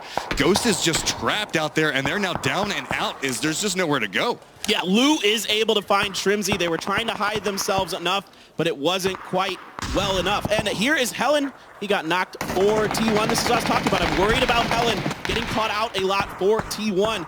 Joy and the other members of Entis Ace are 4 strong, rolling up behind T1. T1 is in a lot of trouble right now. They are getting torn apart. There was the shots back down towards Wayless. He does go down and flushed. So now there's 3 members of 4 Angry Men looking around, still just trying to play this position. But keep in mind, over towards the west, they don't have a lot of good sight lines onto that. Sure, they've got control over this spot, but if it does shift away from them, that's going to make their life a little bit harder as they don't know where all these teams are already set. Look at this. Milk has somehow found himself in this situation. The hero for AHQ, despite losing 3 members very early on. And look at this. There's still some river inside of this circle, Matrim. So, gonna come up big for 4 AM. Milk not having far to go. Red Canids having themselves a nice position, as well as Force. Kale still alive, playing off this couple of shots now going back and forth between 4 Angry Men and Red Canids. And that's gonna unlock Ace. They hear this up towards the north of it, and they might choose to step back down towards 4 Angry Men. Come up back behind them. It could be a very detrimental third party.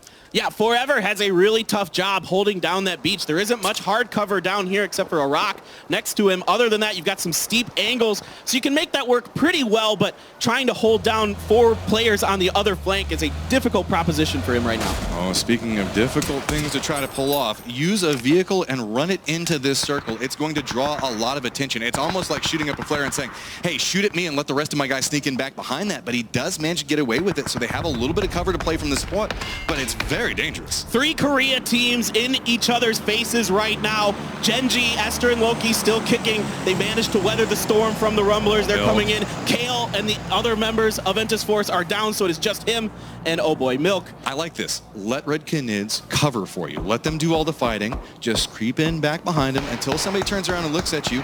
You don't have to really do anything. Let them take the risk. See, look, Psycho goes down, and now he can look up and go, hey, I want that point, maybe. But no, that's another member going down for Red Canids.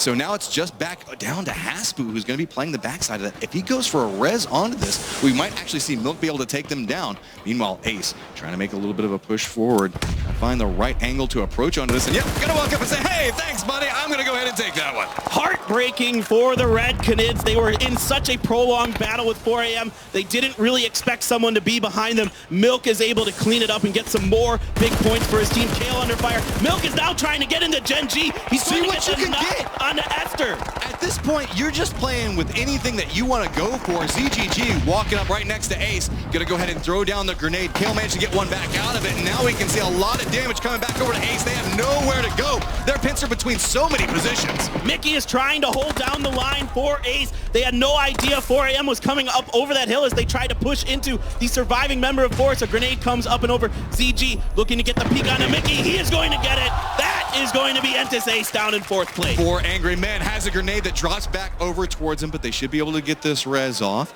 Really, it's just Genji's Loki and Milk who's still alive that they have to contend with. We're now down to 5, and it's 3 up for 4 Angry Men and 2 solos. I mean, this is looking like it could be the 2nd win of the day for this team from China. They are playing absolutely out of their minds right now. Look at the points so far. 37 that they've managed to stack up. These guys are just murdering everything in the lobby.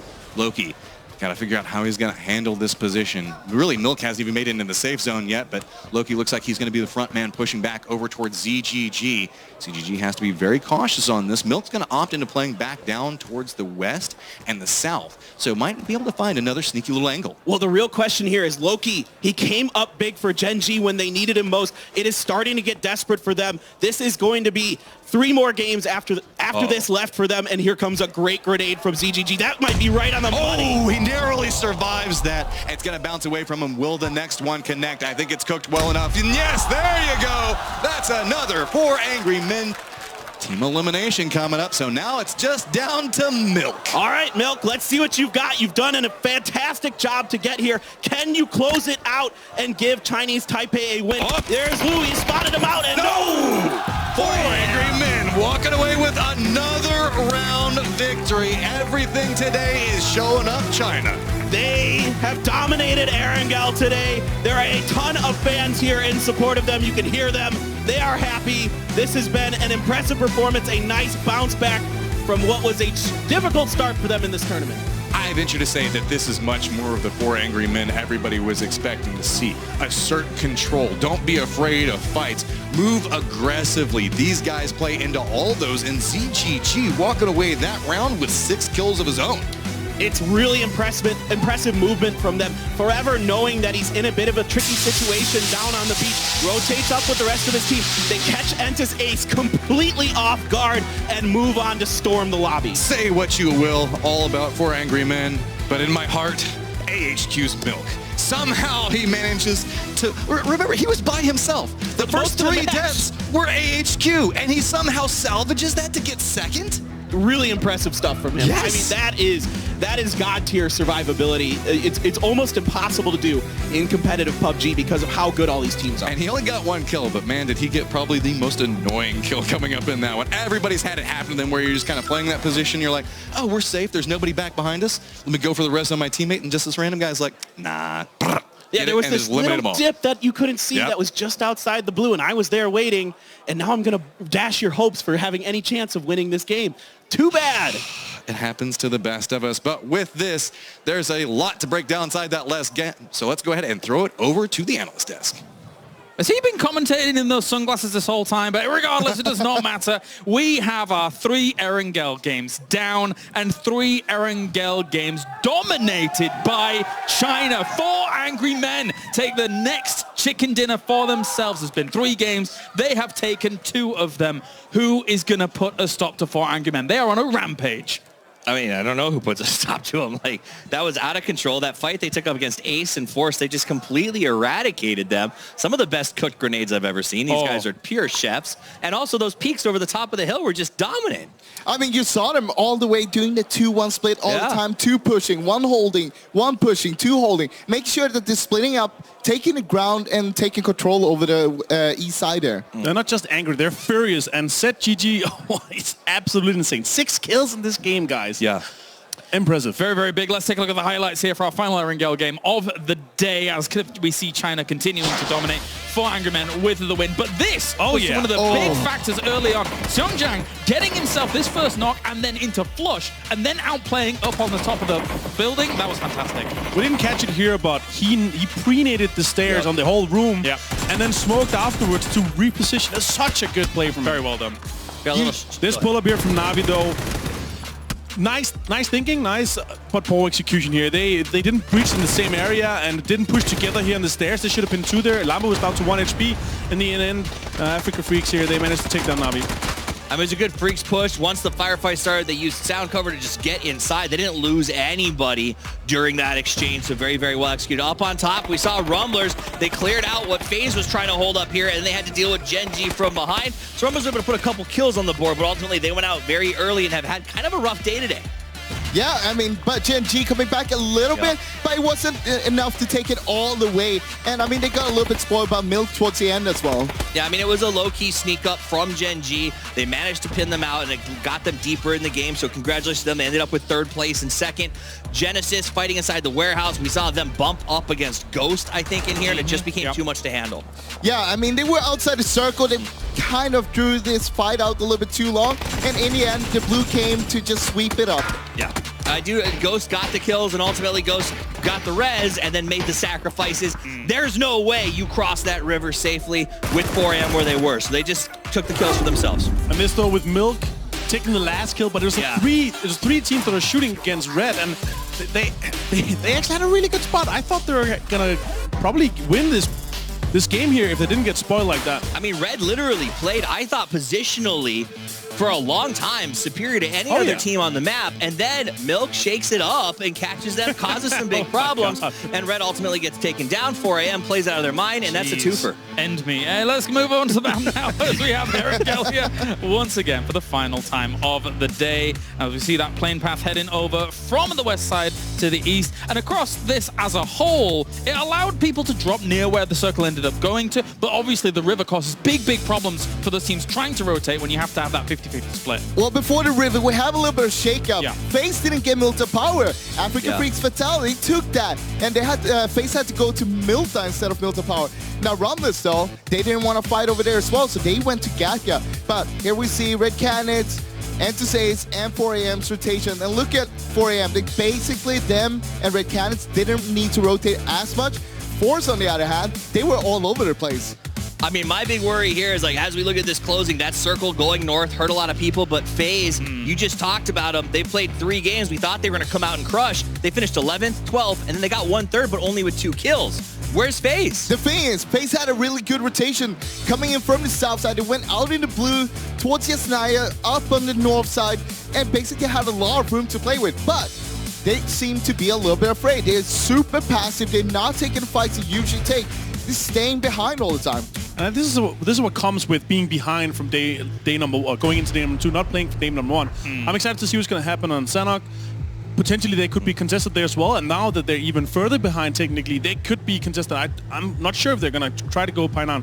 I know, though, they will be alone in Montenegro, so I expect some big games from them on Miramar. This was a great push. 4am was just hungry for the final. They knew exactly where he was. They were like, all right, once we get through this team, it's just a simple walk for us to go ahead and get rid of Milk. Milk knew it was coming. One thing to take away from today's games compared to yesterday on Erangel is that Genesis of Entus Force, they were basically fighting in Pochinki today. They didn't yesterday because they know whoever's winning, getting out of here, they're going to get Pochinki for the finals. That's a good point. 20 points coming in for 4 Angry Men up at the top. Not only the 10 kills, but the 10 placement points as well.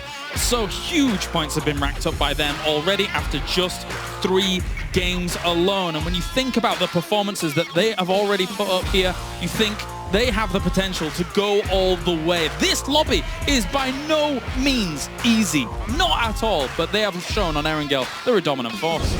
4am is a dominant force in the pick'ems. They're a dominant force in the games. They're a dominant force in the audience here watching them today. Oh, yeah. And they're a dominant force on this scoreboard as they put up the 45. I think they're maybe 20 from a guaranteed advancement at this point. 45 points is the same amount of points that Force got yesterday in 6 games. Here we are after halfway through. And Criminal was at 45. It's insane. They're going to make a game break, or they're going to break the record in terms of most points in a day for 6 games. They're the people's champ here so far. 4 Angry Men, they sit at the top here. SK Telecom T1 in second place with that 26. Here we go. Here is our overall leaderboard. Now, do bear in mind, some of these teams have played a few more games than some of the other ones here. So you have to take this with a pinch of salt for now. However, we can see as some of these teams from Group C are starting to catch up. And when you look at 4 Angry Men in 7th place, that's a big catch-up already. I mean, it's like, if 4 Angry Men looks like, you know, you're like, oh, I assume the left side's already played 12 games. Now, 4am has played 3! And they're in 7th place. That is absolutely crazy. Rumblers is still holding 2nd, but guess what? We're going to Sandhawk next, boys. So that's going to keep on sliding. And also, Force and Genesis, they're 6 points apart. We're going to be following these guys throughout the rest of the day. It's going to be extremely exciting if they're going to be dropping each other and contesting, basically. Rumblers have been a little bit disappointing today. Only 8 points in 3 games so far. And as you mentioned, going into Sandhawk, I mean, are they going to get any points here? I mean, I'm the same boat. You got Ghost on the very bottom in 24. They've had their 3 games. They showed us these signs of life in sort of the early rounds. And now, I don't know, it's same as FaZe. Like this, maybe the break, the 7 days, maybe Rumblers is onto something. They said we played in Illums on purpose. Maybe it worked. Do you know what time it is? Yes. Yes, he does. It's time to listen in to the comps of 4 a.m. Oh my God, never let him do it again. Yeah, I guess. 王哥已经往他们脸上拉了，王哥往他们脸上拉了。走，来看王哥位置，看王哥位置，王哥就往他们脸上拉了。王哥那边我们先解决 HQ 了，来帮王哥。行。他应该在后面那个坡。我听到这个。小罗，啊，没，还在那。他还在那边，先帮王哥清。他没过来。王可以扔个雷啊，队友可以帮你架，你直接吸起来吧。对，跟后面那个坡，对，后面那个坡。跑去这边这个坡了。这个雷应该有，再人远一点，再人远一点，王哥，再人远一点。对对对，压王子压。这边，哎，这个，最后一个，我脸上这个缓坡。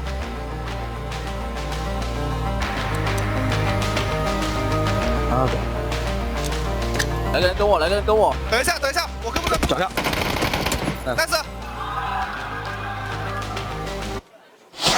Calm, collected, the people's champs. If you were listening very closely to those comms, you could even hear the crowd erupt whilst those fights were going on. If you noticed at the very end, whilst they were shooting down at their final target, there was a grenade being cooked to then potentially finish off that person anyway. 4 AM in the first 3 games. I mean, I've looked stellar. I also loved it the first time we saw the replay.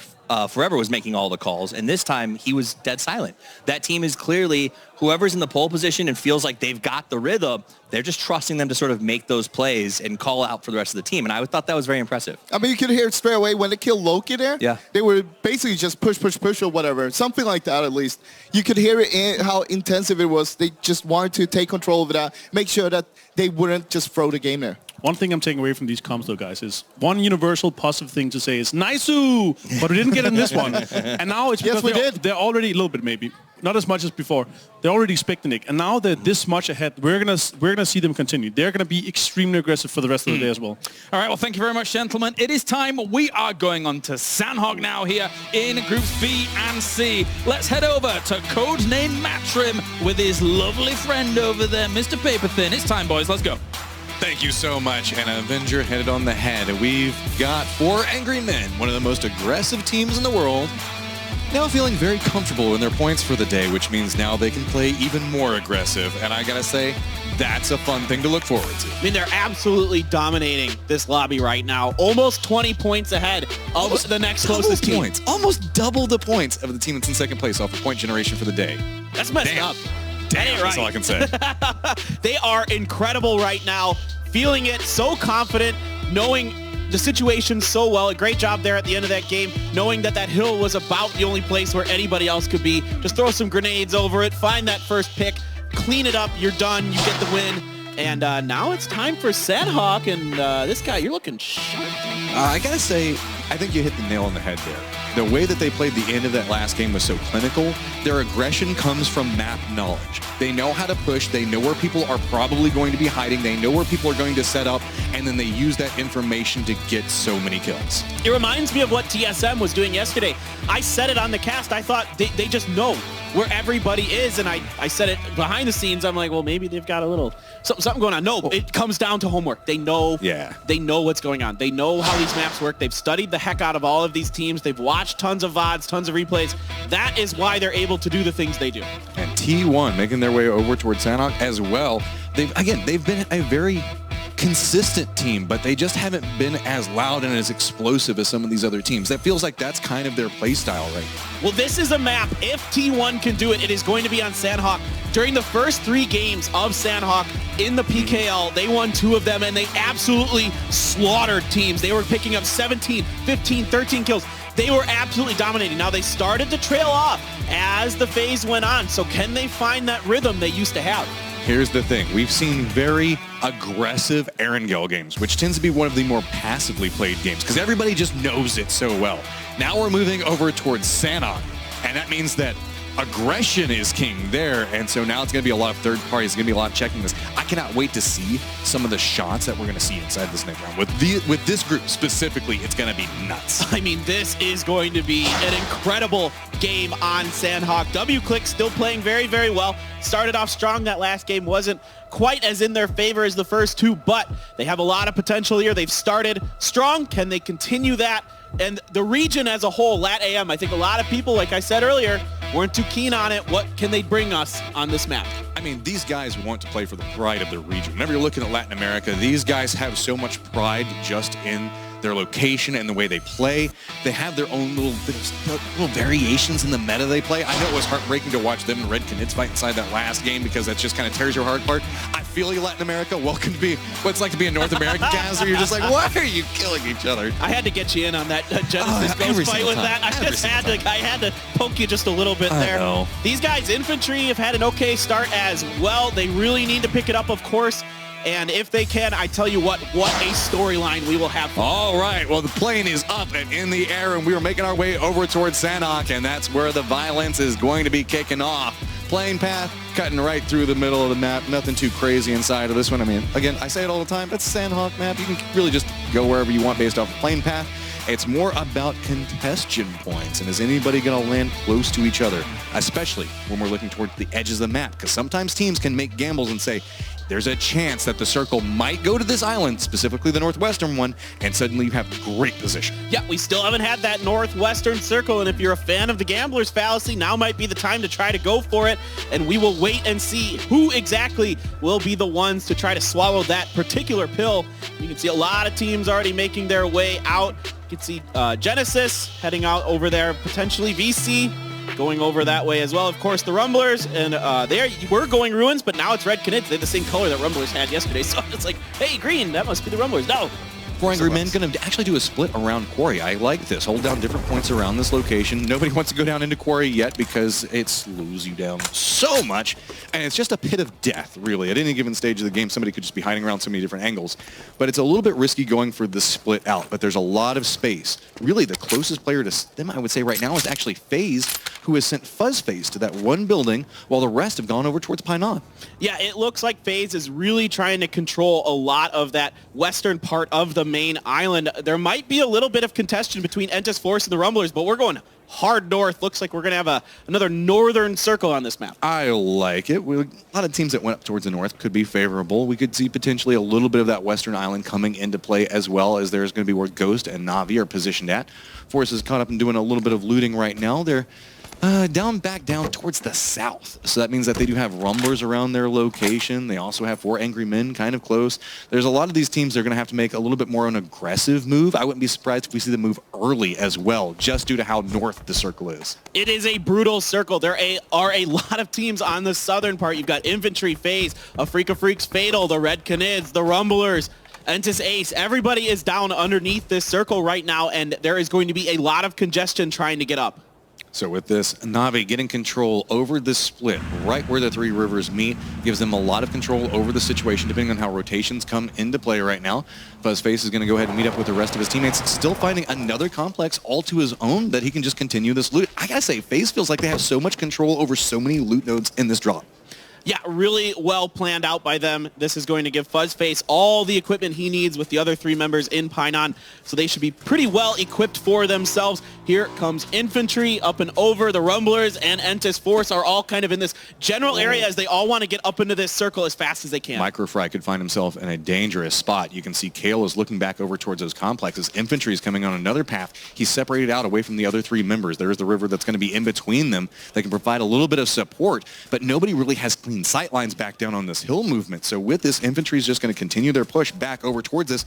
Meanwhile, Rumblers are still looking like they're trying to gather a little bit of information. Microfry doesn't seem to be aware of anything that's happening, and due to the terrain, look at how close Longsker has already gotten. Look at this. Longsker knows somebody is going to be in this building. Microfry crosses in front of him. He's going to get the spray down, and he's going to get the knock and the flush onto Microfry. That's an easy pickup off of that. None of the other Rumblers even in a position that they can retaliate at all. Cherry Poppins might be able to shoot a couple of toes of Longsker, but that's going to be about it. So now Rumblers have to figure out what they want to do. And keep in mind, we're still seeing this very separated out force right now. There's 2 members towards the north, and there's actually another member back down towards the south of Rumblers while we see Infantry taking these shots. Yeah, the other 2 members of Entis Force have loaded up in a vehicle, are going to try to regroup with the other members, and it's going to be really difficult for them. There's a lot of teams controlling the bridges on the way over. Now, actually, what's funny is they could actually go through Painan if they go a little bit more west here on the outside of Bolyang and the Longsker. So will they do that, or are they just going to drive right into death? This is very dangerous. Longsker should have an angle in a second. The spray's going to come out as the vehicle just rolls down the hillside, catches a little bit of air, just trying to get away. Use the train, use the hills, use the trees. Cut across this, making a dangerous push over this bridge, just trying to make it back over there. So has to be super cautious on this. Vehicle's getting close to exploding. They're just going to jump off the side of it. One of them does manage to make it in the water, but Doya does not. Doya once again getting caught out early for Entis Force through not a ton of fault of his own this time. Kale has found the rock. Now the Rumblers are on the eastern side of Kale right now. Are they going to come in and try to third party this, potentially pick up some desperately needed points on this map? Infantry. Looks like they're going for a reposition, sending several members off the other side of this, seeing if maybe they can find another angle back over towards Kale. You can see how it's starting to get set up in this position. Kale's got a little bit of support from Indigo, but he's already been spotted out. Smokes and utility already having to be used right now is actually a very bad thing. Yeah, not the start you want as Entis Force. Of course, Indigo doing a great job here, covering the angle, getting Kale up and over, and now they're going to be able to move on. It looks like relatively safely. There might be a few more pot shots coming in here from Infantry, but I think the angle has been cut off. Rumblers are set up on this. Look, you can see that everybody's trying to regroup from Force. That's going to be another loss back over towards them as Rumblers do manage to pick that up. Now down to 2 members. Force is finding themselves sandwiched between 2 aggressive teams. This was a nice play by the Rumblers. A good job moving up and ahead, finding Sungjan, getting the angles on him, making it a quick, clean, easy kill for themselves. Here is Infantry. They have pushed up to the southern part of Pinon. Longsker trying to get some shots into Kale and Indigo as they continue to make their dash away. See, Longsker's going for a wide peek onto that. Kale gets a little bit of damage back on this, trying to just get a little bit more space, making the crossover into this. He's gonna go down as well. Good shots coming from Lin, and then there was just one, but guess what? Rumbler still hear this going on, pushing back over towards it. Now we got FaZe and 4AM starting to mix it up. This is a huge fight right now for FaZe Clan. They have to try to bully 4AM off this position and put them back down a little bit. Their astronomical start to the day has been incredible. 4AM forever trying to get that QBZ shot up and over. Not much doing. Uba's going to throw down some grenades. The contain. Look at Lou on the backside of it. Does manage to line up. It's going to be Fuzzface down and flushed. Looking back on the other angle for this, we got FaZe and finding themselves in a very bad spot. Force does get eliminated while this is going on. Now FaZe trying to figure out, okay, damage control. Get a little bit more information, but it's just going to be so hard for them as every single angle seems to have a 4AM member behind it. And once again, it's Navi catching FaZe out on this map. They are going to find another member here. One down for them again. It is 8C going, so it is just Mexi left. He's way up towards the north of this, looking back over towards it. I believe he's already been spotted out. You can see the information getting fed over towards it, just trying to at least get this flush onto it. FaZe wants to at least get a point for all this trouble. They are going to get it, but at what cost? There is an unstoppable 4 angry men push that is just so aggressive coming up back behind him. He's trying to get away. The spray is coming through back over towards it. He tries to get some damage back onto it, somehow surviving out in the open, trying to hold back forever, but it's not going to matter in the end as 4 angry men takes down FaZe real early. 4AMs forever, just able to outduel Mexi there, and that is going to be another huge kill points for them. They continue to rack up in this lobby. 4 angry men is the raid boss of this lobby. It feels like no one can take them down. All these other fan favorites, all these other predictions, it's just 4AM just walking through this lobby right now. It's amazing what they're doing. This is one of the most impressive displays of skill and ability we have seen in competitive PUBG to date. Moving over with Ghost and BC. Ghost has BC pretty well trapped inside of this ditch on the coast, and they are looking to continue their blockade. They've got 2 members that are already set up inside the safe zone. This is just a contain. BC's trying to make it back over towards the safe zone, but Ghost has just got them blocked out right now. No easy path. You can see that BC was hoping that they could play along the coastline, maybe find some kind of weak angle off on it. HQ gets some shots back over towards Ace, and it looks like it's a lot of trouble for everything that's going to be any of the OG and Entis teams right now. Look at this positioning from CC, right in the middle of all of Ace, and gets 3 members, but Afaka, he does find Milk. Can he find another? He does! He's going to outduel SR, get another big point for his team. He hasn't been able to flush Milk yet. Milk has managed to find an angle to hide himself, cooking a grenade, bouncing it around the corner. Nobody's pushed in yet, though. With this, not a lot of flushes have gone back over towards Ace yet. So if we can see Alfaka manage to somehow hold this together, there might be a chance they could save 1, maybe even 2 of his teammates. CC knows where it's at, throws in the flash again, steps up into it, tries to go for it, but no, it's gonna be AHQ that comes out on top. Alpaca just wasn't able to pull the trigger quite fast enough. What a performance from CC. He kills all 4 members of Entis Ace. There's death and destruction happening all around the map, and then there's Jin G just chilling out right now, trying to get a little bit more information. You can see PO's looking back over towards this, heard about all the violence that was going on, seeing maybe he can pick up a free point out of it. Infantry's continuing their push back along the south, moving along that quarry line.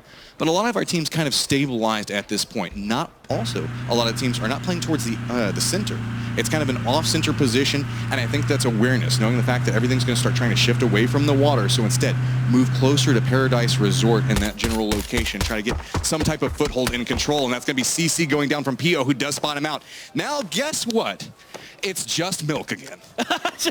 Got Milk? Well, AHQ does. They have it.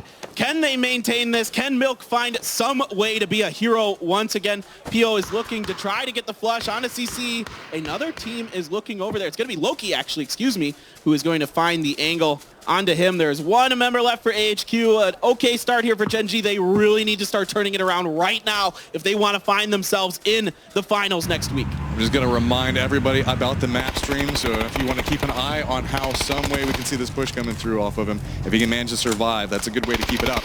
But look at this contain coming out from CC, just connecting with so many shots. Spin back over towards it.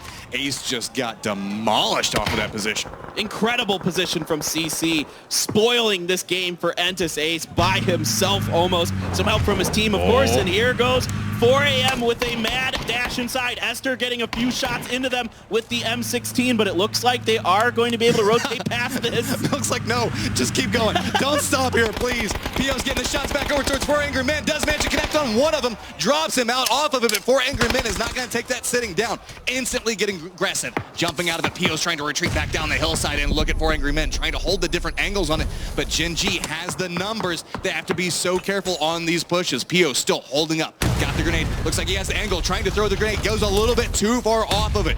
4 Angry Men still playing around this rock, trying to see what's going on. Pio's just trying to get out of this position. You can see Loki was also trying to make his way up into this, maybe get a side flank. Realizing it might be a little bit too violent. Pio does manage to connect off of that. So now just down to one member with 4 Angry Men. They have to be so careful. Great repositioning here by Pio. Now it is AFF as well. 2 Korea teams looking to sandwich the surviving members of 4 Angry Men. Pio just shooting into the smoke, trying to find anything that's going to back Xiaolu up. CGG is dead to rights at this point. Here comes AFF. AFF has got to flank back behind this.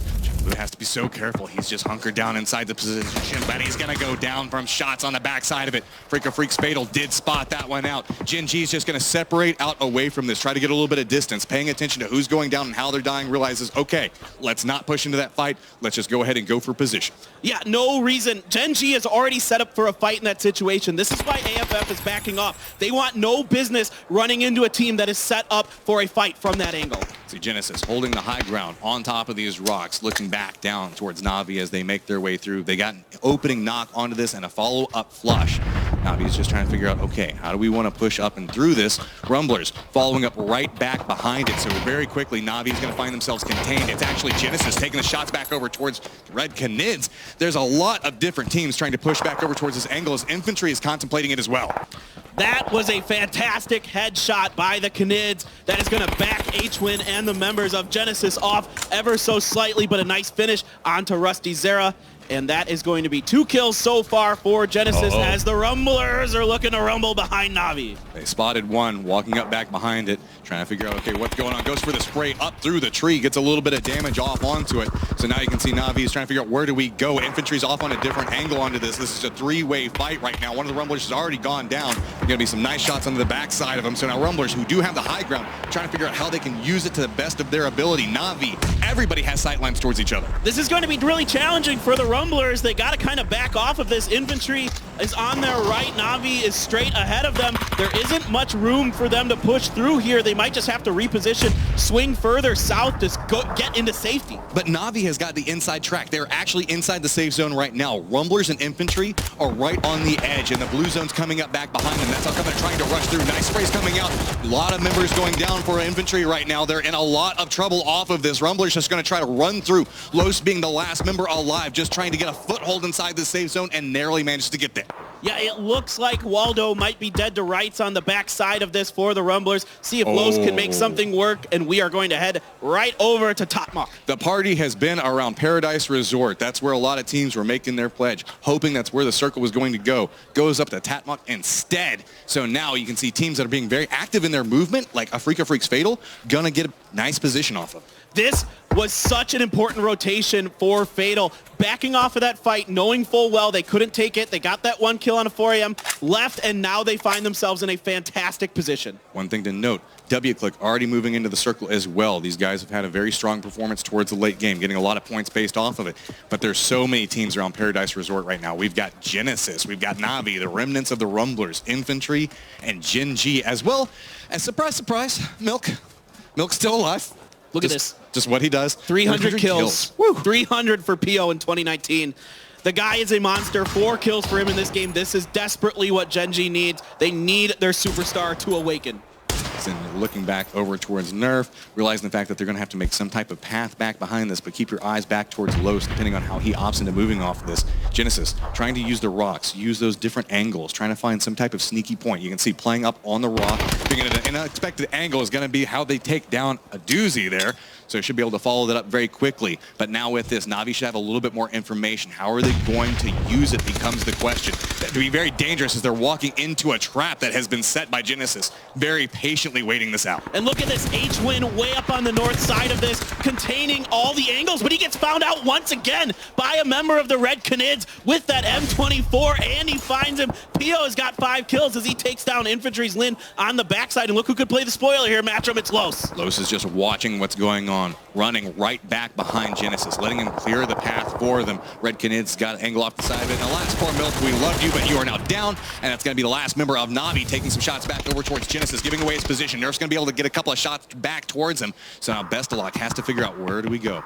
What angle do I have? Still not inside the safe zone, and the blue is about to catch up to him. He doesn't have a lot of real meds to work with at this point, and Los is going to spot him out. It's a 1v1 back over in phase number 4, and we're going to have to see how this plays out. Navi opts into going towards Genesis. The blue's going to come in back behind it. Profi's looking around, going to look back over towards this, and that's going to be a lot of death as Los somehow managing to come out of this alive. Walks back over and says, hey, thanks, K-Mine. I'll take that one and continue my path. Great sneaky play here by Los, picking up some points for the Rumblers on the map that they struggle with. He does get taken down for his efforts by the surviving member of Genesis, which is Profi. He is going to roll up on some heals. T1 in the middle of the circle, more or less. A nice little 3-1 split with Adder in that hut over there. I hate those huts, though. There's not a lot of angles in and out of it, so it makes it a really tricky position to hold. It's easy to get some grenades in there as well. VC never really ran into Ghost. Ghost decided to back off of that very early fight. Ghost still find themselves in the circle as well, though.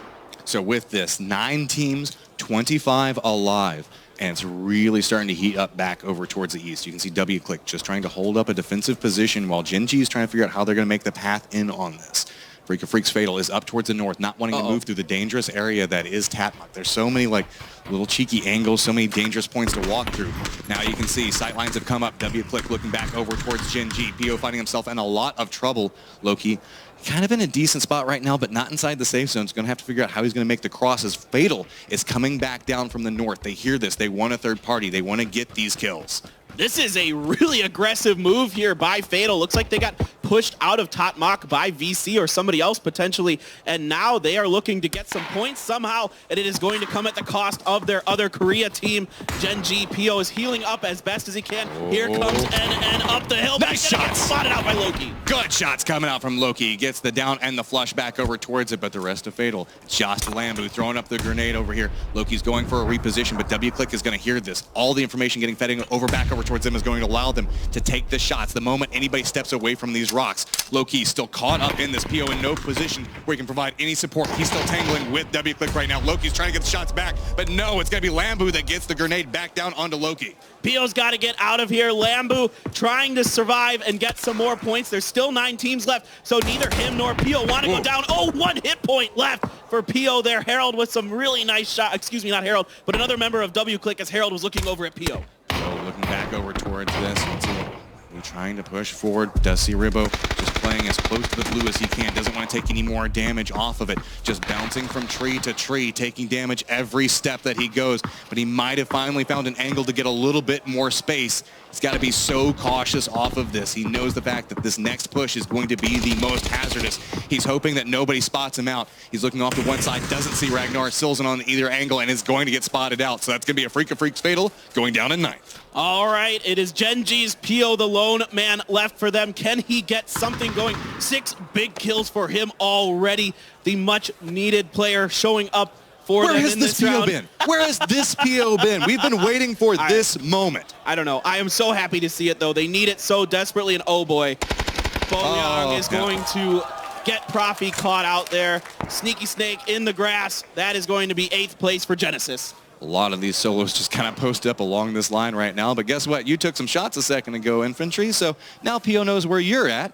Gonna just wait for him to step out, get the spray back over towards him. Doesn't actually take him down in the initial burst, but does actually go down to the blue of all things. But now PO has given away his position. Shots coming back over towards him, down to about a 3rd life. And there is a lot of WClick members.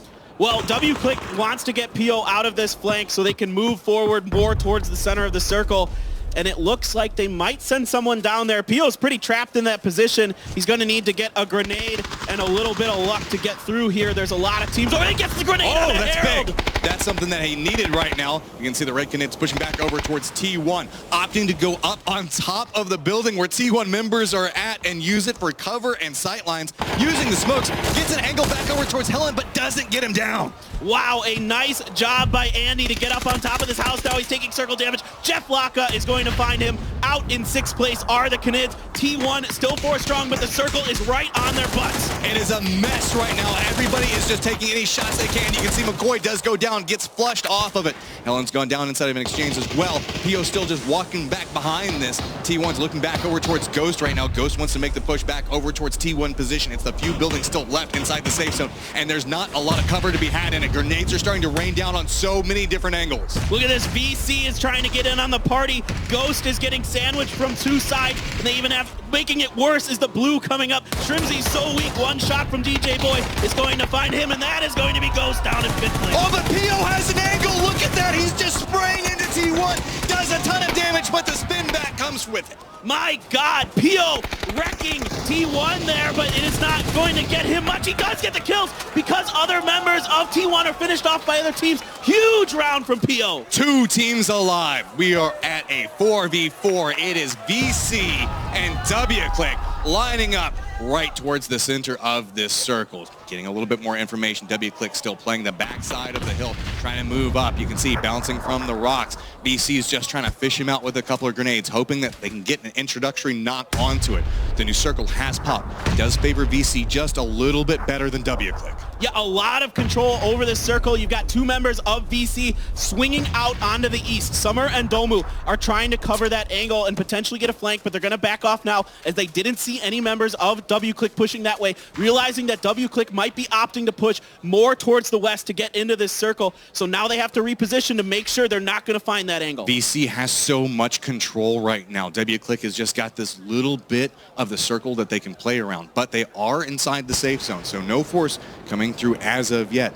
But with VC's control, they're already positioning up, trying to set up for where that center point's going to be inside of this next circle, trying to force everybody from WClick to go for the move first, make them kind of step out of the cover, go for those shots. And I love what our observers are highlighting here on the bottom of your screen. There's a red box around the utility available. VC Gaming has a few frags to play with. One comes through, doesn't really connect. The second one is up and over. Ragnar just able to avoid it. So with this, Summer does get an introductory amount of damage back over towards Silzen, but it's very cat and mouse right now. Oh, there we go. That's an opening knock back over towards Ragnar. Harold's taking a lot of damage, so really it's just 2 members of WClick. If either one of them goes for the res, they're putting themselves in such a disadvantaged position. Silzen goes down. It's going to be DJ Boy just pushing back over to the side. There's 4 members up for VC right now. They have so much control. They're just spraying down anything that they see. Playing inside the smoke, trying to spot him out. Gets another down, just spinning back around over toward, and it's just Ribbo up and alive. He takes a little bit of damage, but he's right at the feet of VC, and that's going to be VC Gaming. What is going on today? 4 games in a row for China. They are absolutely on fire. No one has an answer. They are dominant right now. It is absolutely destruction on anything that is not a Chinese team right now. VC, this was an impressive performance at the end, but I am going to give a little bit of shade towards Ghost. I think they should have blockaded VC in the beginning of that game, kept them pinned inside of that canyon kind of thing they had there. There was not much room for VC to maneuver out of it. The circle was coming in, Ghost decided to back off, and VC is the beneficiary of it. VC walking away with about 6 kills. DJ Boy walking away with 3 at the top of it. But again, WClick up towards the top, being in that top 5 position repeatedly now. One thing I do want to say, PO, 8 kills.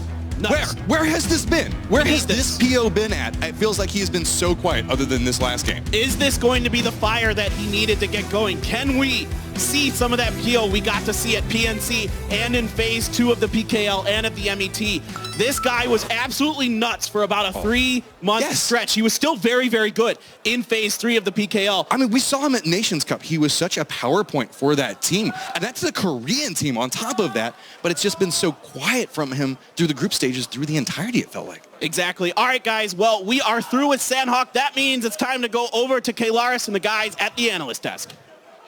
And at this point, 4 games deep in day number 2 of the semifinals, the only thing I can truly say is China, China, China, because geez Louise, all they are doing is bopping nerds left, right, and center. If it isn't 4 AM, if it isn't infantry, VC now comes out with a win here. China is smashing it. VC has played 4 Sandhawk games in this tournament, and they've won 2 of them. That's pretty nuts. Yeah, I want to give some credit, though, to WClick. They are consistently staying up there, getting those placement points, getting some good kills. If they fix the small stuff when it comes down to the 4 versus 4 in the end games, they will literally finish top 8 in the grand finals.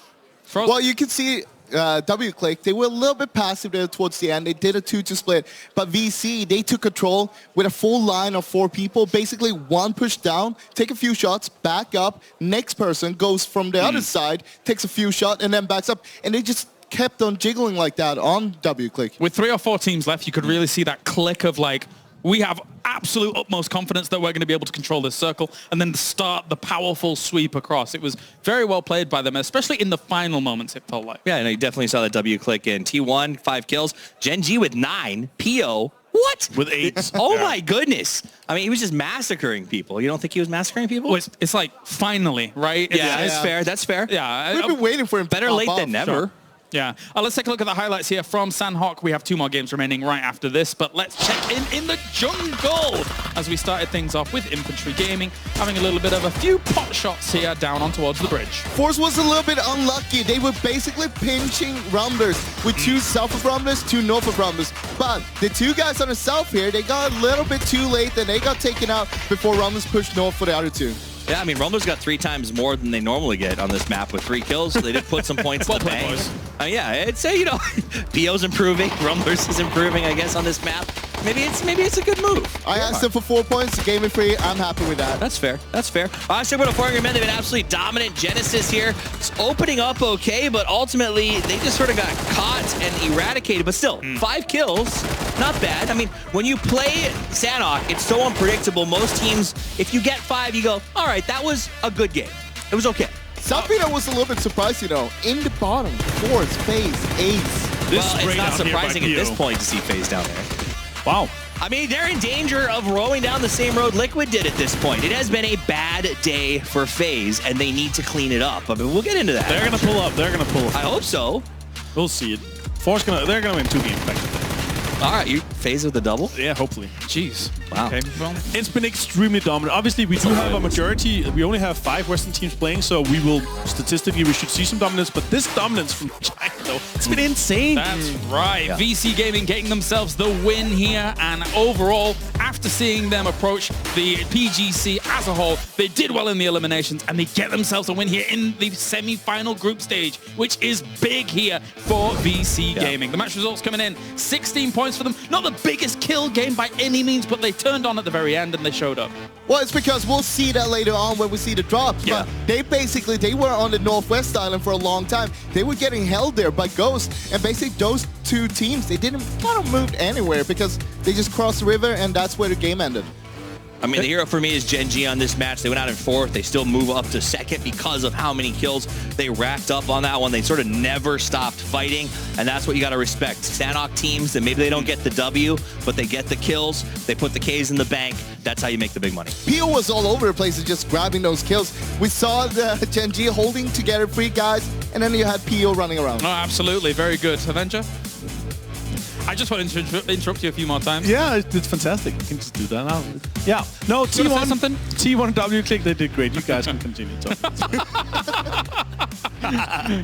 And there you go. That's how it sits. So not quite as top-heavy as some of our Erangel games here, for sure. Here's our overall standings from the points accrued today, importantly, by all of these teams. As, of course, some of our B teams do have points from yesterday.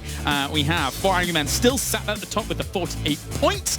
T1 moves up into second place here with 36. Nicely done. They're playing super good, T1. They always doing this kind of splits where you do 3-1 split and making sure that they just bounce back and forth. And T1, they had 38 points in the group stage. They're already at 36 here. Happy to see Infantry step it up as well. They're at 29 points. They need to continue this. I want to see 2 big games from them with the kind of luck they had against them yesterday. This has been a nice recovery so far. I want to see something big from them, and I'm hoping, crossing my fingers for them for a good game on Miramar. I mean, Force, Rumblers, Na'Vi, these are teams that don't get a chance to defend themselves tomorrow. They need to put points on the board today, and those numbers, 11, 11, 11, is not going to do it. Those guys need to get their heads straight, come into Miramar with guns blazing, and put some Ks on the board. Let's take a look at some of these teams here that are vying for some more points. This is the overall standings. Again, do bear in mind, some of our B teams have played more games because of yesterday. Some of those teams that are still under threat quite a bit. Infantry Gaming in 13th place right now. Despite them getting themselves a win, 37 points. Going into tomorrow could be a little bit worrying. I would be terrified if I was them. I mean, even Na'Vi in 7th place with 53 is going to start to feel the stress if they don't clean up on the next one. I'll tell you who need to be nervous right now. That's FaceClan and Ghost Gaming. Yeah. If they continue the way they've been playing today, it's not going to work at all. I mean, basically nothing is happening from those teams. But it's already been extremely top-heavy though, guys. So our kind of hypothetical top 16 around the 60 mark could be lower because it's been so big sponges at the top. We've seen 4AM done it. We've seen VC, we've seen Rumblers do it. I'm curious to see how low we can go here, because if the guys show up tomorrow, if you get a 50+ point day tomorrow, you might be okay with the 11-15 points that FaZe has right now, and Ghost as well. It's sort of a testament to how well TSM did yesterday, considering they're still in 6th place, when all of the teams on that left column right now are all B teams that have actually played a whole lot more games than them. Yeah. I think TSM is making a statement over and over that maybe they are the best in Europe. And I was hoping we were setting up for a big TSM FaZe showdown tomorrow, but I'm starting to worry about it. Well, they're going to be playing tomorrow. They're not eliminated, so we're going to see it. We're going to see it. But as you said, we could potentially be looking at TSM bullying FaZe because they are looting Milta and FaZe is in Milta power, so that they could kind of gatekeep them a little bit. I'm excited to see what's going to happen, but still got 2 more games here. I'm hoping to see some FaZe pull up because they have Montenuevos with themselves, and they have been showing some really good tendencies on Miramar so far. Talk to me about Miramar as a whole. Obviously, Avenger, you've just kind of alluded to that, but that is our next destination. What are you thinking here going into our Miramar games? I mean, for me, the #1 takeaway on Miramar is especially that first game. There's just no reason to contest drops on Miramar. If you do, it's a fool's errand. It's unnecessary. There's enough trash. There's enough spread loots that you can get your gear and get rotating. So I don't want to see anybody try to sort of be the bigger man and drop and pick up a fight. Do the right thing for your team and look for the wins. At the same time, you might want to flex a little bit if you're on the top right now, because you want to bully other people out of your spot. You want to have it for yourself. It doesn't matter if someone else is going to go there. If they are low on the leaderboard, you're high up. But now's not the time to stand up to a bully. If a bully shows up in your drop spot, maybe it's time to go a little somewhere else. I'm curious to see if Force is going to drop on Genesis in Picado. That's going to be interesting. It's 1 point difference right now, but they're both sitting very comfortable at the top at 56 and 57 points, so they potentially can afford it. But then again, they're not playing tomorrow. With 11 points on the board today for Force, if I'm then, I definitely do not take that attack. Go somewhere else, try to get a big game. Well, it's not time for Miramar just yet, but it is time for something. Let's do the listening here at PGC. 对对对，夏天去帮耳朵。他们可能从右边拉过来。没事，我这里有掩体。应该是4打4啊，别急别急，可能有人趴着的，就在我们近点。然后确定位置，我就扔雷，好吧？好。还有雷吗？多的？没有没有，我什么投入都没有了。给你2颗，我给你2颗，我4颗。等下扔后面。别着急，我们在圈呢，别着急。没事，我们离圈近，别急别急。我知道我知道。右边我能看死。 你雷等一会儿再扔，好吧？准备捏雷，我们俩。对，来，雷等一会儿再扔。来，别急别急。155这边，等一下，捏了。扔了。我们应该等一会儿再扔呢。大岛，等一会儿，等一会儿。往右边顶了。刷了一会儿再扔。别慌顶，别慌顶。别说我有个。别慌顶，退回来一点。别慌。我退了。右边那个打残了。我想顶我那个绿标石头，给他打一个。找一个。这石头能顶吗？别打，我躲。右边可以顶，下来跟我。耳朵慢点。别急，慢点，黑岛慢点，你没掩体。找一个。顶。黑岛我跟着你了，头哥，这边打一个。眼里，别着急，往后，别急，打了，别急，这边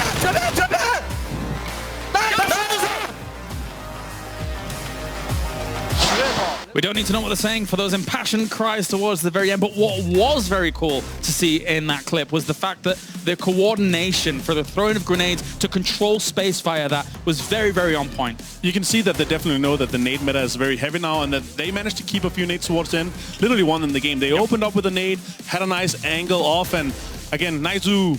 I want to give props to Tide because he resisted a temptation that all of us do constantly. And that was after that initial spray, he pushed the smoke before tactically reloading.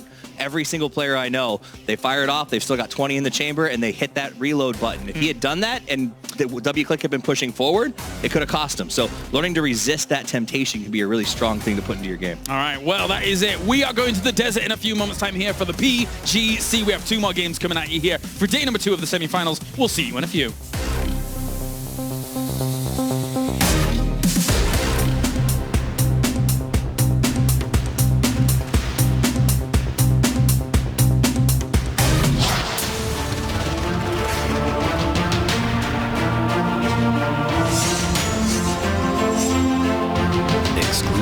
Black equalizer brightens dark scenes without overexposing bright areas. Color vibrance allows for more realistic and vibrant colors. It also provides the convenience to tune colors in-game, making you see the change instantly.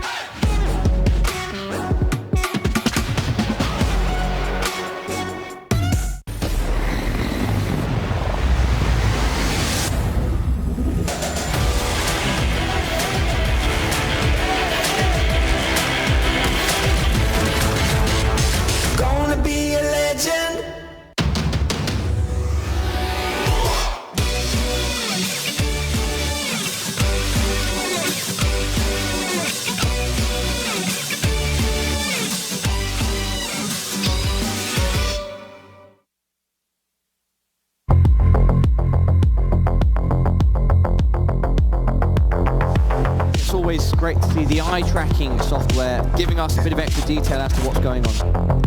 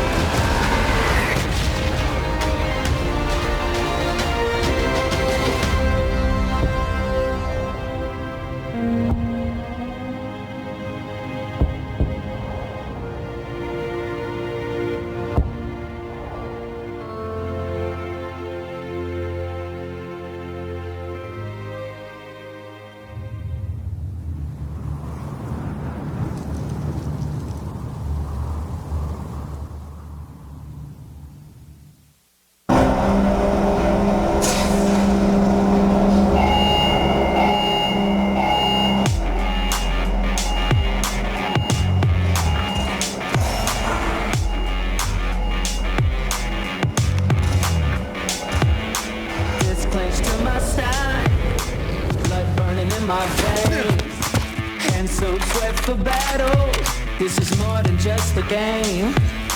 Breaking through the silence, it's time to stand up. Listen to the fear, it's time to rise up. Now is the moment, now is the time to win or die. To win or die, to win or die, the moment you want so bad. Stand united,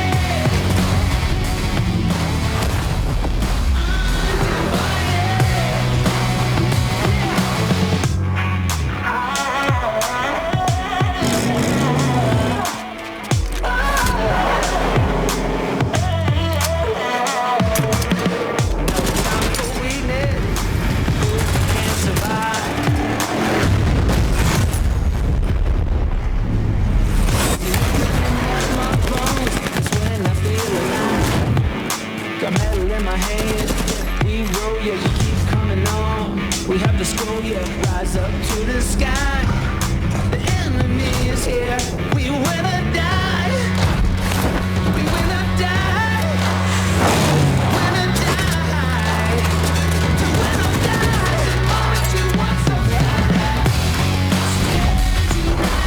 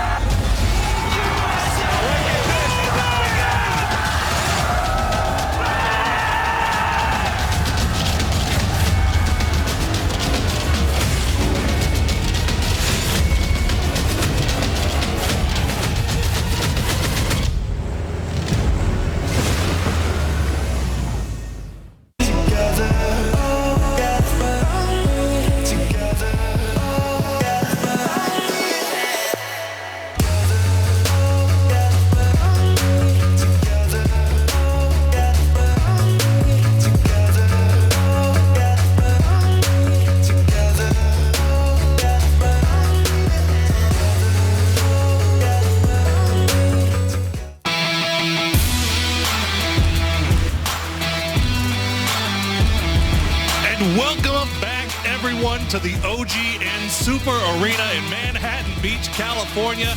We are here for the final 2 games of day 2 of the semifinals with groups B and C.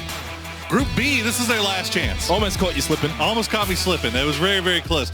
Group C has made quite the impression today. Group B, this is their last opportunity to keep control of their own destiny going forward. And we've got, I mean, we've seen it happen. Miramar. We saw it actually on that sort of global leaderboard there before the break, and I think the top 5 or 6 spots were all from Group B, of course, playing yesterday and now today as well. 2 games remaining. Miramar on the cards. And for those in Group B, it's certainly sort of like, if we don't do well here, we don't want to be biting our nails tomorrow. Let's finish strong. Let's try and get above 60, 70 points.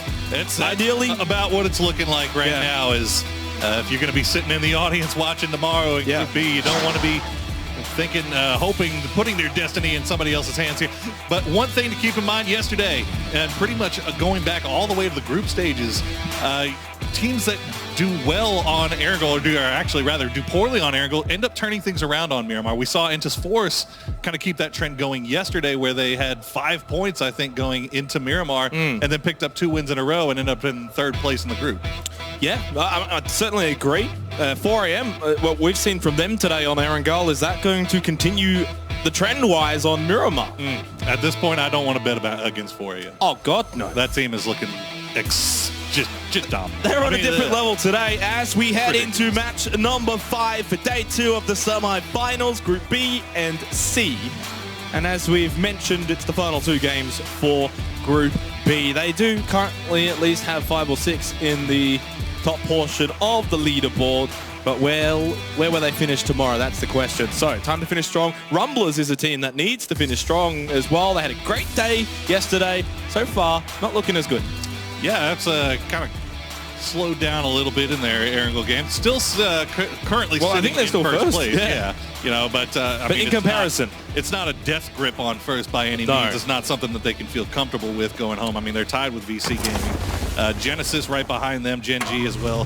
Entus Force, TSM, Nodus, Vincer, and OGN Entus Ace rounding out that top 8. But everything is so very close. And look at this. We're going to get a far north circle here.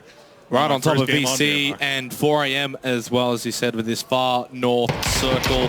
Both have been doing well. Layla's landing a shot there as Gen G coming down.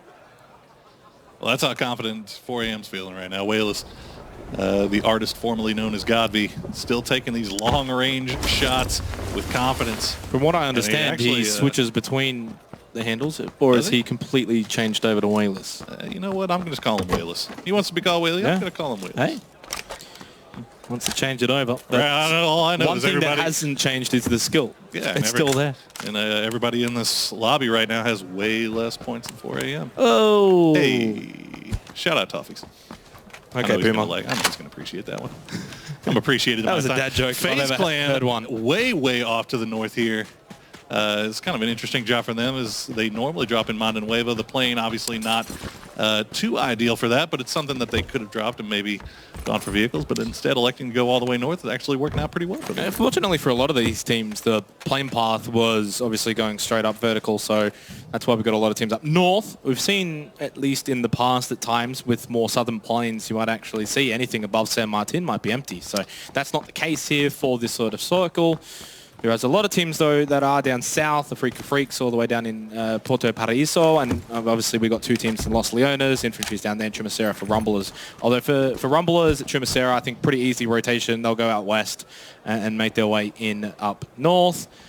For everyone else down south, though, around Los Leones, it'll be interesting to see how they decide to play this sort of circle. Whether they go direct or far out to the east or west. So we got a little idea that Wayless might have been just below him. It doesn't look like he's too concerned here. He's just going to go ahead and let the rest of his teammates know that he might have seen somebody. One of the interesting things, okay, we have FaZe Clan with this far north drop, and you see Na'Vi just off to the west of them over towards La Cobra area. These are 2 teams that have been running into each other all day long. And it feels like neither one of them are the better off for it.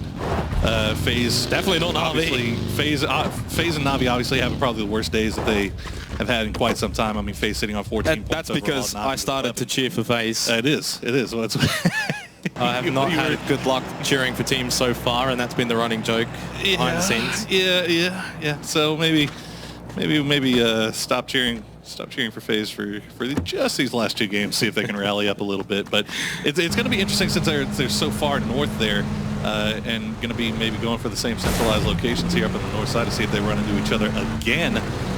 Hopefully not for our... I think it'd be interesting if they do. European fans. Why not? Bring it on. Na'Vi. Let's see the bloodshed. I'm cheering for that. Yeah, Na'Vi sitting on 53 points overall so far, so good enough for 7th place. They probably would like to get a few more. Love to get over at least 70. Well, that's where the discussion now in terms of the cutoff point for obviously the top 16, 8 teams going home. For Group B, they're finishing up here in these next 2 games as nerf spots Ghost Gaming going by. Whether it's, what, 60 to 70 points, it depends on if it remains to be top heavy or if the point distribution starts to spread out a bit more, then it might actually determine how that cutoff will look like. But the best way is if you're in Group B and you're finishing up here, finish strong and you won't have to worry tomorrow. Yep, that's the quite easy way to do it, simple way to do it. As you start looking at those point gobblers and you look at 4 a.m., you look back at yesterday, you look at TSM, but other than that, everybody else has been kind of spread out here. So it's going to be definitely interesting. But we have 2 more games here left to play, and we see Microfry taking a few shots over towards Mickey. Nothing going to land just yet. Mickey going to be able to get out of that just fine. Now Sensus Ace rotating westernly at the moment. As you said, they're going past Rumblers. Back tire popped. Is Mickey be able to make it out here? I don't sense he will be able to, at least not with the vehicle. It might have to be on foot. Man, Rumblers wish they had that back. That is 2 bullets, maybe 3 at most. Alpaca close by, able to come and give him a lending hand.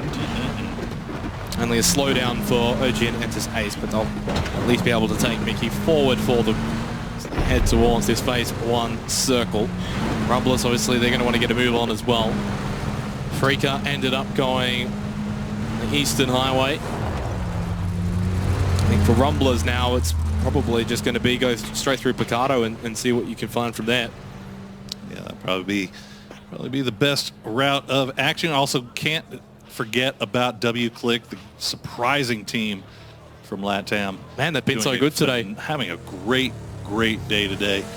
So we want to keep eyes on them just to the west of Minas Generalis right now. They've had 1 poor game, and that was on match 3 on Erangel. Outside of that, I think every other game so far they've been inside of the top 4, so credit to WClick. Just been solid. Yeah. I mean, absolutely Consistent. solid through and through. I mean, you cannot take anything away with them. I mean, they absolutely deserve to be here, proving that they belong, proving that they have a shot. They have a vested... Now, a lot of space here for this phase 1 circle, Poro, so no surprise that will probably be a bit slow and steady to start with here for match number 5. But obviously, in a minute and a half, we get phase 2, and that's when someone's going to get lucky. We're going to probably see a lot of rotations out from that. Rumblers did, in fact, end up going through Picardo. Micro gets a bit of air. No style points, though. It is interesting. How often these days do you see a circle that's pretty much almost 100% playable? I mean, you got to cut off maybe 2% of the circle at the top there with the wall, but other than that, everything available for all these teams. Miramar, you'd suspect it would happen more often, but it doesn't. You're right. Usually there's actually a lot of unplayable terrain out to the sides or the water. There's Force trying to find some real estate. It's not free area around the center of the map. Nice headshot from Xiongjiang onto Xiaolu. Cherry. Oh my goodness, what's just happened? He's gone to space. Okay. Bye-bye. Well, we'll pray for you, Cherry. Oh no, not like this. Not like this indeed. And he's going to get picked off too. Silzen, you know, what can you do? Waldo now is left to fend for himself. Rybo going to push up, and he's going to get immediately taken down by Waldo. So good play here. Los HD coming to provide a little bit of support. Wick is going to send in Silzen as well. Los HD caught on the backside, though, already very low. Gets knocked down by Ragnar. Waldo pops out, tries to get Silzen, who's just pushed in for WClick. Ragnar at half health, but he primes the nade towards Waldo's building. Throws it in. Waldo against Nick. Oh no, he went back in! Oh, Ragnar with the death nade gets the knockdown, and that will be the execution too. Horrible for Rumblers, considering, again, we've been talking about it. Only 2 games remaining. Poro, might as well almost be 1 remaining after this. They're down to 1 player. Hate to see it. Hate to see it, especially hate to see it happen like that, unfortunate. But Microfry's still alive and up for the boys. He's off to the south. He's going to have to play this one out as a solo, just try to see if he can stay alive a little bit longer, maybe pick up a few cheeky points by himself. But now SKT is running it by WClick as well. They're not done, WClick. They've been impressive today, to say the least, as they found a couple of headshots here at the rotating T1. We did get phase 2, shifted over to water treatment in the western side of the previous phase 1 circle. So the teams on the east starting to rotate now. T1 going south. That's why they've just gone past WClick here at Hacienda. But water treatment's where We're starting to see 4am rotate around. VC are on the other side of the road from there. That's also FaZe just north of water treatment as well. So that's the place to be. The congestion for phase 2 taking place there. Yeah, with all this space that these teams have had to work with, we're seeing a surprising amount of early fighting going on here and a lot of shot trading. As we see SKT, Helen's going to join the rest of his squad. They still have to make it inside the circle from the south side of San Martin. And just Ace had pulled up onto Genesis very briefly. We see check on FaZe Etsy. He's going to be all by himself. They have a nice little split going across the road here.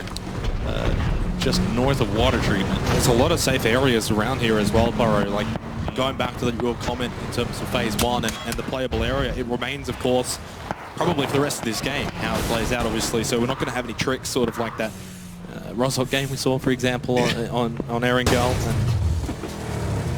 The way it usually plays out. Gen G.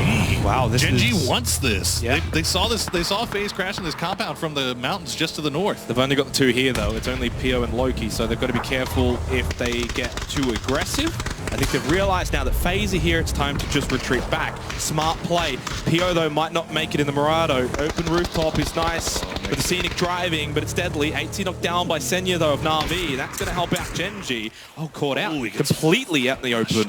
That is unfortunate for Etsy. I mean, he wasn't even part of this fight going on with Gen G. He was just kind of making his way in, and fortunately for Na'Vi, they once again catching out their European brethren, getting a free point there. It continues to be FaZe and Na'Vi running into each other. I think you jinxed it at the start of the game. I might have. I mean, I might have jinxed it at the start of the day because they've been doing it for 6 games, or 4 games at least now. 5. P.O. going to do his normal scouting routine. Unfortunately, this time he's not on a motorcycle as he should be. He's going to be on this Murado. This compound that he's about to rock up to is where FaZe were. Yeah. Just before, FaZe pushed down. And now Gen G are going to find that this is open. They're going to send Loki and Taemin and the rest of the crew towards this position. Infantry are close, but Gen G should be able to get Esther there and the rest of Gen G. Now it'll actually be a decent spot for them. 17 seconds till phase 3. And we've only lost 5 players for what's been a slow start here for Miramar match 5. Longscott doing his best driving for Infantry Clan. Now rocked up to 4 AM from behind. Phase 3 pops happening. And it does go on to water treatment, which is good news for VC. Good news for 4 AM. They open it up onto Lin. They spot them first, although a trade back from Zhao Young onto CGG, who's been the front leader for 4 AM so far today. Forever's got the flank though, gets the knockdown. He is getting shot at by Boliang. Headshot, but look how far away he is, Burrow. He's not going to be able to help out much more than that. Yeah, super unfortunate for Infantry. The lost track of what was going on at this compound here. 4 AM pulled up, and they weren't even expecting it, so looks like they're going to go ahead and lose 2 here. Boliang and Longsker are going to have to play this one out. Gen G are, of course, sort of around this area. Snooping and listening and seeing what they can find. They hear the vehicle of Longsker. Pio's going to pick over this ridgeline. He did get spotted by way less than 4 AM though. That might just send him back behind it. It actually helps out Infantry. Longsker might have been obliterated there if it were not for 4 AM. He's able to get away now, and Zhao Young will be finished off by Forever for 4 AM. Infantry heading off to the north there outside of circle. They're going to do a little bit of a longer rotation around AHQ. Going to be sending it off to the east as well. You can see that they are doing their best to stop and scout out before they make their moves inside, but man, there's just no room to be found to really move in here. So the east side very clustered. Went from a lot of space for the first 2 phases to now not a lot of space at all. We also have a fight breaking off here. This could be huge as Ghost and Genesis right on top of each other. K9 is going to get spotted out and immediately flushed off by the Ghost gang as they are on the high ground just outside of circle here. This is going to be a tough fight for them to really continue too much longer, so they might just take that free kill and bail on it. Surprising, that. Ghost Gaming need points. They're sitting on 14 so far after 4 matches, but not wanting to commit too much. Style knocked down and finished off by Rusty Zero. Nade thrown towards Shadow, holds on for now, but unfortunately CGG's hunting him down. 4 AM are just so aggressive. It's the elimination, 3 kills. They're not done yet though, knowing that the rest of Afrika Freaks are just really on the other side of this mountain. I wouldn't be surprised to see ZGG and Forever continue to push forward, maybe even peek over this ridge line. You can see in the background of that shot where we saw Longska knocked down by Seongjann, and the rest of Infantry Clan are eliminated in the process, out in 16th position.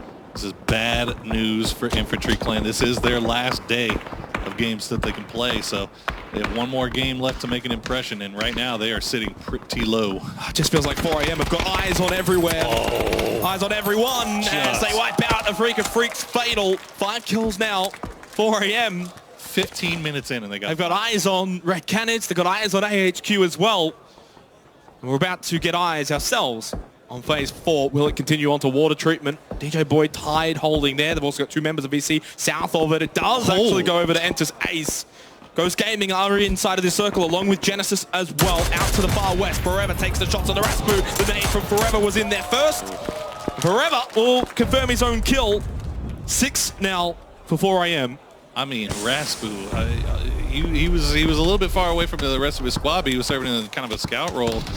And he was doing it about as right as he could. But man, 4AM, I mean, they just, what can you even say at this point that hasn't already been said? They're dominating. 2 players remaining for Red Can. It's Psycho and Andy.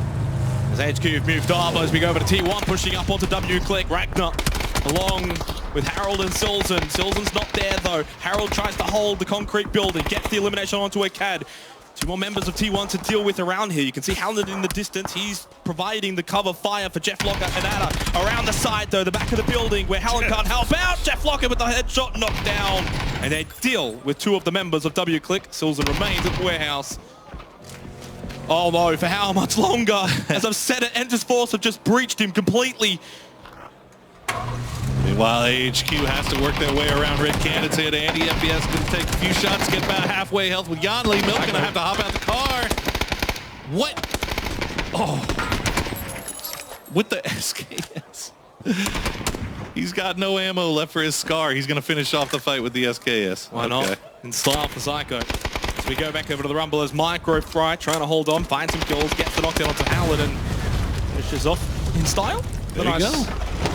Kill the buggy to kill the player. I mean, well, where's the rest of SKS or T1 is off to the north here. Ada and Jeff Locker overseeing Entis Force here.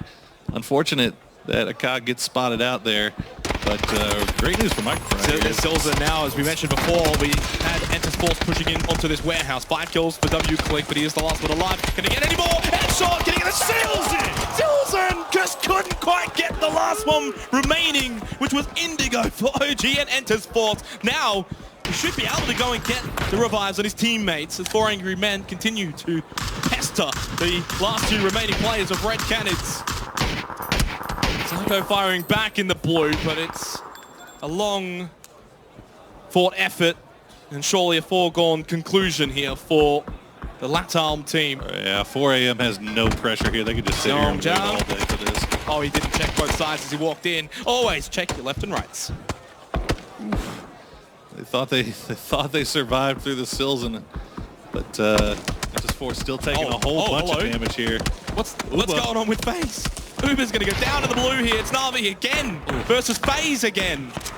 Just same story, different map here. There's Na'Vi and FaZe just going at it again. I mean, the bullets aren't going to get him. It's actually going to be the blue zone in the air, but they might still just finish him off anyway. They do. It's Senya, 2 kills for Na'Vi. And for FaZe, Mexi and Fuzzbase are the remaining 2. The hopeful 2 for FaZe. Gen G has spotted them. So Gen G have got eyes on the remaining 2 players of FaZe, and so does Na'Vi. They got no kills, and they're not in the placement points either. It's looking like another horrible game for FaZe Clan as we head to phase 5. Well, they still got 2 up right now, and Gen G might have to turn their attention back towards 4AM because 4AM moving in from that eastern side of the water circle, going to cut up north. That's going to be huge. What a treatment finish for Gen G and 4AM, as we got to see what Ghost and Genesis decide to do here. 4AM have got the entire eastern side of the previous circle, and now this circle as well covered. They cleared it out, they made sure of that, and they've got 4 alive. And once Gen G deal with FaZe, they've got the north side water treatment cleaned up as well. And while FaZe are in a pickle, a log jam, Maxi down to half health, it's either going to be Na'Vi or Gen G. You feel will pick up the points here onto FaZe as Red Canids will be taken out in 12. There wasn't much Psycho could do from that position. He survived about as long as he could. It's going to be interesting to see what Na'Vi decide to do here as well. The immediate threat is Genesis. Yeah. They can't just pick on FaZe. They've got to take the fight with Genesis, who really need to take the fight with Na'Vi because they need to push into the circle. You can see a doozy with the Toby eye tracking, just scanning that ridge line.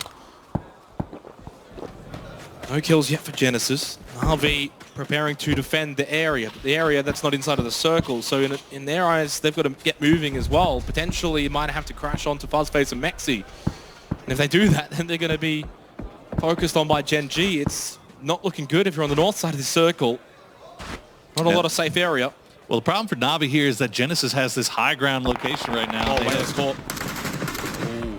That's going to be Rumblers going out in 11th as Force going to push into the backside of 4 a.m. They're going to turn their attention back. Indigo going to go down. Kale still now the last remaining member of 4 Force.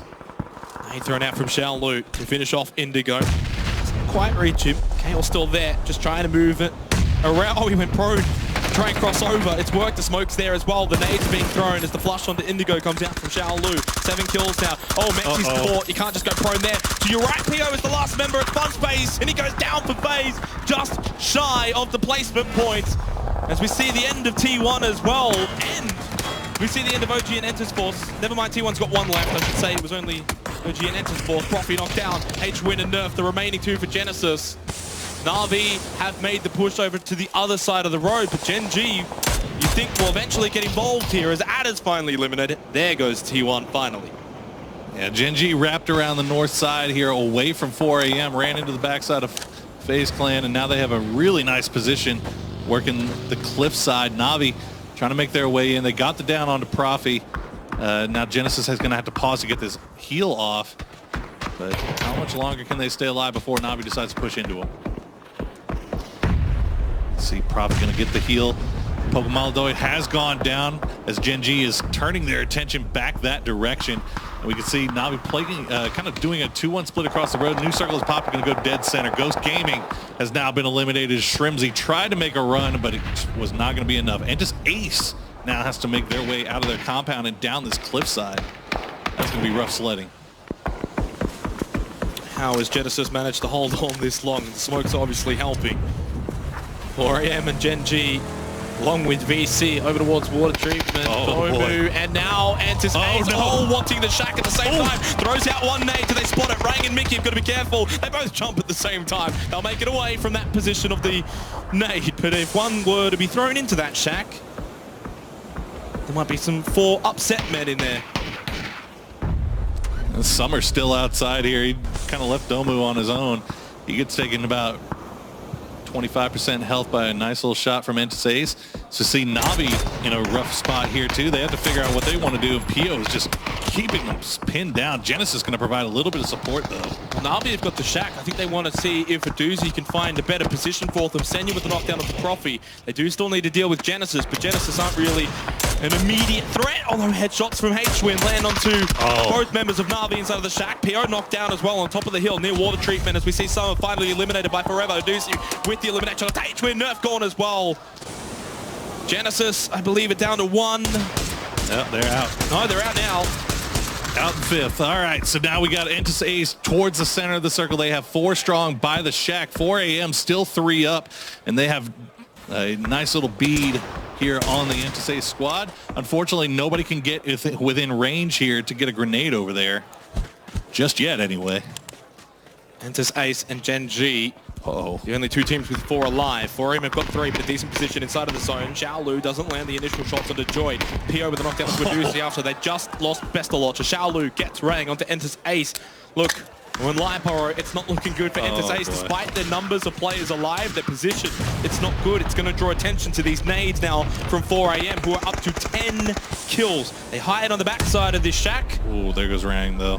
But Alpaca's moving up. He's on the right side. Can he provide a frontline initiation onto 4 a.m.? Find a knockdown or 2 to allow the rest of Entis Ace to try and cross over to the other side here, to the hill at water treatment. Gen G are doing a decent job of really controlling the north side of this zone. Yeah, Gen G actually protecting Entis Ace here a little bit. They got the down on the ZGG. They're making it very difficult for Na'Vi to get out of this shack. That's just down to Senya. Senya's just going to try to stay alive for as long as possible. He's pinned down by Esther, but he just all he has to do is just not peek. Alpaca, Mickey, both now have made it across the road. You can see how close Alpaca is to Xiaolu on the map. Knockdown onto Loki. 4AM looking at Gen G. That might allow Entus Ace to initiate the fight that they want on their terms now. They get the knockdown onto Xiaolu. 4AM and now 2AM. And Gen G can start to turn their attention over to 4AM as well. Esther's going to take care of Senya, surely. It's a matter of time now. That blue, there we go. It's actually Taemin who gets the elimination. Now, time for Gen G to circle back and collapse onto the rest of the players south. But Forever actually taking a detour. He goes inside of water treatment, close to Loki and PO. Now spotted. He gets PO knocked down. Can he find a second one? Loki's in there. Esther and Taemin have got the higher ground. Taemin from above gets the illumination onto Forever. Gen G. Oh, the grenade. Oh, the grenade finished off the down PO. All right, 3v3. We got an all-Korea final here at the water treatment plant. Gen G versus Entus Ace. Paper Thin be shaking his fist like, come on, I always wanted this. Paper's been dying to get the all-Korea finals. Mickey's going to get taken very low, but he's going to trade out with Esther. Gen G got the high ground. Entus Ace, though, now got the numbers. 3-2. Esther gets eliminated. No revive there. Taemin and Loki. Taemin's been doing a lot of the work. 5 of 8 kills from this high ground position. But he's got to somehow get Loki back into the fray. He's actually not inside of the circle. I think he is doing the right thing, trying to buy some time, but he might have to help Loki here. Needs to spot Joy. Oh, man. And potentially Alpaca as well, who are looking down into water treatment, making it difficult for Loki to get out here. It's difficult enough as it is. The nade from Joy towards Taemin. If Taemin goes out here, no chance at all for Gen G. Needs to find one or two that are close by. Mickey's gone for a massive wrap up north. If he gets this to complete, it's over for Gen G. Taemin's going to make something happen. Yeah, that's just so much pressure on Taemin right here. He's got to be listening for these footsteps. Loki just kind of seeing if he can spot anything out, but he's really in a bad spot. Unless he can win this 1v1 duel with Alpaca, unfortunately, he's pretty much dead to rights here. You can see he's getting Taemin very, very low, but he's going to force Alpaca back, and Taemin that'll do it. Is going to go down to Joy. It's all down to Loki now, and that's going to do it. He's going to get finished off by the blue, and a big, big win for Entus Ace. Miramar and Entus, name a more iconic duo. Well, in the end, Korea take the top 2 spots. It wasn't a flashy finish by any means. I think for Gen G, the fact that they had to go into water treatment to deal with 4AM made it a lot harder for them to have a better finish there towards the final fight with Entus Ace. And Entus Ace played that so well. You consider the move to the shack, then from the shack having to cross the road to take on 4AM, and then from dealing with 4AM to pushing up towards Gen G, which was not exactly a foregone conclusion. They had the lower ground. Gen G had the high ground despite the fact that one was in water treatment. They maybe should have still done a bit better. So well played by OG and Entus Ace, and that'll do them a world of good with one game to go today. Absolutely, and you can't deny the fact, though, that 4AM, despite finishing third, they come home with 12 kills. They racked up a lot of points from this lobby and took a lot of those points away out of the pockets of everybody else. I mean, look, Genesis finished in 5th place, 0 kills. I mean, you could almost say that I think for 4AM, they don't even have to play tomorrow. They might be. They might be good to go. I don't know. The fact that they've got 7 games remaining still to play for 4AM kind of goes to show how far ahead they are right now. And look, there's a lot of pick 'em votes for 4AM. Very spooky. There's a lot of people who will be happy with how they're playing right now going into Oakland. They're a very, very spooky squad.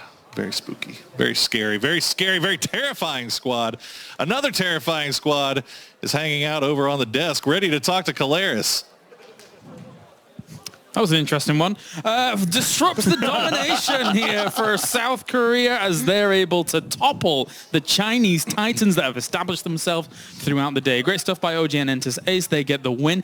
For me, my part, they did have a lot of the circles. They did favor OG and Entus Ace. That we've seen that kind of actually be a little bit of the story of their wins. But regardless, they get the win. They got themselves kills on the board. Much needed kills and points moving forwards in these groups. Ace was desperate for a win. Gen G, this is going to make them feel better. PO is able to get kills from the grave, apparently. But the reality is the top 2 teams still only got 4 more kills than 4AM. Like, you combine those teams. That's how powerful 4AM is right now. It's crazy to watch. I loved how Ace, they pushed into that shack and managed to make it work. We could potentially have seen some more gatekeeping from them, but they made it work with the smokes and everything and ended up taking the 3 versus 3 and 1. I love that. It was risky, though, because VC could have definitely changed the entire play out of that game. You know, had that gone slightly differently, that grenade been a little more prepped. Yeah. Let's check out the highlights here for our first game of Miramar of the day. We have one more remaining later on. Whoop. Where did he go? Oh, he's over there. Back I just want to fly. Back of the bus. Yeah, no, I mean, sometimes, sometimes, Rocket Man. sometimes crazy things happen. And not great for Poppins, but, 4 AM was basically just bullying people. Yeah. They just want to kill people. They don't care anymore. They farmed so many points. I mean, basically, they said it. The cast said it. They don't need to play tomorrow. They actually got 65 points now. Oof. In 5 games. Yeah, it's nutty. That is nutty. And you know they're going to do well in the next game, too. So. It's insane.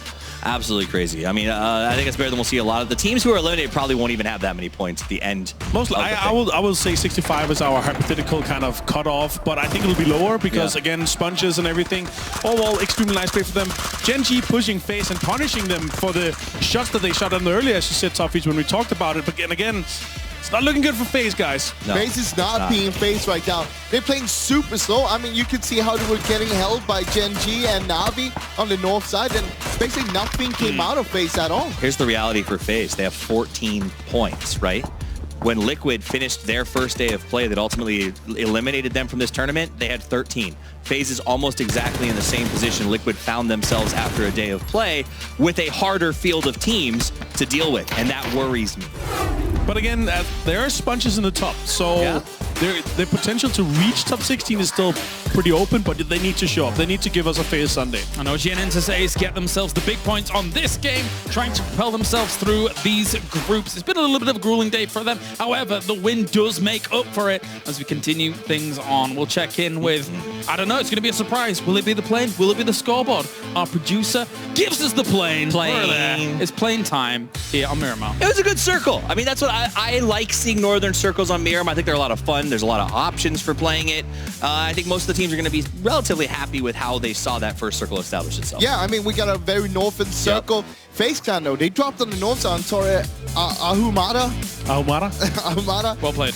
I mean, basically, they should have gone into a really good position. Sure, it was decent where they got to, but at the same time, they took a position they couldn't get out from. They were just getting gatekept by the others. What makes this exact zone, especially the last part of the zone, the fourth circle, is just a valley of death in between with the road because everything goes down. So whether you find yourself on the right side of the road in the end, that like how you've played before that determines your destiny in the end. We also saw the Circle 4, a hard shift towards the southwest. Yeah. That gave Ace a lot of space because they were in the high ground in the center of the compound, in the center of the circle there.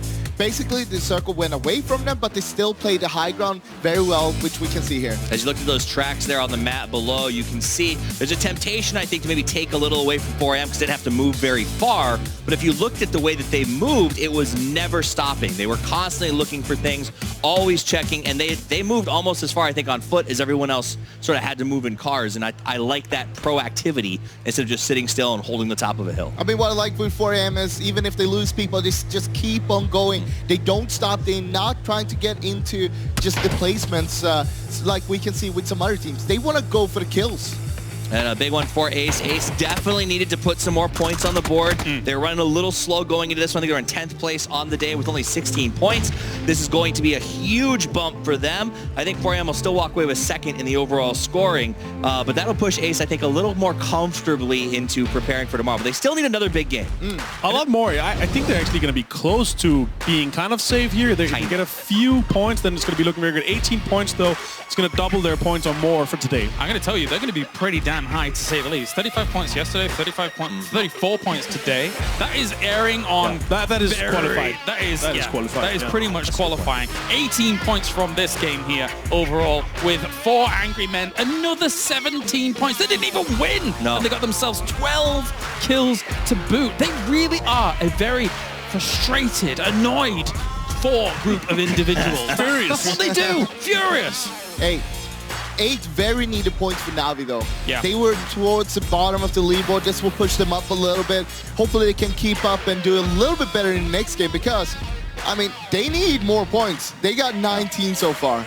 They're looking pretty good, though. 61 points is kind of on the cusp, though. I doubt that we're going to see 12, like 11, 12 teams past them after we're done after today, so they're looking very good. WClick showing even more consistency. They end up in 4th. This is a team that has been sort of quietly pushing themselves into what I think will be the top 16, as their consistency has been impressive. This is a weird thing. All right, just bear with me here for a moment. Okay. It's very unlikely we see many, if any, teams break 3-digit numbers when it comes to this semi-final stage. However, 4 Angry Men could quite easily do that when it comes to, if they continue that performance on tomorrow. You can see OGN Entus ace there with 69 points. As you mentioned, almost assuredly qualifying themselves for the finals in Oakland. Yeah, we saw VC with 93 points after 12 games in elimination here. So yeah, I'm expecting them to beat the 100. I'm looking forward to it. And the People's Champ, they are showing up. It's impressive. Literally, 4 Angry Men in 3rd place after 5 games is mind-boggling to me. I know they were good, but man, this good. It's unprecedented. If you think okay, this is a little bit different. Think about it. PGI 2018, OMG, with the way that they were able to dominate that day where they got first. It was a little bit different to this, of course, but it's the same kind of ilk, the same kind of mind frame here that we're seeing from a team like 4 Angry Men. That if they continue this on, they could be a world champion. I mean, right now they look like world champions. And then, the Pick'em skin is not going to be as valuable as you thought, because it's going to be 1 million plus people that's going to have it. You're not wrong. You're not wrong. Gentlemen, do you know what time it is? Listening. It's time for a change. We are heading into the listening here, but with a little bit of a twist. It's more like PG listen. 이거 이번 쪽이 있을 거야, 리피야. 나 들겠다. 이번 쪽 진짜 있어. 가져야 돼. 기절. 나이스. 야 이거 붙는다. 야 너 보고 내가 붙어야 돼. 내가 붙어야 돼. 계속 여기 있는다. 나이스. 여기 보인다 핑. 원통에 있어. 원통 하나랑 원통 잠궈. 형 원통 오른쪽 내가 원통 하나 라스 하나 어디야? 몰라. 형 원통 오른쪽 잠글 테니까 있을 거야, 리피야. 집중해. 야 이거 여기 있다. 4번 원통 왼쪽 봐봐. 4번으로 빠졌다. 거기가 라스야 아니면 뭐야? 한 명이야. 하나 더 남았어. 하나 1번. 50. 나이스. 천천히 와야 된다. 형, 그 워터드 안에 내가 확실히 잡아줄게. 2대3 맞지 이거? 왼쪽 2대3. 이거 원통만 잠가봐봐. 우리가 잠가줄게. 나 믿어. 가자. 왼쪽 가고 있어. 2대1. 나 크게 도는 중. 조형 빨라. 빨란 거 확인했어. 야 저기 인서클이야? 저기 아웃. 간다. 비켜. 안 보여. 폭 갈게. 저거. 확인을 안 돼. 원통 다시 잠고 올게. 너 하지 마봐 비켜. 원통 지금 2대 때려놨거든. 기절. 라스. 아래. 라스 저거. 천천히. 왼쪽 감고. 나이스. 야 갔다. 드디어 갔다. 잘했다. That's right, one word is transcending language barriers. But overall, it's really weird. All of these teams listening to the same tense music in these listenings as well. A little bit more frantic there, though, for some of the moments as they're trying to deal with Gen G, but still very controlled. Yeah, I mean, it reflected an excitement of a kind of a mediocre day coming to like sort of a climax for them. They were excited. They were really pushing for that win, and they executed it well. And it was not an easy one. Like, they had a huge rotation to get there. They crossed half the map, and they earned it. Yeah, but they played well as well. You saw that up there. They were just putting up a long line there, make sure if someone gets knocked, someone else can just step it up and just get the trade straight away. Yep. Especially getting the opening knock as well. They maintained so much control, had by far the upper hand, nearly gatekeeping Gen G in the end. There's extremely well executed by them. For day 2, though, so far, we have one more game coming up. The East has absolutely dominated every single facet of today, it feels like. So it's an extremely strong performance from China so far. It's a strong performance from South Korea so far. Very strong. I haven't understood a sound clip yet. There's one more team, though. WClick. WClick. They have been super strong today. They have been playing very well. Like, I am actually astounded by how good they've been playing today. 8 points per game on average over 5 games here, especially how well the Eastern teams have been playing. It's really nice to see they're pulling up like this. They pretty much put themselves in a position to be in the top 16. And I'm excited to see if they can lock it down here in the last game. All right, gentlemen, time for a short break. And then when we return, we have more PGC coming at you. A huge thank you to some of our sponsors, of course. Plantronics and HyperX here representing at the PGC. We'll see you in a few moments for the final game of the day.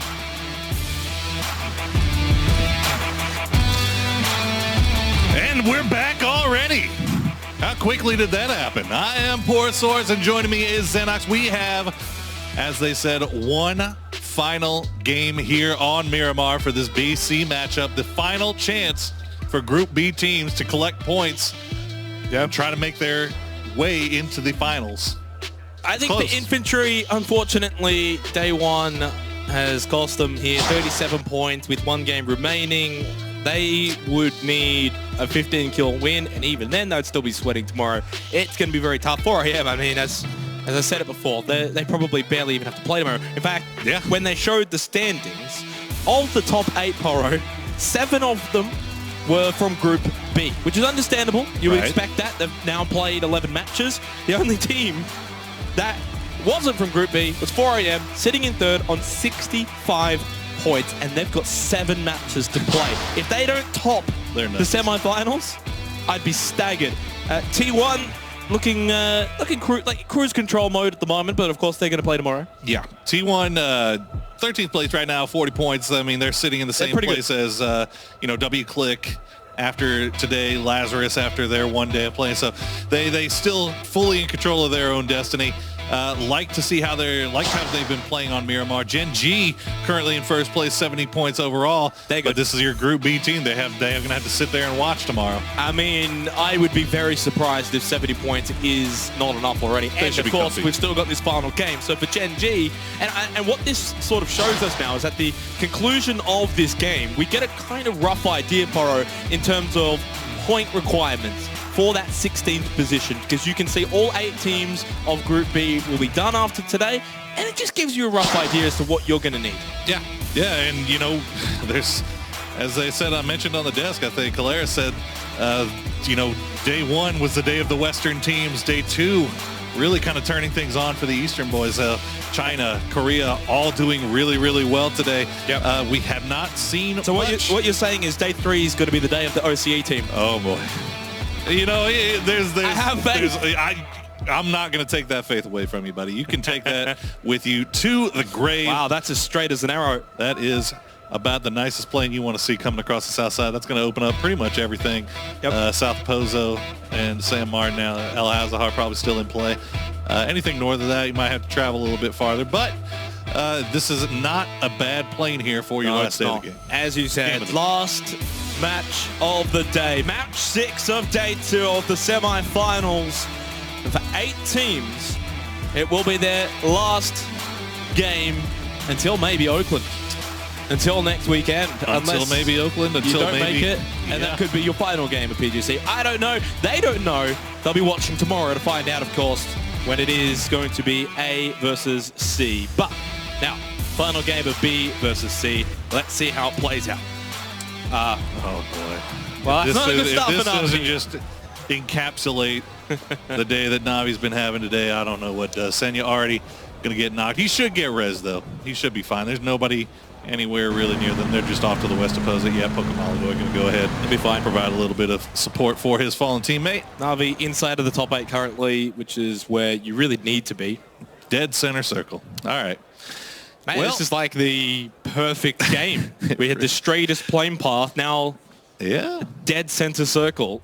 You really can't ask for more than that. I mean, honestly, 100% playable again. Yeah, if the players definitely can't complain about this one. There we go. Senya has been healed up. Just make sure you don't run over any rocks that are too big. Don't run into any walls. He should be fine. We talk about how, he's got 1 knock now. He's going to bleed out faster later. Well, I mean, that hasn't really been a problem for them. They've been... It's one of those things where it's not going to be an issue, but if it becomes an issue, I don't think that's the main reason for your concern there. It's not an issue until it is. If he's getting constantly knocked, then something's going wrong anyway, right? So you can't go back and blame that. So, look, they'll be fine.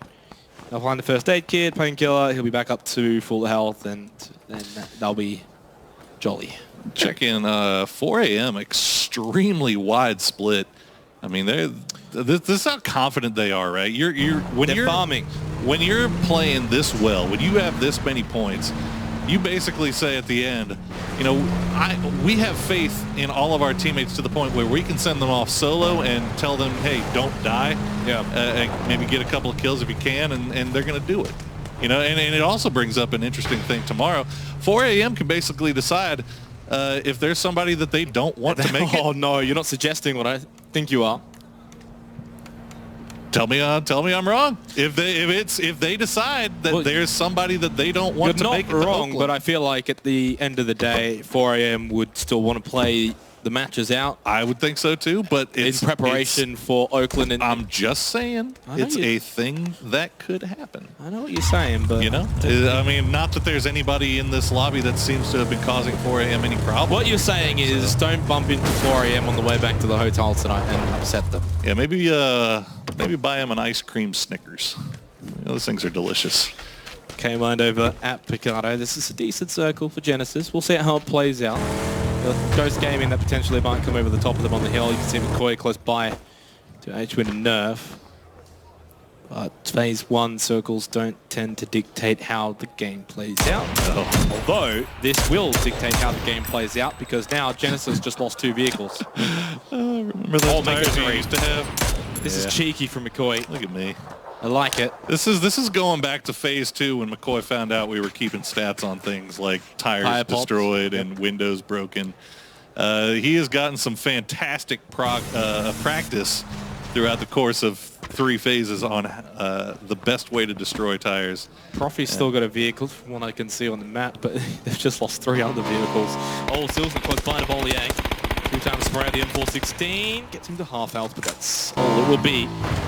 If infantry is going to have a snowball's chance to make it to Oakland at this point, they need to come up with something magical. Yeah, look, they'll have to. I think they would even have to break the PGC kill record of 15, which I think we've seen about 3 teams tie that figure so far. McCoy getting K-Mine down to half health from long range. Their day today, though, for infantry has been much, much better. But you have 8 points in 6 games. It's very unlikely. That's a pretty low bar. Yeah. On how to get better. Now, what I want to sort of touch on is those teams in the bottom 4, more so FaZe on 14 points. Right now, they're in the bottom 3 of the total leaderboard. Ooh, that was real close. McCoy. I told him, okay, we're pretty much done with you shooting our tires, buddy. And he gets 2 quick headshots. Probably going to let him know we're done with you, buddy. But yeah. Tire popper himself, McCoy. Yeah. Just gets a taste of his own medicine there. His dome popped that time.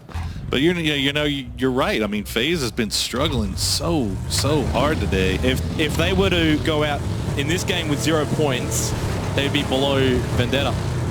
Yeah, from yesterday. I mean, considering how well they performed in group phases, and they just keep running into Navi. A lot of people have written off Vendetta. I mean, are you going to write off FaZe if they're going into tomorrow on 14 points? Oh, you're comparing Vendetta to FaZe now? Just saying. Hey, just saying. Well, I'm just saying, hopefully FaZe. Look, a big game is required from them here. Yeah, exactly. They've got 1 game at least to try and get a bit more of a leg up. Like, if they can get even 10 to 15 points here, which is obviously not out of the realms of possibility for FaZe, then they're right back in the middle of the pack. Yeah, and I mean, that's the biggest thing too, right? Is that they had a rough day on Erangel, and usually if you're going to have a rough day on Erangel, you can afford to have a rough day on 1 of 2 maps. You can't afford to have a rough day. Otherwise, if they get nothing from this game, I'm already prepared for the memes in chat of, hey, it's Team Liquid. We've saved you a seat on the plane. Look, they expect it from me. They don't expect it from you. I'm not an EU. See, I've been good. Not EU. I've been very good. I've been very. I'm not EU or NA. I'm neutral. You're neutral. Yeah, but that is neutral is the most non-neutral thing I could think of. Okay, the rest of Navi trying to make it through Monte Nuevo. They're on the very far outside part of the circle. This is a slow rotation from them. This might be kind of indicative of the struggles that they've been having. Maybe deciding to come in a little bit late and maybe elect to play edges rather than trying to dive center. It was a better game from Navi on Miramar. You spoke about it actually before we got started on that Miramar game, whether they turned it around on the map, and well, so far they have. And we also spoke about 4AM. Would they continue the form here onto Miramar? And well, that was answered with a very solid yes. Yeah. No, I mean, look, Navi so far this tournament has not been the greatest for them. And you looked at a group people phase. keep saying this, but it hasn't. They're fine. They are fine, but this is not. When expectations are set so high for you because of how well you perform in your own region. Doesn't matter if you win by an inch or a mile. Right now, they're doing enough And if they can have another solid game here, they most likely will make it to Oakland. So let's take a step back a little bit here and see how... Well, I haven't put them in the grave just yet. Well, it sounds like it. They're having a little rough sledding. All right, 4 a.m. Let's check in on the gang. They are all by themselves. As Loki gonna run right into Summer. Summer gonna send some shots his way, try to push him back. Yeah, I think Loki just looking for position. Summer's already there. He'll fire out the warning shot saying, "Shoo fly, go away, don't bother me." Yeah, Summer was ready to bail on this if he needed to, which is good heads-up play from him. But fortunately, it looks like he should be fine staying where he's at. Genji's not in a rush here. They've got the mountain just south of San Martin. Yeah. If it goes north for phase 2, then they definitely don't need to be moving too far anyway. They're just south of them is Ghost. For now, they'll hold up and just see what the next 10 seconds will bring us for phase number 2 of match 6 of day 2 of the semifinals. FaZe got a really nice split here going on across Picata. They got two. Oh boy, Mexi now going to be the only one inside of there for them. But this is going to be an interesting new circle as we have centered up on Minas Generalis. You have the entire north side here, Hacienda, everything north of the road. This is going to cause a lot of rotations because from what we saw of the fluctuation of teams was on the western side predominantly. Now, of course, if we could see the map right now, it's literally just cars everywhere rotating. Oh yeah, SKT is about as centered up as anybody is over there in the graveyard, just between graveyard and Minas. And T1 taking shots at VC as well, so they're in a decent position. AHQ at Minas as well. Yeah. Not looking too bad either. Freaks on the move early will be coming in from the east. There's 4 Angry Men going in very low down at Los Leones. They're actually just right behind WClick's Herald. Xiaolu just being cautious. That's okay. But WClick aren't going to be doing any shenanigans. They'll keep moving. They'll keep rotating. It's better to get inside of this circle as quick as possible. Yeah, Silzen and the rest of WClick already almost reaching the southern part, the southeastern side of this circle, so they should be all right. As we see Xiang Yang going to take some long-range shots here at Lin as infantry coming between a Freak of Freaks Fatal and the Force Gang. And AHQ as well at Minas. Like, they can get involved in this action if they want to. Milk set up on the high ground at the back of the city. Should be able to find a vantage point where he can spot infantry coming in. Now the shots come in from AHQ. Lin firing back over to Minas towards AHQ. Infantry get here. Yeah, they're fortunate for them. They do have... They have split, but they get there. Yeah, they've left Longskar way off to the south here to try to cover their advance. But now Longskar is going to be all by himself here. So you can see way off in the distance there. Tiny little Longskar. Oh, this is interesting. Uh-oh, this is not good. Mexi's going to be pushing over to Jeff Locker and the rest of T1. He's got Uber beside him for a bit of help, a bit of backup. 8C and Fuzzface are still way further back, just south of Graveyard. They're not up close and personal here. Winnie. And I don't even think they'll have an angle to help out against T1. Jeff Locker got the Winnie with the scope. He's going to see if he can maybe land something here, but it looks like they're just going to reposition a little bit. Shots coming out from somewhere else, actually. Yeah, I think that's Antis-Ace. Antis-Ace. See them there on your screen, just on the other side of FaZe, south of them. Here, La Bendita. Hot property real estate around this area, and FaZe wanted to get a piece of it. They have. But the question will be if T1 want to be aggressive and try and flush them out, or allow them to just hold Uber and Mexi here. For now, they're not being too aggressive. They don't want to push out and clear them before the rest of FaZe come. And now, because of this, I wonder if the rest of FaZe, if Fuzzface and 8C, as this next circle pops, if they need to head over to this area, do they commit? Yeah, T1 hasn't really, they don't seem too concerned about getting pushed here, as they have left Akada and Adder off to the north to send long-range shots towards the VC. Navi's still rotating. Chen, yeah, Navi still in rotation. 4 AM still in rotation, and Rumblers just now making it into the south side here. But Navi, it's like they're very... Oh, that's going to be lucky for them. The circle cuts hard north. Yeah, it worked out very well for Navi. They kept rotating right into a circle. VC with a 2-2 split. Will they try and group this up, expecting a lot of teams to rotate towards it? Looks like that will happen. Domu and Summer on the move to group up with Tide and DJ Boy. Navi and the warehouses, they're in a decent spot for this circle. Genji are also just on the other side of the road to VC. It's Entis Ace, Entis Force. Well, might as well group up together for this push into the next circle. This is going to be nuts. FaZe did group up, by the way, and T1 are keeping their spot. They're going to look at FaZe. Force trying to make it just straight down the road. They're going to run. Where right are they going to go, though? This is where eventually they're going to have to split off Poro and find a spot. There's not much up here to the north here as Gen G is repositioning, taking shots back towards VC. You can see Navi as well off in that. But look at that. Look at how empty we are up there. Force. How is this warehouse empty? They lucking out here a little bit. This was the 2-2 split that VC had. They gave it up, expecting a team to do what Enters Force did. It worked out well in the end for VC, as we're going to see Alpaca knocked down by SR. And that's actually going to be our first death of the game, almost at the 14-minute mark of match 6. And Genesis just keeping an eye on this situation with FaZe and T1. This is desperate times for FaZe Clan. Genesis in a tough spot here too. I mean, they're on foot. They're outside of circle here on the edge, just as kind of in the same rough spot as FaZe and T1. T1 is elected to just stay in this position right here rather than trying to center up anymore. FaZe looks like they're kind of concerned. They haven't really been able to scout anything other than here. You don't want to move in blind. We also have a big bottleneck going over there at Junkyard in the southeastern part of this circle. Got about 5 teams right on top of each other. Yeah, that's Rumblers, Afrika Freaks, Infantry, Red Knids, as you said, over at Junkyard. So Junkyard, Graveyard is where we're seeing a large bottleneck on the western east of this phase 3 circle. Long skirt spotted by Raspu, but it's Lin who gets the headshot. Lost HD finds a knockdown onto Lambu. Yeah, this is, I mean, look, this is Infantry's last hurrah right here. They need to get points, so they need to turn their attention over here towards Red Cannons. Oh, does he get 8C and Uber? This would be disastrous for FaZe. 8C's going to be knocked down, so is Uber. Nerf and H-Win pick up the double. And for FaZe Clan, it goes from bad to worse for the final game of the day. Do they remain on just 14 points? Mexi and Fuzzface are going to have to pull a rabbit out of the hat to find some points for FaZe. Look at the reposition coming out from a T1, though. They're going to find K-Mine. Helen just off to the side here on the cliffs here.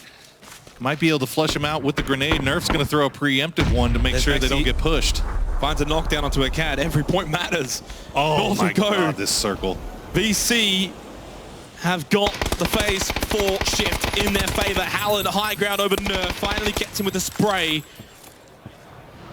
They're going to look to get the revive onto a cat. Ada has to go for that. Fuzzface is in the vehicle. He's on the move for FaZe to just try and get out of it. He's actually pushing onto a cat. We're going to see Profi knocked down. T1's actually split between both Genesis and the remaining force of FaZe Clan. So they haven't actually got all the same members committed to one fight. K-Mine finds the knockdown onto Jeff Locker. Ada's climbing to heaven, basically. What? 2 left for T1. I don't know if this is the spot to beat Ada. Howland's got Genesis to deal with. Ada from heaven with the knockdown onto Fuzzface. The quick flush. 1 remains for FaZe Clan. The reposition from Ada, and look at this. Win is out in the middle of freaking nowhere. He's just been sent to try to get into circle by the rest of Genesis, I think, as Ada going to go for the res. Mexi, what are you going to do, buddy? This is it. You're the last one. An eternity to go to even get inside of the next circle. Genesis will continue their fight with T1. They got the revive. So now it's actually 3, well, technically 2v3, because T1 are really split from that earlier fight with FaZe. As you mentioned before, though, H-Win in a good position north of this compound. He'll be able to spot as T1 try and move away from the south of this compound. There's the nade. He's got 1 more to deal with. It was thrown towards Helen, but it's short. It's actually well short. And now both Genesis and T1 moving together. I think we're going to see the end of Mexi here. Oh, he runs out of time, space, and life. FaZe Clan only 14 points going into tomorrow. Disaster.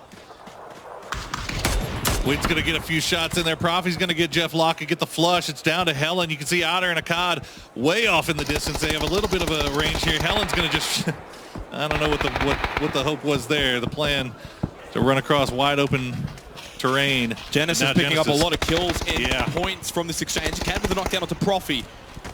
2v2 now remaining as we're seeing the pushing from Navi on the Ghost Gaming. Best launch has found some kills with a nade, and Drassel's all that remains, 11 health. Has a first aid kit, has a smoke, it was only one though, throws it out. Red cannons are being eliminated. It's all happening right now as the nade is thrown towards the concrete building of Na'Vi. Oh my goodness. The pre-nade from Best of Luck there. Oh, that'll be the end of Drassel. Not, what? Oh. I really thought that would have been enough, but apparently not so. I think he did too, because he is very, very lucky right here. Best of Luck gonna just throwing Molotovs here. He wants to go for the res, but he can't be sure that he's not getting pushed here. Yeah, I think Drassel just gonna hide. Try to stay alive. He's got no one behind him. That's the fortunate part. Gen G do have a slight angle, but it's slight. The revive onto Aduzi takes place and is confirmed. Best of Luck, though, still concerned with Drassel. The underarm, you can see just the tags on Drassel in the background there, and it will be Xiao Lu from 4AM, who will send Ghost Gaming packing in 13th position. In the interest of coming across completely you know, unbiased here, Ghost Gaming having a terrible day today as well. Genesis still inside of the blue, by the way. You can't even see them. There they go in 12th position. That's how far back they were. And now all that remains is the loot crate. This circle favoring VC heavily. Michael Fry, the last remaining player up from Grumblers, as he's going to try to stay alive for a little bit longer. 4AM, still 4 strong, because of course they are. It's a bloodbath though. 9 teams, 31 alive at the 19.5-minute mark. And 4AM have only got 1 kill so far. How many more are they going to collect along the way? As W-Click move into the circle. Hill just above VC. Might have AHQ push on them eventually. Adder and Acad made it in this circle for T1. So they're still alive from that earlier exchange with both Genesis and FaZe Clan. Let's see that replay of Best of Luck, who was getting pushed from Ghost Gaming. It was the preemptive nade.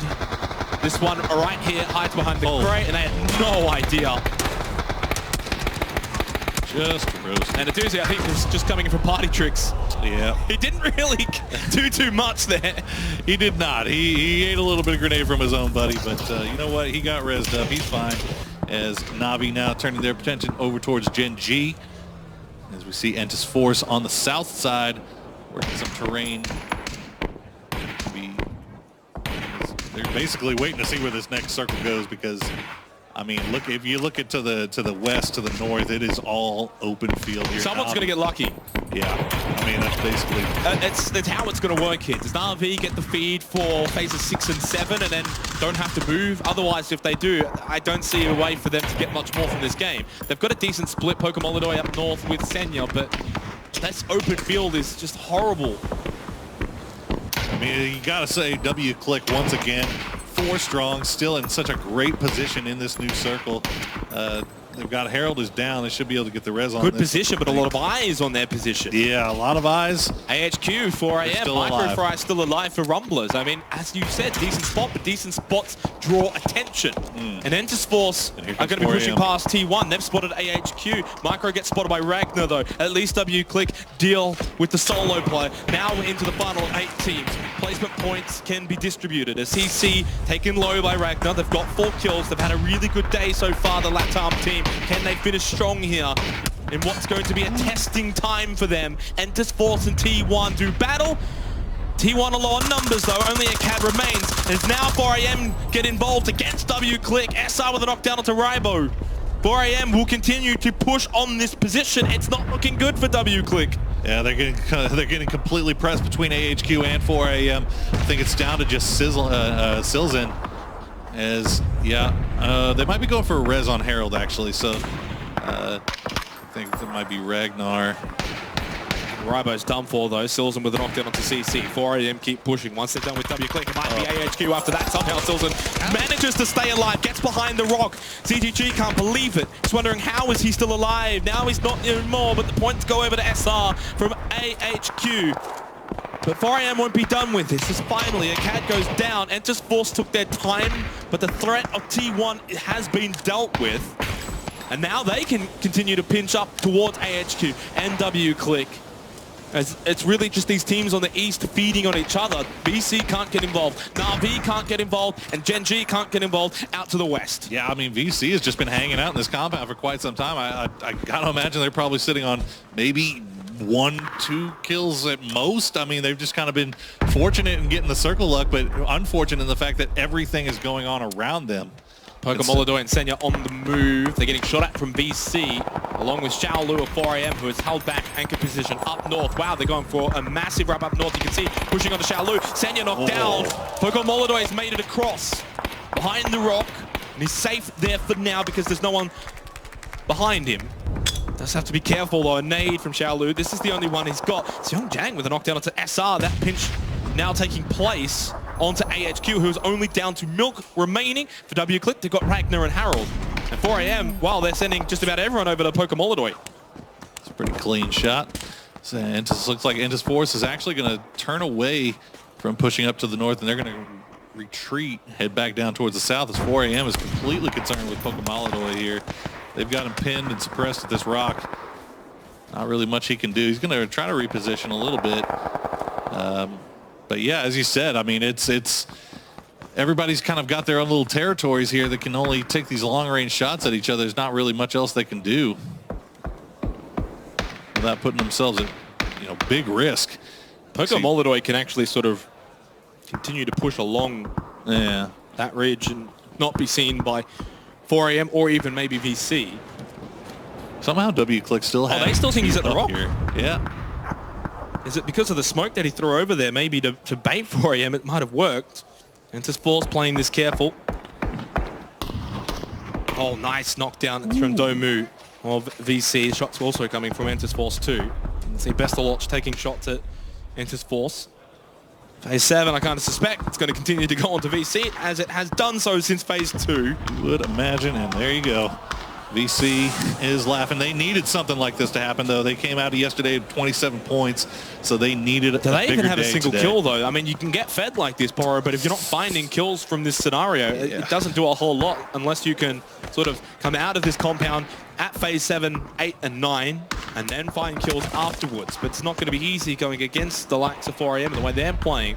In saying that, the fact that Na'Vi and Gen G are just in horrible, horrible positions out west, VC should be able to clean up on them. Maybe even Entis Force. 4AM have pushed down to the old position of Pokemolodoy. They're sort of creeping in behind him. W-Click still hold out to the far east. And, well, that's the end of Poker. Still alive. How is he not dead? There we go. All right, there we go. It took a little longer than expected. All right, Gen G got in vehicles, try to send it a little bit further into the fields here. They're going to stay alive. There goes Poco getting finished off. VC still 4 strong. They can't seem to find any downs. No kills onto the Gen G squad just yet. And yep, that's what we're talking about. Yeah. No kills. And there's not many kills that they're going to be able to find from this spot until probably at this moment now at Phase 7. Because everyone's starting to push closer towards them. Gen G have got to push out to the open, so does Na'Vi. But then 4AM are the ones who have got a slightly higher position, and they're the ones getting the knockdowns. You saw Forever get the knockdown onto Doozy. Roasted right now. Harold getting involved, gets the elimination onto PO. Taemin as well is going to perish to Bestaloch, who finds a knockdown onto Loki. Give this man a nade, and he can do just about anything. And Doozy will be finished off, and there goes Bestaloch as well. A nice effort for Na'Vi. There you go. Big things popping from the Na'Vi boys. It's going to be difficult from there. Harold's making his way down the hill. Xiaolu spots him, and you think one more shot will do it, and it does. Can they confirm him, though? It's Tide who steals it for VC from 4AM. And that was their first kill of the game. As we're down to 5 teams remaining. Entis Force. You think it'll be 4 now, right? It's gone. Yeah, he's going to go down to the zone there. 5 kills for 4AM, as you said. Now they still have the high ground. They have to worry about Entis Force, though. VC just right in the middle, and they're just... Yeah, they're going to get the circle again. Why not? Certainly going to help out Entis Force. They don't have to move from Phase 8 for now. Gen G are in no man's land. They will be eliminated in 4th position. ZGG picks up the kill for 4AM. 7 kills. Just about ready to set a record, you'd think, here at PGC in terms of points gained over 6 games. Forever with a knockdown onto Indigo. As VC just sort of sit in the middle. And watch on as 4 AM and Entis Force take pot shots at each other from across the canyon. The thing is, going against... Summer gets involved. When this 4 AM VC fight breaks out, 4 AM's been fighting through everybody. There you can see the red helmets, low vests, low everything. Same with OG and Entis Force. Meanwhile, VC has just been hanging out in this compound, so they probably have a little bit more in the way of armor and utility to work with. Ooh, but that's really close there. They're going to actually let them push up here. 4 AM pushing into the compound. DJ Boy with the nade, primes it. Ready to send it out into the smoke. Wayless for the high ground. Oh, that one's pretty good. He gets the knock. Oh no, he knocked himself down. Wayless, that's just not it. And now ZGG's getting taken very low. VC doing well. Entis Force trying to third party. They don't care who it is. 4 AM or VC. They just want to pick up kills. Nate's thrown towards the rock of Shaolu. He's going to be low as well. 4 AM obliterated from VC Gaming. Now Entis Force enter the compound with a hello knockdown onto Tide. 3 left for VC. Can Entis Force get 3 wins on Miramar in 4 games? They have 4 strong. They're pushing in. They have 7 kills already. What else can they get done here? 7 kills. Entis Force have bided their time. VC have dealt with 1 threat from the north. Can they deal with 1 from the south? Summer holds the angle. This might go all the way right down to the final minutes, considering we've got these buildings in play. But in terms of center of the circle, it favors Entis Force more than VC. VC will have to move. DJ Boy on the roof can at least get a bit of high ground. He spotted Seong Jang moving over to Doya. Such a good spot from DJ Boy here if he can make something happen. No nades though, but he does still have 3 smokes. Oh, if he had a nade here. Be huge. He does have that molly, so he can do a little bit of area control. You want to save what utility you have though for the final moments. Domu at the back. 1 nade for Indigo. Oh, he spots DJ Boy on the roof. Now that position's been given away. Summer trying to relocate with the smokes. Seong Jang, though, final nade for him. Does he make it count onto Domu and Summer? Or at least one of them. Oh, he gets Summer! Too slow to move. Domu's low as well. DJ Boy has to get this Molotov out to try and move Seong Jang away from those hay bales, but he just doesn't quite land it on the right spot. Now he uses the SLR. That blue tractor hasn't got a lot of real estate, but it's got enough. And now it's time for DJ Boy to use these smokes. Oh, he got the res, yeah, you're right. Smart. And Domu from the res gets the elimination. 3v3, make it 3v2, because Summer gets Doya. Entis Force now on the back foot. Now they're the ones under pressure. And VC, their tail is up. This fight is completely turned on its head as Domu has now got a great position here. He's going to get the down on the Kale. And that's going to be 1 more left. Indigo in a 1 versus 3 with a knockdown onto DJ Boy, who was on the roof. He's got 2 left to deal with. Summer and Domu, both low. Flash grenade thrown out. Trying to change the position now. Summer holds at the hay bales as Indigo trying to use the smoke. He's really close to the center. Doesn't have to move necessarily far. He wants to try and get rid of DJ Boy because he's giving information to his teammates of Summer and Domu.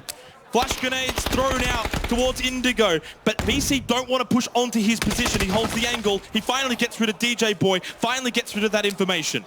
This is so rough here for VC Gaming. Although it is a 2v1, Indigo could easily make this happen here.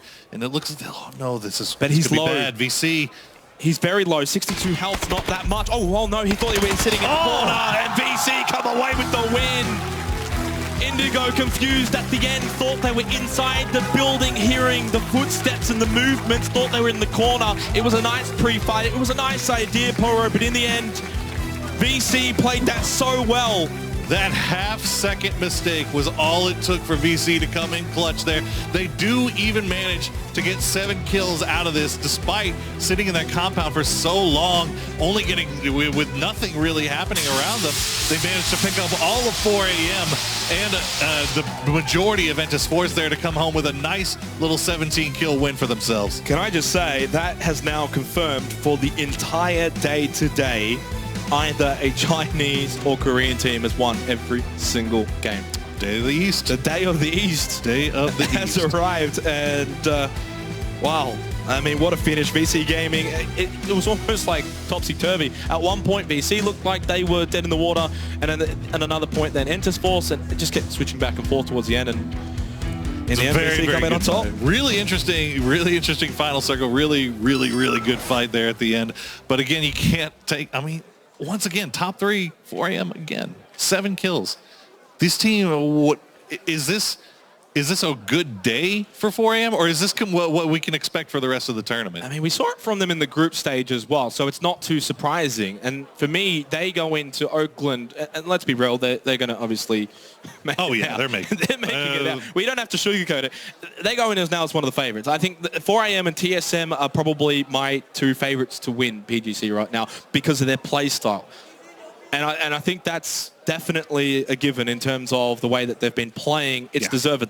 Right. Yeah. I mean, they play absolutely fearless, and I mean, it's just so dominant. But I mean, look, hey, we could talk about 4AM forever.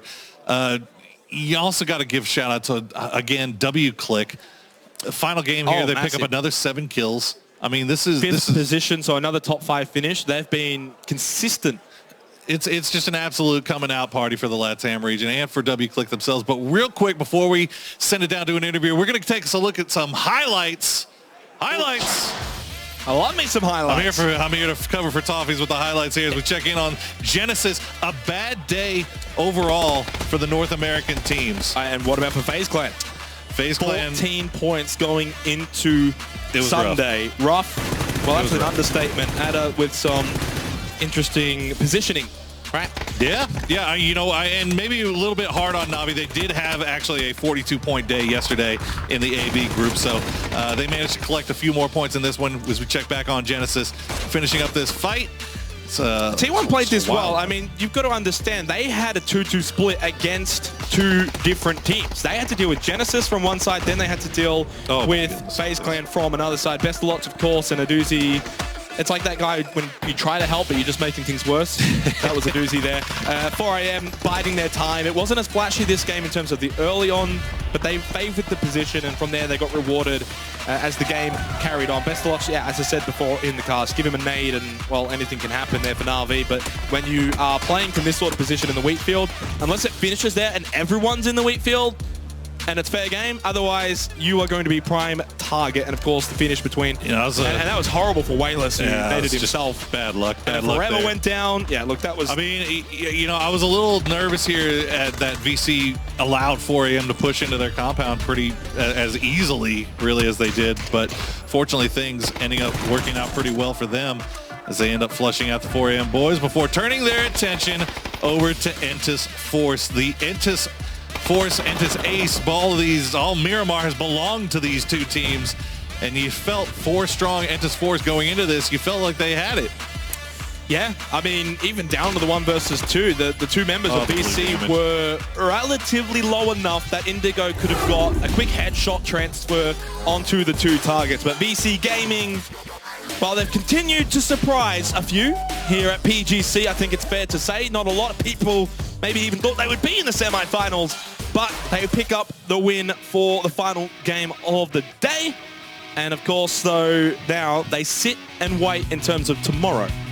Yeah, it's going to be interesting to see what I mean, they had only 27 points yesterday, but that's enough for us today. We want to hear an interview with at least one very happy, angry man from 4AM. So we're going to toss it down to Rachel with an interview. Rachel, take it away. Thank you, guys. I hope they're happy. I'm here with ZGG, and 4AM picked up 2 chicken dinners today, a bunch of very nice finishes, and you, ZGG, were the top KDA right now in the tournament. So I want to know how you're feeling about your performance so far. 他说你们今天打得特别好，还有你们吃到了2盘鸡，还有你个人的杀数是很高的，你这觉得怎么样？还行吧，就运气有，指挥的好，所以说打得比较好。So it was okay. We had a lot of luck, and then we performed well. Well, that is the understatement of the century. We got a chance to listen into you and your team communicating in Game 1, and I have to say, across the board, we agree. Beautiful communication, very clear, very calm. So tell me about your communication strategy as a team. 他说你们今天打的时候，你们的沟通是蛮好的，还有你们的默契度是非常好。你们是怎么做到的？这个就是长时间打出来的默契吧，别的也没啥了，就是默契。So it was just a normal chemistry we always have. So it wasn't really special, anything special. It was just the chemistry we always had. We always had. So when you say you guys have great chemistry, do you consider your teammates close friends? 那你说你们的默契度是很高的，那你觉得你们的队员是就像是你的朋友吗？都是兄弟。World brothers. I love to hear it. Now, you're brothers in times of success and brothers in times of failure as well. What happened on Sandhawk? 他们说你们今天打得非常好，可是在3号你们不是打的，是有一点差吗？是那在3号你们打的时候是有什么问题？可以说一下吗？在3号。Did okay. 那总有运气不好的一把嘛，没办法。So he says it's again it's just the luck. We were out of the luck. There's no other way. We can. That's fair. That's fair. I'll call it luck up to the lost ones too. But winning, losing, you guys have the biggest fan community out here. They came out in force to support you. So I want to know, why do you have so many fans, and what do you want to say to them? 那今天赛场你们有很多的中国粉丝来了，嘉颖你们，你觉得怎么样？为什么你们会有这么多的粉丝来看你们呢？因为他们爱我们吧。It's just simple. They just love us. Of course, who wouldn't love you guys? An excellent performance, a charming character. We can't wait to see more from you guys tomorrow, but for now, let's send it back up to the analysts and check out the rest of the day. Damn, that's EG, a lyrical wordsmith, to say the least there with that interview. Thank you very much. Obviously, 4 a.m. and get themselves a big amount of points here when it comes to their first day for the group stages. But VC Gaming get another win on the board, 17 points going their way. It was China all the way today with a slight disruption from South Korea, but China smashed today. They did, and I take a little bit of an issue with the interview in the context of like it's just luck. But 4 a.m. they played whether or not they got the circles, whether or not they got the rotation. It was insane. You know what though? He's gotta keep the brand. He's trying to stay low key. They are angry. You gotta see that. He's very laid back, and I love that the respect he's throwing there. It's very nice to see. I'm gonna tell you something. They might have been lucky, but luck doesn't give you 77 points. No, not in the It does not give you 77 points. Look at the gap. You only get 77 points by playing like gods. Yeah. Yes. And they really were. It was mind-blowing to watch them play. The final standings on that last game sum up what we saw all day today. 4 Angry Men, VC, W Click, who's in third, had a phenomenal day. I'm sorry, I'm hijacking his interview. None of that interview did justice to how well they played. As you're mentioning, Froz, their 77 points after 6 games is phenomenal by 4 Angry Men as they take the top spot so far today, almost assuredly guaranteeing themselves 100% into the finals in Oakland. Massive stuff coming from them. I mean, look on the left side. It's all Eastern, except for one team, W Click. They got second most kills today, 30 kills in total during the 6 games here. I'm very impressed with them. They kind of did it quietly. The big talk was about the Eastern teams, and they just played their game. When they didn't get kills, they got good placement. When they got tough placements, they got good kills. They did exactly what you want to see out of a team, making sure that they're in the top 16. I mean, even zeroing out on one of the RERUN games, they still did this well. It's very impressive play from them, everybody on the left side. Yeah, they were a little bit in the shadow of the other teams, of course. 4 AM taking home 2 victories, VC taking home 2 victories. Gentlemen, do you know what time it is? Time to see. Listening time. No, it's not. It's time to see the top 24 here to figure out exactly how everything is shaping up amongst these groups. Most importantly, pay attention to those from Group B. You can already see there, VC Gaming 79 points. This was one of the teams I was slightly concerned about coming into today, but they blasted today as well. 4 Angry Men from Group C is in second place. They qualified. Look at W Click though. 4 points behind TSM. And people were saying TSM was playing really well. And this is what terrifies me. The bottom right, FaZe, a team that a lot of people picked to win this thing, has 14 points. But tomorrow, they have to play with TSM.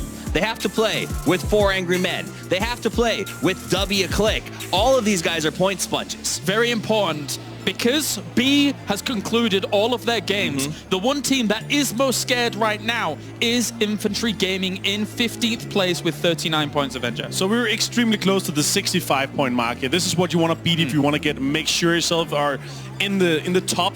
Here on the left-hand side, though, Rumblers are the closest, but they're looking extremely safe.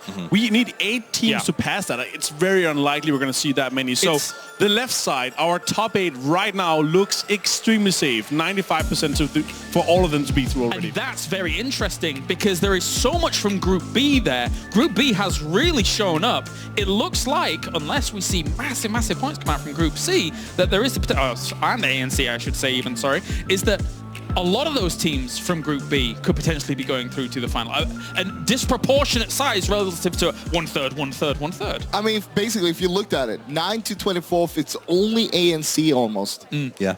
I mean, and I think that the point sponge is going to be a problem tomorrow. There's teams that are essentially qualified or a couple of points away from doing so, and they're going to come out, and I know that TSM, like, their style is, hey, we're in front, let's just smash some skulls. Right. And I think some teams are going to do that. So it is going to be very hard for the catch-up teams to do that with the lack of points available. Well, I baited you earlier, but now it's time for that listen in here for our final game on Miramar. Let's go. 边机肯定还有一个，要么 WCK， 要么歼击。我马路上拉了一个，确定吗？对，看到。我去斗木那了。斗木，夏天你们俩吃雷，走雷，躲一下。别急，躲过来，左边来，打药，我能救。打了，我再打。不知道烧到没？哎，这个人能打吗？拖拉机那个。别急，我们在扶人。耳朵，你能给他们防止封颗烟吗？对面的，能打是 F 的。我们脸上补颗烟，夏天。对，烟我没烟了。他补了，夏天耳朵给你补了。要不要倒一个？没事，别急。3打3是吧？还有一个在哪儿？团长房二层楼，应该在2层楼，我在拖拉机了，别急。耳朵，你可以上他房顶。我能上吗？对，还有在1楼，他1楼，别急。我打个药。怎么打？牛逼！还有一个。别急。我打药。2楼，别急，他不带圈。我帮你锁雷。他翻下来了。没事，慢慢来。在左边。龙哥，别急，别着急，你们俩一起，不用找他，别找，就在我脚底下，退回来，没事，就在我脚底下。董梦往他脚下丢个闪，往他脚下丢个闪，房子背面就在我脚底下，还有吗？再丢个闪，没闪到他，别急，继续丢闪，没了，别急，我认小龙没事，抢左，前面抢左，防住左边，正门，左边，对，就这儿，瞄着，脸上，左边，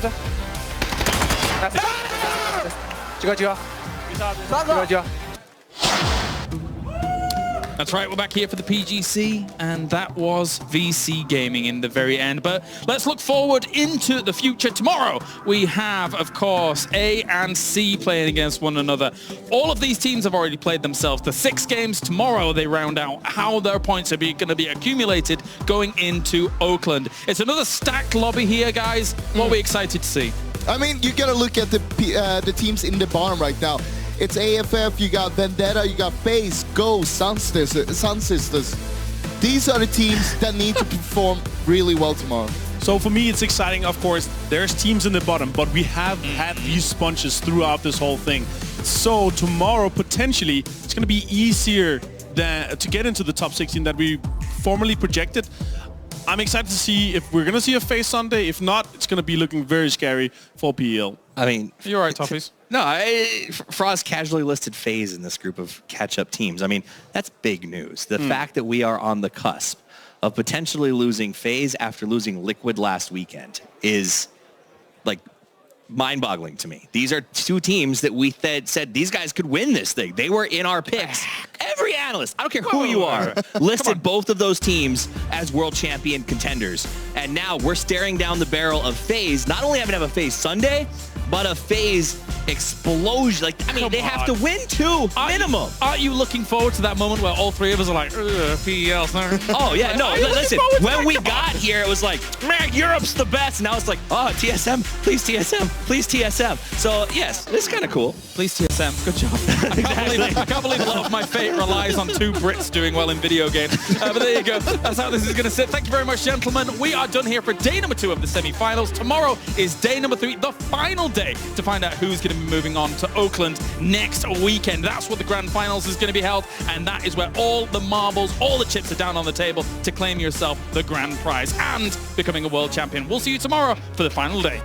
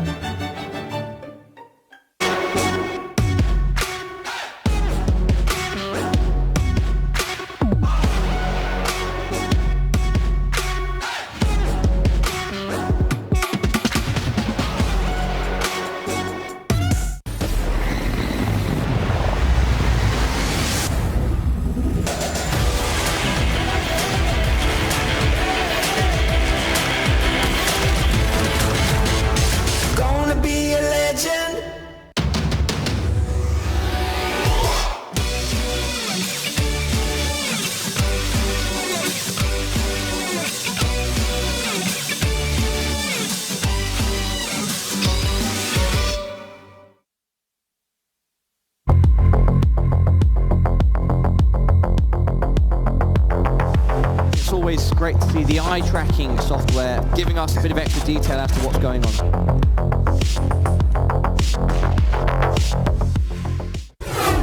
Damn, I'm the life of the party. Pull up in your space and I don't say sorry. Everybody fading, looking for the Rari. I'm not everybody, I'm not everybody.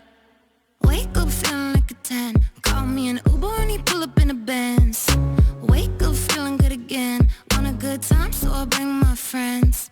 I'm the best, I'm the best, I'm the best, I'm the best, I'm the best. unimpressed with the rest. I'm the best. I'm the best. Will you come closer? I know what you like. Promise you'll come over. We'll have a good time. Have a good time. If you come over, you can spend the night. Spend the night. Promise you'll come over. We'll have a good time.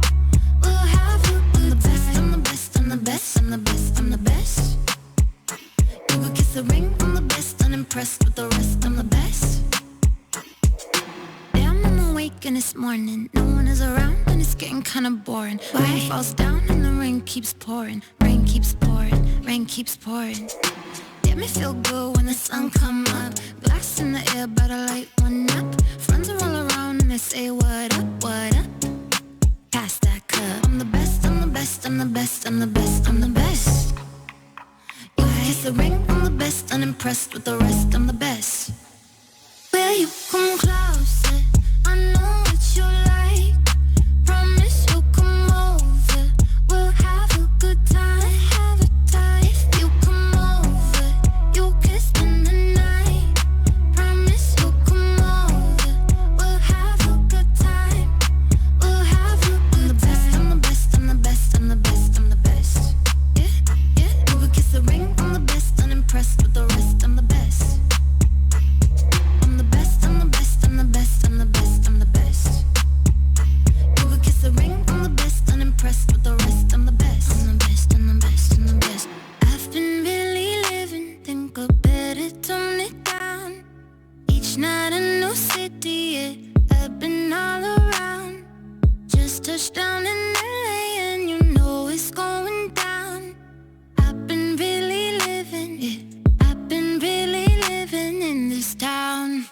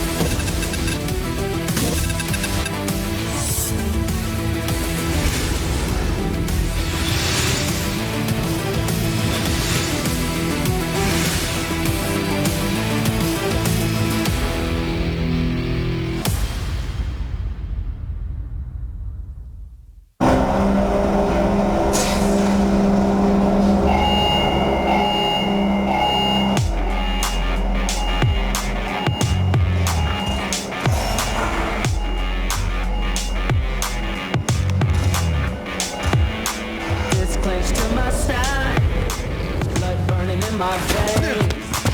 Hands so sweat for battle. This is more than just a game. Breaking through the silence. It's time to stand up. It's up to the fear.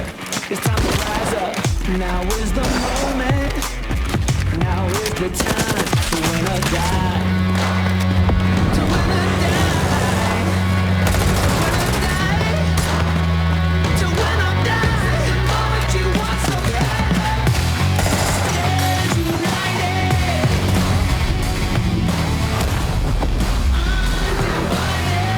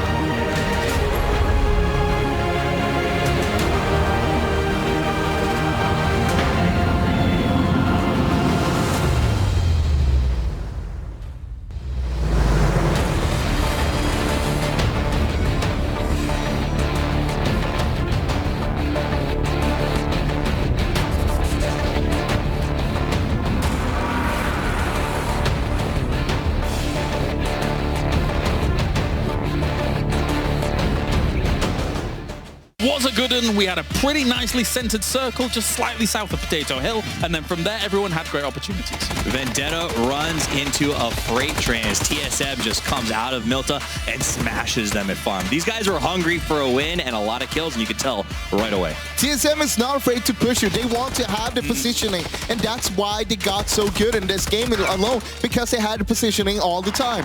Oh, well, very unfortunate game for Vendetta, actually, because they actually got pushed multiple times in different areas in their home turf. We had an ending very close to them, actually, on the western side compared to where they loot. So very unfortunate for them to go out that early. I mean, I think as this highlight reel goes on, we'll get to see more TSM. This top of the hill fight, Rumblers had a pretty good rotation, got locked out, and we just saw sort of that sort of death road up there was just too much. Team after team getting knocked off on the high ground. Well, they waited a little bit too long as well. They were pushed by the blue itself. You gotta make a decision quick enough and just move on. Michael with the nade, boom, one, getting more, one more. I mean, it's TSM's hunting for kills, man. They're looking for it. The only kills they're scared to go after is the game-winning ones. The third party here, though, with VC and Hentis, that was just insane. So well played. Yeah. A perfectly timed third party to get as many kills as possible, and then obviously also taking Alfaka here and there. You gotta respect TSM pushing up on the north side. Look, this was amazing as well. We saw TSM, they were rotating, but at the same time, VC was between them. And they That's my dark horse. That's my dark horse. That's my dark horse as well. So everyone has GX as their dark horse now. Okay, I see how it is. Oh my god. Are you okay over there? No, it's so funny. Leo by himself, though, taking out that battle with Lazarus. That was pretty great because he was there by himself before he got some backup from the others coming in from the southeast later on. I'm glad you're able to keep yourself composed for us and keep talking whilst this mumbling fool towards the end of the test just continues. I'm not saying anything again, man. I'm just dead. I love this. Yeah, that's great. This push here with making sure that the first guy he overextended to take the attention and then make sure that none of them got knocked. That's a play you can take to your actual pub game. Pushing the balcony versus pushing the hallway, always a much safer bet. It was really clean. Looking out through the game, though, we saw TSM and Navi. They were struggling a little bit on the west side. Not just early on, but later on as well. Gustav here making a move. He was, well, he had the left Iroh behind, but at the same time, he pushed here. He got himself one more point here, and that's great. One more point. We're talking about this the whole time. 1 point could be the difference in the end. They had, like 8 kills by the end of this game, despite not really having placement points. So that's really big, despite no placement points probably coming in there. This, though, the big story, Tempo Storm losing the 4 versus 3 versus... Circles shifting here and there, and the shifts overall, Avenger, were strenuous on a lot of these teams. I gotta say, I love these kind of circles. Oh, yeah. Because it's a curveball that these guys throw. All this, the migration, the great migration, basically, to the eastern side. There's so many great macro plays. It was amazing. I haven't seen traffic like this since I drove on the 405, man. It was non-stop. It was Fury Road. People went out. We even lost my dark horse, GEX, during that rotation. It was really tough for them, and then we end up in the cluster at Milta Power. Look, I have no idea what the 405 is, but I'm guessing there's a lot of vehicles on that highway or whatever it is. So we drove on last night for like 45 minutes. To go 10 I was going to say, I'm pretty sure it's close. This was amazing to see, though. Gustav spotted him early on, but he was waiting. He waited for Navi to get closer so his teammates could get into position and just blast him down. Easiest 4 kills of Rory's life, right? And you know what? I'm actually sure that Rumblers would not have had such an easy time if we didn't see Michael get knocked or we knocked one, so they could actually breach together. That was very unfortunate. Overall, TSM, a great game again here. They're really showing this. They decided to go in another spot. Iroh is kind of in the open there, but overall, really well played by Rumblers. They got a lot of kills away from this game. They had a little bit of a misfortune just before this happened, and I think Michael ran over Gustav or vice versa. And of course, it's a quarry. There was a massacre.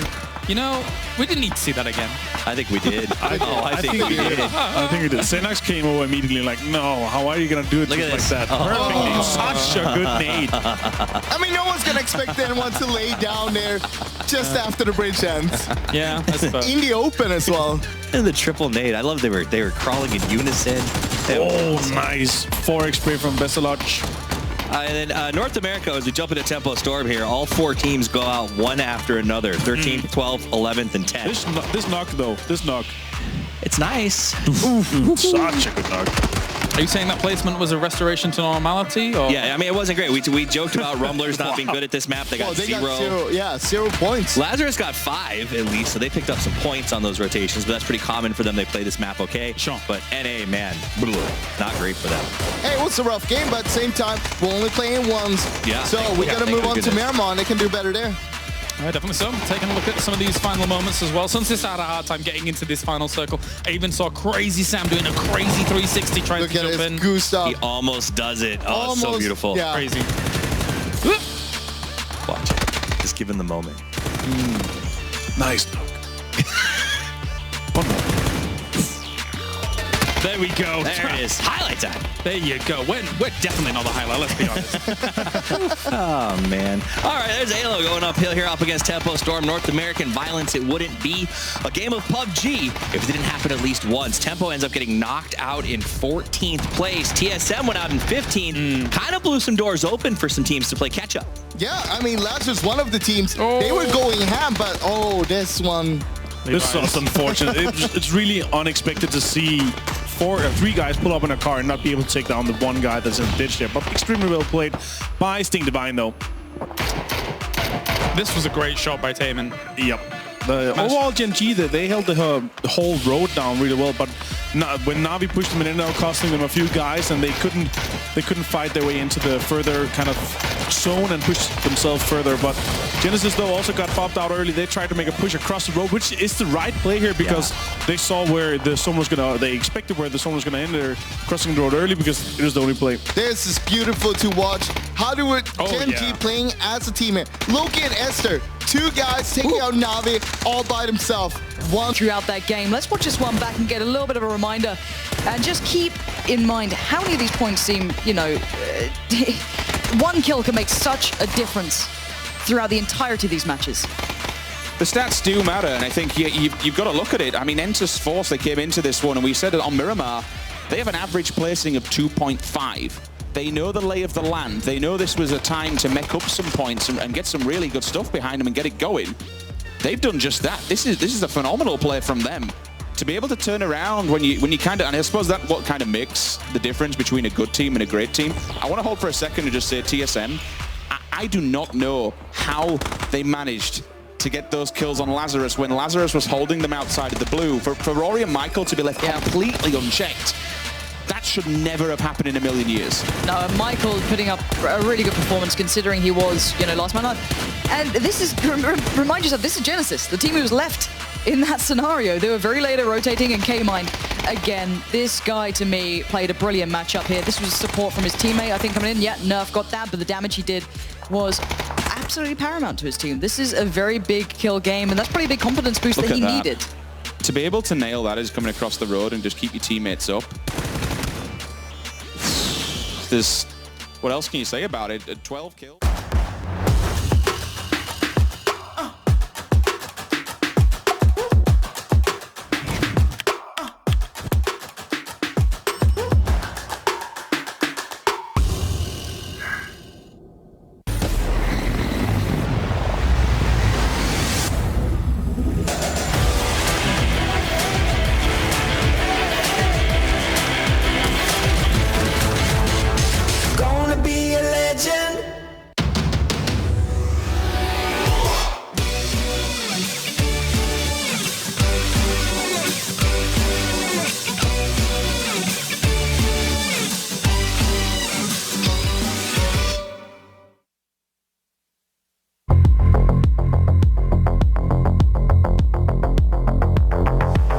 Always great to see the eye tracking software giving us a bit of extra detail as to what's going on.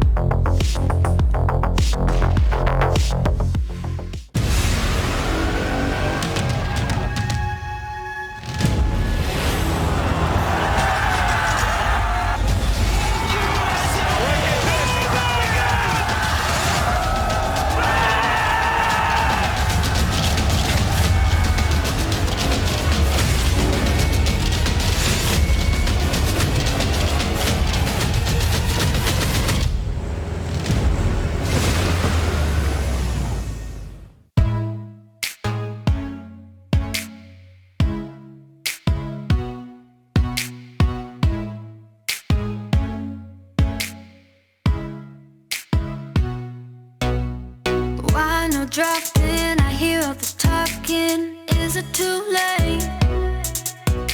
My code's been blocked in, I feel like walking away. Is it too late, babe? Is it too late for you to love me, love me? Want you to love me, love me?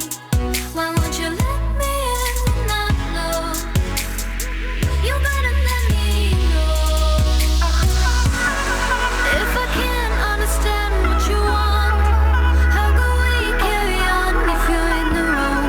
Never planned for us to fall apart. Baby, I can't love with a broken heart. I can't take it, I can't take you with me now. How can we carry on? Baby, I can't love.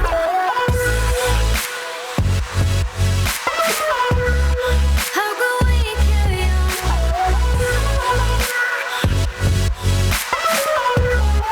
Baby, I can't love.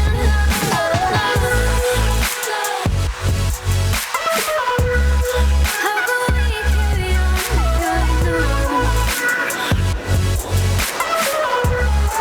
Baby, I can't love. Seem caught up in your playing too rough, and now it's too late. It's hard to believe you're I'm sorry like Bieber. Now it's too late, babe. Now it's too late. You never loved me.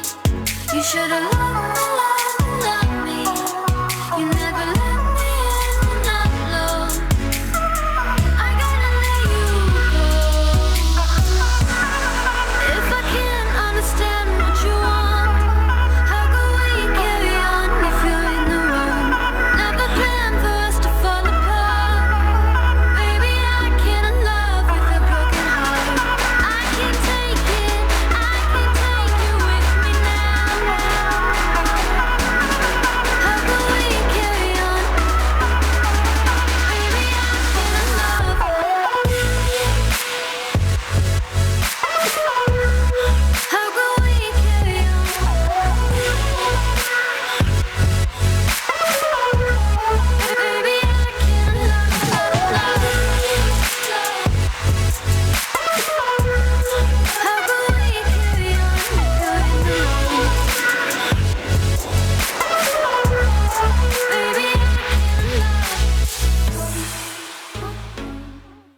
I As we started things off with bangs, and for Africa Freaks Fatal, it was not a good start to the campaign here, Tom. This was...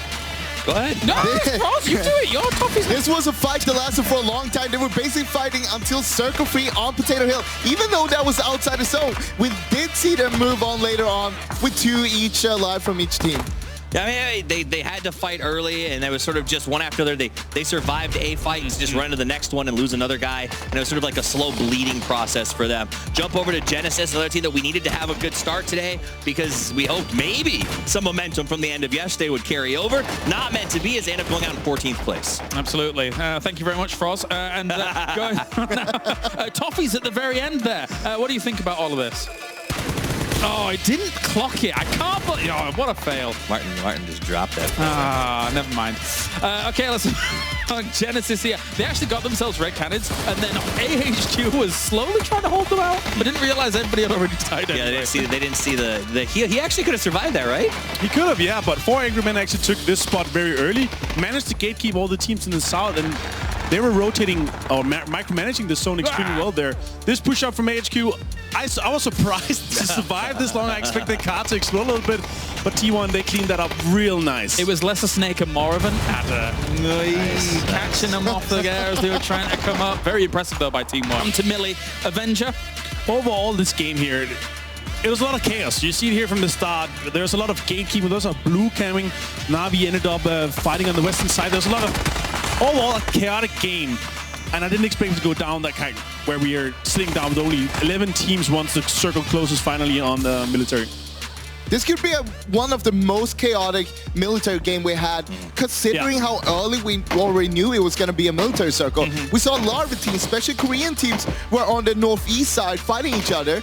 Gen G, they went for the boats on the east side, but Ghost Gaming already took them early in the game. I mean, it feels like PO He's making calls, but it's just everyone seems to be a few steps ahead of him. He brought his whole team on the massive rotation. They looted longer for meds. They went looking for those boats, but they were long gone. 2 other teams had already stopped by to try to get them. Those kind of moves to me say it's a move that exists in your region when you're going up against the top teams, and then the lower half is the teams that aren't that strong. Maybe you can get away with it. Here on the grand stage, though, Avenger, where you're playing against all the best teams in the world, those moves aren't going to fly. You have to expect that the density of the circle, like there's always going to be a player once you get into the circle, especially in circle 2 and 3 here. Overall, though, FaZe, they managed to have a really good position for a long time, but didn't get the most of it. Also nice to see from the Rumblers here to gatekeep and effectively make sure that Genesis died, but they fought themselves because they wanted to make sure that Genesis didn't get in, and Infantry for Angry Men with the win. But this was one of the big factors early on. Seongjang getting himself this first knock and then into flush and then outplaying up on the top of the building. That was fantastic. We didn't catch it here, but he pre-naded the stairs on the whole room and then smoked afterwards to reposition. That's such a good play from very well done. This pull-up here from Na'Vi, though, nice thinking, nice, but poor execution here. They didn't breach in the same area and didn't push together here on the stairs. They should have been 2 there. Lambo was down to 1 HP in the end. Africa Freaks here, they managed to take down Na'Vi. I mean, it was a good Freaks push. Once the firefight started, they used sound cover to just get inside. They didn't lose anybody during that exchange, so very, very well executed. Up on top, we saw Rumblers. They cleared out what FaZe was trying to hold up here, and they had to deal with Gen G from behind. So Rumblers were able to put a couple kills on the board, but ultimately they went out very early and have had kind of a rough day today. Yeah, I mean, but Gen G coming back a little bit, but it wasn't enough to take it all the way. And I mean, they got a little bit spoiled by Milk towards the end as well. Yeah, I mean, it was a low-key sneak up from Gen G. They managed to pin them out, and it got them deeper in the game, so congratulations to them. They ended up with 3rd place and 2nd. Genesis fighting inside the warehouse. We saw them bump up against Ghost, I think, in here, and it just became too much to handle. Yeah, I mean, they were outside the circle. They kind of drew this fight out a little bit too long, and in the end, the blue came to just sweep it up. Yeah. Ghost got the kills, and ultimately Ghost got the res and then made the sacrifices. There's no way you cross that river safely with 4AM where they were. So they just took jungle as we started things off with Infantry Gaming, having a little bit of a few pot shots here down on towards the bridge. Force was a little bit unlucky. They were basically pinching Rumblers with 2 south of Rumblers, 2 north of Rumblers. But the 2 guys on the south here, they got a little bit too late, and they got taken out before Rumblers pushed north for the other 2. Yeah, I mean, Rumblers got 3 times more than they normally get on this map with 3 kills. So they did put some points in the bank. Yeah, it's you know, PO's improving, Rumblers is improving, I guess, on this map. Maybe it's a good move. I asked them for 4 points, gaming free. I'm happy with that. That's fair. That's fair. I said, about 400 men, they've been absolutely dominant. Genesis here, it's opening up okay, but ultimately they just sort of got caught and eradicated. But still, 5 kills, not bad. I mean, when you play Sanhok, it's so unpredictable. Most teams, if you get 5, you go, all right, that was a good game. It was okay. Something that was a little bit surprising, though, in the bottom, Force, FaZe, Ace. Well, it's not surprising at this point to see FaZe down there. Wow. I mean, they're in danger of rowing down the same road Liquid did at this point. It has been a bad day for FaZe, and they need to clean it up. I mean, we'll get into that. They're going to pull up. They're going to pull up. I hope so. We'll see it. Force they're going to win 2 games back. All right, you FaZe with the double? Yeah, hopefully. Jeez. Wow. Okay. And not great for Poppins, but, you know. 4AM was basically just bullying people. Yeah. They just want to kill people. They don't care anymore. They farmed so many points. I mean, basically, they said it. The caster said it. They don't need to play tomorrow.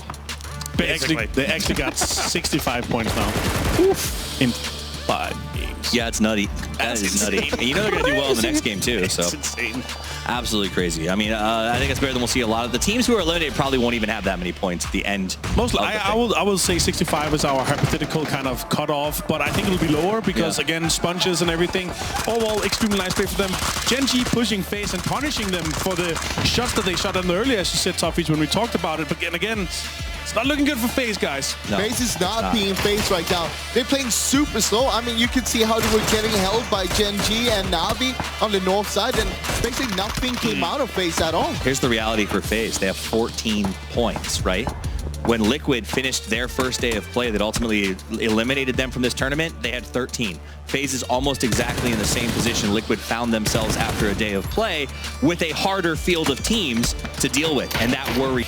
Oh, I'll make some highlights. I'm here to cover for Toffees with the highlights here as we check in on Genesis. A bad day overall for the North American teams. And what about for FaZe Clan? FaZe Clan 14 points going into Sunday. Rough. Well, that's an understatement. With some interesting positioning. Right. Yeah, and maybe a little bit hard on Navi. They did have actually a 42-point day yesterday in the AB group, so they managed to collect a few more points in this one as we check back on Genesis, finishing up this fight. T1 played this well. I mean, you've got to understand, they had a 2-2 split against two different teams. They had to deal with Genesis from one side, then they had to deal with FaZe Clan from another side. Best of Lots, of course, and a doozy. It's like that guy when you try to help, but you're just making things worse. That was a doozy there. 4AM biding their time. It wasn't as flashy this game in terms of the early on, but they favored the position, and from there they got rewarded as the game carried on. Best of luck, yeah, as I said before in the cast, give him a nade and, well, anything can happen there for Na'Vi, but when you are playing from this sort of position in the wheat field, unless it finishes there and everyone's in the wheat field, and it's fair game. Otherwise, you are going to be prime target, and of course, the finish between. And that was horrible for Wayless, who made it himself. Bad luck. Bad luck. Forever went down. Yeah, look, that was. I mean, I was a little nervous here at that VC allowed 4AM to push into their compound pretty as easily, really, as they did. But fortunately, things ending up working out pretty well for them as they end up flushing out the 4AM boys before turning their attention over to Entus Force. The Entus Force, Entus Ace, all Miramar has belonged to these two teams, and you felt 4 strong Entus Force going into this. You felt like they had it. Yeah, I mean, even down to the 1 versus 2, the two members of BC were relatively low.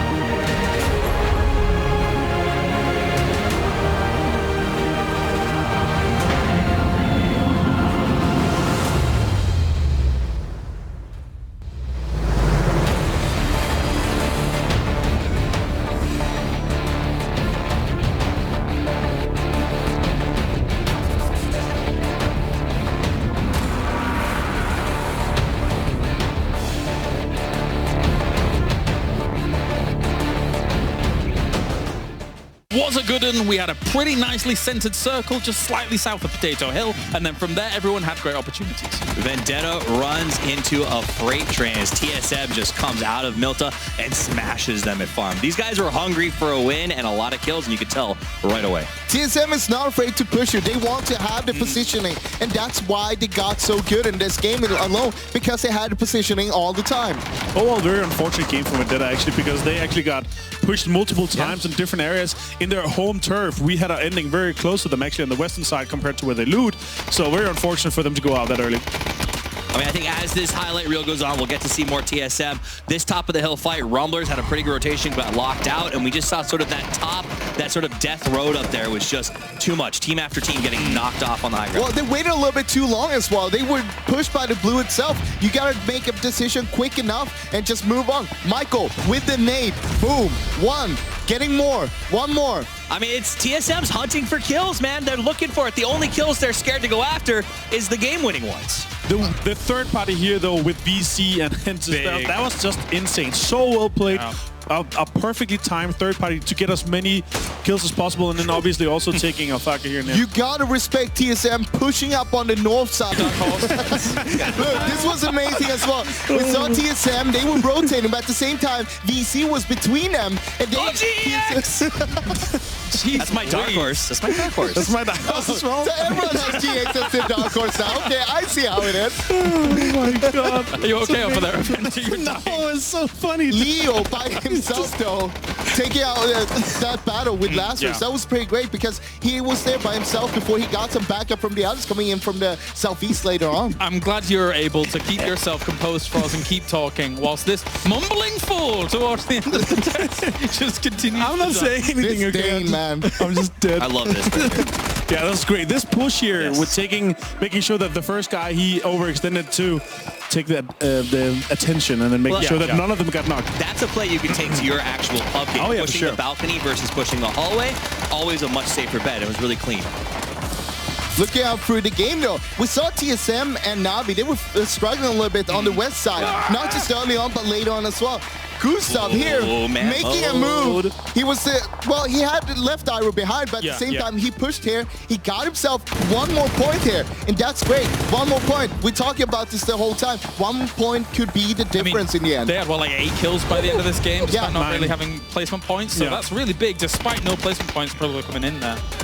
This, though, the big story, Tempo Storm losing the 4 versus 3 versus... Circles shifting here and there, and the shifts overall, Avenger, were strenuous on a lot of these teams. I gotta say, I love these kind of circles. Oh, yeah. Because it's a curveball that these guys are throwing. All this, the migration, the great migration, basically, to the eastern side. There's so many great macro plays. It was amazing. I haven't seen traffic like this since I drove on the 405, man. It was non-stop. It was Fury Road. People went out. We even lost my dark horse GEX during that rotation. It was really tough for them, and then we end up in the cluster at Milta Power. Look, I have no idea what the 405 is, but I'm guessing there's a lot of vehicles on that highway or whatever it is. That's what we drove on last night for like 45 minutes. To go 10 I was going to say, I'm pretty sure it's close. This was amazing to see, though. Gustav spotted him early on, but he was waiting. He waited for Navi to get closer so his teammates could get into position and just blast him down. Easiest 4 kills of Rory's life, right? And you know what? I'm actually sure that Rumblers would not have had such an easy time if we didn't see Michael get knocked or knock one, so they could actually breach together. That was very unfortunate. Overall, TSM, a great game again here. They're really showing this. They decided to go in another spot. Iroh is kind of in the open there, but overall, really well played by Rumblers. They got a lot of kills away from this game. They had a little bit of a misfortune just before this happened, and I think Michael ran over Gustav or vice versa. And of course, it's a quarry. There was a massacre. You know, we didn't need to see that again. I think we did. I think we did. I think we did. Xenox came over immediately like, no, how are you going to do it just like that? Perfect. Such a good nade. I mean, no one's going to expect anyone to lay down there just after the bridge ends. Yeah, I suppose. In the open as well. And the triple nade. I love they were crawling in unison. Nice. 4x spray from Besselodge.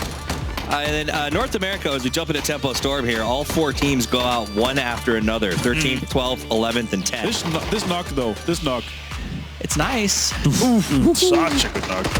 Are you saying that placement was a restoration to normality? Or? Yeah, I mean, it wasn't great. We joked about Rumblers not being good at this map. They got zero points. Lazarus got 5 at least, so they picked up some points on those rotations, but that's pretty common for them. They play this map okay. Sure. But NA, man, not great for them. Hey, it was a rough game, but at the same time, we're only playing ones. Yeah. So we got to move on to Miramar. They can do better there. Yeah, definitely so. Taking a look at some of these final moments as well. Sunsis had a hard time getting into this final circle. I even saw Crazy Sam doing a crazy 360 trying to jump in. Goose He almost does it. Oh, it's so beautiful. Yeah. Crazy. Watch it. Just give him the moment. Nice. One more. There we go. There it is. Highlight time. There you go. We're definitely not the highlight, let's be honest. Oh, man. All right, there's Halo going uphill here up against Tempo Storm. North American violence. It wouldn't be a game of PUBG if it didn't happen at least once. Tempo ends up getting knocked out in 14th place. TSM went out in 15th. Kind of blew some doors open for some teams to play catch-up. Yeah, I mean, Lazarus, one of the teams, they were going ham, but this one... This is unfortunate. It's really unexpected to see 3 guys pull up in a car and not be able to take down the one guy that's in the ditch there. But extremely well played by Sting Divine, though. This was a great shot by Taman. Yep. The overall GMG, they held the whole road down really well, but when Na'Vi pushed them in, it costing them a few guys, and they couldn't fight their way into the further kind of zone and push themselves further. But Genesis, though, also got popped out early. They tried to make a push across the road, which is the right play here because they saw where the zone was gonna. They expected where the zone was gonna end. They're crossing the road early because it was the only play. This is beautiful to watch. How do it? GMG playing as a teammate. Loki and Esther, 2 guys taking out Na'Vi all by themselves. One throughout that game. Let's watch this one back and get a little bit of a reminder. And just keep in mind how many of these points seem, you know, one kill can make such a difference throughout the entirety of these matches. The stats do matter, and I think you've got to look at it. I mean, Entus Force, they came into this one, and we said it on Miramar, they have an average placing of 2.5. They know the lay of the land. They know this was a time to make up some points and get some really good stuff behind them and get it going. They've done just that. This is a phenomenal play from them. To be able to turn around when you kind of, and I suppose that what kind of makes the difference between a good team and a great team. I want to hold for a second and just say TSM, I do not know how they managed to get those kills on Lazarus when Lazarus was holding them outside of the blue. For Rory and Michael to be left completely unchecked, that should never have happened in a million years. No, Michael putting up a really good performance considering he was, you know, last man alive. And this is, remind yourself, this is Genesis, the team who was left in that scenario. They were very late at rotating and K-Mine. Again, this guy to me played a brilliant matchup here. This was support from his teammate, I think, coming in. Yeah, Nerf got that, but the damage he did was absolutely paramount to his team. This is a very big kill game, and that's probably a big confidence boost that he needed. To be able to nail that is coming across the road and just keep your teammates up. There's...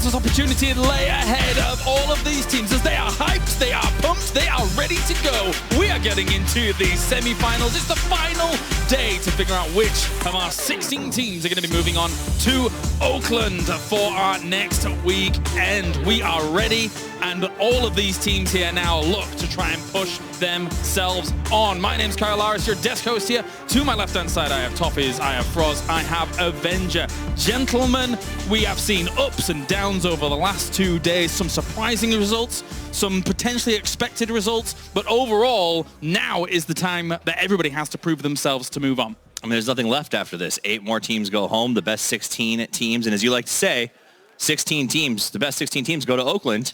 This is the time to determine yourself now. Who would have thought that? Right? Prove it, and I think you got to. Surprising to see some of the teams already be guaranteed after just 6 games. It's looking scary for both PL, but also for some of the other teams in the bottom. It's going to be an extremely exciting day today. Well, one team in particular really did shine through. Yesterday, that was 4AM Froz, getting 77 points on one day alone. They still have another day to play, so they could potentially break the 100-point mark here quite convincingly. I'm pretty sure they will do that. I mean, after what we saw them doing yesterday, it's pretty certain they will break the 100-point mark. 77 points, though. Second place overall after just 1 day. Impressive.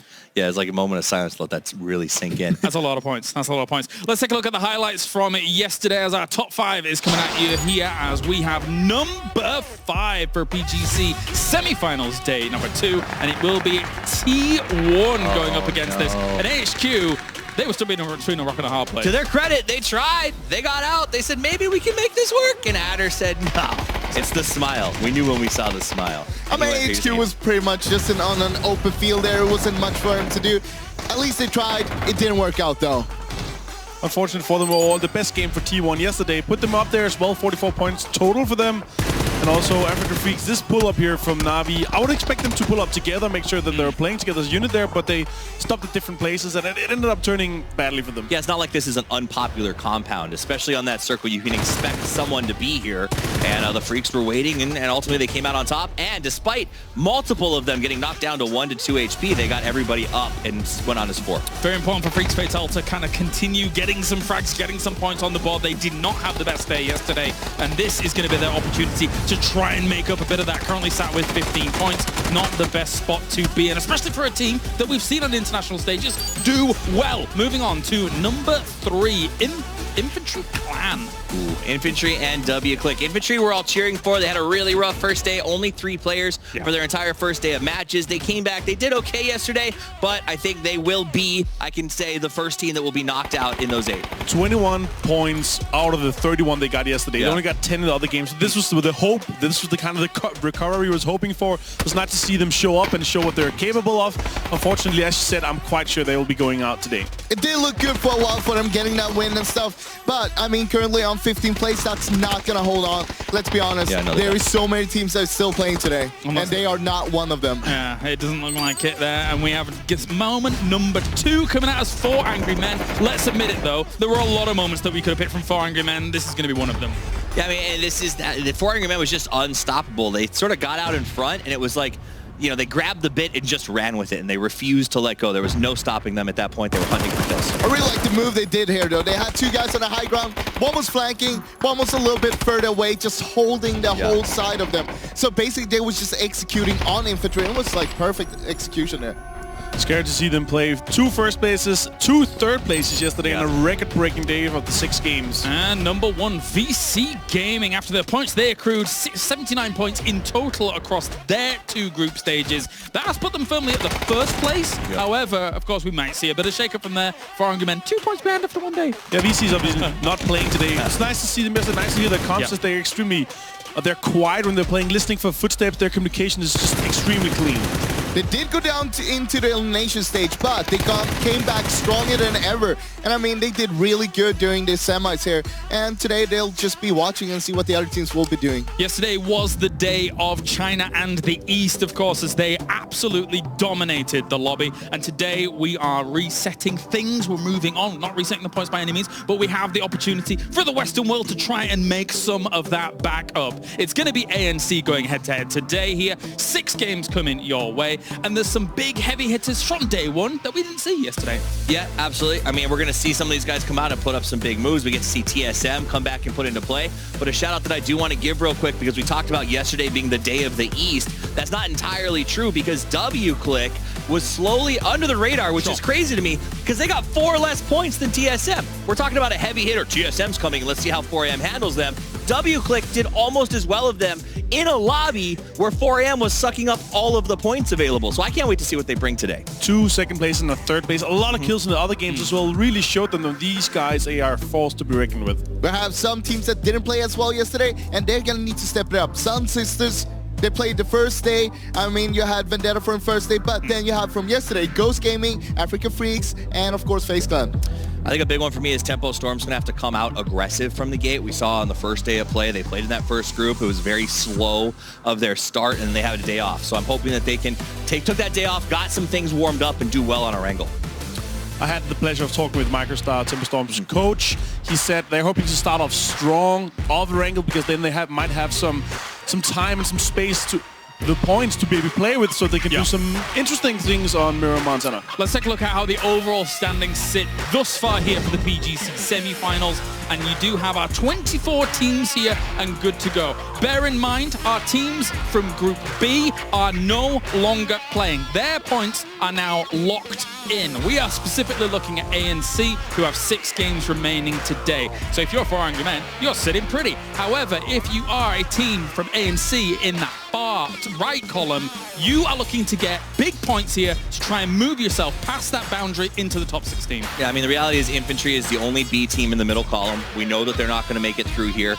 On the left side, everyone is B except for Angry Men, and that is going to start to change very, very rapidly. So right now, there are 7 teams sitting in the stands who are going to be sweating, literally sitting there, having a little cup of coffee with flames everywhere, saying, this is going to be okay, but I don't think it will be for some of them.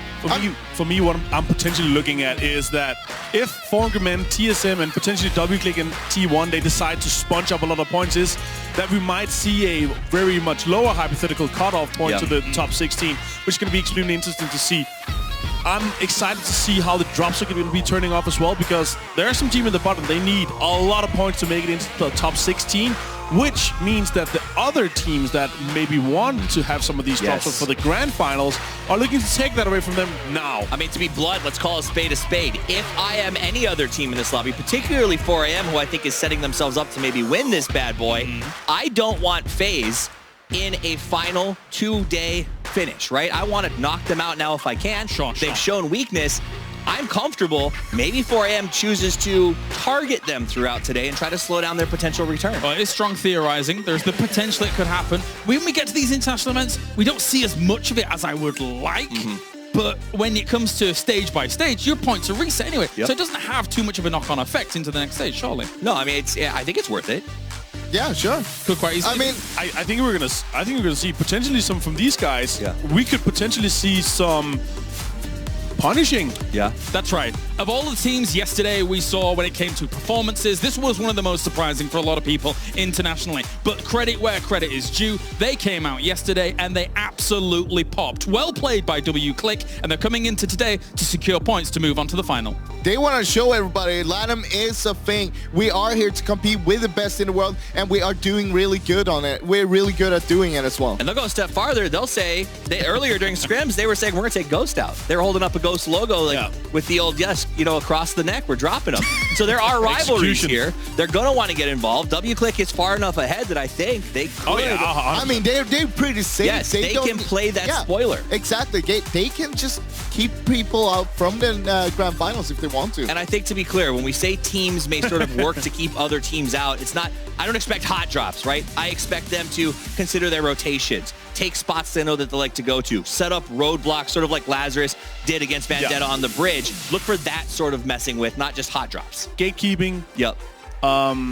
And traps is the most efficient way of taking, or third party as well. If you hear fights, you see it in the kill feed, you see a fight going on in the team that you're kind of contesting with, you chase them. You make sure you're third part of that fight. We might even see someone drop close to the other teams and just go there, pick up a gun, pop the tires from the other team. Oh. Make sure to cripple them from the start. I see that from Michael. Exactly. Everything from tire popping to loot absorption, right? If you drop around power and you sort of take all the backup loot spots and then leave, it just slows them down. Let's talk about T1, of course. At the moment, they sit on 44 points in 11th place overall, and they are one of the teams coming in from the PKL that some people had high hopes of. Ado was the one that definitely popped off yesterday, so that was impressive to see. We even saw it in our highlights as well. I mean, I think that they were a team that did very well yesterday. In the past, when I've watched them, I've kind of compared them to bottle rockets. They sort of take off, but the ultimate explosion isn't that overwhelming. But they've evolved, and I think they've gotten stronger and stronger, and they're definitely bigger than that. And I think that throughout this tournament, they are only going to get bigger. Do I think they're world champions?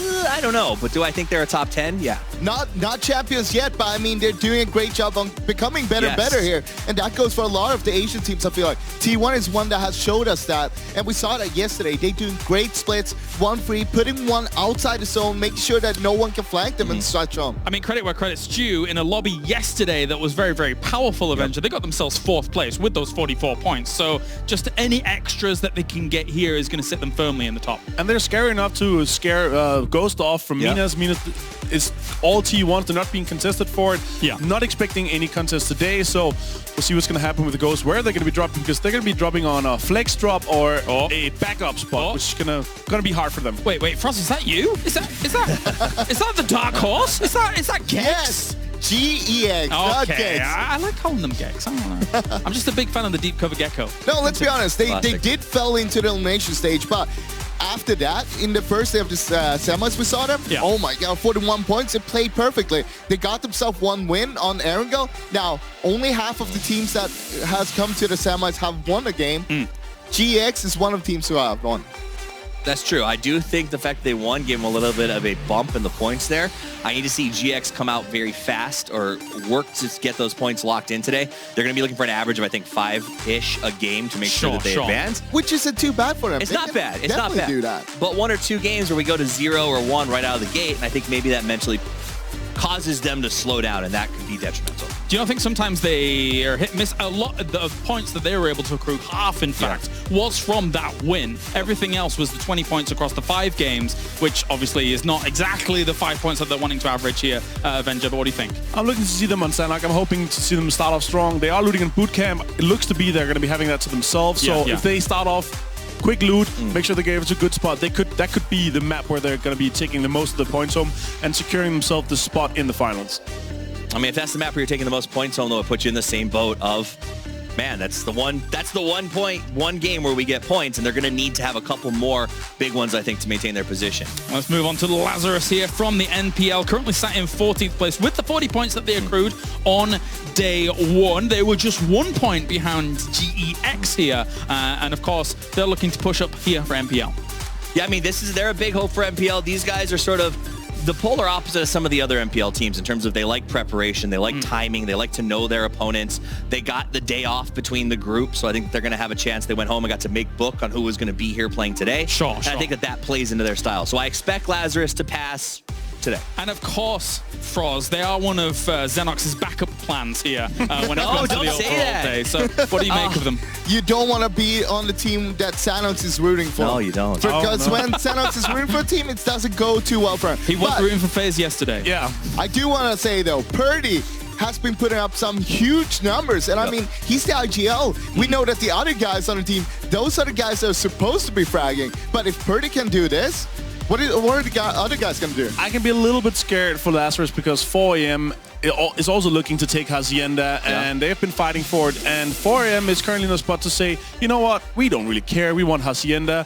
So they could potentially be dropping on all of the map to make sure that they get Hacienda to themselves in the finals. So that could be a little bit scary. Looking forward to see what's going to happen with that. I want to see Lazarus put up a big early 3 so that they can fight for Hacienda. If they get to Miramar and they're sort of struggling to be in that 16 comfortably, they will not drop Hacienda. They'll yield it, and that will also mean they're yielding it for the championship, I think. So I want a big 3 so that we can see a true throwdown for Hasi Power when we get to Oakland. Moving on, we have Sting Divine Esports, and currently they're sat in 16th place with the 32 points that they have accrued for themselves, which is absolutely absolutely on that border overall. 17th when you talk about the kills and the I guess the tie between HQ, right? Yeah. Okay, fair play. So what do you think of them?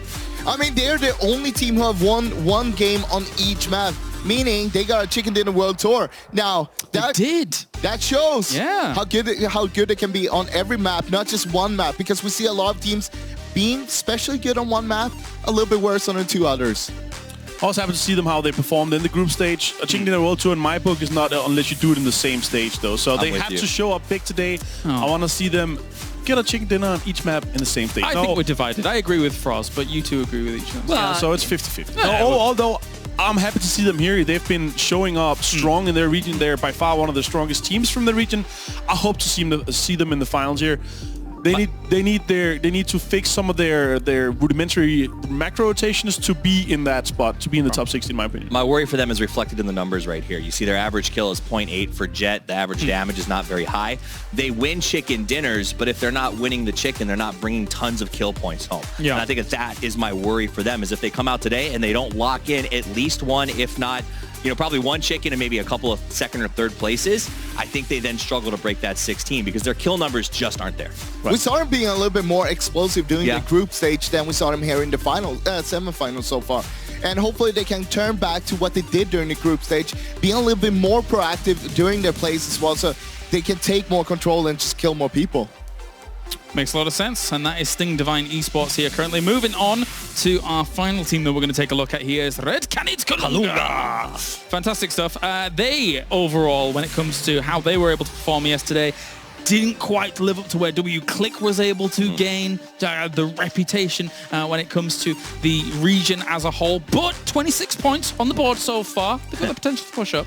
I mean, okay, so if 4AM has the macro and the micro, and they're the total package, and Rumblers has the micro, but their macro's not wonderful, Canids so far have shown me incredible macro. Their map control, their spreads, their sort of how they're moving as the circles close has been very, very clean. The problem is when those endgame fights break out, their micro just isn't supporting them the way it needs to. They're a little bit too passive. They tend to stick together a little bit too much. I want to see them spread out a little bit more. I mean, they have been one of the dominating force from LATAM together with WClick for a long while now as well. For me, for them to work is that they turn around their kind of top 5, top 6 finishes into being more aggressive. If they kind of turn that around into being more aggressive, they will get the more kill points, and if potentially also wins. But if they're not getting the win, at least they're getting the kill points from being the more aggressive. They need to play together, need to play 2 and 2, stick together as a duo. We saw it in a wrangle. We saw that game where sort of Milk, I think 4AM won by taking Milk out, but he fought Red Canids early on. Sure. Red Canids had a great spot, and if they had aggressively, I think, taken the priority over 4AM,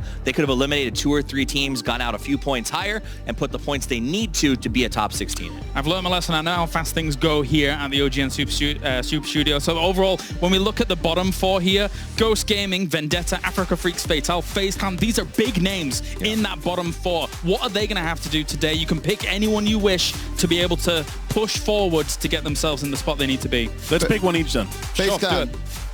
You want to start with these choice? Bring it. Yeah? FaZe Clan, yesterday, I mean, we literally saw them getting bullied by everybody else, and today's the day they need to step it up. But I mean, it is FaZe Sunday, right? So that means it's all going to be good. We want to see them be more explosive, being more proactive, and make sure that they do their normal rotations. We saw them super late with rotations yesterday, and that kind of hurt them throughout the whole day. I'll take Vendetta because it's the hard choice, not as like Frost. But I will say Xenox, I took the bottom team. Xenox needs to stop cheering for Vendetta. That way they will turn it around to make sure that they get in there. Also, from a game perspective, they need to start being explosive. They need to start killing because they're capable of doing so. I'll give you a quick touch. Ghost needs to avoid WClick, who apparently they made real mad, and they need to go back to playing as a team. Yesterday, McCoy was a solo trying to go for these kills. They didn't feel like the team that played the last weekend. Bring it back, work as a unit, and show up for North America. It's time. We're getting into the game. Let's do it. It's do or die. We're heading over to Dapaporo and the bearer of the curse. It's Xenox. And welcome, everyone. I am Poor Source, and this is my not-so-cursed co-caster, Xenox. I think you're cursed. Honestly, I agree, but Very still hard shaking my head. They're not wrong.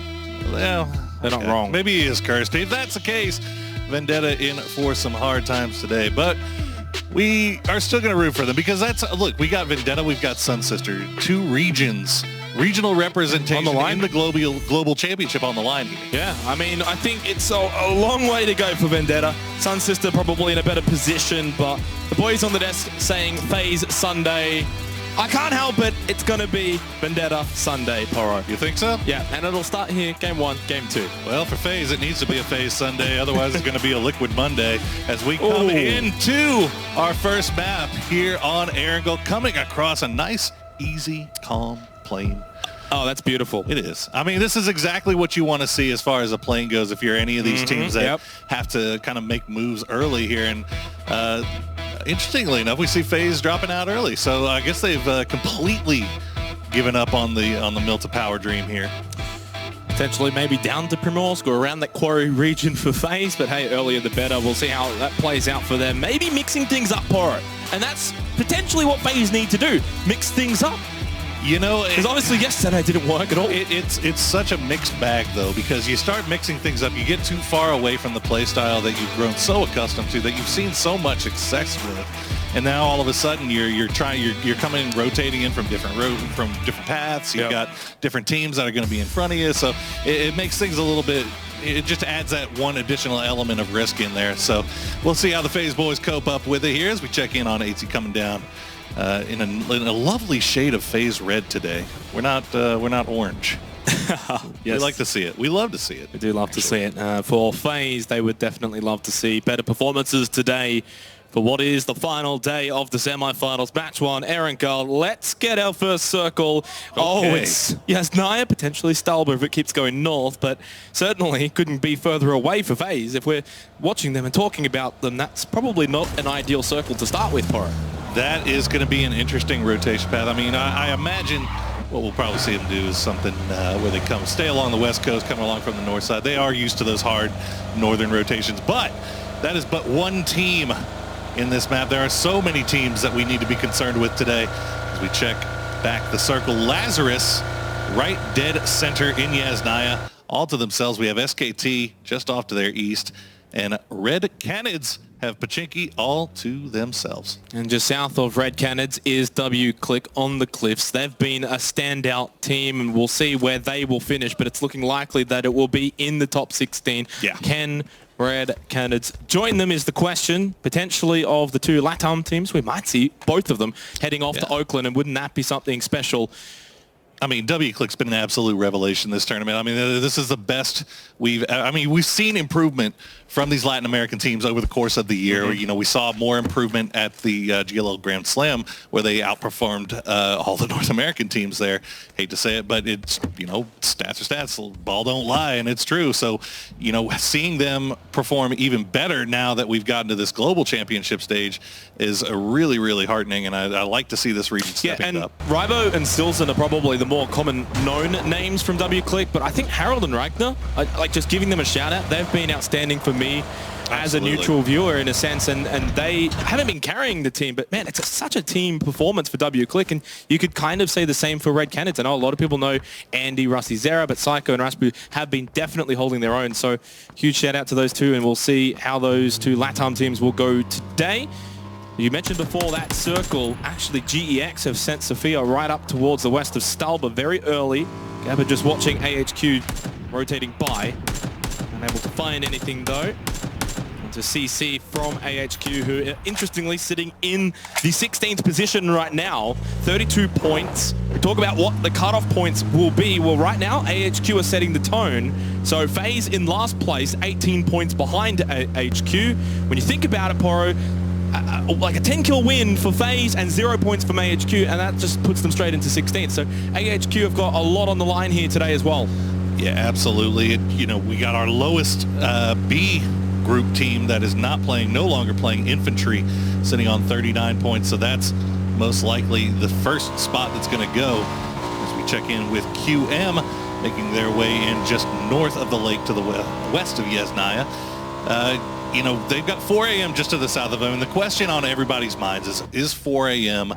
for real. What are they going to do today, knowing that they have such a lead? As we see Helen going to take a few shots at a passing Purdy Curdy, but not going to find any joy. A few shots, took almost all the shots, and yet didn't land a single one onto Purdy Curdy, who drives by. It's interesting to see right now, at least from the map that we can see, is a lot of teams are pushing up north of Yasnaya, north of the pond next to Yasnaya, rather than playing the fields, obviously, which is not what you want to do, but they seem to be assuming this circle is going to go north, that it's going to be around Stalba. That's not a given, though. Phase 2, if it goes south, Poro, we're going to see a lot more rotations happening once again, like we're seeing here for Phase 1. Hallen's going to get joined by Ada. Obviously, for Lazarus around the Yasnaya region, they're going to get this warehouse pretty comfortably early, just south of Stalba. Well, if you're a conspiracy theorist and you believe that the crates predict where the next circle is going to go, we have a crate right in the south side of Yasnaya right now.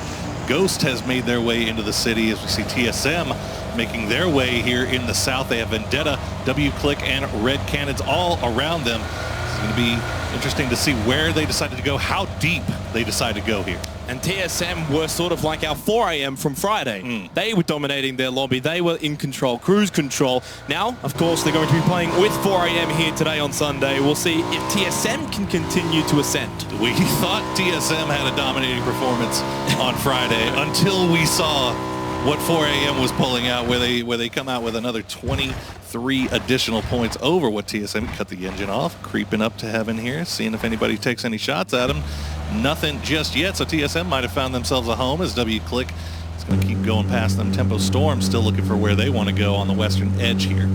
TSM might be one of the few who decide to hold south of Yasnaya for this circle. There will be a couple of Freak of Freaks just around Lipovka, spread out north of it. We're actually seeing shots from Red Cannons onto Vendetta, and Vendetta's a team that probably want to find kills today, Poro, but maybe not this early on, maybe not at the 6.5 minute mark. We've seen how that goes for them from Friday, and it didn't go well against TSM. Yeah, they had a little bit of a rough time in their looting spot with Farm and Milta being right there. TSM just kind of kept running into them and feeding off them a little bit, as we see a few shots getting traded back and forth here between the T1 squad. They are just to the east of Yasnaya in a 2-2 split. They have Ghost just off to their west. Yeah, T1 playing the 2-2 split, 2 north of Yasnaya and 2 pretty much even with Yasnaya. So I think they're playing this pretty smart right now for T1's sake. You see from Heaven spot Red Canids going through the swamp just north of Mansion. Vendetta actually ended up holding around shelter from that early exchange with Red Canids, who have obviously moved forward.